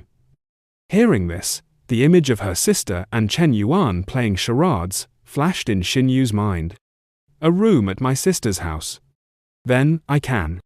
Her face flushed, and she shyly replied, "No, that's not right, brother-in-law. Sister, I'm afraid of bothering you, too." Chen Yuan said, "What's the bother? Your sister gets lonely at home alone.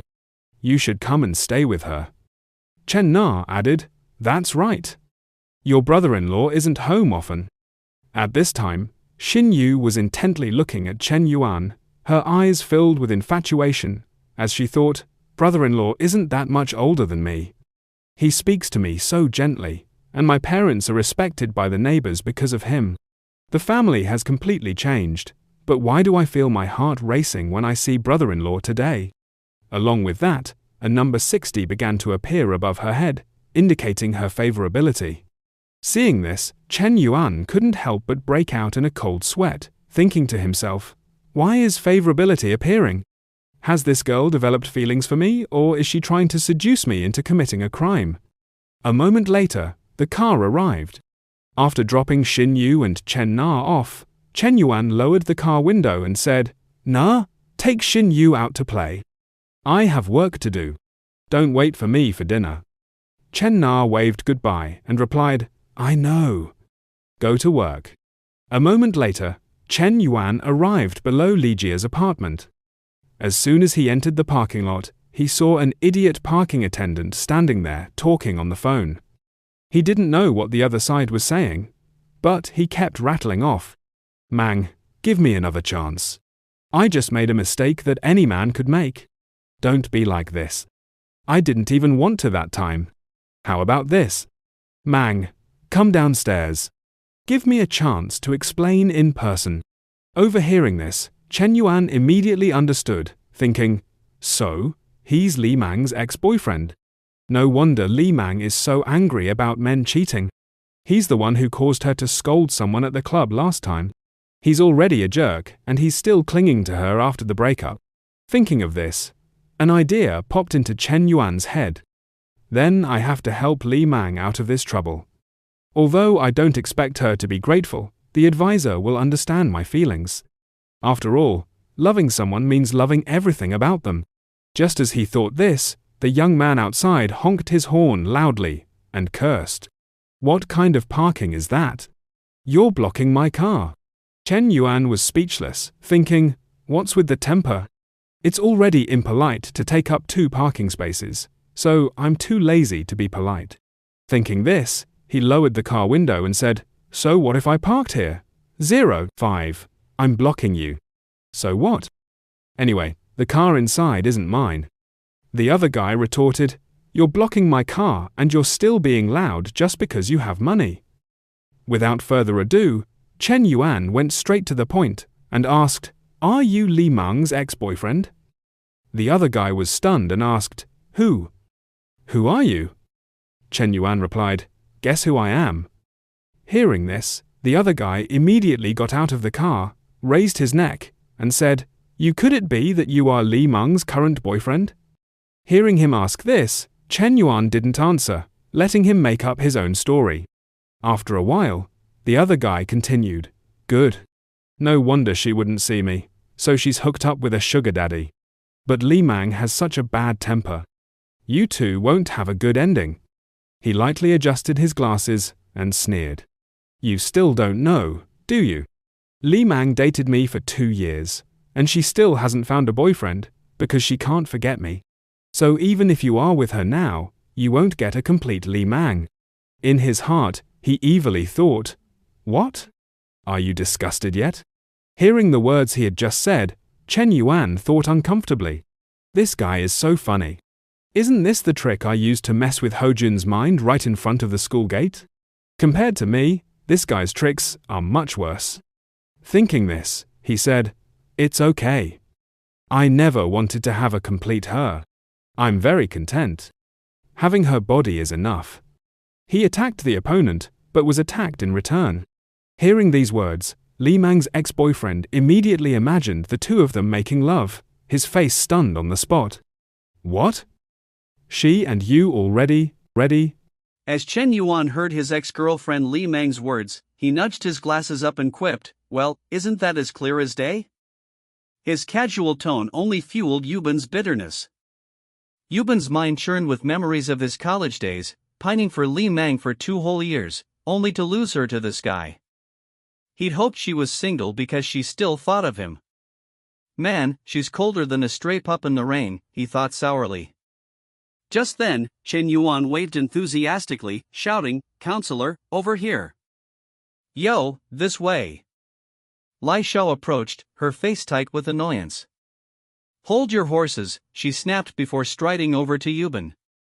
In a firm voice, she said, "Lubin, let's make this clear, stay away. My sister's done with you for good."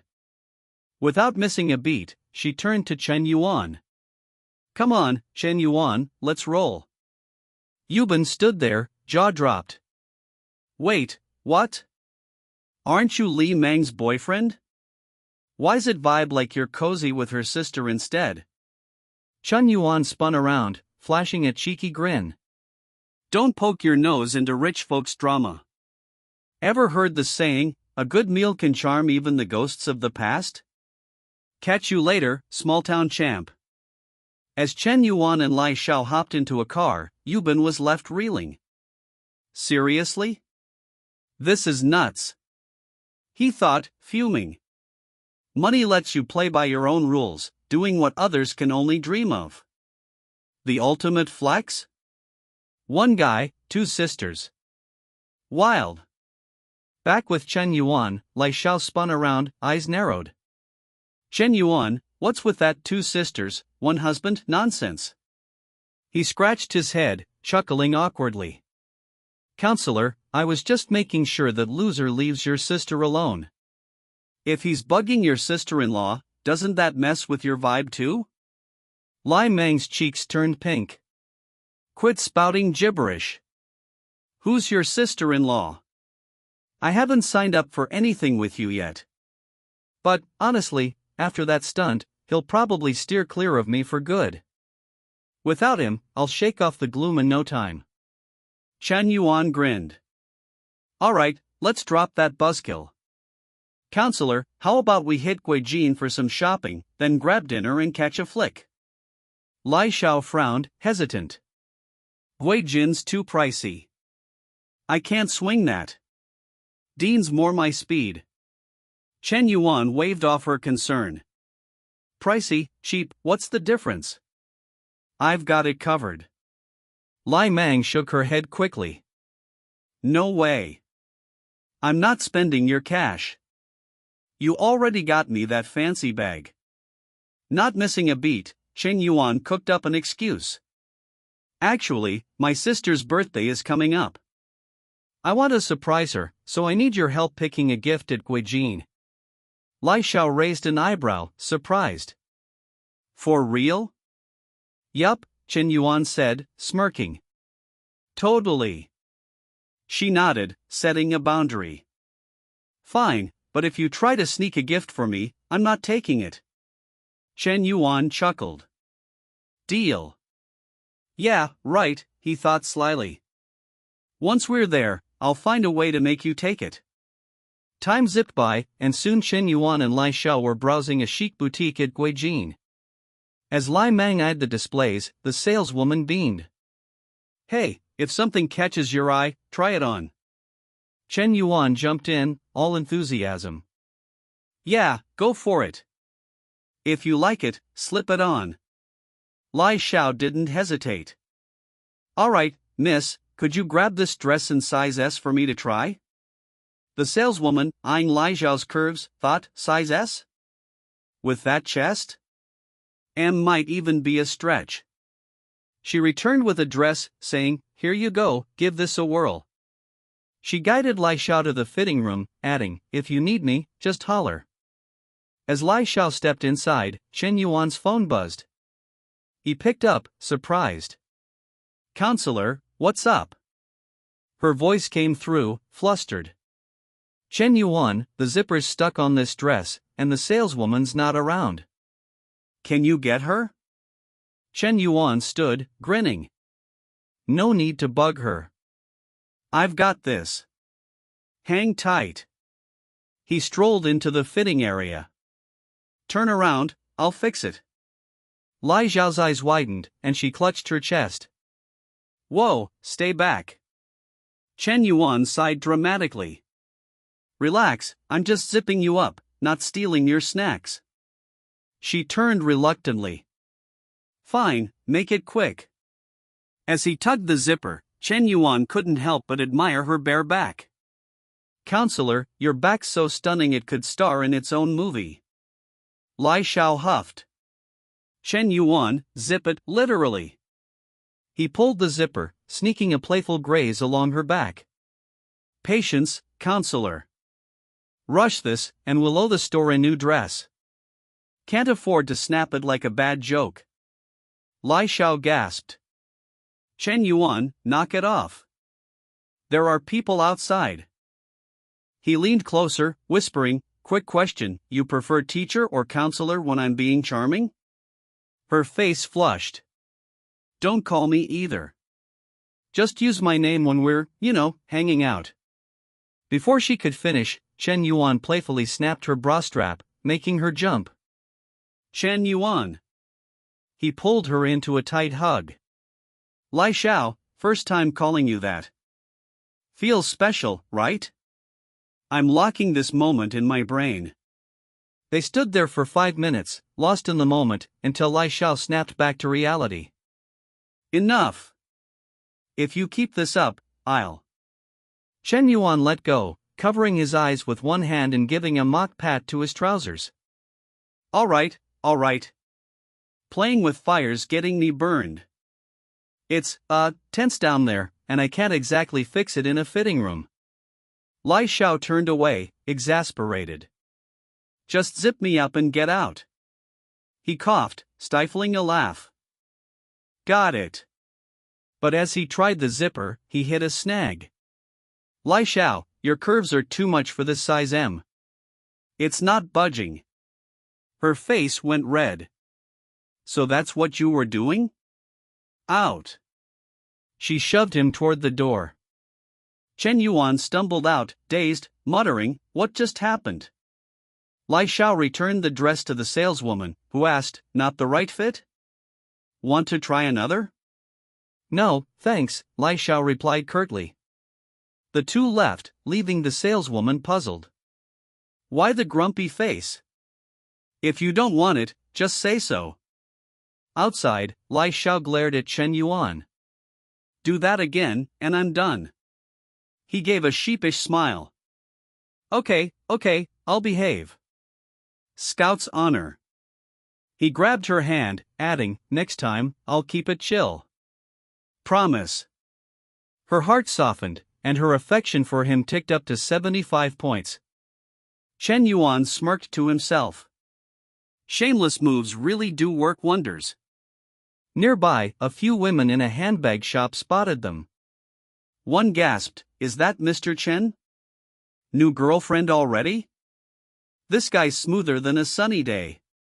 Her friend chimed in, "That's not new, he's on his fourth." "Remember Miss Zhu?" The first nodded. "Oh, right. Miss Zhu's with some other guy now. Haven't seen her here in ages." Her colleague sighed dramatically. "I picked the wrong side back then, going with Miss Zhu. Should have stuck with Mr. Chen." In her mind, she pictured him flashing his card, dropping thousands like it was pocket change. She whispered, "Mr. Chen, bring your new girl in here. I'd roll out the red carpet for you." Her friend rolled her eyes. "Regret's a tough pill, huh? Too bad there's no refund on bad choices." Meanwhile, Shen Yuan and Lai Xiao reached a restaurant. He peeked inside and said, "Lai Xiao, hot pot sound good?" She smiled. "Sure, let's do it." They grabbed a table, and Shen Yuan called to the waiter, "Hey, we're parched. 2 iced Tangwans, pronto." He glanced at Lai Xiao, thinking, "I'm getting the hang of this seduction game. No need to double-check with her. If the drink's too cold, she'll swap it out herself. Bet she'd trade it for a hot cocoa faster than you can say brrr." A moment later, a feast-laden table rolled out, steaming with savory aromas. Lai Xiao leaned in, her voice soft as a whisper. "Chinwan, summer break's just around the corner. Got any big plans?" Chinwan flashed a cheeky grin. "Only plan is sticking by your side." Lai Xiao rolled her eyes, chuckling. "Oh, come on, quit the sweet talk. I heard the startup incubator picks are nearly finalized, right? Campus is buzzing with tales about you, practically a legend now. Everyone's itching to know more." Shen Yuan felt a bead of sweat trickle down his neck, sensing the need to pivot fast. Lai Xiao, meanwhile, was all too aware of the growing risk of her secrets spilling out. Among the incubator's chosen few, there were 2 guys, but the rest?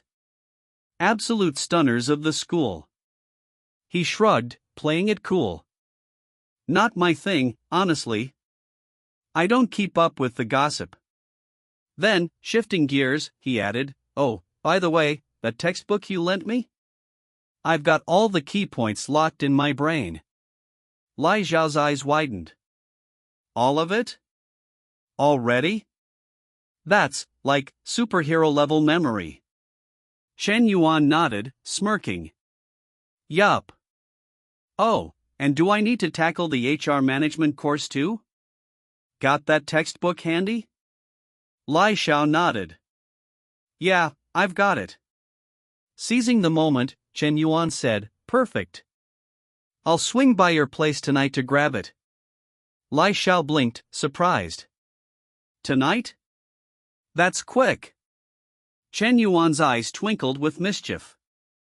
"Gotta be ready for that incubator, right? The sooner, the better." Inside, he was scheming, her affection points spiked back in the fitting room. "Time to lock this in while the vibe's hot." Lai Xiao raised a brow. "Fine, but no funny business at my place. My little sister's home."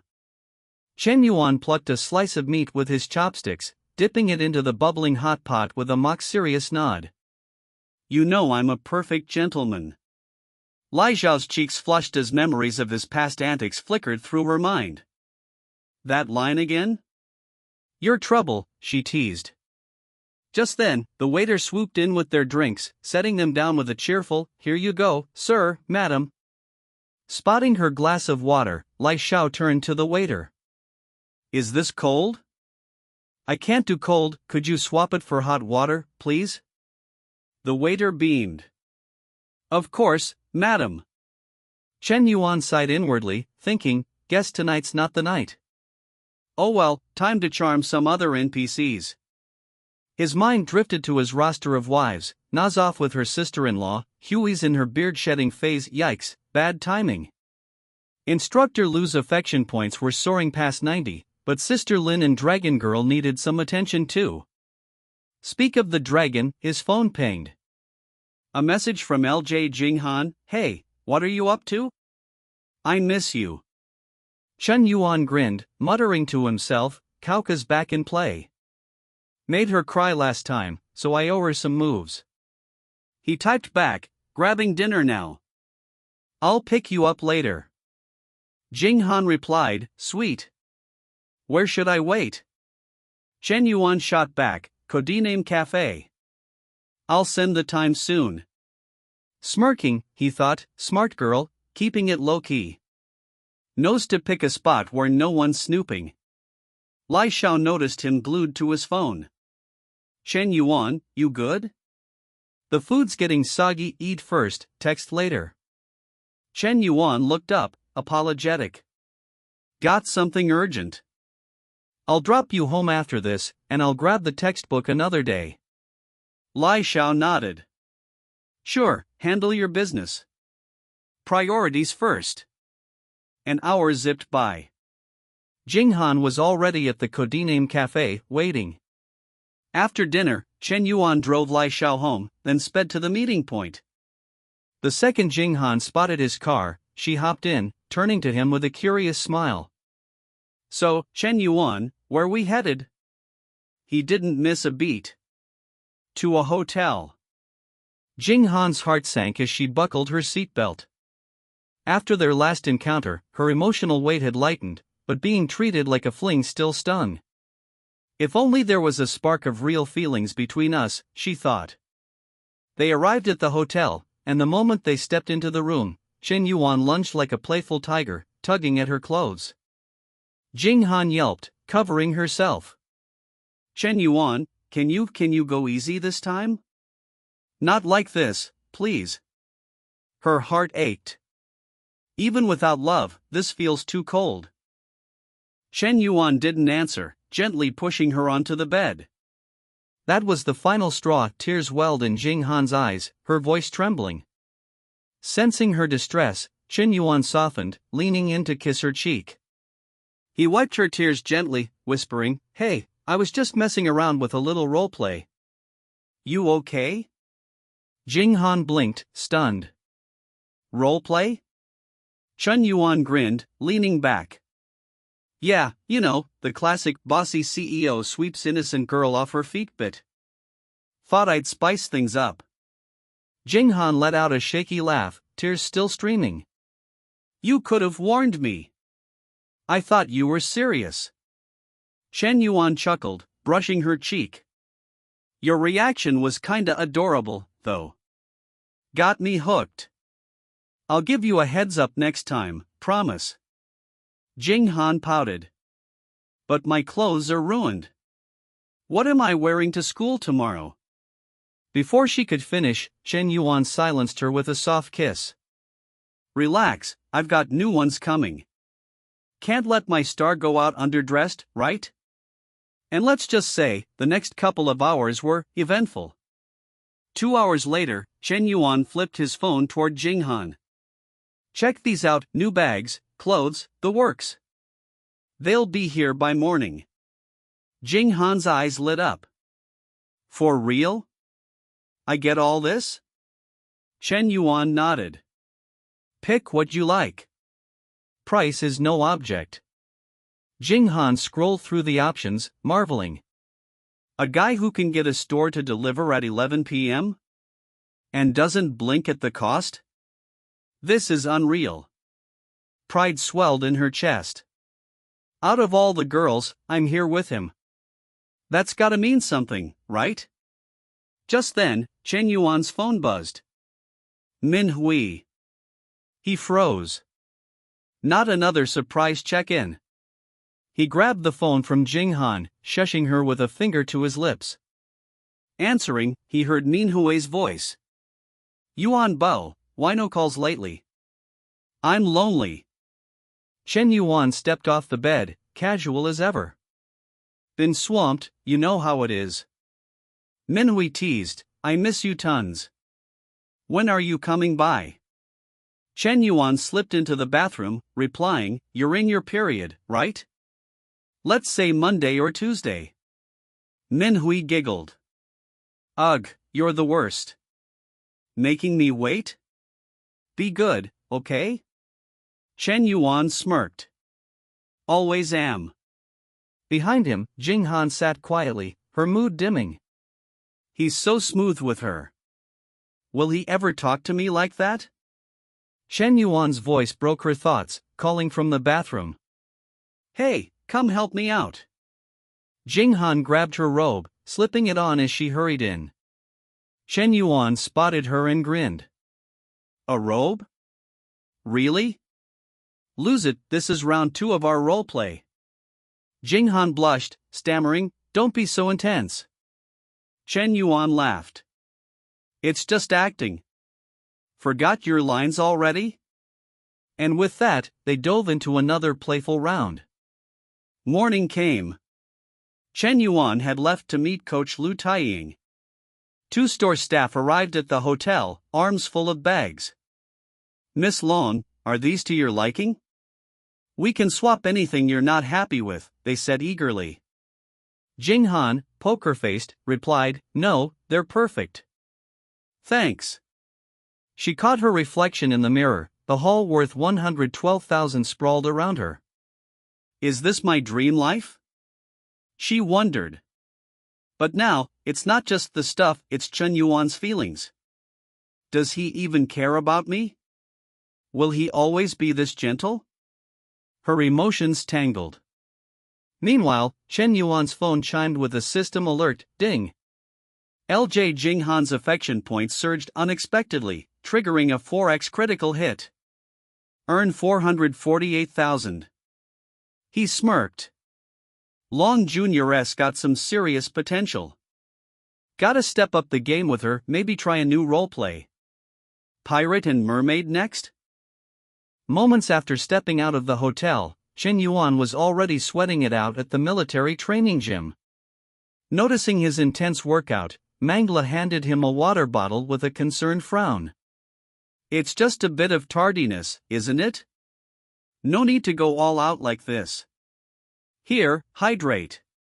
Shen Yuan grabbed the bottle, gulping water while eyeing his stats.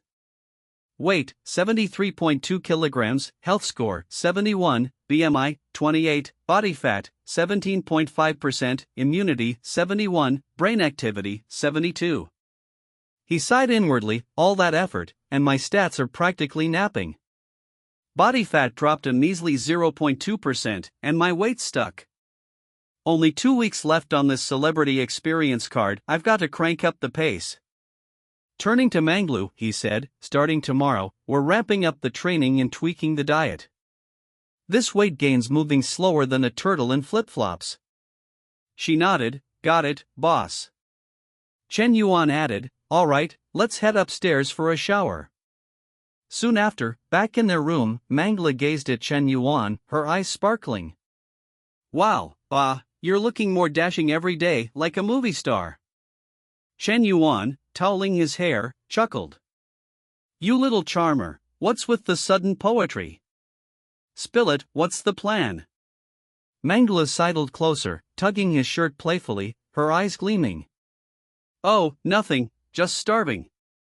She reached for a sausage, and Shen Yuan, stroking his chin, grinned. "That deserves a prize. Put on a little show for me, superstar." And so, Shen Yuan stood by the window, eyes half shut in contentment, as time zipped by like a puppy chasing its tail. Before they knew it, morning had arrived. The next day, Shen Yuan stood at the investment signing ceremony for a startup project in a cozy auditorium. Dressed in a crisp shirt and tie on the podium, he caught Li Hao's eye, who thought, first time seeing him so polished, way different from his usual vibe. Nothing like those pot-bellied big shots. Suddenly, an older woman nearby leaned in and whispered, "Miss Li Hao, your student's quite the catch, isn't he? Rich, handsome, and I hear plenty of girls at school have their eyes on him. Got a girlfriend yet?" Caught off guard, Li Hao flushed, stammering, probably not. "I think." The woman raised an eyebrow, smirking. hold on, why's your face redder than a tomato? Li Hao grew even more flustered, mumbling, and no reason. At that moment, all eyes turned back to the podium, where Shen Yuan was signing a hefty check for the school. The older woman glanced at Li Hao again, teasing, still single, huh? Don't tell me you're crushing on your student. Li Hao shot back, absolutely not. Stop making things up. But the woman wasn't done. Oh, come on, the way you were staring at him?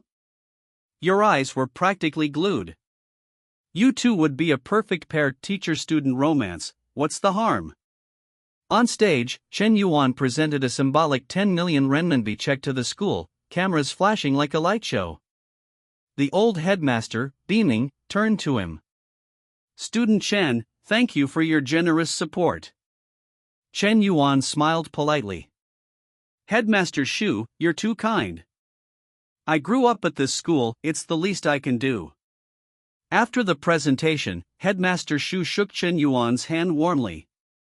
Beyond this project, we've got more in the pipeline. If anything catches your eye, I hope you'll keep working with us. Shen Yuan nodded. If it's a good fit, I'll definitely consider it. Shu turned to the reporters, friends from the press, get some great shots of Shen Yuan and write glowing pieces about him. Make him a shining star of our foreign affairs school. The crowd chimed, yes, Headmaster Shu. Shen Yuan waved at the cameras, thinking, Shu's already laying the groundwork for the future. But am I that easy to play? If it weren't for the system's prestige mission and all the lovely ladies at this school, I wouldn't be sinking cash into this startup zone. Backstage, Headmaster Shu asked a teacher, does Shen Yuan have any other roles right now? The teacher replied, nope, just overseeing the startup zone. Shu nodded, good. Let's make him a role model. Approve him for this year's 3 Good Student title and add him to the school's top 10 outstanding students list. The teacher hesitated, but his grades are, well, awful. He skipped most classes this semester and will probably fail. Shu smiled, not an issue. These titles aren't just about grades, ability matters too. A student like him boosts our school's influence and gives us an edge in university competitions. The teacher bowed deeply. Your vision is spot on, Headmaster. I'll get it done. After his speech and the check presentation, Shen Yuan stepped off the stage. A female reporter hurried after him, calling, Student Chen, hold up. She flashed a card. I'm Shihan Iae, a trainee reporter from Xinjiang TV. We're doing a feature on outstanding university students this month and would love to have you. Interested? Shen Yuan pulled out his phone, replying coolly, leave your contact info. I'll think about it. They added each other on WeChat. Glancing at the auditorium's far end, he thought, my academic advisor's heading this way. If she thinks I'm cozying up to this reporter, I'm toast. Gotta keep my distance to avoid any drama. He said, let's sort out the details on WeChat. I've gotta run. Shihan asked, won't you join us for dinner? Shen Yuan shook his head, nah, I've got plans tonight. Catch you later. Shihan felt a pang of disappointment, while Li Hao, catching his glance, felt a shiver. The older woman nudged her, Miss Li Hao, your student's a bit of a heartbreaker, huh? Turning down a dinner with a gorgeous reporter like that. Li Hao didn't respond, just gave a subtle, pleased smile. Later, back at his school office, Shen Yuan was handed a stack of documents. Jing Han, now an accountant, was there too. Ingzi reported, boss, after yesterday's review, here's the final list for the entrepreneurship zone. 2 guys, Yan Song and Ma Jin Wang, and 5 ladies, Tanzi Nani, Japanese Studies Major Lu Xinyu, Ethnic Dance Troupe Xuan Baiyan, Flight Attendant Major Auo from Xinjiang, and Cosplay Enthusiast Xiale. She glanced at Jing Han, who continued, we've outlined a 3-stage share allocation. First, you, as the investor, take 70%, and the entrepreneurs get 30%. Second, once the investment's recovered, 20% of shares go back to the students at the project's valuation. Third, when your profit hits 5 times the investment, another 20% transfers to them, leaving a final split of 70% for students, 30% for you. Shen Yuan skimmed the papers, thinking, I'm funding this to boost the school's rep, not to get rich. This setup motivates the students, which is great. Plus, recruiting these 5 talented ladies? That's like hitting the jackpot with a slingshot. He looked at Ingzi. Are Tanji and Lu Xinyu from Japanese Studies meeting me today? She nodded. Yep, I'll bring her in.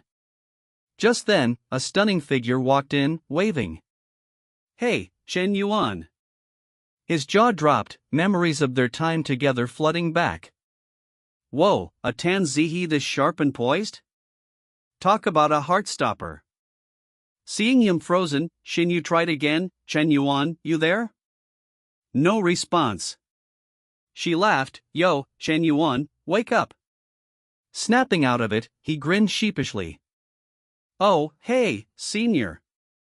Don't just stand there, let's sit and chat. They settled in, and Shen Yuan asked, your startup's a campus supermarket, with plans to expand into a chain like Mud on Lie, right? Xinyu nodded, that's the dream. He leaned in, so, what's the secret to Mud on Lie's success? Give me your take. She smiled, it's about sharing profits. The owner gives employees a cut, building a strong reputation. They compete with low prices, great service, and solid benefits, squeezing out other supermarkets. Chen Yuan nodded, thinking, she's done her homework, straight out of that Hong Kong program. Time to flex a bit. He said, spot on. It's not just industry competition but their service model, culture, supply chain, and even local government support perfect timing, place, and people. But replicating that elsewhere? Tougher than convincing a cat to swim. Xinyu agreed, true, but I'm bold enough to try. Chen Yuan grinned, let's do it together. Now, since you're in Japanese studies, ever thought about translation or working for Japanese firms? Xinyu paused, thoughtful. My parents picked this major, they work for Japanese companies. I just went along with it. Chen Yuan raised an eyebrow, how's your Japanese? She smiled, pretty good. I've got the JLPT certificate, passed the JTST, and aced the Japanese Major Level 8 exam. He pressed, so, you can chat with Japanese folks no problem? She nodded, daily stuff? Easy. Chen Yuan's mind raced, picturing himself surrounded by cherry blossom girls. Perfect. First, your skills are top-notch. Second, once we're tight, you're my ticket to cracking Japan's market. Frolicking in a world of sakura and smiles? That's the dream. Right now, in Chen Yuan's South Dormitory, this guy bursts in, all worked up. La Hang La Chow, I still can't figure out why my project was rejected, but Yen Song's project was approved. Lao Huang's just chilling there, legs crossed, messing with his computer. He glances up. What's your project? The student grabs the file, flips through it. A sexy lingerie shop.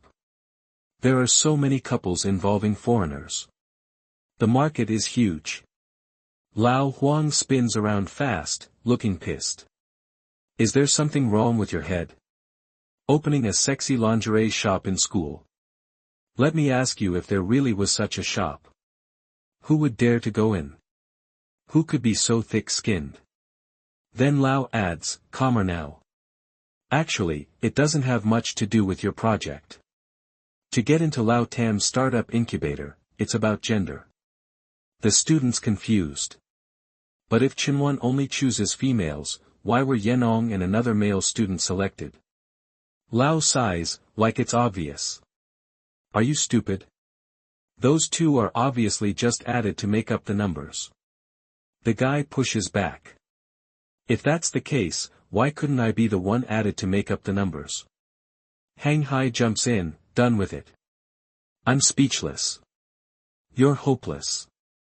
You have no self-awareness at all. I and Lauka haven't even gotten in. And you think it's your turn? What an idiot. Suddenly, La Chao waves his phone, excited. Look at this. The school's news site is talking about Lao Tam signing a contract with the principal. He pauses, smirking.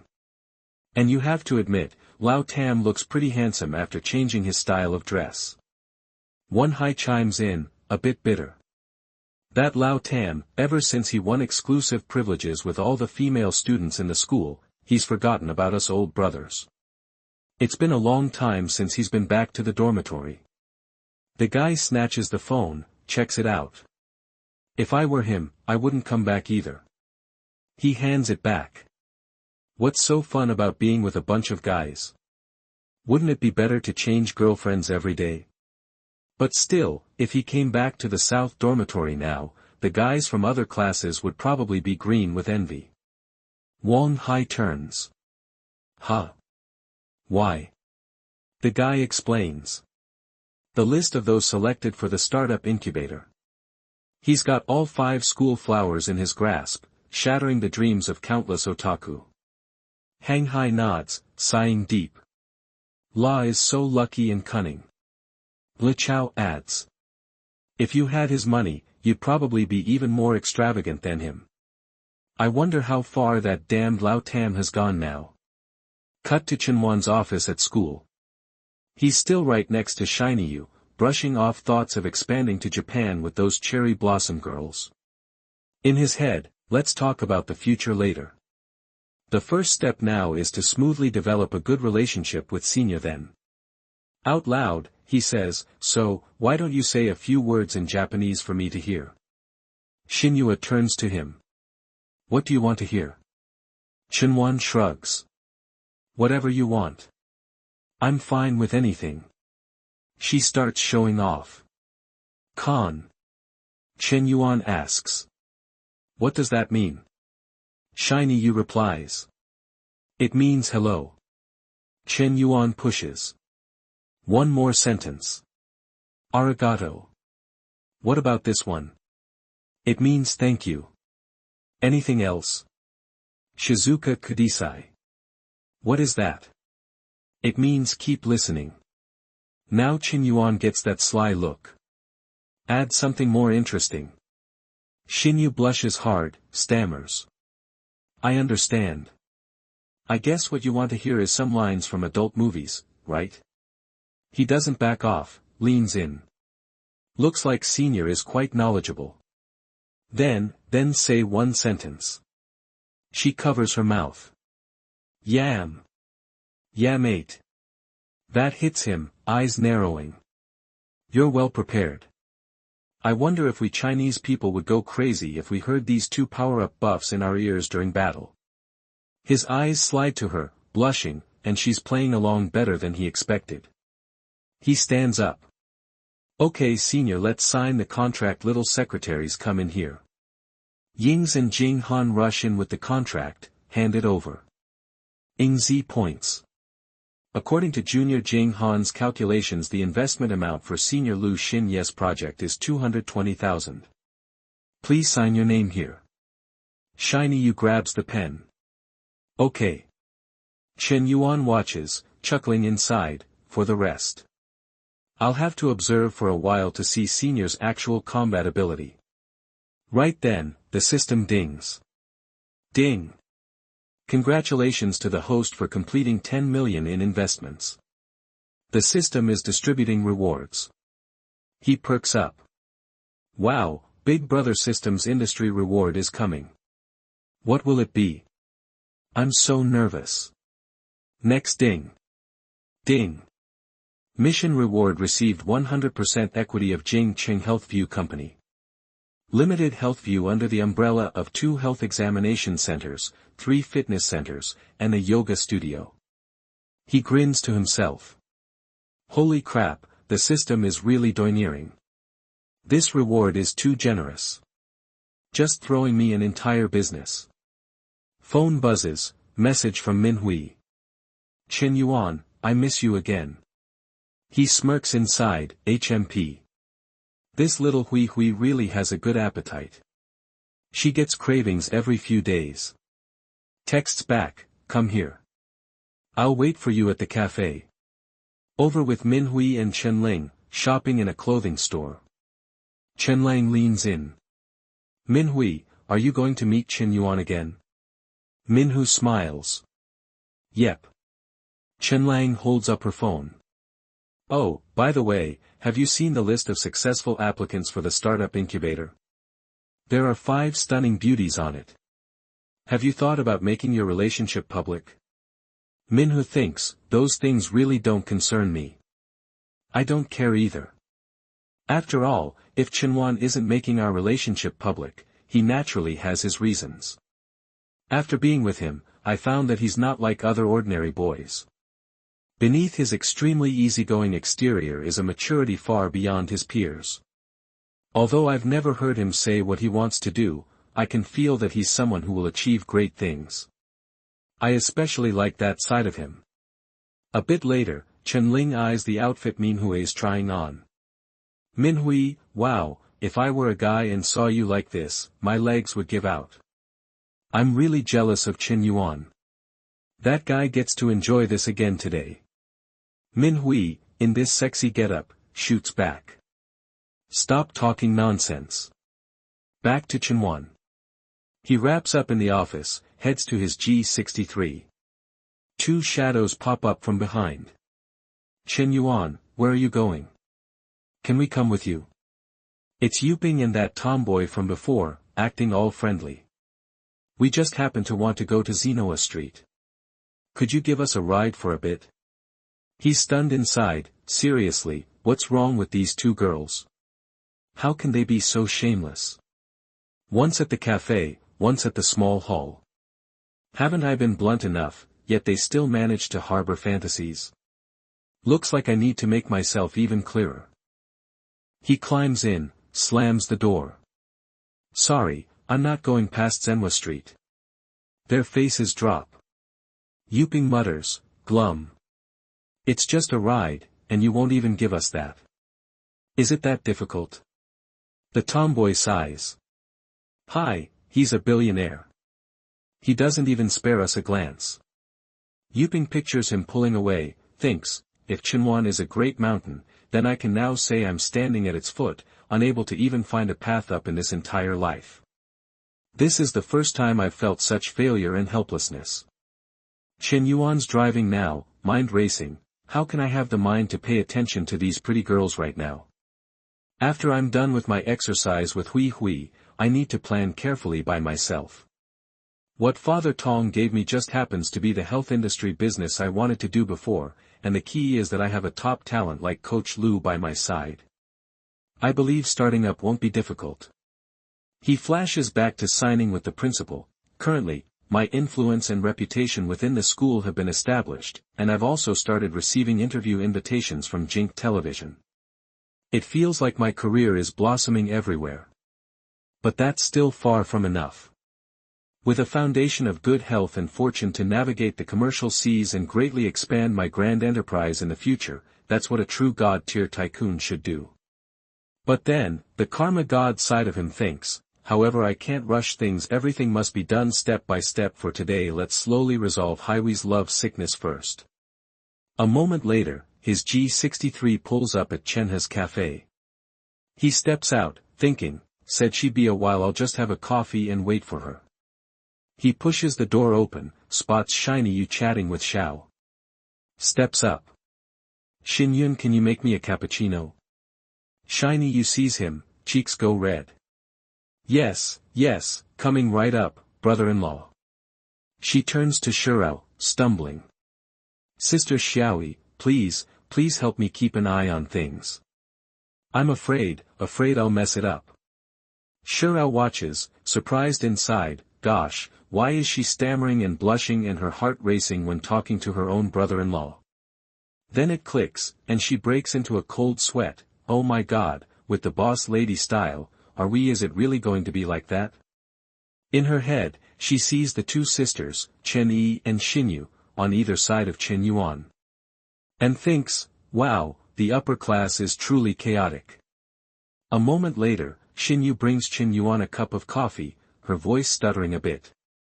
Brother-in-law, try this. It's my first time making it. He takes it with a nod. Thanks. He lifts it to his mouth, sips, and gives her a thumbs up. Not bad. It's already great for a first try. That makes her blush, hesitating for a second. Then, brother-in-law. I also learned how to make Americano. Would you like to try it? Shen Yuan looks up, smiling easy. No need.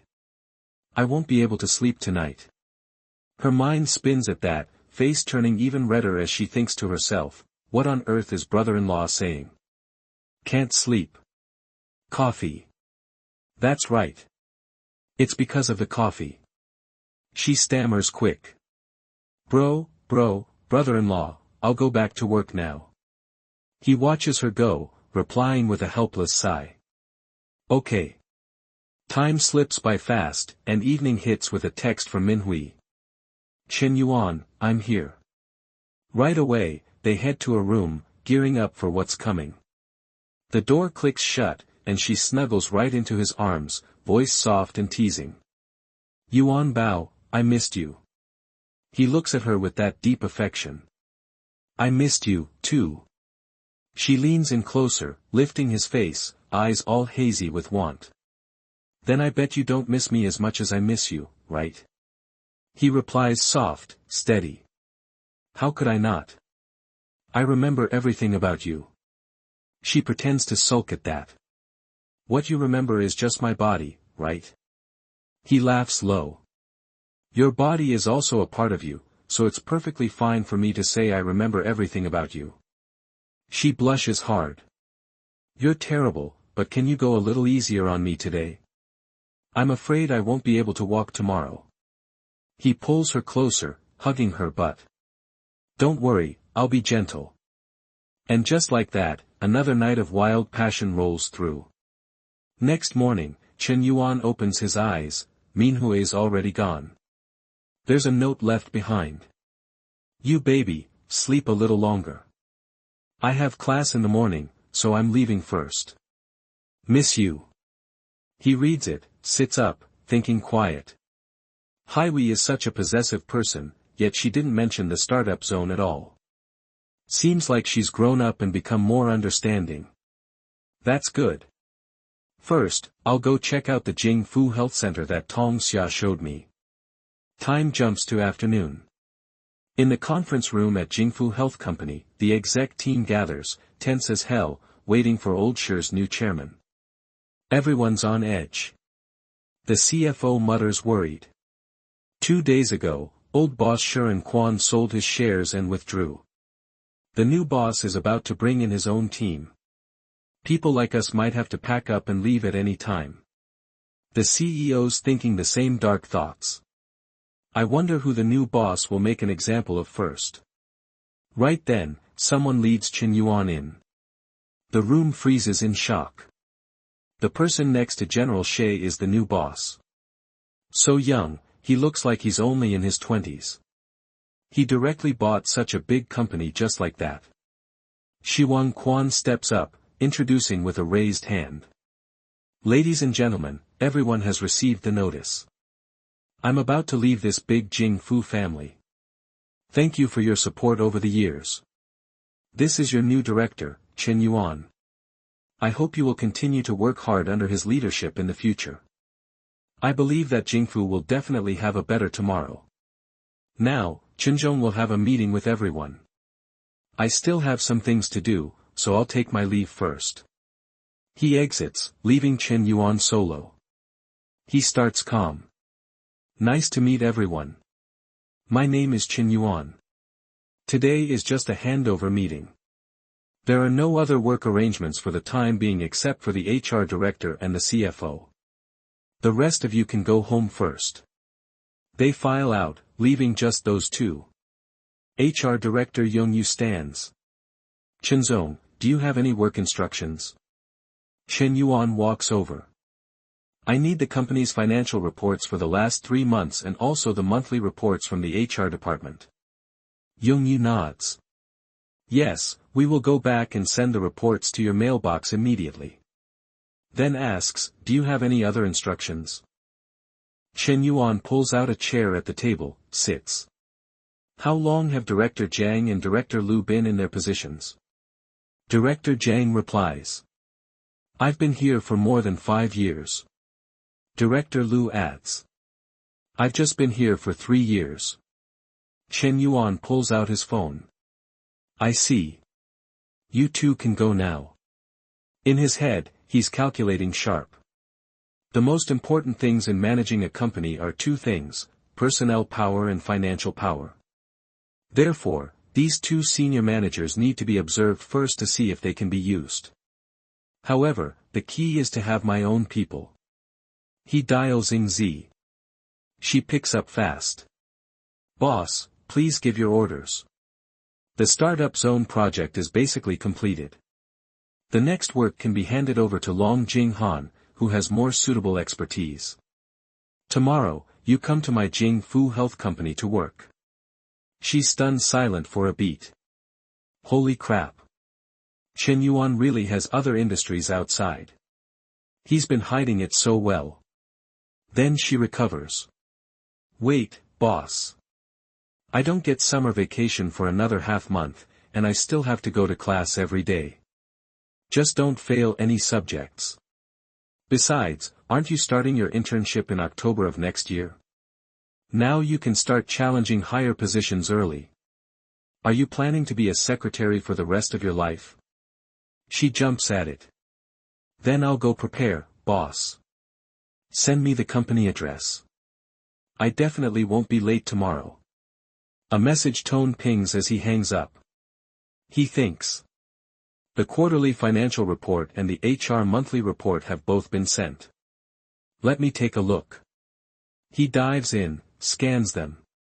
The profits from both the fitness centers and the yoga studios aren't bad.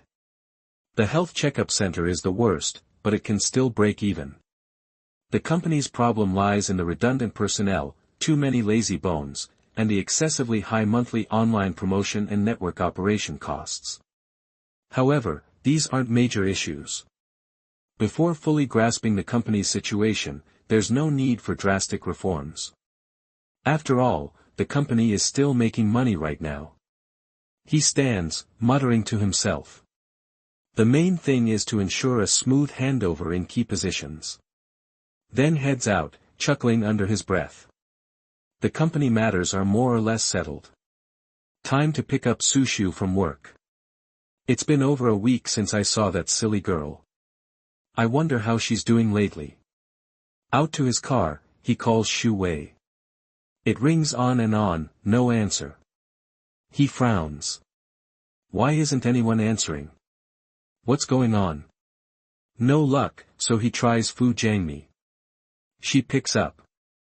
President Chen, are you looking for an hour ago? She took leave to go home, saying she had urgent family matters. Did she say what urgent matters? No, I called her afterward, but she didn't answer. That sends him straight to Shu Wei's home. Up the stairs, a crowd's packed in front of her door, voices clashing loud. Noisy echoes hit him. Isn't it just a little water leak? What's the big deal? It'll be over in a moment. Why make such a fuss, Zonglin Fong? It's one thing to talk rudely normally, but now that you've done something wrong, how can you still argue so confidently? What did I do wrong? Hasn't everyone's home leaked water before? Is a water leak called doing something wrong? Your house leaked water and you didn't even come down to say hello. Nor did you come up to fix it. Little Jai went up to tell you and you even scolded him. Does anyone behave like you? He pushes forward, and freezes. Right in the middle, Shu Wei's sitting, hugging her little brother, taking the auntie's scolding head-on. This kid knocked on the door without a single greeting. No manners at all.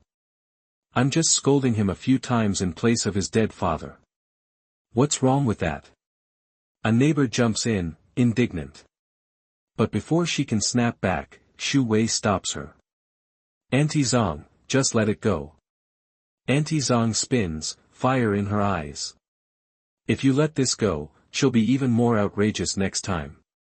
Shu Wei bows her head, grateful. Just let it go. We really don't want to pursue it. Auntie Zhang ignores her, keeps battling. Apologize to the child. He didn't do anything wrong. The auntie flares. Apologize? Are you kidding me? Why should I apologize? Shen Yuan steps up from behind, voice edged with displeasure. Apologize to the child, seeing him appear. Xu Wei's eyes widen. Shen Yuan. The auntie lifts her chin defiant. I definitely won't apologize. So what? You haven't even married her yet, and you're already enthusiastically helping her like this. Could it be that you two have been husband and wife in reality for a long time? Young people nowadays are really playing around. Shen Yuan turns, frowning hard. You scolded the child, so you should apologize to him. A voice cuts in from behind. Who the hell are you acting tough? A scrawny guy struts up, grinding his teeth. What are you? Telling my mom to apologize. He pats Shen Yuan's shoulder, all gangster. You little brat. What are you worth? Before the words finish, Shen Yuan swings a punch, snapping the guy's face sideways. A punch lands square on the young man's face, and his whole body freezes in shock. His eyes flare with rage, teeth grinding as he swings back, roaring, I'll get you. But Shen Yuan sidesteps fast, dodging the blow, then strikes like lightning right into the blondie's chest. The guy reels back, crashing to the ground, saliva and snot dripping, clutching his chest as he gasps. You just wait. I'm going to call some people. He yanks out his phone and dials. As soon as it connects, he blurts, Hello, brother Long, god damn it, I got beaten up. Shen Yuan pulls his own phone, cool as ever. Go ahead and call. I'm calling people, too. He scrolls to a contact and hits dial. When it picks up, he says, Hello, brother Wei. Time ticks by. 15 minutes later, a 4-seater car pulls up downstairs. 4 tough guys pile out, each gripping some kind of weapon. They're right in front of Xu Wei's house. One strides up to the blondie, growling in that gangster drawl, Ali Yang, who the hell beat you up? The blondie looks up, startled, then lights up. Brother Long, brother Long. He jabs a finger at Shen Yuan. It's him. Over here, Xu Wei turns to Shen Yuan, worried. Shen Yuan, should we call the police? Aunt Zhang nods beside her. That's right. Fighting won't solve anything. This kind of dispute should be handled by the police. Brother Long steps forward, puffing his cigarette, sneering. Hey, you're the one who beat up my boy. Shen Yuan glances over, face blank, and says evenly, don't rush. The people I called are almost here. Right then, police sirens wail from below. One of Brother Long's guys spins back. Boss, the cops are here. Brother Long panics, whirling on Ali Yang. Damn it, Ali Yang. You called the cops and still called me here for what? Ali Yang looks lost. I don't know. He said he was calling people, too. I just assumed he was calling thugs as well. Brother Long curses. Damn it, you idiot. A cop climbs the stairs, spots the thugs, and snaps, Luno Long, why are you everywhere? What are you doing here again? This is the deputy captain of the Quania police station's public order team, Shen Yuan's cousin. Brother Long turns sheepish, flashing a fake smile. Officer Chen, I didn't do anything. I just came to watch the fun. Shen Wei eyes him. Watching the fun? You brought so many people just to watch the fun. You stand right there. I'll get to you after I understand the situation. He pulls Shen Yuan aside, whispering, little bro, what exactly happened? Shen Yuan lays it all out from the start. Meanwhile, Li Wenlong glares at Ali Yang, furious. These two look so alike. They're obviously brothers. You told me to come join the fun. God damn it. Are you brain dead? Ali Yang stammers, face dropping. Sorry, Brother Long. I didn't know this kid had such connections. I saw he had some money, so I thought maybe we could extort some from him. Liwano Long snaps. You're on your own. I'm not getting involved in this muddy water. Back with Chen Wei, after hearing the story, he punches Chen Yuan's chest lightly. Not bad, little rascal, playing the hero saving the damsel, huh? Chen Yuan grins. This is called drawing one's sword to help when injustice is seen. Your station should definitely give me an award. Chen Wei gets serious. No more joking around. Tell me, how do you want to handle this? Do you want to take all these people back to the station for questioning? Chen Yuan smiles. Can we simplify things a bit? If that woman is willing to apologize to the child and fix the leaking roof properly, we can let this matter go. Chen Wei nods. All right, I'll handle it. He steps in, mediating, warning Li Wenlong and his crew. They all bob their heads like puppets, silent. The loudmouthed hag, once so bold, now bows low. I'm so sorry, Xiaoai. I spoke out of turn earlier. Please don't take it to heart. I apologize. Xiao Ji ducks behind his sister, scared. Chen Yuan waves her off. All right, just go back and deal with the leak. Aliang bolts upstairs, saluting. Yes, team leader Chen. The hag scurries after. I'm going. I'll fix it in a jiffy. Team leader Chen, rest assured. Chen Yuan says, go. Then he turns to Chen Wei, whispering, that brat, is that your girlfriend? Chen Yuan's eyes stay on Shui Wei, who's comforting her brother. He startles. Not yet, brother. You have to keep this a secret for me. After this, those thugs won't mess with the Shui family anymore. The neighbors will see them differently too. Chen Wei shrugs it off, chuckling as he heads out. I didn't expect you to have dirt on me now. As he leaves, Xiao Ji toddles off too. Shui stands, turns to Chen Yuan, cheeks pink. Chen Yuan, thank you for today. Finally, a favorability rating pops over her head, 61 points. Chen Yuan surprised, thinking, this girl finally has a good impression of me. He says, how are you going to thank me? How about returning the favor? Shui blinks, confused. Huh? There are so many people on the field upstairs. Chen Yuan presses. What's there to be afraid of? It's just a hug. Just think of it as friends saying goodbye. She hesitates, then thinks, what he said makes sense. Slowly, she lifts her arms, hugging him gently. Chen Yuan seizes the moment, pulling her tight, thinking, the full feeling of those snow pears. Shu Wei is really rich. Shui startles, eyes wide. Huh? Right then, Xiao Ji returns, holding up a bag. Sister, brother, these are the chicken eggs Mom told me to bring down. She said, they're for big brother. Chen Yuan sits by the boy, takes the bag. If I take all these, won't your family have any left? Xiao Ji says innocently, there are more. My aunt brought over a lot. Chen Yuan pinches his cheek, smiling. All right, Shirao Ji, don't call me big brother when you see me in the future. You have to call me brother-in-law.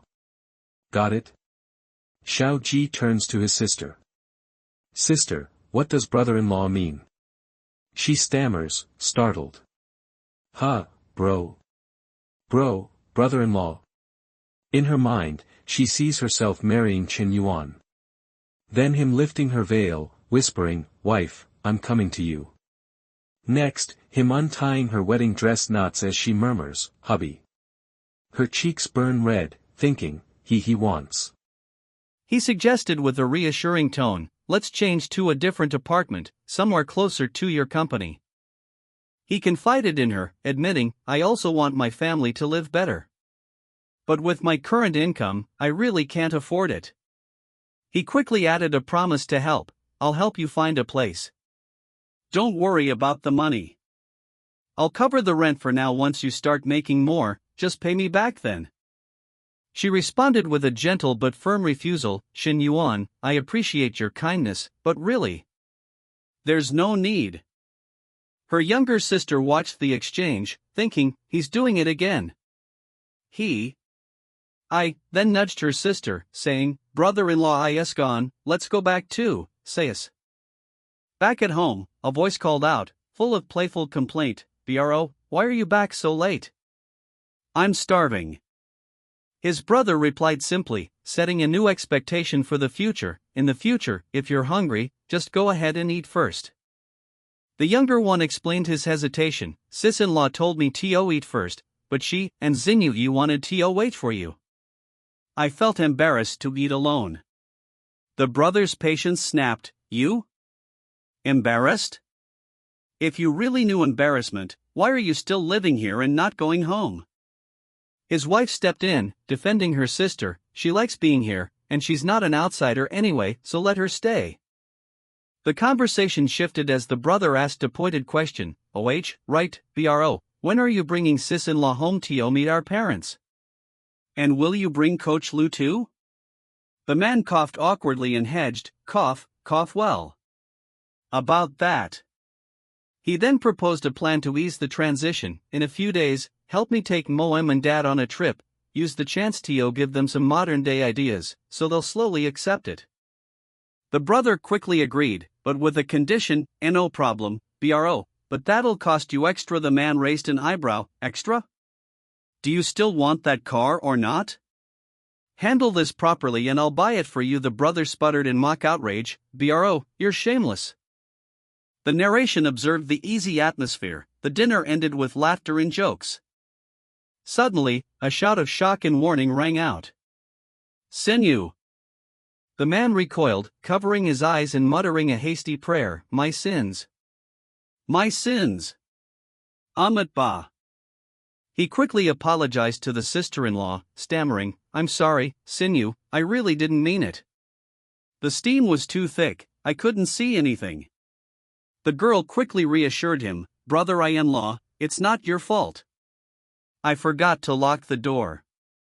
The brother-in-law's inner thoughts drifted to a strange comparison. This girl even brings her shower. But I gotta admit, she and Nana really are on the same level. Nana is elegant, pure, and innocent. And most importantly, she is just as thoughtful as her sister. The girl thought to herself, a mixture of disbelief and an unfamiliar emotion, I never thought the first person to see me completely uncovered would be my brother-in-law. But why don't I feel upset at all? Why does it feel secretly exciting? She looked up and whispered his title, brother-in-law. The scene transitioned to a new timeline. The next day, the man reviewed his fitness progress. My weight is close to 75 kilograms, body fat dropped to 15.3%. Looks like this fitness mission is almost done. He gave his personal trainer new instructions. Coach Liu, in a few days, help me visit 2 gyms and a yoga studio. Check their operations, service quality, staff efficiency, note their strengths and weaknesses. Coach Lu looked surprised, asking, visit them? Are you planning to buy them? The man confirmed casually, I already did. But I'm not familiar with the details yet. Coach Lu was stunned, thinking, seriously? Even the smallest fitness club costs over $1 million, a big one with a pool is at least $5 million. And if it's well decorated, it can go past $10 million. And he bought 2 gyms and a yoga studio in one go? The systems prompt appeared in his mind. System detected that host has begun evaluating his business. A business must not only be stabilized, but upgraded and expanded. A new objective was issued. Since host has developed initiative, a new industry mission is issued. Timed mission, increase Jingfu Health's net profit by 15% within 3 months. The rewards were outlined. Reward 1, salary and dividends earned from Jingfu Health will receive Bash Bag. Reward 2, host will obtain mystery equity shares. He sighed internally. This system really raised the difficulty. With the market so saturated, IT looks small, but in reality it's already a big jump. If I want to raise profits fast, I must cut costs and raise value. Only 3 months, can't go anywhere. A voice playfully interrupted his thoughts. HOI, Daddy, what are you spacing out for? He looked at the girl and gave her the assignment. About those gyms and that yoga studio, use any method necessary. Infiltrate, investigate, and get me a real, complete report. She giggled. Are you asking me to be a corporate spy, Daddy? She gave a confident, playful sign-off. He sure, leave it to me. The scene shifted. The next day Cherryman's office, his internal monologue continued. But Coach Lu's information won't be done in just a day or two, so for now, if I want to shake things up, I'll have Tio do it myself. He confronted a staff member, Manager JIA. The gyms are earning steady profits, only the medical checkup center, you manage is barely breaking even. Shouldn't you give me an explanation? The manager's title appeared, JIA Nancho General Manager, Jingfu Medical Checkup Center. He offered a defense. President Shen, checkup centers in Xinjiang don't profit easily. Many are losing money. Ours is already considered pretty good. Shen Yuan looked skeptical. Is that so? Janancho pressed on, but don't worry, I'll already have a plan. I'll expand business channels. I recently recruited some sales talents with wide connections. Just give me time and we can pull in many orders. Shen Yuan countered Jia's proposed solution. As long as we improve our current employees' efficiency, profits will naturally rise as well. Then he challenged him directly, OH? If you already knew expansion was needed, why did you only start recruiting now? Manager Jia quickly apologized. Boss, you're right, Tio criticized me. That was my oversight. We recently upgraded some equipment, and I put all my focus there. I misplaced my priorities. I will reflect seriously. Shen Yuan dismissed the apology and changed the subject. There's no need for a reflection. Manager Jia, I heard your son is taking exams, aiming for which high school? Manager Jia answered hesitantly, President Shen, my son's grades are average. We'll just see where he can get in. Shen Yuan concluded the conversation. I see. You may go then. Manager Jia quickly agreed. Yes, President Shen. Call me anytime. As Jia Nancho walked away, he wondered, what did he mean, asking about my family? That felt off. Shen Yuan thought decisively, this JIA Nan's HOU must be replaced. He analyzed the situation. He's slick, dishonest, and there are multiple employees with his surname. That means internal nepotism, and there are definitely under-the-table earnings, too. He picked up the phone and gave an instruction. Secretary, come to my office. The secretary arrived, boss? You were looking for me? He replied nonchalantly, noting special. Just checking if you're getting used to your job here. She assured him, it's fine, I'm still getting familiar, but everyone has treated me well.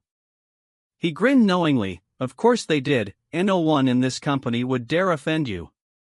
He then revealed his plan for her, just adapt quickly so I can transfer you sooner. Work hard, after 2 months, I'll allocate a 200,000 yuan car for you. The secretary's eyes widened in surprise. A 200K car? Boss. Is that promise real? He replied confidently, would I trick you? She was elated. Boss, you're too generous. She then remembered an urgent matter, right about the school project. Other than Elyushina, the other 4 girls still don't have investments. They keep asking me every day. He dismissed the concern. No rush. Put that aside for now. He mused on the principle of timing. Some things must be taken one step at a time. Even a man with great will cannot rush the process. Meanwhile, in the health check center, general manager's office, Manager Jiao was instructing an employee, Old Yu, those people you recruited, are they actually reliable? Keep a close eye on them. I just made a military order level promise to the new boss. If anything goes wrong, we're all doomed.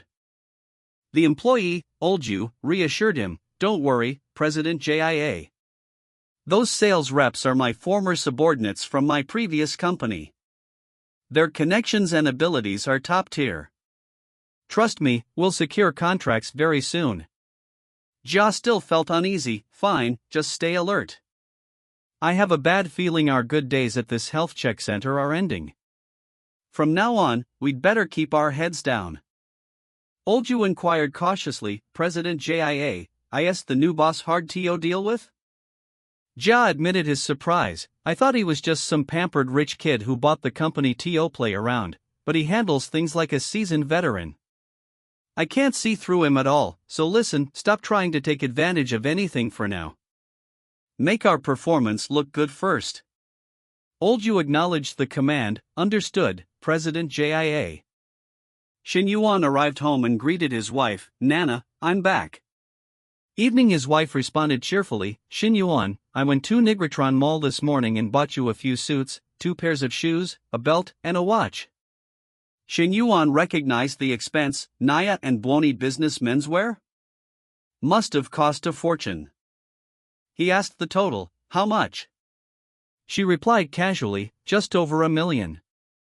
She clarified, mainly the Peter watch, it alone was over 800,000. Shen Yuan affectionately scolded her, "Silly girl, spend the money on yourself. Why blow it all on me? My lovely Nana, come here, let me reward you." She shyly pushed him away. "Don't. Sinyu is home too. If she sees, it'll be embarrassing." He laughed, dismissing her concern. "What's there to be afraid of? It's just a kiss." Suddenly, the sister's voice came from the doorway. "Sister, the sterilizer." Shen Yuan froze, muttering, Sinyu." The sister stood there, looking at them. "Sister. Brother-in-law. You two go ahead." Nana immediately turned to Shen Yuan. "This is your fault." She really saw it. Shen Yuan shrugged. "She's 18, not a child. Eventually she has to adapt." Nana worried. "She hasn't even dated anyone yet. What would she understand?" She then added a different concern. "If you ask me, I actually feel like Sinyu has been acting strange lately. Can't put my finger on it, though. I asked, but she won't say anything." Shen Yuan dismissed her worries, forcing denial. "Really? I didn't notice anything." Nana concluded, "Maybe I'm overthinkng." Shen Yuan agreed, "Yeah, you probably are."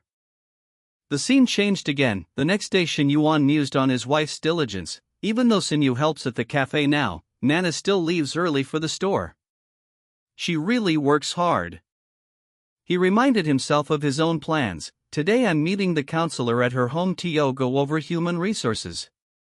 He reflected on his studies. The EMBA knowledge from Hong Kong last time was incredibly beneficial.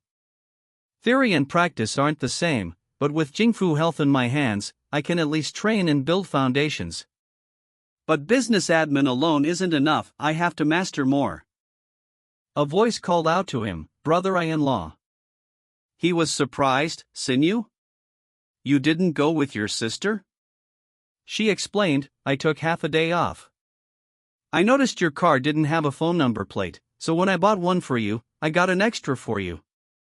Never had a chance to give it." Shen Yuan smiled. Thanks, Sinyu. Accidentally." She pleaded with him in a lower voice, "Brother-in-law, don't tell my sister, okay?" He wondered internally, is she talking about the plate? Or something else she doesn't want Nana to know? He resolved, either way, I'm not telling Nana. Sinyu asked her sister, "Sister, is Shen Yuan coming soon?" Her sister was surprised by the question. "How did you know?" Sinyu replied with a knowing look, "Please, someone who doesn't usually wear makeup suddenly doing light makeup at home, carefully picking clothes, and dressing up? Anyone could tell." Her sister clarified, "He's coming to study." Sinyu offered, "Want me to avoid the room?" Sinyu teased her sister, "Great, sister, you're learning all his bad habits." Going on a date and still expecting me to be the third wheel.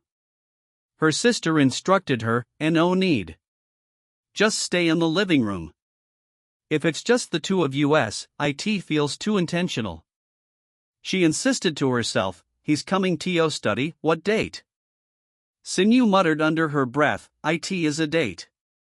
It is a date. The woman opened the door, saying, come in. She saw him standing at the door. Why are you frozen at the door? Get inside, Shen Yuan smoothly complimented her. Counselor, you look amazing today. You look this good and still expect me to concentrate on reading? She smiled and told him, stop joking. Shen Yuan presented a gift. Li Meng, this is for you. See if you like it. Li Meng was thrilled. A gift for me? And it's NT? Thanks, Shen Yuan.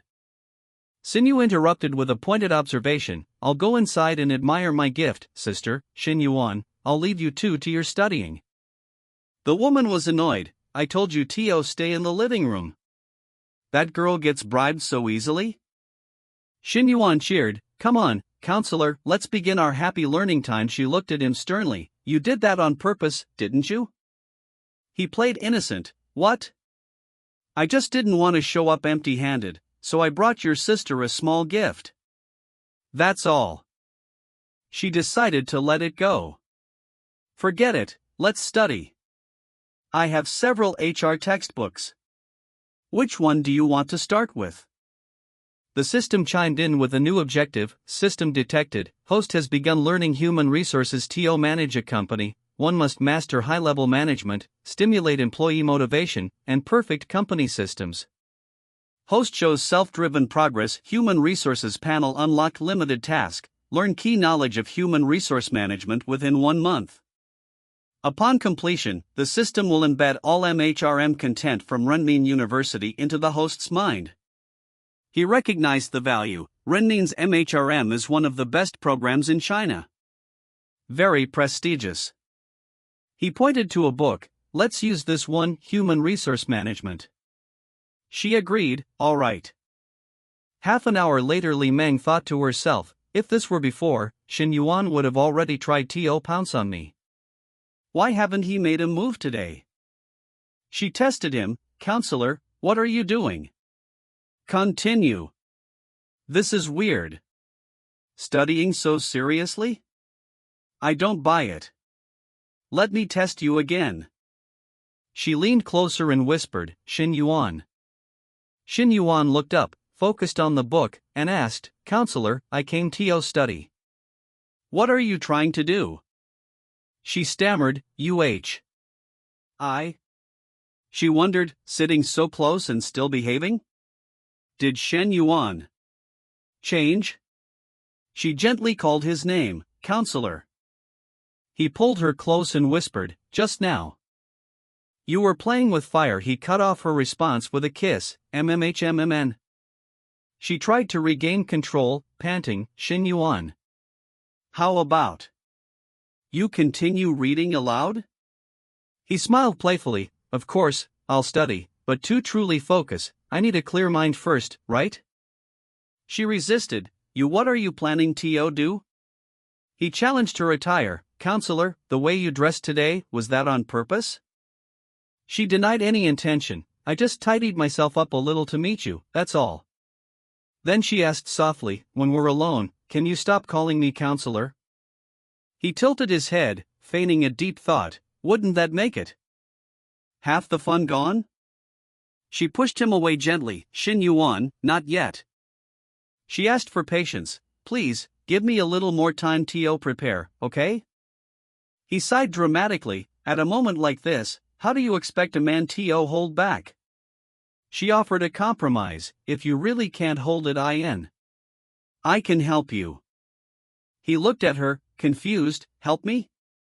How? He stared at her, in disbelief. Half an hour later. She asked, a little breathless, now can you focus on studying? But I need to head back to school for a meeting soon, so I can only stay for an hour. Shen Yuan cheered internally. Perfect, this is the calm period. Best for memorizing. He activated a tool, system. Use the efficient learning card. The card's effect displayed, efficient learning card. When reading, you can memorize everything perfectly. All knowledge will be completely imprinted into your mind. Each card lasts for 1 hour. The system confirms success. Congratulations, host. You've mastered all key knowledge points from human resource management. Within 30 minutes, the system will embed all Renton University MHRM data into your brain. He noted the unexpected side effect, didn't expect it to drain this much energy. Next time I use the learning card, I can't be doing other things at the same time. He looked around the room. All right, counselors should have gone back to school by now. He noticed something was off. What's wrong? He saw her face. Why does Li Meng look a little off? She quickly offered an excuse. It's nothing, I just got tired from studying, and I'm all sweaty.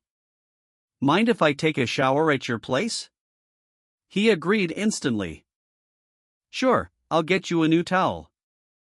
Li Meng felt her own heart racing as she waited. Why is my heart racing? Is it because it's the first time a man's showering in my house? Shen Yuan answered his phone. Hello? Principal Su? What's up? A voice replied, Student Shin, did you see Secretary Kong's message?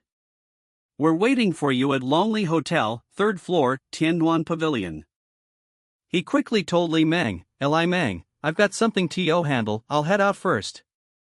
He mused on the recent behavior of both sisters, that Li Meng girl, along with Chen Xinu. Both those sisters are acting weird lately.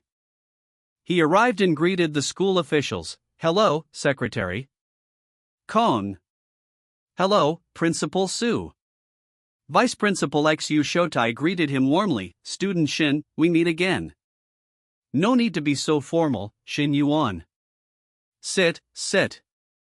Principal Su announced the school's decision. Shen Yuan, after discussions among the leadership, we've decided to award you as both a triple good student and one of the university's top 10 students. Also, we plan to nominate you as one of Star City's outstanding students and make you the school's foreign affairs student representative. The principal explained the impact. This means you'll become the face of the university. He added another request. During the freshman military training after summer break, we'd like you to give a speech as a role model for your juniors. Shen Yuan asked a focused question in return. Principal Xu, is there anything else I can do to contribute? The principal chuckled uncomfortably. Not exactly. He then shifted the topic. It's just that the school plans to renovate the library. Right now, our library's appearance, interior, and book collection can't compare with other universities. He continued with a grand description of the library's importance. For education, the library is the treasure house of knowledge, the heart of the university, the second classroom, and a place for cultivating talent. Shen Yuan's inner voice cut through the fluff. So after all that, you're just hoping for a free sponsorship. He analyzed the situation. All those fancy words mean nothing unless you're offering something real in return. Shen Yuan changed the subject immediately. Principal, let's talk about the library later. I have a question. Our school arranges 2 health checkups every 4 years, right? Which medical center do we currently partner with? A nearby official wondered, why is Shen Yuan asking about health checks now? Principal Su asked, Shen Yuan, why the sudden question? Shen Yuan explained his motive. I recently acquired a healthcare company. It happens to have a medical checkup center under it. I'd like to expand partnerships, and our school would be a great start. The vice principal excused himself awkwardly. I brought it up, but I don't have the authority to decide. It's awkward just sitting here, better excuse myself to the bathroom. He added as an afterthought, getting old, a few drinks and I'm running to the bathroom. I'll go take a smoke too. Principal Su replied smoothly, I didn't realize student Shen owns multiple businesses. That's a good thing. You're one of our top students going international, it's only right for you to have school collaborations. Shen Yuan pressed on for a concrete answer. So? Principal Su, what are you suggesting? Principal Su thought to himself, looks like we'll have TO exchange resources through this library deal. After all, whoever handles the health checkups gets a commission, giving it to him is the same. The principal spoke, setting the condition, this area happens to be under my supervision. If your company has the proper credentials and a reasonable price, there's a chance we can work something out. Shen Yuan immediately understood, got it, Principal XU. I'll have my manager contact the school right away. He added a promise, we'll send the credentials first to reassure you, and we can discuss plans and prices later. As for extras, I understand that's you. Shen Yuan raised his glass for a final, tactical sip of wine, then claimed fatigue, I've had too much, starting to feel dizzy. Principal Su, I'm a lightweight, sorry. I'll skip the rest of the meal. Once we sign the contract, I'll treat you next time. The vice principal returned and asked, Principal, where's Shen Yuan? Principal Su explained, he said he couldn't handle more drinks and left first. The principal reflected on Shen Yuan's unexpected depth, This Shen Yuan is more complicated than I thought. At his age, he doesn't even care about fame or titles. He concluded, I wanted him to invest in the library renovation, but instead, he found himself a business opportunity. Half an hour later, Coach Lu teased Shen Yuan, next time you go drinking, take me with you. I could at least help you handle a few rounds. Shen Yuan laughed, how could it? You've worked so hard on your fitness, I can't let it go to waste. Coach Lu stopped teasing and offered a remedy, stop teasing. Here, have some honey water, it helps with the hangover. Shen Yuan corrected him playfully, Coach Liu, that's not how you drink honey water if you want it to work. Coach Lu looked confused. Huh? Then how should I drink it? Shen Yuan demonstrated, like this. Coach Lu reacted with a sound of surprise, He inquired about the progress of the survey he had requested regarding the fitness center, noting that he had observed many small issues during his workouts there. The speaker encouraged him to continue, and he began by listing the lack of engagement and attractiveness in the gym's social media content, followed by the average and unprofessional service level. He continued his critique, pointing out the trainer's weak service awareness, how they affect the member experience by chatting during downtime, the inadequate member follow-up after visits, and the absurd lack of KPI for new client follow-up among the sales team, concluding that the sales head needed to be replaced. The coach complimented his detailed assessment, confirming he had met expectations, and the speaker proudly agreed that this was his field of expertise. The system congratulated the host on completing the fitness task, listing the improved metrics and confirming he was one step closer to a perfect life, with the star badge activating in 1 week. He realized that the long-awaited reward was finally being delivered. As he took a drink of water, he was asked by the coach if he felt different after the intense workout session. He confirmed to Coach Lu that he had successfully completed the task of gaining 5 kilograms and reducing his body fat to below 15%. The coach praised his accomplishment and suggested he check his messages for a small reward. He reacted with excitement upon seeing the large monetary transfer, declaring his love for the sender, while a friend asked if he was available for a thank you dinner that evening. He told Coach Lu that their session was finished for the day as he needed to leave soon, reminding her not to forget the matter they had previously discussed. He asked Shuawei why she was waiting outside instead of comfortably waiting inside. She explained that she was concerned he might not easily spot her if she waited inside the building. He assured her that her beauty made her impossible to miss, teasing her for being shy when he was simply stating the truth. He mentioned that the apartment he promised to find near her company was ready for her to move into that weekend. Shuawei initially protested, saying her current place was fine, but he insisted, stating the rental would go unused if she and her family did not move in.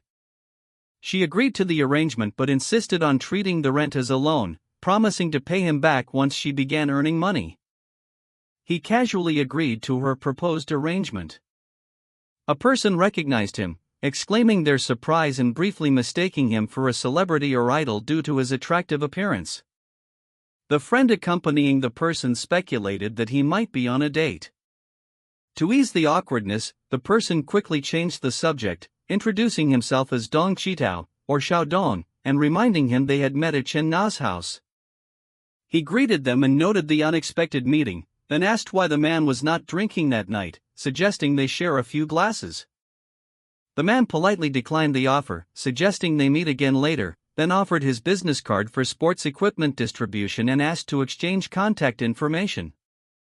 Recognizing that sports equipment could be useful for his business, he agreed to the exchange.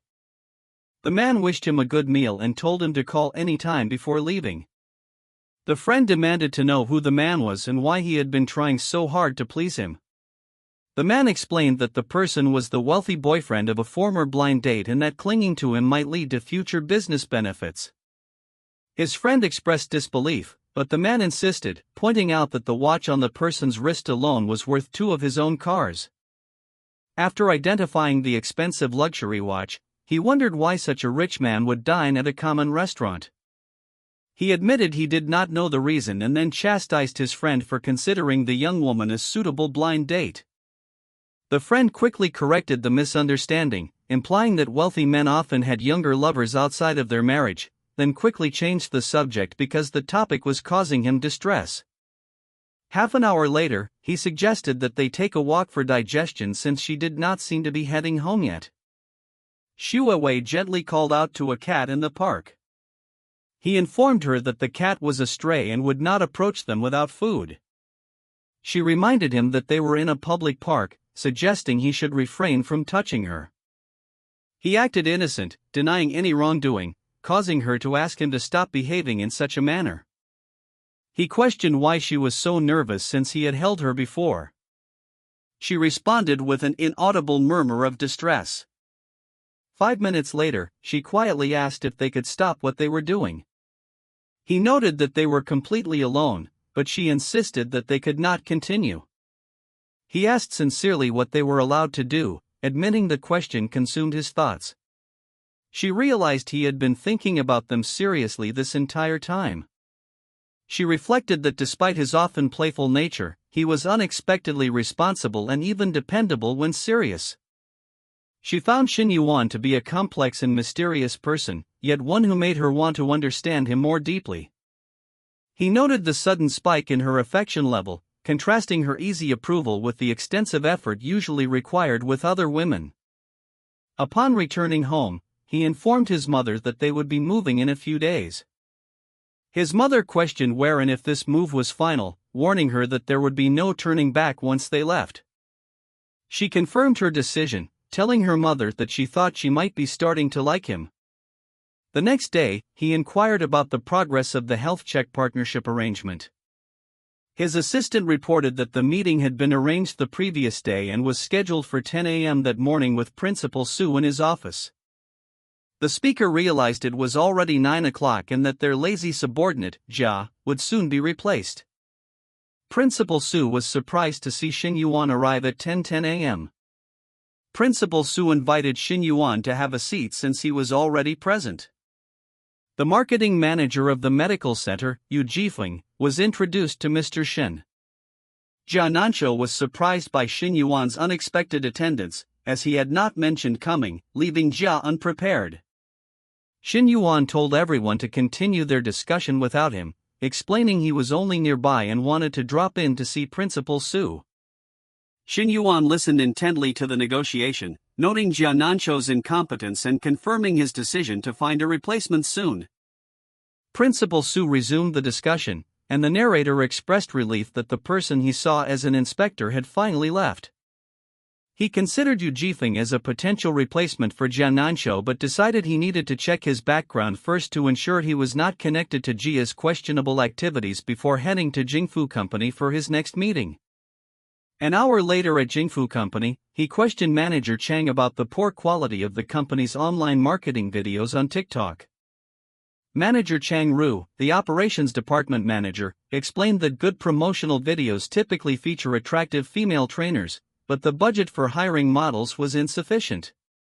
Shen Yuan asked why the gym zone trainers could not be used, and the manager replied that some were unwilling to appear on camera, leading to concerns about unfairness in client distribution. Shen Yuan asked why the manager had not addressed this problem sooner. The manager admitted that the steady walk-in traffic and good profits at the gym and yoga studio had caused the issue to be overlooked. Shen Yuan confronted General Manager Sun Jin about the low online traffic, poor service quality, weak staff discipline, and messy follow-ups, asking for his opinion. Sun Jin struggled to answer. Shen Yuan asked if he was incorrect in his assessment, and Sun Jin hesitantly admitted he was right. Shen Yuan demanded immediate action, instructing Sun Jin to draft improvement measures and report them the following day. Sun Jin nervously agreed to the demand. The manager, surprised by the new boss's focus, wondered why his own profitable fitness center was being targeted instead of the less successful health center. He found a glimmer of hope in the request for improvement plans, realizing it meant they still had a chance to fix things. After studying the reports, he concluded that fixing the main issues in the gym would boost customer flow, conversion, and profits, and he was confident the staff would cooperate for the sake of better commissions. Shen Yu, his sister-in-law, cheerfully greeted him upon his arrival.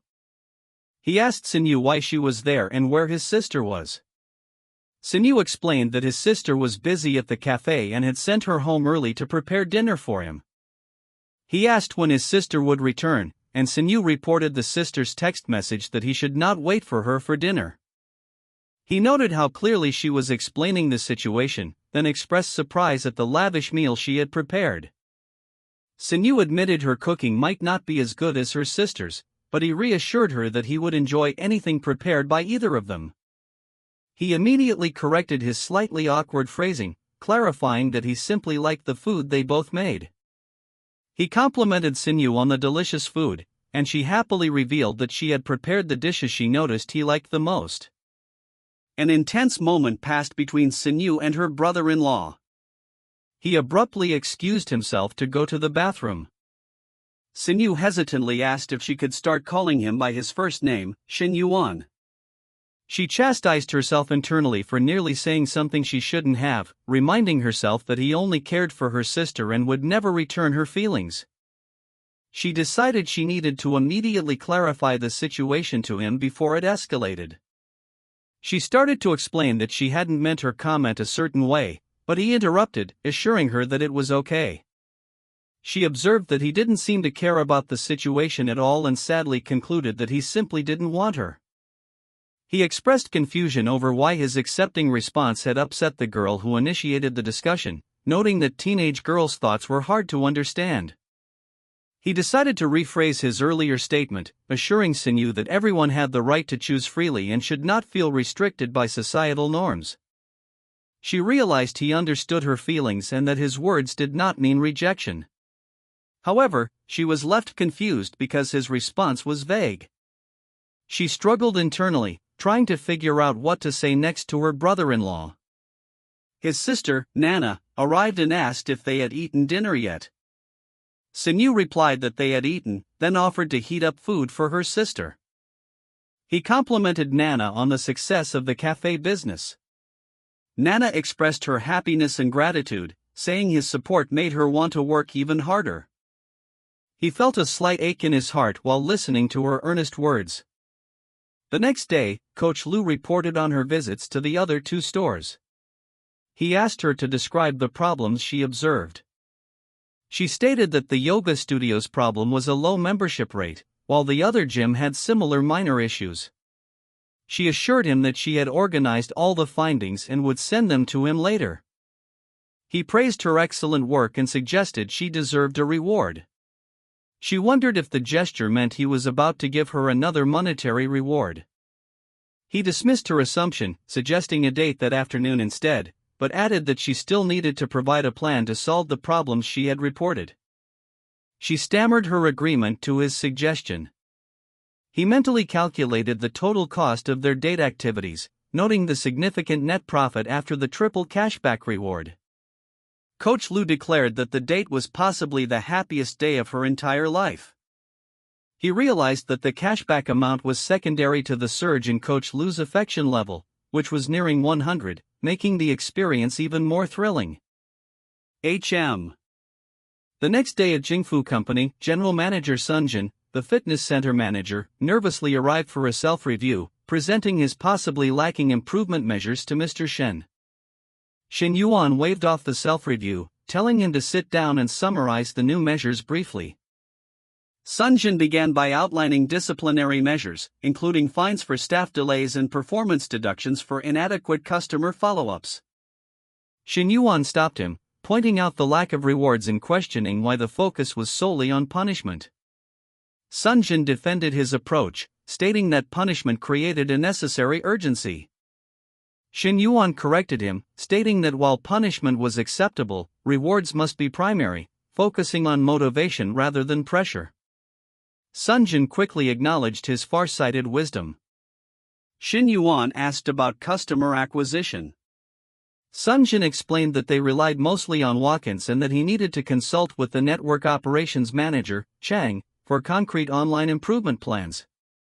Shen Yuan immediately ordered him to adjust the traffic distribution rules due to the lack of coach cooperation in videos, demanding a detailed policy by the following afternoon. Shen Yuan emphasized that the company's goal was to boost staff efficiency and profit, asserting that the business could not afford to support idle employees. Sun Jin confirmed that he understood what was expected of him. Sun Jin sighed, realizing the new boss was just as capable and forceful as his predecessor had described, and wondered how someone so decisive could only be 21 years old. The manager worried that the boss's stern words meant his job was in jeopardy if he failed. The secretary noted that Sun Jin had been completely intimidated by Shen Yuan, hoping she would never witness his terrifying side. The secretary leaned in to share some private gossip with Shen Yuan. Shen Yuan told her to drop the formal title since they were alone. The secretary, now calling him boss, revealed that Yu Jifeng was the one truly coordinating with the school, but he had been suppressed by Jia Nansho for 2 years. She added that she had checked Yu Jifeng's background and found he had been a deputy general manager at another medical center. She explained that he had to resign after physically assaulting his former boss, who had been having an affair with his wife, and that he was now enduring Jia because he could not risk another job change. Shen Yuan complimented his secretary for being able to uncover such detailed gossip. He then asked her if she had a boyfriend. She asked why he was suddenly asking, noting that he already had so many women in his life. She jokingly asked if he was tired of his current women and wanted to try a smaller physique. He responded with a suggestive comment about the secretary's duties. She insisted that her boss already had enough lovers and did not require her. She preferred to remain his devoted and industrious little assistant. He confirmed the approval of startup funds for Yen Song, Mo Zhenwang, and Lu Xinyai, instructing them to begin implementation immediately, which the boss accepted. Observing Sister Lin's daily social media posts, he noticed she appeared completely immersed in a new romantic relationship. He wondered if she was deliberately messing with his emotional state. She offered to send him the lunch she just prepared, asking if it suited his preferences, but he declined, explaining he would visit her after his lunch to repair her air conditioner. She nervously asked him not to come to her house, admitting that the thought of his visit was already making her apprehensive. He instructed her to bring her lingerie to the hotel, promising to send her the exact location soon. 1 hour later, the scene shifted to the hotel. He immediately noticed a striking woman at the elevator, fixated on her slender waist and the perfect curve of her hips, remarking on her unbelievable waist-to-hip ratio. Her physique was incredible, but unfortunately, he could not see her face because she was wearing a mask. He was suddenly struck by how much her figure resembled his wife's and decided he must call home to confirm her whereabouts after finishing the current customer check-in. He immediately questioned her for acting suspiciously and moving around as if she were a thief. She retorted that she was nothing like him, emphasizing that he had no idea of the immense risk she was currently undertaking. He questioned if it wouldn't be better if their secret were discovered, but she disagreed, stating the time was not right, and asked for a moment to change clothes first. 5 minutes later, she turned to face him. He admitted that this specific outfit was making it impossible for him to concentrate on his work, but she simply dismissed his concern. He demanded that she compensate him for his distraction and then asked how she planned to do so. She commanded him to kneel, calling out his full name, Shen Yuan. He was suddenly panicked by the incoming call, realizing it was Zhang Xianrong. He answered the phone, asking what the matter was, and was immediately asked if he was outside or currently at home. He claimed to be at home, asking why, and then added various sounds suggesting he was busy making dumplings. He replied that it was nothing important, he simply missed her and wanted to check in, to which she responded with a soft sound. She told him she had to leave immediately, knowing he would definitely return home later to verify her presence, and he urged her to go, advising her to endure this challenging period. 1 hour later, he asked if she was still making dumplings, wondering about the occasion for the dish. She replied that there was no specific reason, she just felt like eating them, and then questioned why he had returned home so abruptly, mentioning his client meeting. He explained that since she was making them fresh, he wanted to come home to try them immediately before they lost their quality in the fridge, and she readily offered to boil them for him. He praised her as an excellent wife, declaring that a man could want for nothing more with a woman like her. He realized that the incident would force him to postpone the work report he was supposed to receive from Yu Jifeng that day. He lamented his growing feeling of inadequacy in his knowledge and resolved to seek special tutoring from his counselor. He contacted his counselor and asked how long it would be before she would arrive back home. She explained that she had a lot of work due to the approaching summer break and would be at least 1.5 hours late. He explained that he wanted to study with her and asked if she had highlighted the key points in the International Economics textbook. She confirmed she had finished, asked if he wanted to start memorizing new chapters, and then suggested he go to her house to pick up the book if it was urgent since Li Meng was home. He admitted his main motivation was simply to see her because he missed her, teacherly, and she acknowledged his feelings but insisted she was genuinely too busy lately and promised to spend time with him later. He probed her, asking if she was currently dating someone, but she instantly denied it. He scoffed, telling her not to lie, claiming he could smell the lovesickness on her, and demanded to know who her new partner was, but she continued to deny having anyone. He teased her for treating him like a child, expressing disbelief at her denial, and speculating that her lover might be one of her students. Calling a forbidden teacher-student romance spicy. He insisted he was not an outsider and urged her to tell him if her lover was the student he was thinking of, making a dramatic sound effect. She told him to stop joking around because her meeting was about to start soon. He apologized and said he was getting ready, but then reassured her that teacher-student relationships were common nowadays and he would not judge her. He announced his arrival, explaining he was there to collect the study materials, confirming that his sister had already sent him a message. She simply directed him to the bedroom shelf where the books were located, telling him to search for them himself. He noticed Li Meng was blushing and decided to ignore it, realizing he should avoid provoking his sister-in-law to ensure peace. Li Meng hesitantly announced that she needed to tell him something. He dreaded the revelation, fearing the worst, and nervously asked what it was. Li Meng shocked him by suggesting they engage in intercourse one time. He reacted with extreme surprise and incomprehension. He urged her not to overthink it, suggesting she could view the situation purely as finding a temporary partner for certain needs, promising to keep it a secret from his sister. She demanded to know his motivation, dismissing the lack of a reason and refusing his proposal without an emotional connection, accusing him of treating her like an object. He told her to stop feigning innocence, questioning if all men could truly control their desires, but he insisted that he was capable of restraining himself. He noticed her hesitation and wondered if something was bothering her. She questioned if he had considered the potential feelings of his own sister. He dismissed her concerns, claiming he was a man entirely out of her league. She mentally cursed his manipulative tactics, wondering if he feared divine retribution for his deceptive act and ridiculing his supposed righteous behavior. 30 minutes later, she thanked him for driving her home from work. He explained his worry about her walking home late, yet she privately viewed him as the worst kind of person, a massive pervert. He feigned offense at her accusation, challenging her to elaborate on when he had ever acted like a pervert. She teasingly repeated the word pervert directly to him. He asked if that meant he had passed the test perfectly, which she immediately denied knowledge of. He pressed the issue about the test that occurred that evening. He pondered if Li Xiao was unaware of Li Meng's evening test, suggesting Li Meng might have been serious, which he found intriguing, noting the sisters' different paths.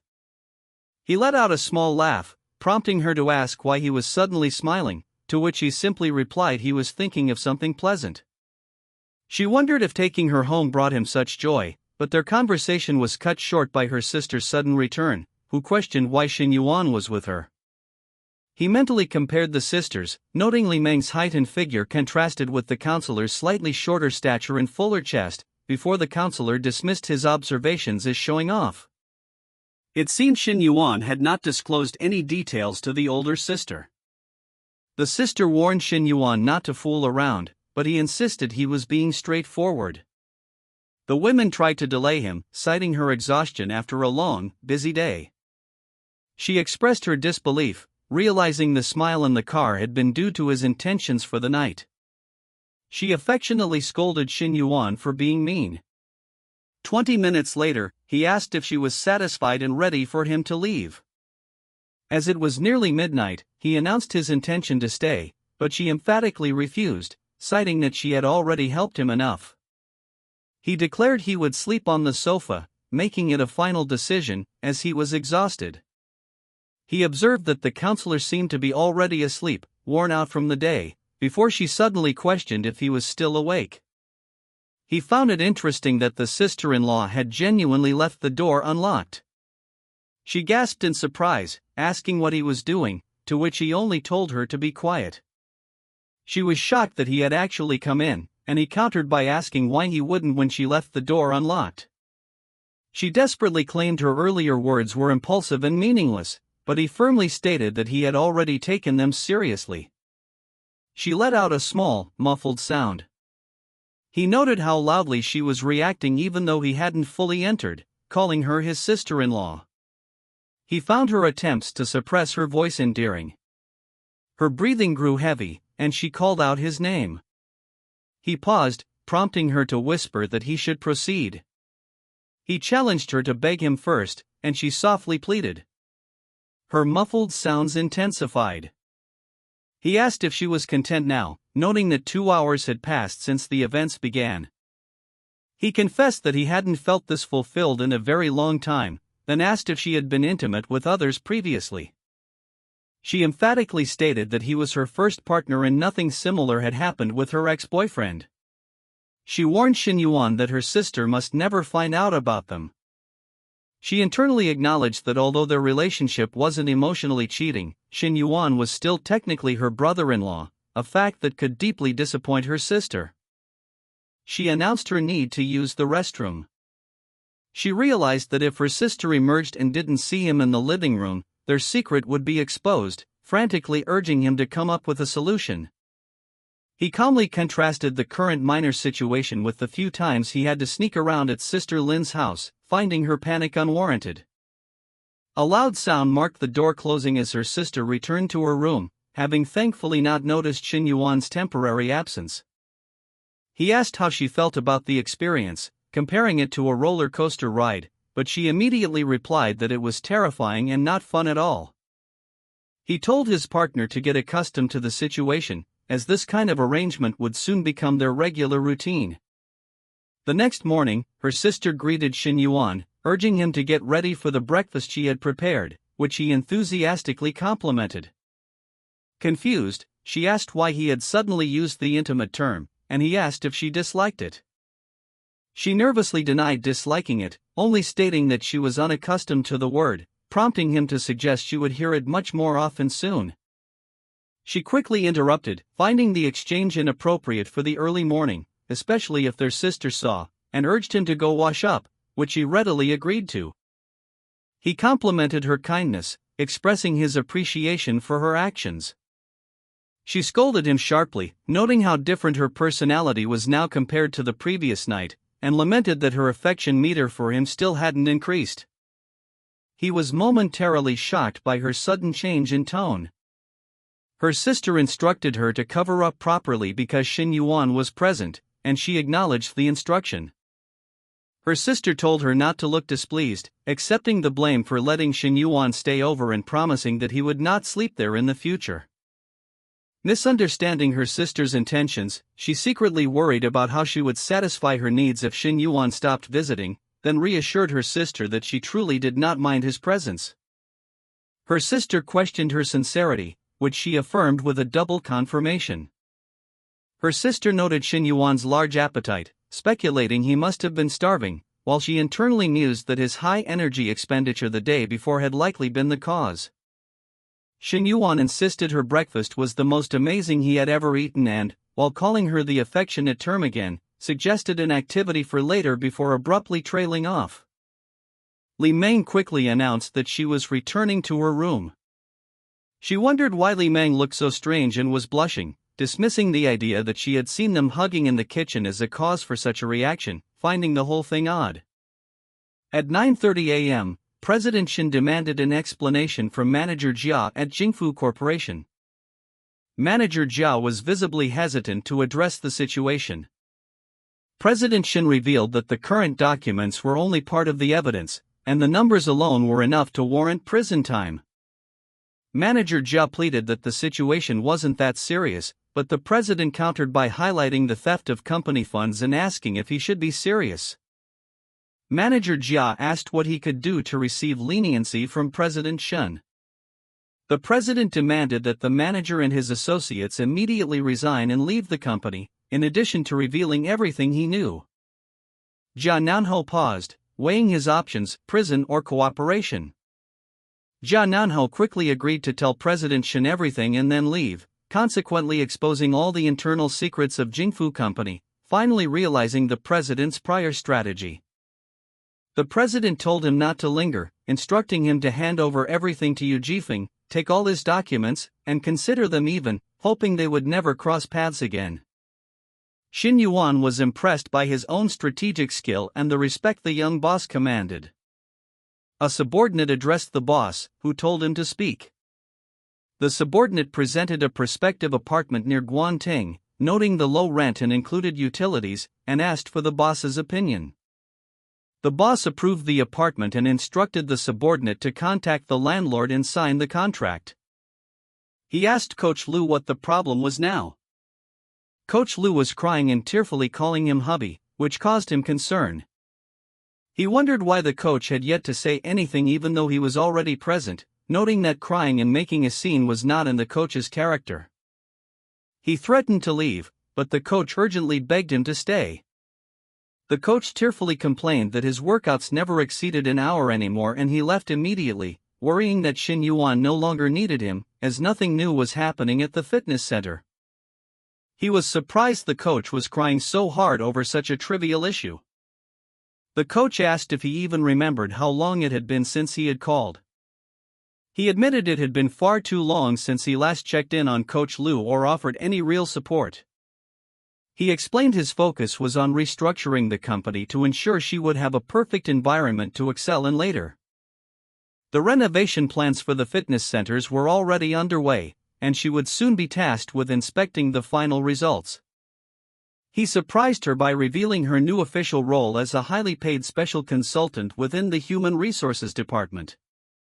She expressed her deep gratitude, touched that he had kept her in his thoughts despite his busy schedule.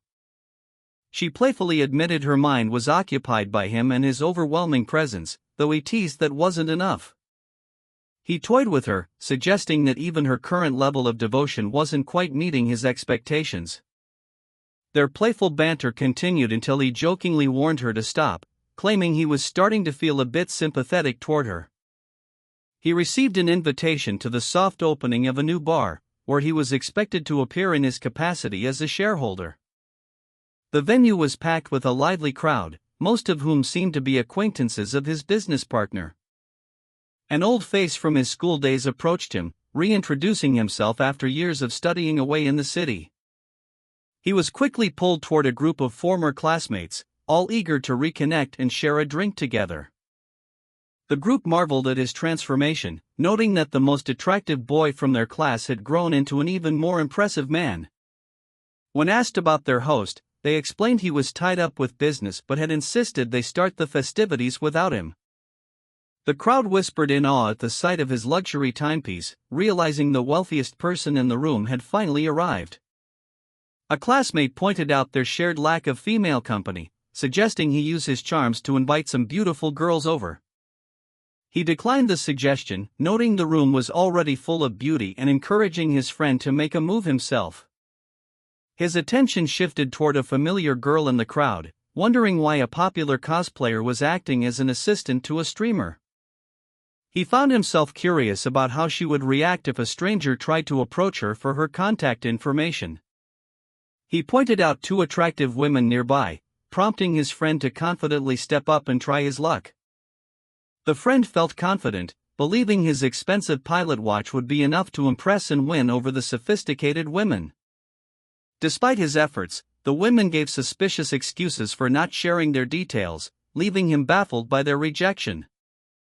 Suddenly, a familiar voice called out his name from across the crowded room. She accused him of playing games, claiming she had spotted him the moment he arrived and wondered if he was testing her loyalty.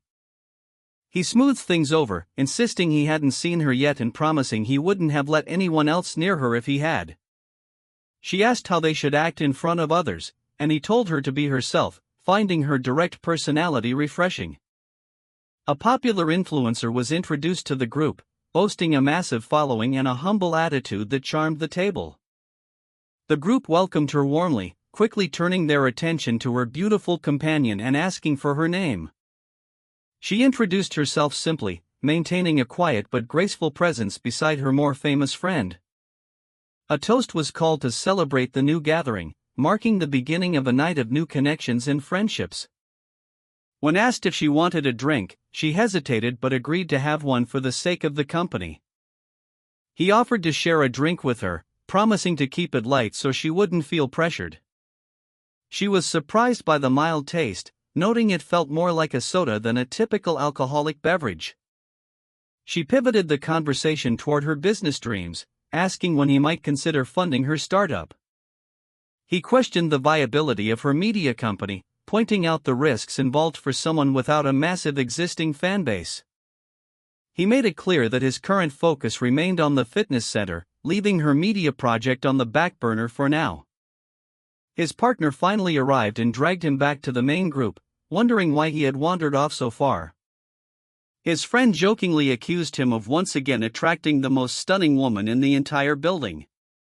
He laughed off the comment, suggesting that perhaps she had been the one to seek him out instead. She boldly confirmed his theory, admitting she couldn't resist his charm and was completely captivated by him. His friends could only watch in envy as he effortlessly commanded the room and the attention of everyone in it. The classmates dispersed, leaving Shen Yuan to his own devices while they grumbled about his incredible luck with such a diverse array of beautiful women. He questioned why the shareholder was neglecting his duties just to flirt, feeling there was nothing left to discuss with such a playboy. Shen Yuan dismissed the concerns, trusting the current management to handle the bar while he made his exit. She was stunned to learn of his status as a shareholder, teasingly commenting on the impressive scale of the empire he had built. He asked if she had to be so blunt, though she countered that she had simply learned such directness from him. Onlookers watched in shock as the girl seemingly threw herself at him, offering no resistance to his charms.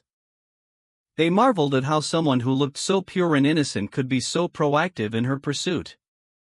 She claimed to feel lightheaded after just one drink, prompting him to joke that even a stray dog had a higher tolerance than her. Offended by the comparison, she pouted and insisted that she was surely more attractive than any canine. He teased her further, playfully admitting she might be just a little bit prettier than a dog. Feeling the effects of the night, she softly asked him to take her home so she could finally rest. After saying his goodbyes to the group, Shen Yuan escorted her out, promising to catch up with everyone another time. His friends egged him on, telling him to hurry up and enjoy the night he had planned. They exchanged promises to stay in touch over the break, with him reminding her to message him the moment she got home safely. A jealous observer wondered what kind of spell Shen Yuan used to easily land a girl who was known for being difficult to get. She grew bold, questioning why he would even suggest the dorms unless he was intentionally trying to avoid an intimate encounter. When he suggested she be more subtle, she reminded him they were adults who should be able to speak their desires clearly. He clarified that he certainly wanted her, but he intended to maintain some control over the pace of their evening. He explained that because a woman's first time is a significant event, he wanted to treat her to proper dates first. She admitted her financial motivations for the entrepreneurship program, fully aware of the price she might eventually have to pay. He found her honesty refreshing. Despite being materialistic, she held on to her own set of principles and boundaries. Shen Yuan offered her the room to herself, preparing to leave so she could get some much-needed sleep. Before he could depart, she stopped him with a sudden request for a kiss. She clarified it wasn't about sex, but rather a genuine curiosity about what sharing a kiss with him would feel like. He acknowledged her request for just a single kiss, moving in closer to comply. He playfully noted that she hadn't specified exactly where he should kiss her. He found the experience surprisingly sweet, noting a soft, milky taste that lingered on his lips. She tried to act tough, dismissing his charms as bragging even though she found the moment quite comfortable. He asserted his dominance, reminding her that she was still only a candidate and he was the one choosing to be patient. Confused by his ranking system, she was left wondering what he meant by her being in the reserve squad. She felt a sense of relief, realizing that while he was driven by desire, he still possessed a shred of restraint. "I'm so useless," sigh.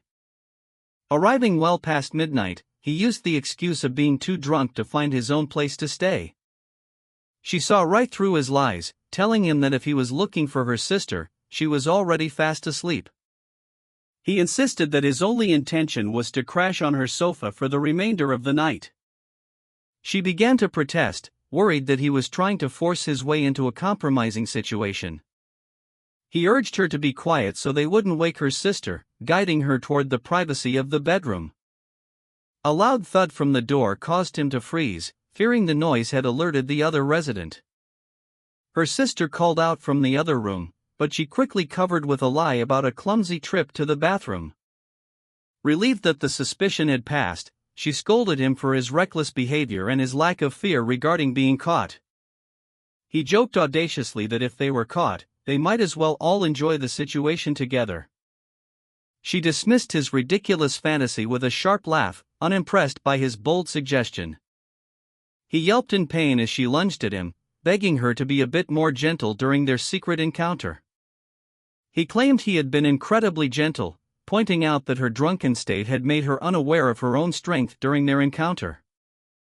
After a few rounds, he suggested they avoid meeting at home due to the risks and proposed moving their future escapades to hotels. She immediately rejected the idea, reminding him that as a struggling student, she lacked the funds to book private rooms.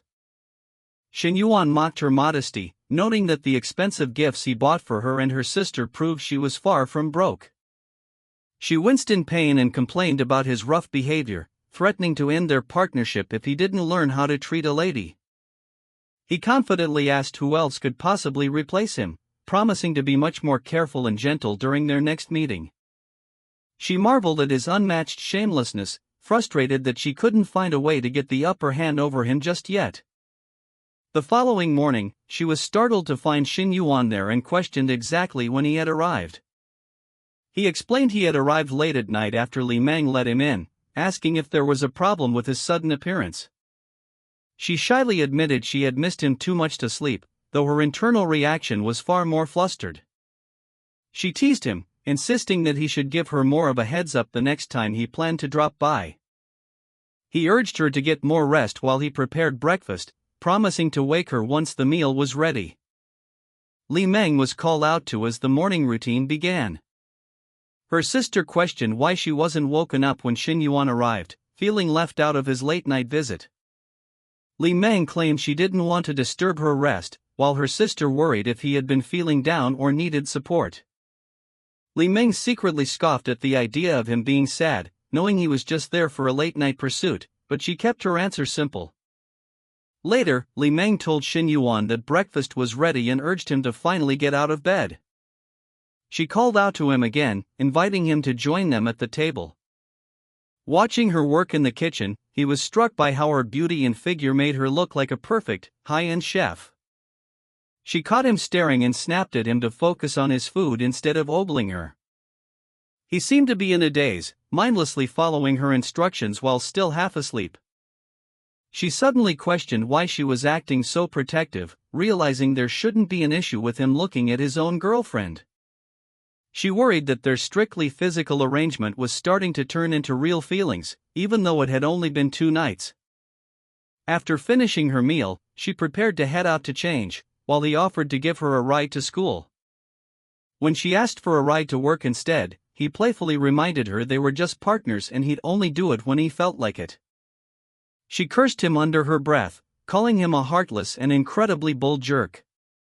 He smirked to himself, sensing that she was no longer just interested in his body but was starting to crave a real emotional connection. He inquired about her flight time, leading her to wonder if he was actually planning to see her off at the airport. He planned out the morning, deciding to drop her sister off first before making sure she made it to her 11 o'clock flight. A short while later, they prepared to go their separate ways. A voice called out to Teacher Lee, interrupting their departure. Teacher Sun approached with excitement, claiming to have stumbled upon a massive secret regarding her private life.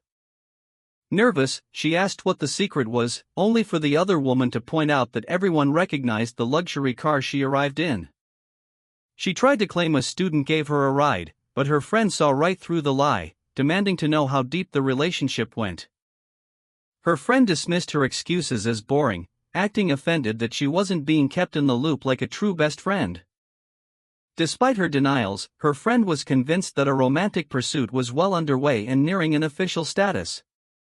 She teased her about the love-struck vibe she was giving off, joking about the classic trope of an older woman falling for a younger man.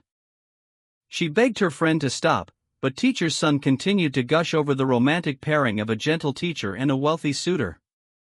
Her friend ignored her pleas and demanded to know the details of how he managed to win her over. An argument broke out over who got to sit in the front seat, with neither side willing to back down. He decided she needed some discipline and threatened to call her a cab instead of letting her ride with him. She stood her ground, refusing to leave the car unless he agreed to drive her to the airport personally. He insisted he had an urgent matter, but she accused him of being shameless and brought up their unresolved issues from the night before. He told her she'd eventually enjoy his bold attitude, leading to a flustered argument about his driving and the cost of the car. He casually mentioned that the vehicle cost about $3 million after all the additional fees were settled. She found his claim hard to believe. She yelled at him for his behavior on a public road, accusing him of taking things too far while they were out in the open. Frustrated, she snapped that he clearly misunderstood her intentions, while he playfully questioned what she actually meant. He told his companion to act normal and stop making such suggestive remarks during their conversation. After being warned to watch his words, he shifted the topic to his friend's obvious wealth and how he managed to acquire it. He explained that his fortune came from trading assets since his college days, which eventually led to him running his own firm.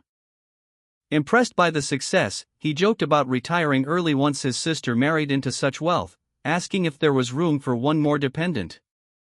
He countered that while the sister was a catch, the brother still had a lot of growing up to do before he'd consider supporting him. Offended by the remark, he snapped back, threatening to convince his sister to end the relationship as soon as his shift ended.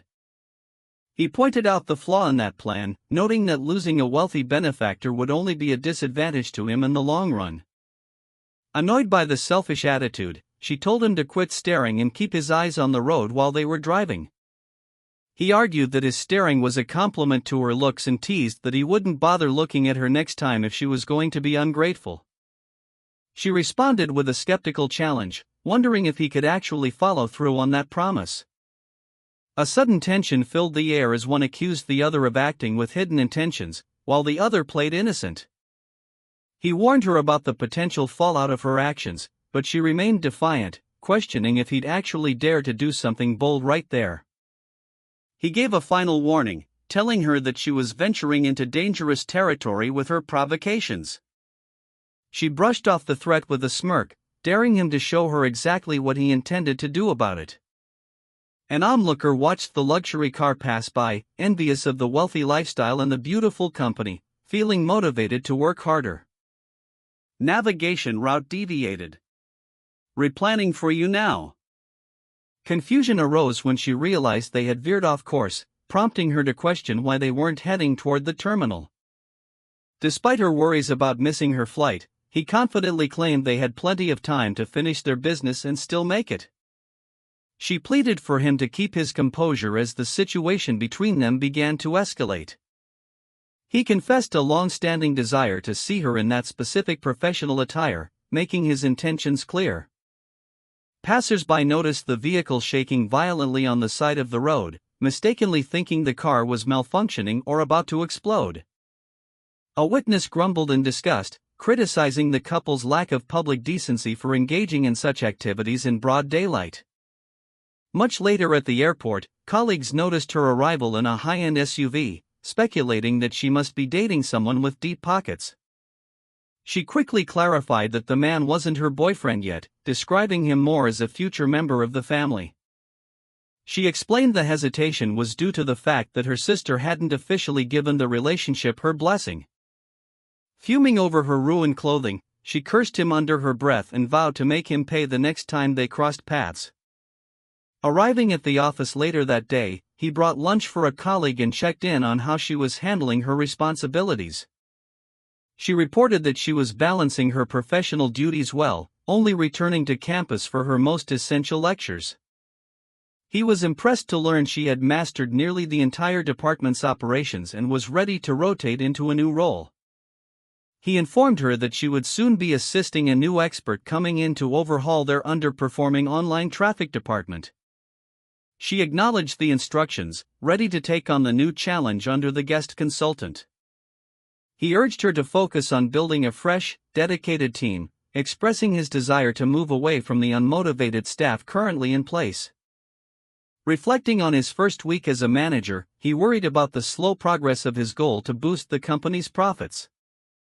He decided to rely on his advanced education and personal instincts, determined to do his best regardless of the uncertainty. His thoughts were interrupted when a familiar face caught his attention. She reached out to update him on his villa's progress, inviting him to come inspect the final stages of the renovation. He agreed to visit, thinking it was a good opportunity to check on the site and reconnect with the people involved in the project. She began explaining the features of the new automated home system, detailing how he could control the environment through his phone. Overwhelmed by the technical details, he suggested that she stay with him for a few days to teach him how to use everything properly. She hesitated, mentioning her household responsibilities, but he quickly offered to hire help so she could remain by his side. She took a moment to remind him that she hadn't forgotten the financial help he provided and intended to settle the debt. He dismissed the idea of repayment, insisting that they were close enough that money shouldn't stand between them. She grew nervous about her boss being nearby, but he suggested they move to a more private room where they wouldn't be disturbed. She reflected on how his boldness had increased since their last encounter, feeling surprised by his forwardness. Caught in the heat of the moment, she softly asked him to be mindful and gentle with her. He sensed the boss's arrival and noted the atmosphere was far more intense than he had anticipated, both in scale and sensation. Admiring the flawless curves and soft features of his companion, he felt a sense of great anticipation for what was to come. Hiss! A sharp sting of pain cut through the moment. He quickly apologized, admitting that his impatience had caused him to lose control of his actions. She softly inquired if they could return to the privacy of the upstairs room later on.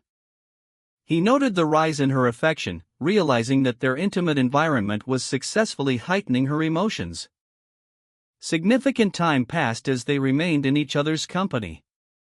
She wondered about the true nature of their status, feeling that he should be the one to define their relationship first. He noticed her hesitation and asked what was bothering her. She dismissed her worries and suggested a family dinner, which he readily accepted for later that evening. 2 hours later, a light-hearted conversation broke out regarding their upbringing and daily habits. He gestured toward a specific point of interest, seeking further clarification. They shared a playful moment of teasing, though some felt a lingering sense of envy toward the situation. Upon his arrival, she checked to see if he had already eaten his evening meal. She offered to prepare a warm bath for him, wanting him to finally enjoy the luxury of the home. The sisters observed how much he was being pampered, noting the extreme level of care he received. They joked that even royalty didn't live as comfortably as he did with such dedicated attention. Questions arose about the sleeping arrangements, leading to a playful declaration of a girls-only sleepover. He teased her about her laziness, doubting she could actually provide any real care for anyone else. The offer to run errands for him sparked a minor debate about how much everyone was spoiling him. He monitored the steady growth of her affection levels just before being summoned into the room. He signaled his arrival and headed toward her.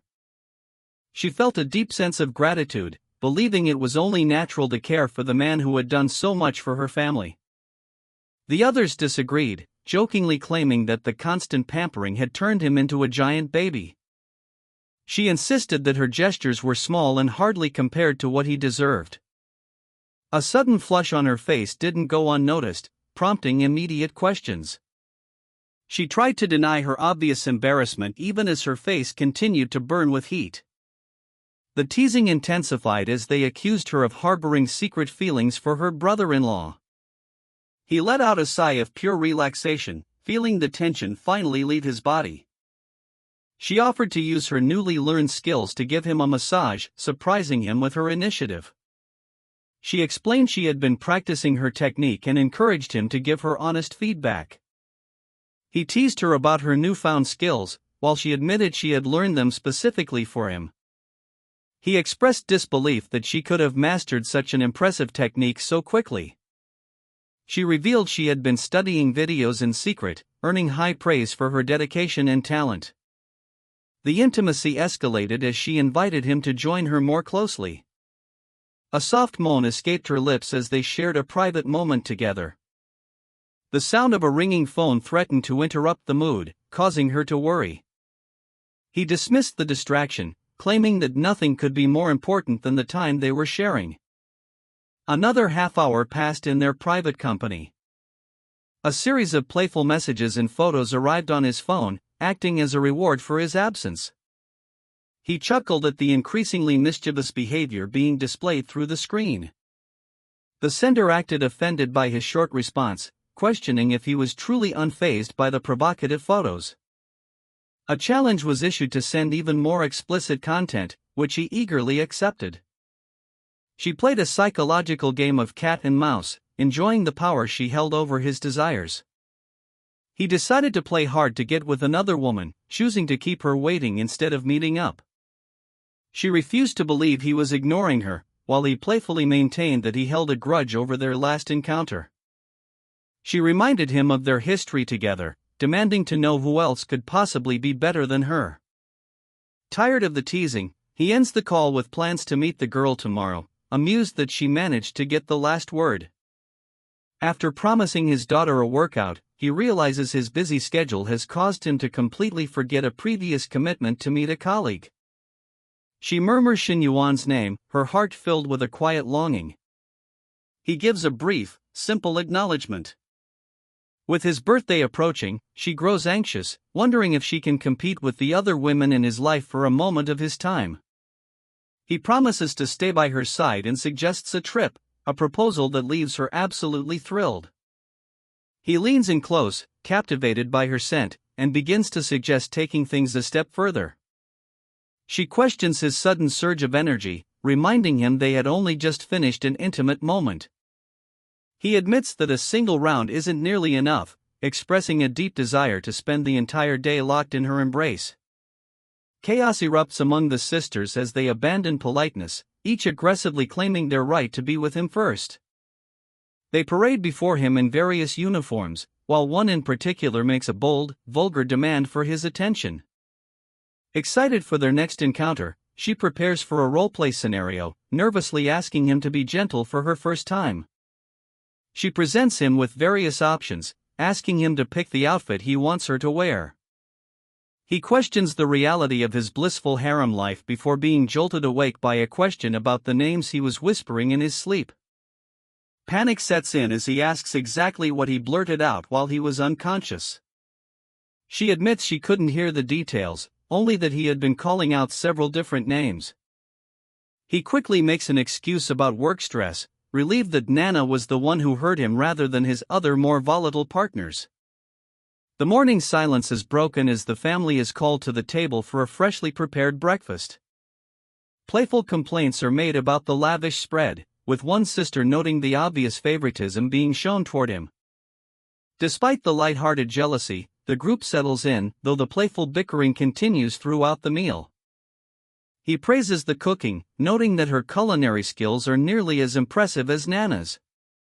She thanks him while hiding her true, more intense desires behind a modest exterior.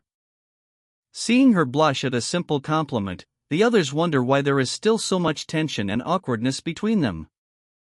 After the meal, Nana pulls her aside to ask if she is having trouble adjusting to living with her brother-in-law. She insists he is very kind, while Nana encourages her to relax and view the house as her permanent home. She sighs in relief, realizing her sister has completely misinterpreted her romantic feelings for simple shyness. Her sister encourages her to buy him a birthday gift, hoping it will help the two of them bond and feel more like family. Though she has her sister's support, she feels a deep internal conflict about pursuing her brother-in-law. He pulls up beside a beautiful woman, offering her a ride in a way that prompts her to question the value of his car. He makes a bold, provocative joke about his car's worth, prompting an annoyed but intrigued reaction from her.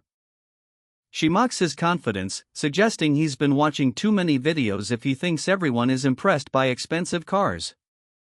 He nonchalantly mentions that his actual vehicle is a multi-million-dollar luxury SUV, leaving her stunned.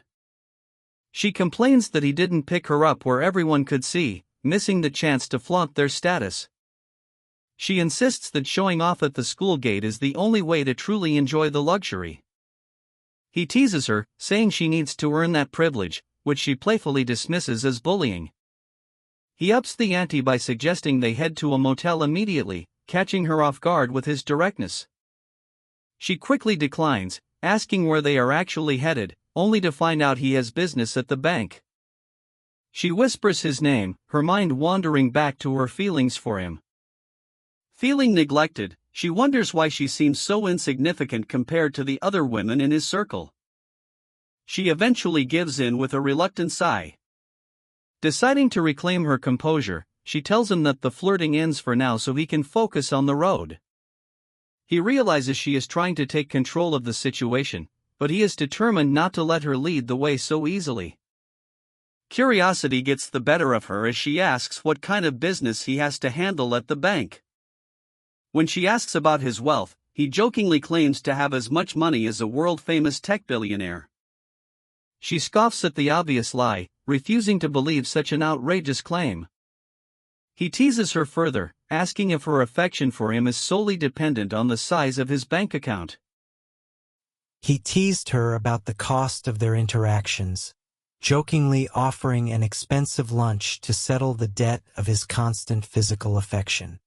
Bystanders couldn't help but notice his wealthy aura and the stunning woman by his side, remarking on how he looked like a high-level executive among the common crowd.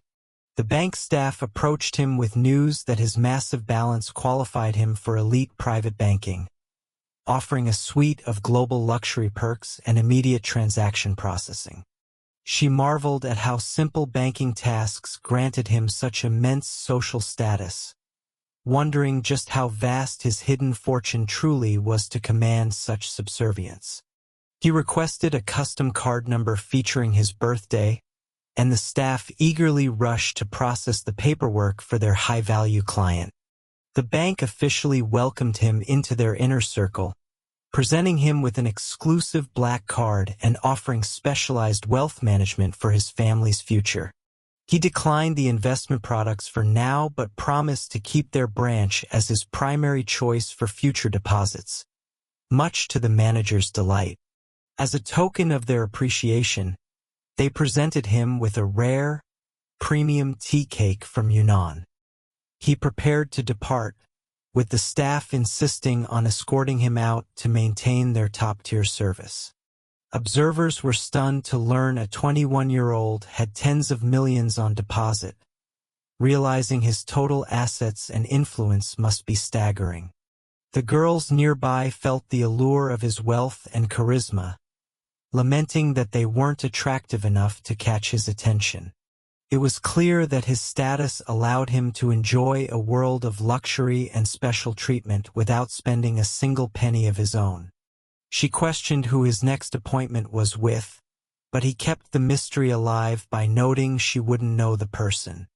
She wondered if the next woman was just an errand companion or something more, only for him to reveal the other woman would be staying the night. When asked if that meant an intimate encounter was guaranteed, he countered by asking if being with him was really such a burden. She realized that playing hard to get was her only strategy, hoping to eventually secure a permanent spot in his crowded life. The opulence of the restaurant left her in awe, as it was a place she had only ever seen in viral videos. He took charge of the menu, ordering sophisticated French delicacies, while including a classic beef stew just in case she preferred something familiar. She asked about their plans after the meal, but he bluntly stated they would be heading their separate ways. Her disappointment grew when she realized his afternoon and evening were already booked for someone else. He made it clear that his time was a limited commodity, and she would be lucky to get even half a day of his undivided attention. He presented her with several options, leaving her confused about the sudden shift in the atmosphere. He wondered if something specific had triggered her sudden change in behavior. When he asked what was wrong, she brushed it off as a simple inquiry into his personal tastes. She complained about his constant phone use during their meal, desperate for a real conversation that he seemed uninterested in starting. He explained that a good conversation should feel natural rather than forced, showing little interest in small talk for the sake of it. Frustrated by his coldness, she lost her appetite and called him out for his dismissive attitude. Sensing the mood was ruined, he immediately called for the check to end the meal. The server arrived with the bill, which totaled nearly 2,500 yuan for their brief lunch. He noted that he had fulfilled his promise of an expensive meal. She was disheartened to realize he was actually following through on sending her back to school so early. Oh! She was suddenly caught off guard by an unexpected development. She demanded to know what was happening as the situation took a sudden turn. He told her to secure her seatbelt as he prepared for the next stage of his day. She was shocked to see him immediately pick up another girl, accusing him of moving on far too quickly. She struggled to keep her composure, realizing that his serious business was simply meeting another woman. When she asked about their plans, he implied the answer was obvious, leaving her flustered. He asked if she had anything else to say before he drove off and left her behind. In a desperate move, she insisted on tagging along, refusing to be left out of whatever came next. He tried to dismiss her, insisting his upcoming tasks were important, but she questioned why she couldn't observe. She turned to the newcomer, checking if her presence would be an issue. While the other girl agreed, she secretly worried that acting jealous would only drive him further away. He decided to take them shopping, thinking that a bit of competition between the two women might actually be beneficial. She reached out to take his arm, testing her boundaries in front of her rival. He allowed the gesture without hesitation. He observed how cautious and timid his companion was, feeling a protective instinct toward her gentle nature. The other woman watched in jealousy, feeling like an unwanted third wheel as he indulged the girl's sweet behavior. Not wanting to be outdone, she moved in to grab his other arm. She wondered if he truly had a favorite among them or if he treated everyone with the same indulgence. He encouraged her to hold on tighter, which only made her feel more self-conscious. He teased her for her hesitation, asking exactly how close she intended to get. Despite the public setting, he enjoyed the physical closeness but reminded them to maintain some level of decorum in the mall. She defiantly held on tighter, even after he threatened to pull away if she didn't behave. Passers-by were convinced they were watching a movie scene, amazed by his ability to handle two beautiful women at once. Jealous onlookers assumed he was just another wealthy playboy who had somehow convinced two stunning women to share his attention. He felt a surge of pride from the envious stares, noticing that the competition between the women was reaching a fever pitch. A shop clerk recognized him, welcoming him back to the high-end boutique. He introduced his companions as friends, no longer feeling the need to hide the fact that he was with both of them. The clerk marveled at his boldness, noting that he had abandoned all pretenses of seeing his many girlfriends one at a time. He gave them free rein to choose whatever they wanted from the luxury collection. They were dazzled by the expensive jewelry and bags, realizing that his wealth provided access to the very best. One girl felt a pang of resentment, realizing her lunch date was nothing compared to the tens of thousands being spent now. 10 minutes later, he encouraged her to pick out more items, noticing she had only selected a few things despite the unlimited budget. He insisted she spend at least 100,000, calculating the massive cashback rewards his system would grant him for the splurge. Other shoppers were floored by his casual demand that she spend such a massive fortune. The disparity in treatment was painful, making one of the girls regret coming along just to witness her lower standing. She finally decided that she had selected enough items for the day. All right. He then turned his attention to the other girl, telling her it was her turn to choose a gift. She was shocked by the offer, hardly believing she was being included in the shopping spree. He watched her head off to shop, realizing that using his resources was the best way to keep both women in line. 15 minutes later, after spending nearly 200,000 yuan, he checked his system and was pleased with the significant financial return he gained from the outing. He informed the girls it was time to head back toward the international dorms. She was confused, assuming the group would be staying together for the rest of the evening. She boldly suggested that she should accompany them to their final destination. He told her not to be ridiculous and insisted she return to school instead of joining their private plans. She begged him for a ride, promising to stay out of the way once they reached the hotel. Upon arriving at the familiar luxury hotel, she grew curious about whether they were heading to the same suite. He reminded her of her promise to stay nearby rather than following them up to the room. She realized her attempt to join them was being blocked, as he had no intention of letting her interfere with his evening. Her plan to ruin their night had backfired, leaving her to wonder if she was truly ready for the kind of arrangement he preferred. He offered to book her a separate suite if she wanted to rest, promising they could still share a meal later. The two women finally introduced themselves properly, revealing their different backgrounds and studies. They recognized each other from campus, with one being well known for her popular cosplay activities. She took pride in her unique talents, believing her skills were the reason she was chosen for his business venture. The conversation turned into a subtle battle of who was more important to him and who he had sought out first. Behind the polite exterior, both women were sizing each other up, revealing their true, competitive personalities. He realized that managing even two women led to constant drama, making his dream of a harmonious harem seem like a difficult challenge. He stepped away to take an incoming call, leaving the two rivals alone for a moment. Uhiwi, what's wrong? Another girl called him, feeling lonely and asking if he could spend the night with her instead. He was startled to learn she was heading to the very same hotel where he had already booked rooms for the others.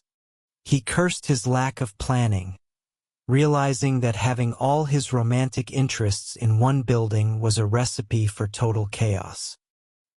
He told her to wait in her suite, promising to find a way to see her later that night. He teased a surprise to keep her interested, promising to coordinate the timing of their meeting carefully. Back in the hallway, the girls speculated about who could be on the other end of his secretive phone call. One girl bluntly asked about the nature of the other's physical relationship with him.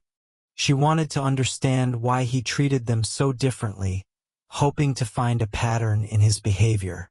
The response was chilling, as she was told there was another girl who received even better treatment than both of them. What's the use of knowing? They discussed the idea of forming an alliance, realizing that if they didn't work together, they would never rise in his hierarchy. She realized that even those she thought were favorites were actually just at the bottom of his complex social web. It became clear that their initial roles were just an entry point, and keeping his interest would require much more effort. He noticed a large, overstuffed bag and questioned what she had brought along for their stay. Hey, don't. He was stunned to find revealing outfits inside, realizing her preparation for the night was far more intense than he expected. The sheer variety of provocative clothing left him wondering just how much she had planned for their fun evening. She questioned if this was his usual preference, feeling a mix of embarrassment and curiosity. She warned her companion that she would soon understand the level of effort required to keep a man like him satisfied. She jokingly wondered if his body could even handle the demands of so many different women and their tricks. He wasn't sure if he could keep up with her energy, but he was certainly willing to try. She tried to maintain a sense of camaraderie, though the tension between them remained high. The other girl mocked the idea of them being friends, especially since they had only just met. He walked in on their bickering, dismissing their talk of being sisters in a harem as he wasn't interested in playing king. They joked that his lifestyle was already more extravagant than any ancient rulers. He asked for a massage to help him relax before they moved things to the bedroom. As she stepped away to the restroom, he checked in on the progress of his latest startup investments. He was told that his business partners were making steady progress with the funds he had provided for their summer project. She noticed the other girl was still present, feeling a bit awkward about the lack of privacy. He asked if the presence of a third person truly bothered her, testing her comfort level. She felt trapped between her own shyness and the desire to please him, knowing she couldn't really say no. The thought of being so intimate with an audience was deeply embarrassing for her. He reassured her that he wouldn't force any situation she wasn't ready for, which offered a small amount of comfort. Shen Yuan. Then tonight let's eat. The rival girl chimed in, refusing to be ignored while they made their private plans. Deciding that since they were both in the same position, she had no reason to leave and miss out on the action. He reminded her that she had her own room, but she insisted the view in his suite was much better. He told her to stop interfering, making it clear that the room was specifically meant for his other guest. She took his words as a challenge rather than a rejection. Her sudden boldness caught him by surprise as she took an unexpected initiative. She argued that since they were both vying for his attention, there was no reason to be shy about competing directly. She proved her point with a bold physical gesture, showing she was willing to do whatever it took to stay relevant. He was stunned by how quickly a simple interaction had escalated into something much more intense. The other girl watched in shock, wondering if she was expected to join in or just watch the display. She struggled with the idea of a group encounter, preferring to have him all to herself despite the current circumstances. Seeing the other girl's low boundaries made her realize she might have to abandon her own reservations to keep up. He acknowledged that the situation had changed now that both women were actively involved. He directed one of them to wait in the inner room while he dealt with the immediate situation. She hesitated, expressing her discomfort with staying in the room under those conditions. He offered to move the party to the bedroom, leaving the other to wait alone in the lounge. "Then what do you mean?" He realized that this rare arrangement was the perfect way to get them used to his lifestyle for future outings. He told her to wait outside for a moment while he finalized the plans. She pleaded with him to be gentle, feeling overwhelmed by the intensity of the moment. She felt a sense of injustice, believing she was the one he truly brought there, while the other was just an intruder. Driven by a fear of losing her place, she decided to cast aside her shyness and join the competition. She boldly asked if it was finally her turn to receive his attention. He was surprised but pleased to see that she had finally overcome her internal struggle to fully embrace the situation. He checked on her well-being, receiving a soft reassurance that she was doing just fine. He offered to grant her a favor, promising to do his best even if he couldn't guarantee perfection. She hesitated before asking if he could simply grant her a little more of his time. He expected a request for luxury goods, but she noted he had already spent a fortune on her recently. He remarked that buying gifts was simpler than managing time, especially when juggling multiple women at once. His thoughts drifted to how much she had already pushed herself for him that day.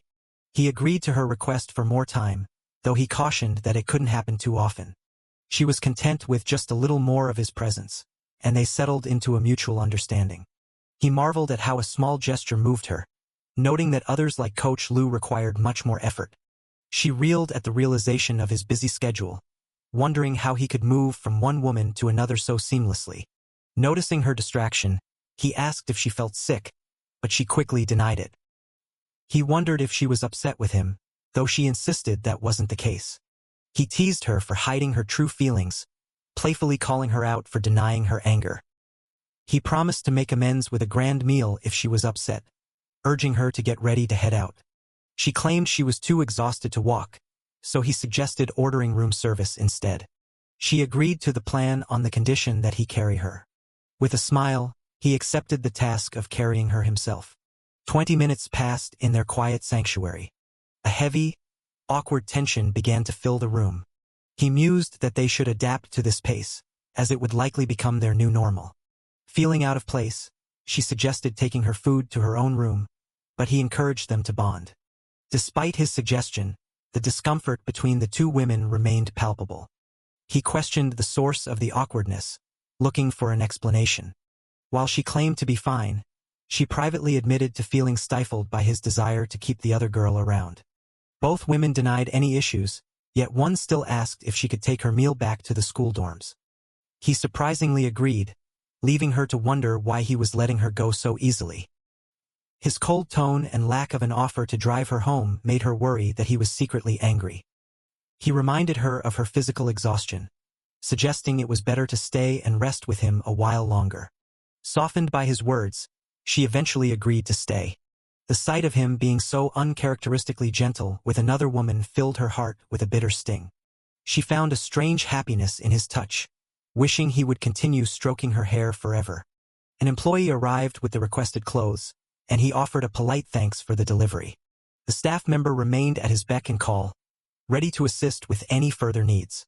The worker was struck by the sight of two top-tier beauties, each with their own unique and stunning charm. The staff whispered about his incredible stamina and lifestyle, amazed at how the wealthy spent their nights. He asked about the other girl's whereabouts and learned she was freshening up in the shower. He decided to head out to handle some business, leaving instructions for the girl when she finished. He grabbed a fresh set of clothes before making his exit. Stepping out of the shower, she immediately looked for him. She was told he had left for business, prompting a flurry of anxious questions about his return. Without a clear answer, she noticed he took clothes with him and suspected he was seeing someone else. She wondered why her companion didn't press him for details, but the response was a resigned silence. One urged the other to show some pride, but the advice was met with a suggestion to lower her expectations. They realized they didn't hold much sway in his heart, though one still dreamed of becoming more important. She admitted that she used to be greedy for his affection but had learned to accept the current status quo. The cynical outlook dampened her spirit, though she was surprised when her hair was being dried for her. She explained she was doing it simply because she knew it was what he liked to see. Frustrated by her friend's total devotion, she cried out in disbelief. He looked through the items and noticed a piece was missing from the set. She cursed his audacity, wondering if he really intended to spend the night elsewhere despite his promise. She advised against questioning him, certain that he would eventually return. The betrayal stung, as she couldn't believe he would use her gifts to meet another woman. She warned that such thinking would only lead to misery, noting how much he had already changed her. Determined to reclaim his attention, she plotted to exhaust him so he couldn't look elsewhere. They debated who should go first, acknowledging his impressive energy and their own limited experience. Upon his arrival, she greeted him with a deep, longing embrace. She eagerly asked about the surprise he had mentioned, and he told her to see for herself. She looked at the gift, surprised by what he had chosen for her. He asked for her opinion, but she teased him that the gift seemed more for his benefit than hers. He insisted that his pleasure was her surprise and urged her to go change into the outfit. She playfully complained about his demands while heading off to comply. Emerging in the new attire, she sought his approval. She whispered for him to be gentle as they grew closer. He requested a more submissive title during their intimate moments, moving away from his usual nickname. He promised a great reward if she followed his lead and gave him what he wanted. She gave in to his desires, addressing him exactly as he had requested. Breathless, she asked again what the grand surprise actually was. He laughed, revealing that the true surprise was the massive financial goals he had achieved. She accused him of teasing her again, wondering if he had made as much progress in other areas. He warned her playfully that she was playing with fire by testing him. He reflected on her incredible talents and skills, ranking her as the most gifted among all his partners. He asked if his performance had finally reached her expectations. Overwhelmed by the experience, she praised his incredible prowess. He reminded her once more of how he wished to be addressed in the heat of the moment. She enthusiastically complied, declaring him the absolute best. Afterward, he prepared to leave, promising to return for breakfast the next morning. She pleaded with him to stay, unwilling to let the night end so soon. He gently told her to be good, explaining that he had an unavoidable social commitment to attend. She worried he was going out drinking and urged him to be careful with his health. He assured her that he would keep everything under control. He realized he had been away too long and needed to return to the two women waiting upstairs. He was surprised to see how close they had become in just a few short hours. He took a moment to check and reply to his messages. Something caught his attention, causing him to pause. A message arrived from them, inviting him to indulge himself completely that night. He was struck by the sudden boldness and the shy, alluring charm they were displaying. Surprised by their sudden shift into high gear, he decided to match their resolve and take charge. Suddenly overwhelmed by the intensity, she started to have second thoughts. He asked what was wrong, and learned that the bravado had been a group decision that one wasn't ready for. He told her to go persuade her friend, noting that there was no turning back now. She was confused about how to convince her, comparing the task to a very scandalous negotiation. He encouraged her, believing that as a woman, she knew exactly how to handle her friend's hesitation. She agreed to give it a try, heading off to talk sense into her companion. He realized that the lack of deep affection made the request particularly embarrassing for her. She confronted her friend, asking what was causing her to freeze up. She questioned if she was simply unable to accept the situation. She admitted the revealing nature of the clothes made her feel incredibly exposed. Her friend pointed out that her hobby outfits were similar, but she argued this was far more extreme. The fact that they were supposed to do it together only added to her immense shame. She reminded her that she suggested the idea to gain favor with him, but she feared losing her dignity. She argued that everyone was vying for his attention and that this was just a wilder way to play. Seeing she couldn't be swayed, her friend offered to let her rest while she dealt with him alone. She approached him to explain the situation. He had already been informed and told her to go ahead and rest in the other room. His lack of anger made her feel unimportant, as if she were completely dispensable to him. Despite her online popularity, his hot and cold nature made her feel inferior and full of doubt. His current indifference left her feeling a level of frustration she had never experienced before. He noticed her tears and asked why she was crying, though she tried to hide it. He softened, explaining he didn't want to force her and hated seeing her upset. She playfully pushed back against his teasing, trying to regain her composure. He suggested she check herself in the mirror to see how messy she had become. He complimented her beauty, which prompted her to ask if he truly found her attractive. He confirmed her beauty, but she wondered why he treated her so coldly if he liked her. He assured her that she was just being sensitive and that he had always cared for her. He repeated his promise of affection to soothe her worries. She asked him to be kinder in the future, and he agreed without hesitation. He knew that with a proud girl like her, a mix of toughness and gentleness was the key to her heart. She changed her mind and decided to stay, earning a curious look from him. She confirmed that she had finally thought everything through. He suggested she start in the next room to get comfortable first. She was amazed at how easily he had won her over, admiring his deep understanding of women. She recalled her own overwhelming experiences with him and the shame that still lingered. She felt a sense of relief and terror, knowing she was now fully his. Driven by competition, she vowed not to fall behind the others. A sudden cry of surprise escaped her as the night intensified. The atmosphere in the room grew heavy with emotion. He woke up feeling drained after an exhausting night, knowing he needed to recover his energy. He checked the status of his various relationships and scores. He was pleased to see their affection had grown, hoping he could manage them together from now on. As one girl slept, the other asked about breakfast arrangements for the morning. He ordered food to the room but noted the growing familiarity between the two women. He realized he had forgotten some of the previous night's details and prepared to head out for work. She gave a simple nod of understanding.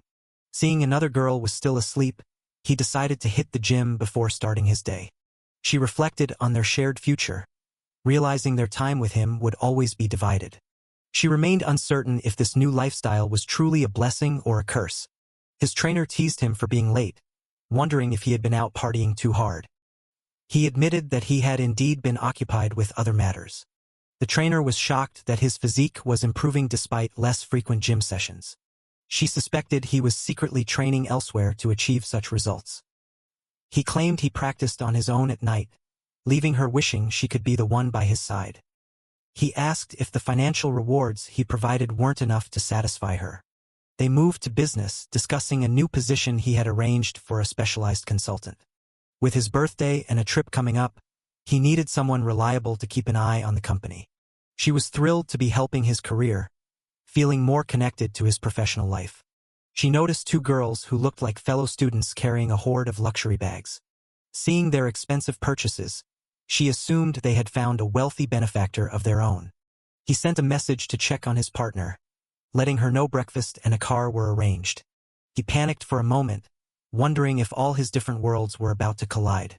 She described two beautiful students she saw, claiming they couldn't compare to her. An employee addressed one of the young women as they prepared to leave. He teased her about the other girls, leading to a playful argument about his wandering eye. One girl questioned if the woman they saw was the one he truly cared about.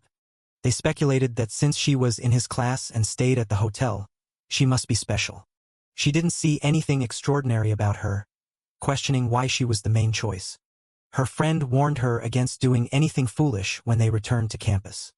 She felt slighted by the preferential treatment the other girl received from him. Bystanders whispered about the various women associated with the powerful boss. They marveled at his ability to attract such stunning women through the power of his wealth. An employee was confused, wondering who the third woman in his life could possibly be. She asked around, trying to figure out which woman she had missed in his roster. A colleague bluntly pointed out that she herself was the third woman everyone was talking about. She asked for feedback on her professional performance after their recent meeting. She tried to maintain a composed and friendly image as a new company consultant. He told her she was overthinking it, but she insisted on maintaining a high standard. She inquired if he had a secretary and offered her services for the role. He rejected the idea, knowing her presence would be too distracting for actual work. "I think we should forget it. With you as my secretary right next to me every day, how would I get any work done?" A director arrived, ready to meet the new appointee he had heard about. He introduced the new consultant and asked for the paperwork to be finalized immediately. The director led her away to complete the formal onboarding process. Once finished, she returned, playfully addressing him as her new boss. He told her to stay professional in the office, reminding her that the glass walls were transparent. She playfully obscured the view, challenging his professional boundaries. He questioned her intentions as she moved closer in the office. She boldly suggested they try something new right there in the workplace. He reminded her that they were in a professional environment meant for business. She leaned into the role, pretending to be the seductive secretary of his dreams. She teased him with a provocative question, testing his resolve. She declared her official workday over, shifting back into a more personal tone. He informed her that while her personal time was hers, her professional duties required her in a meeting. The management meeting stretched on for hours as they focused on company goals. He was impressed by her professional shift, noting how the system had changed everyone's lives. He realized his influence was spreading like a butterfly effect, altering the destinies of those around him.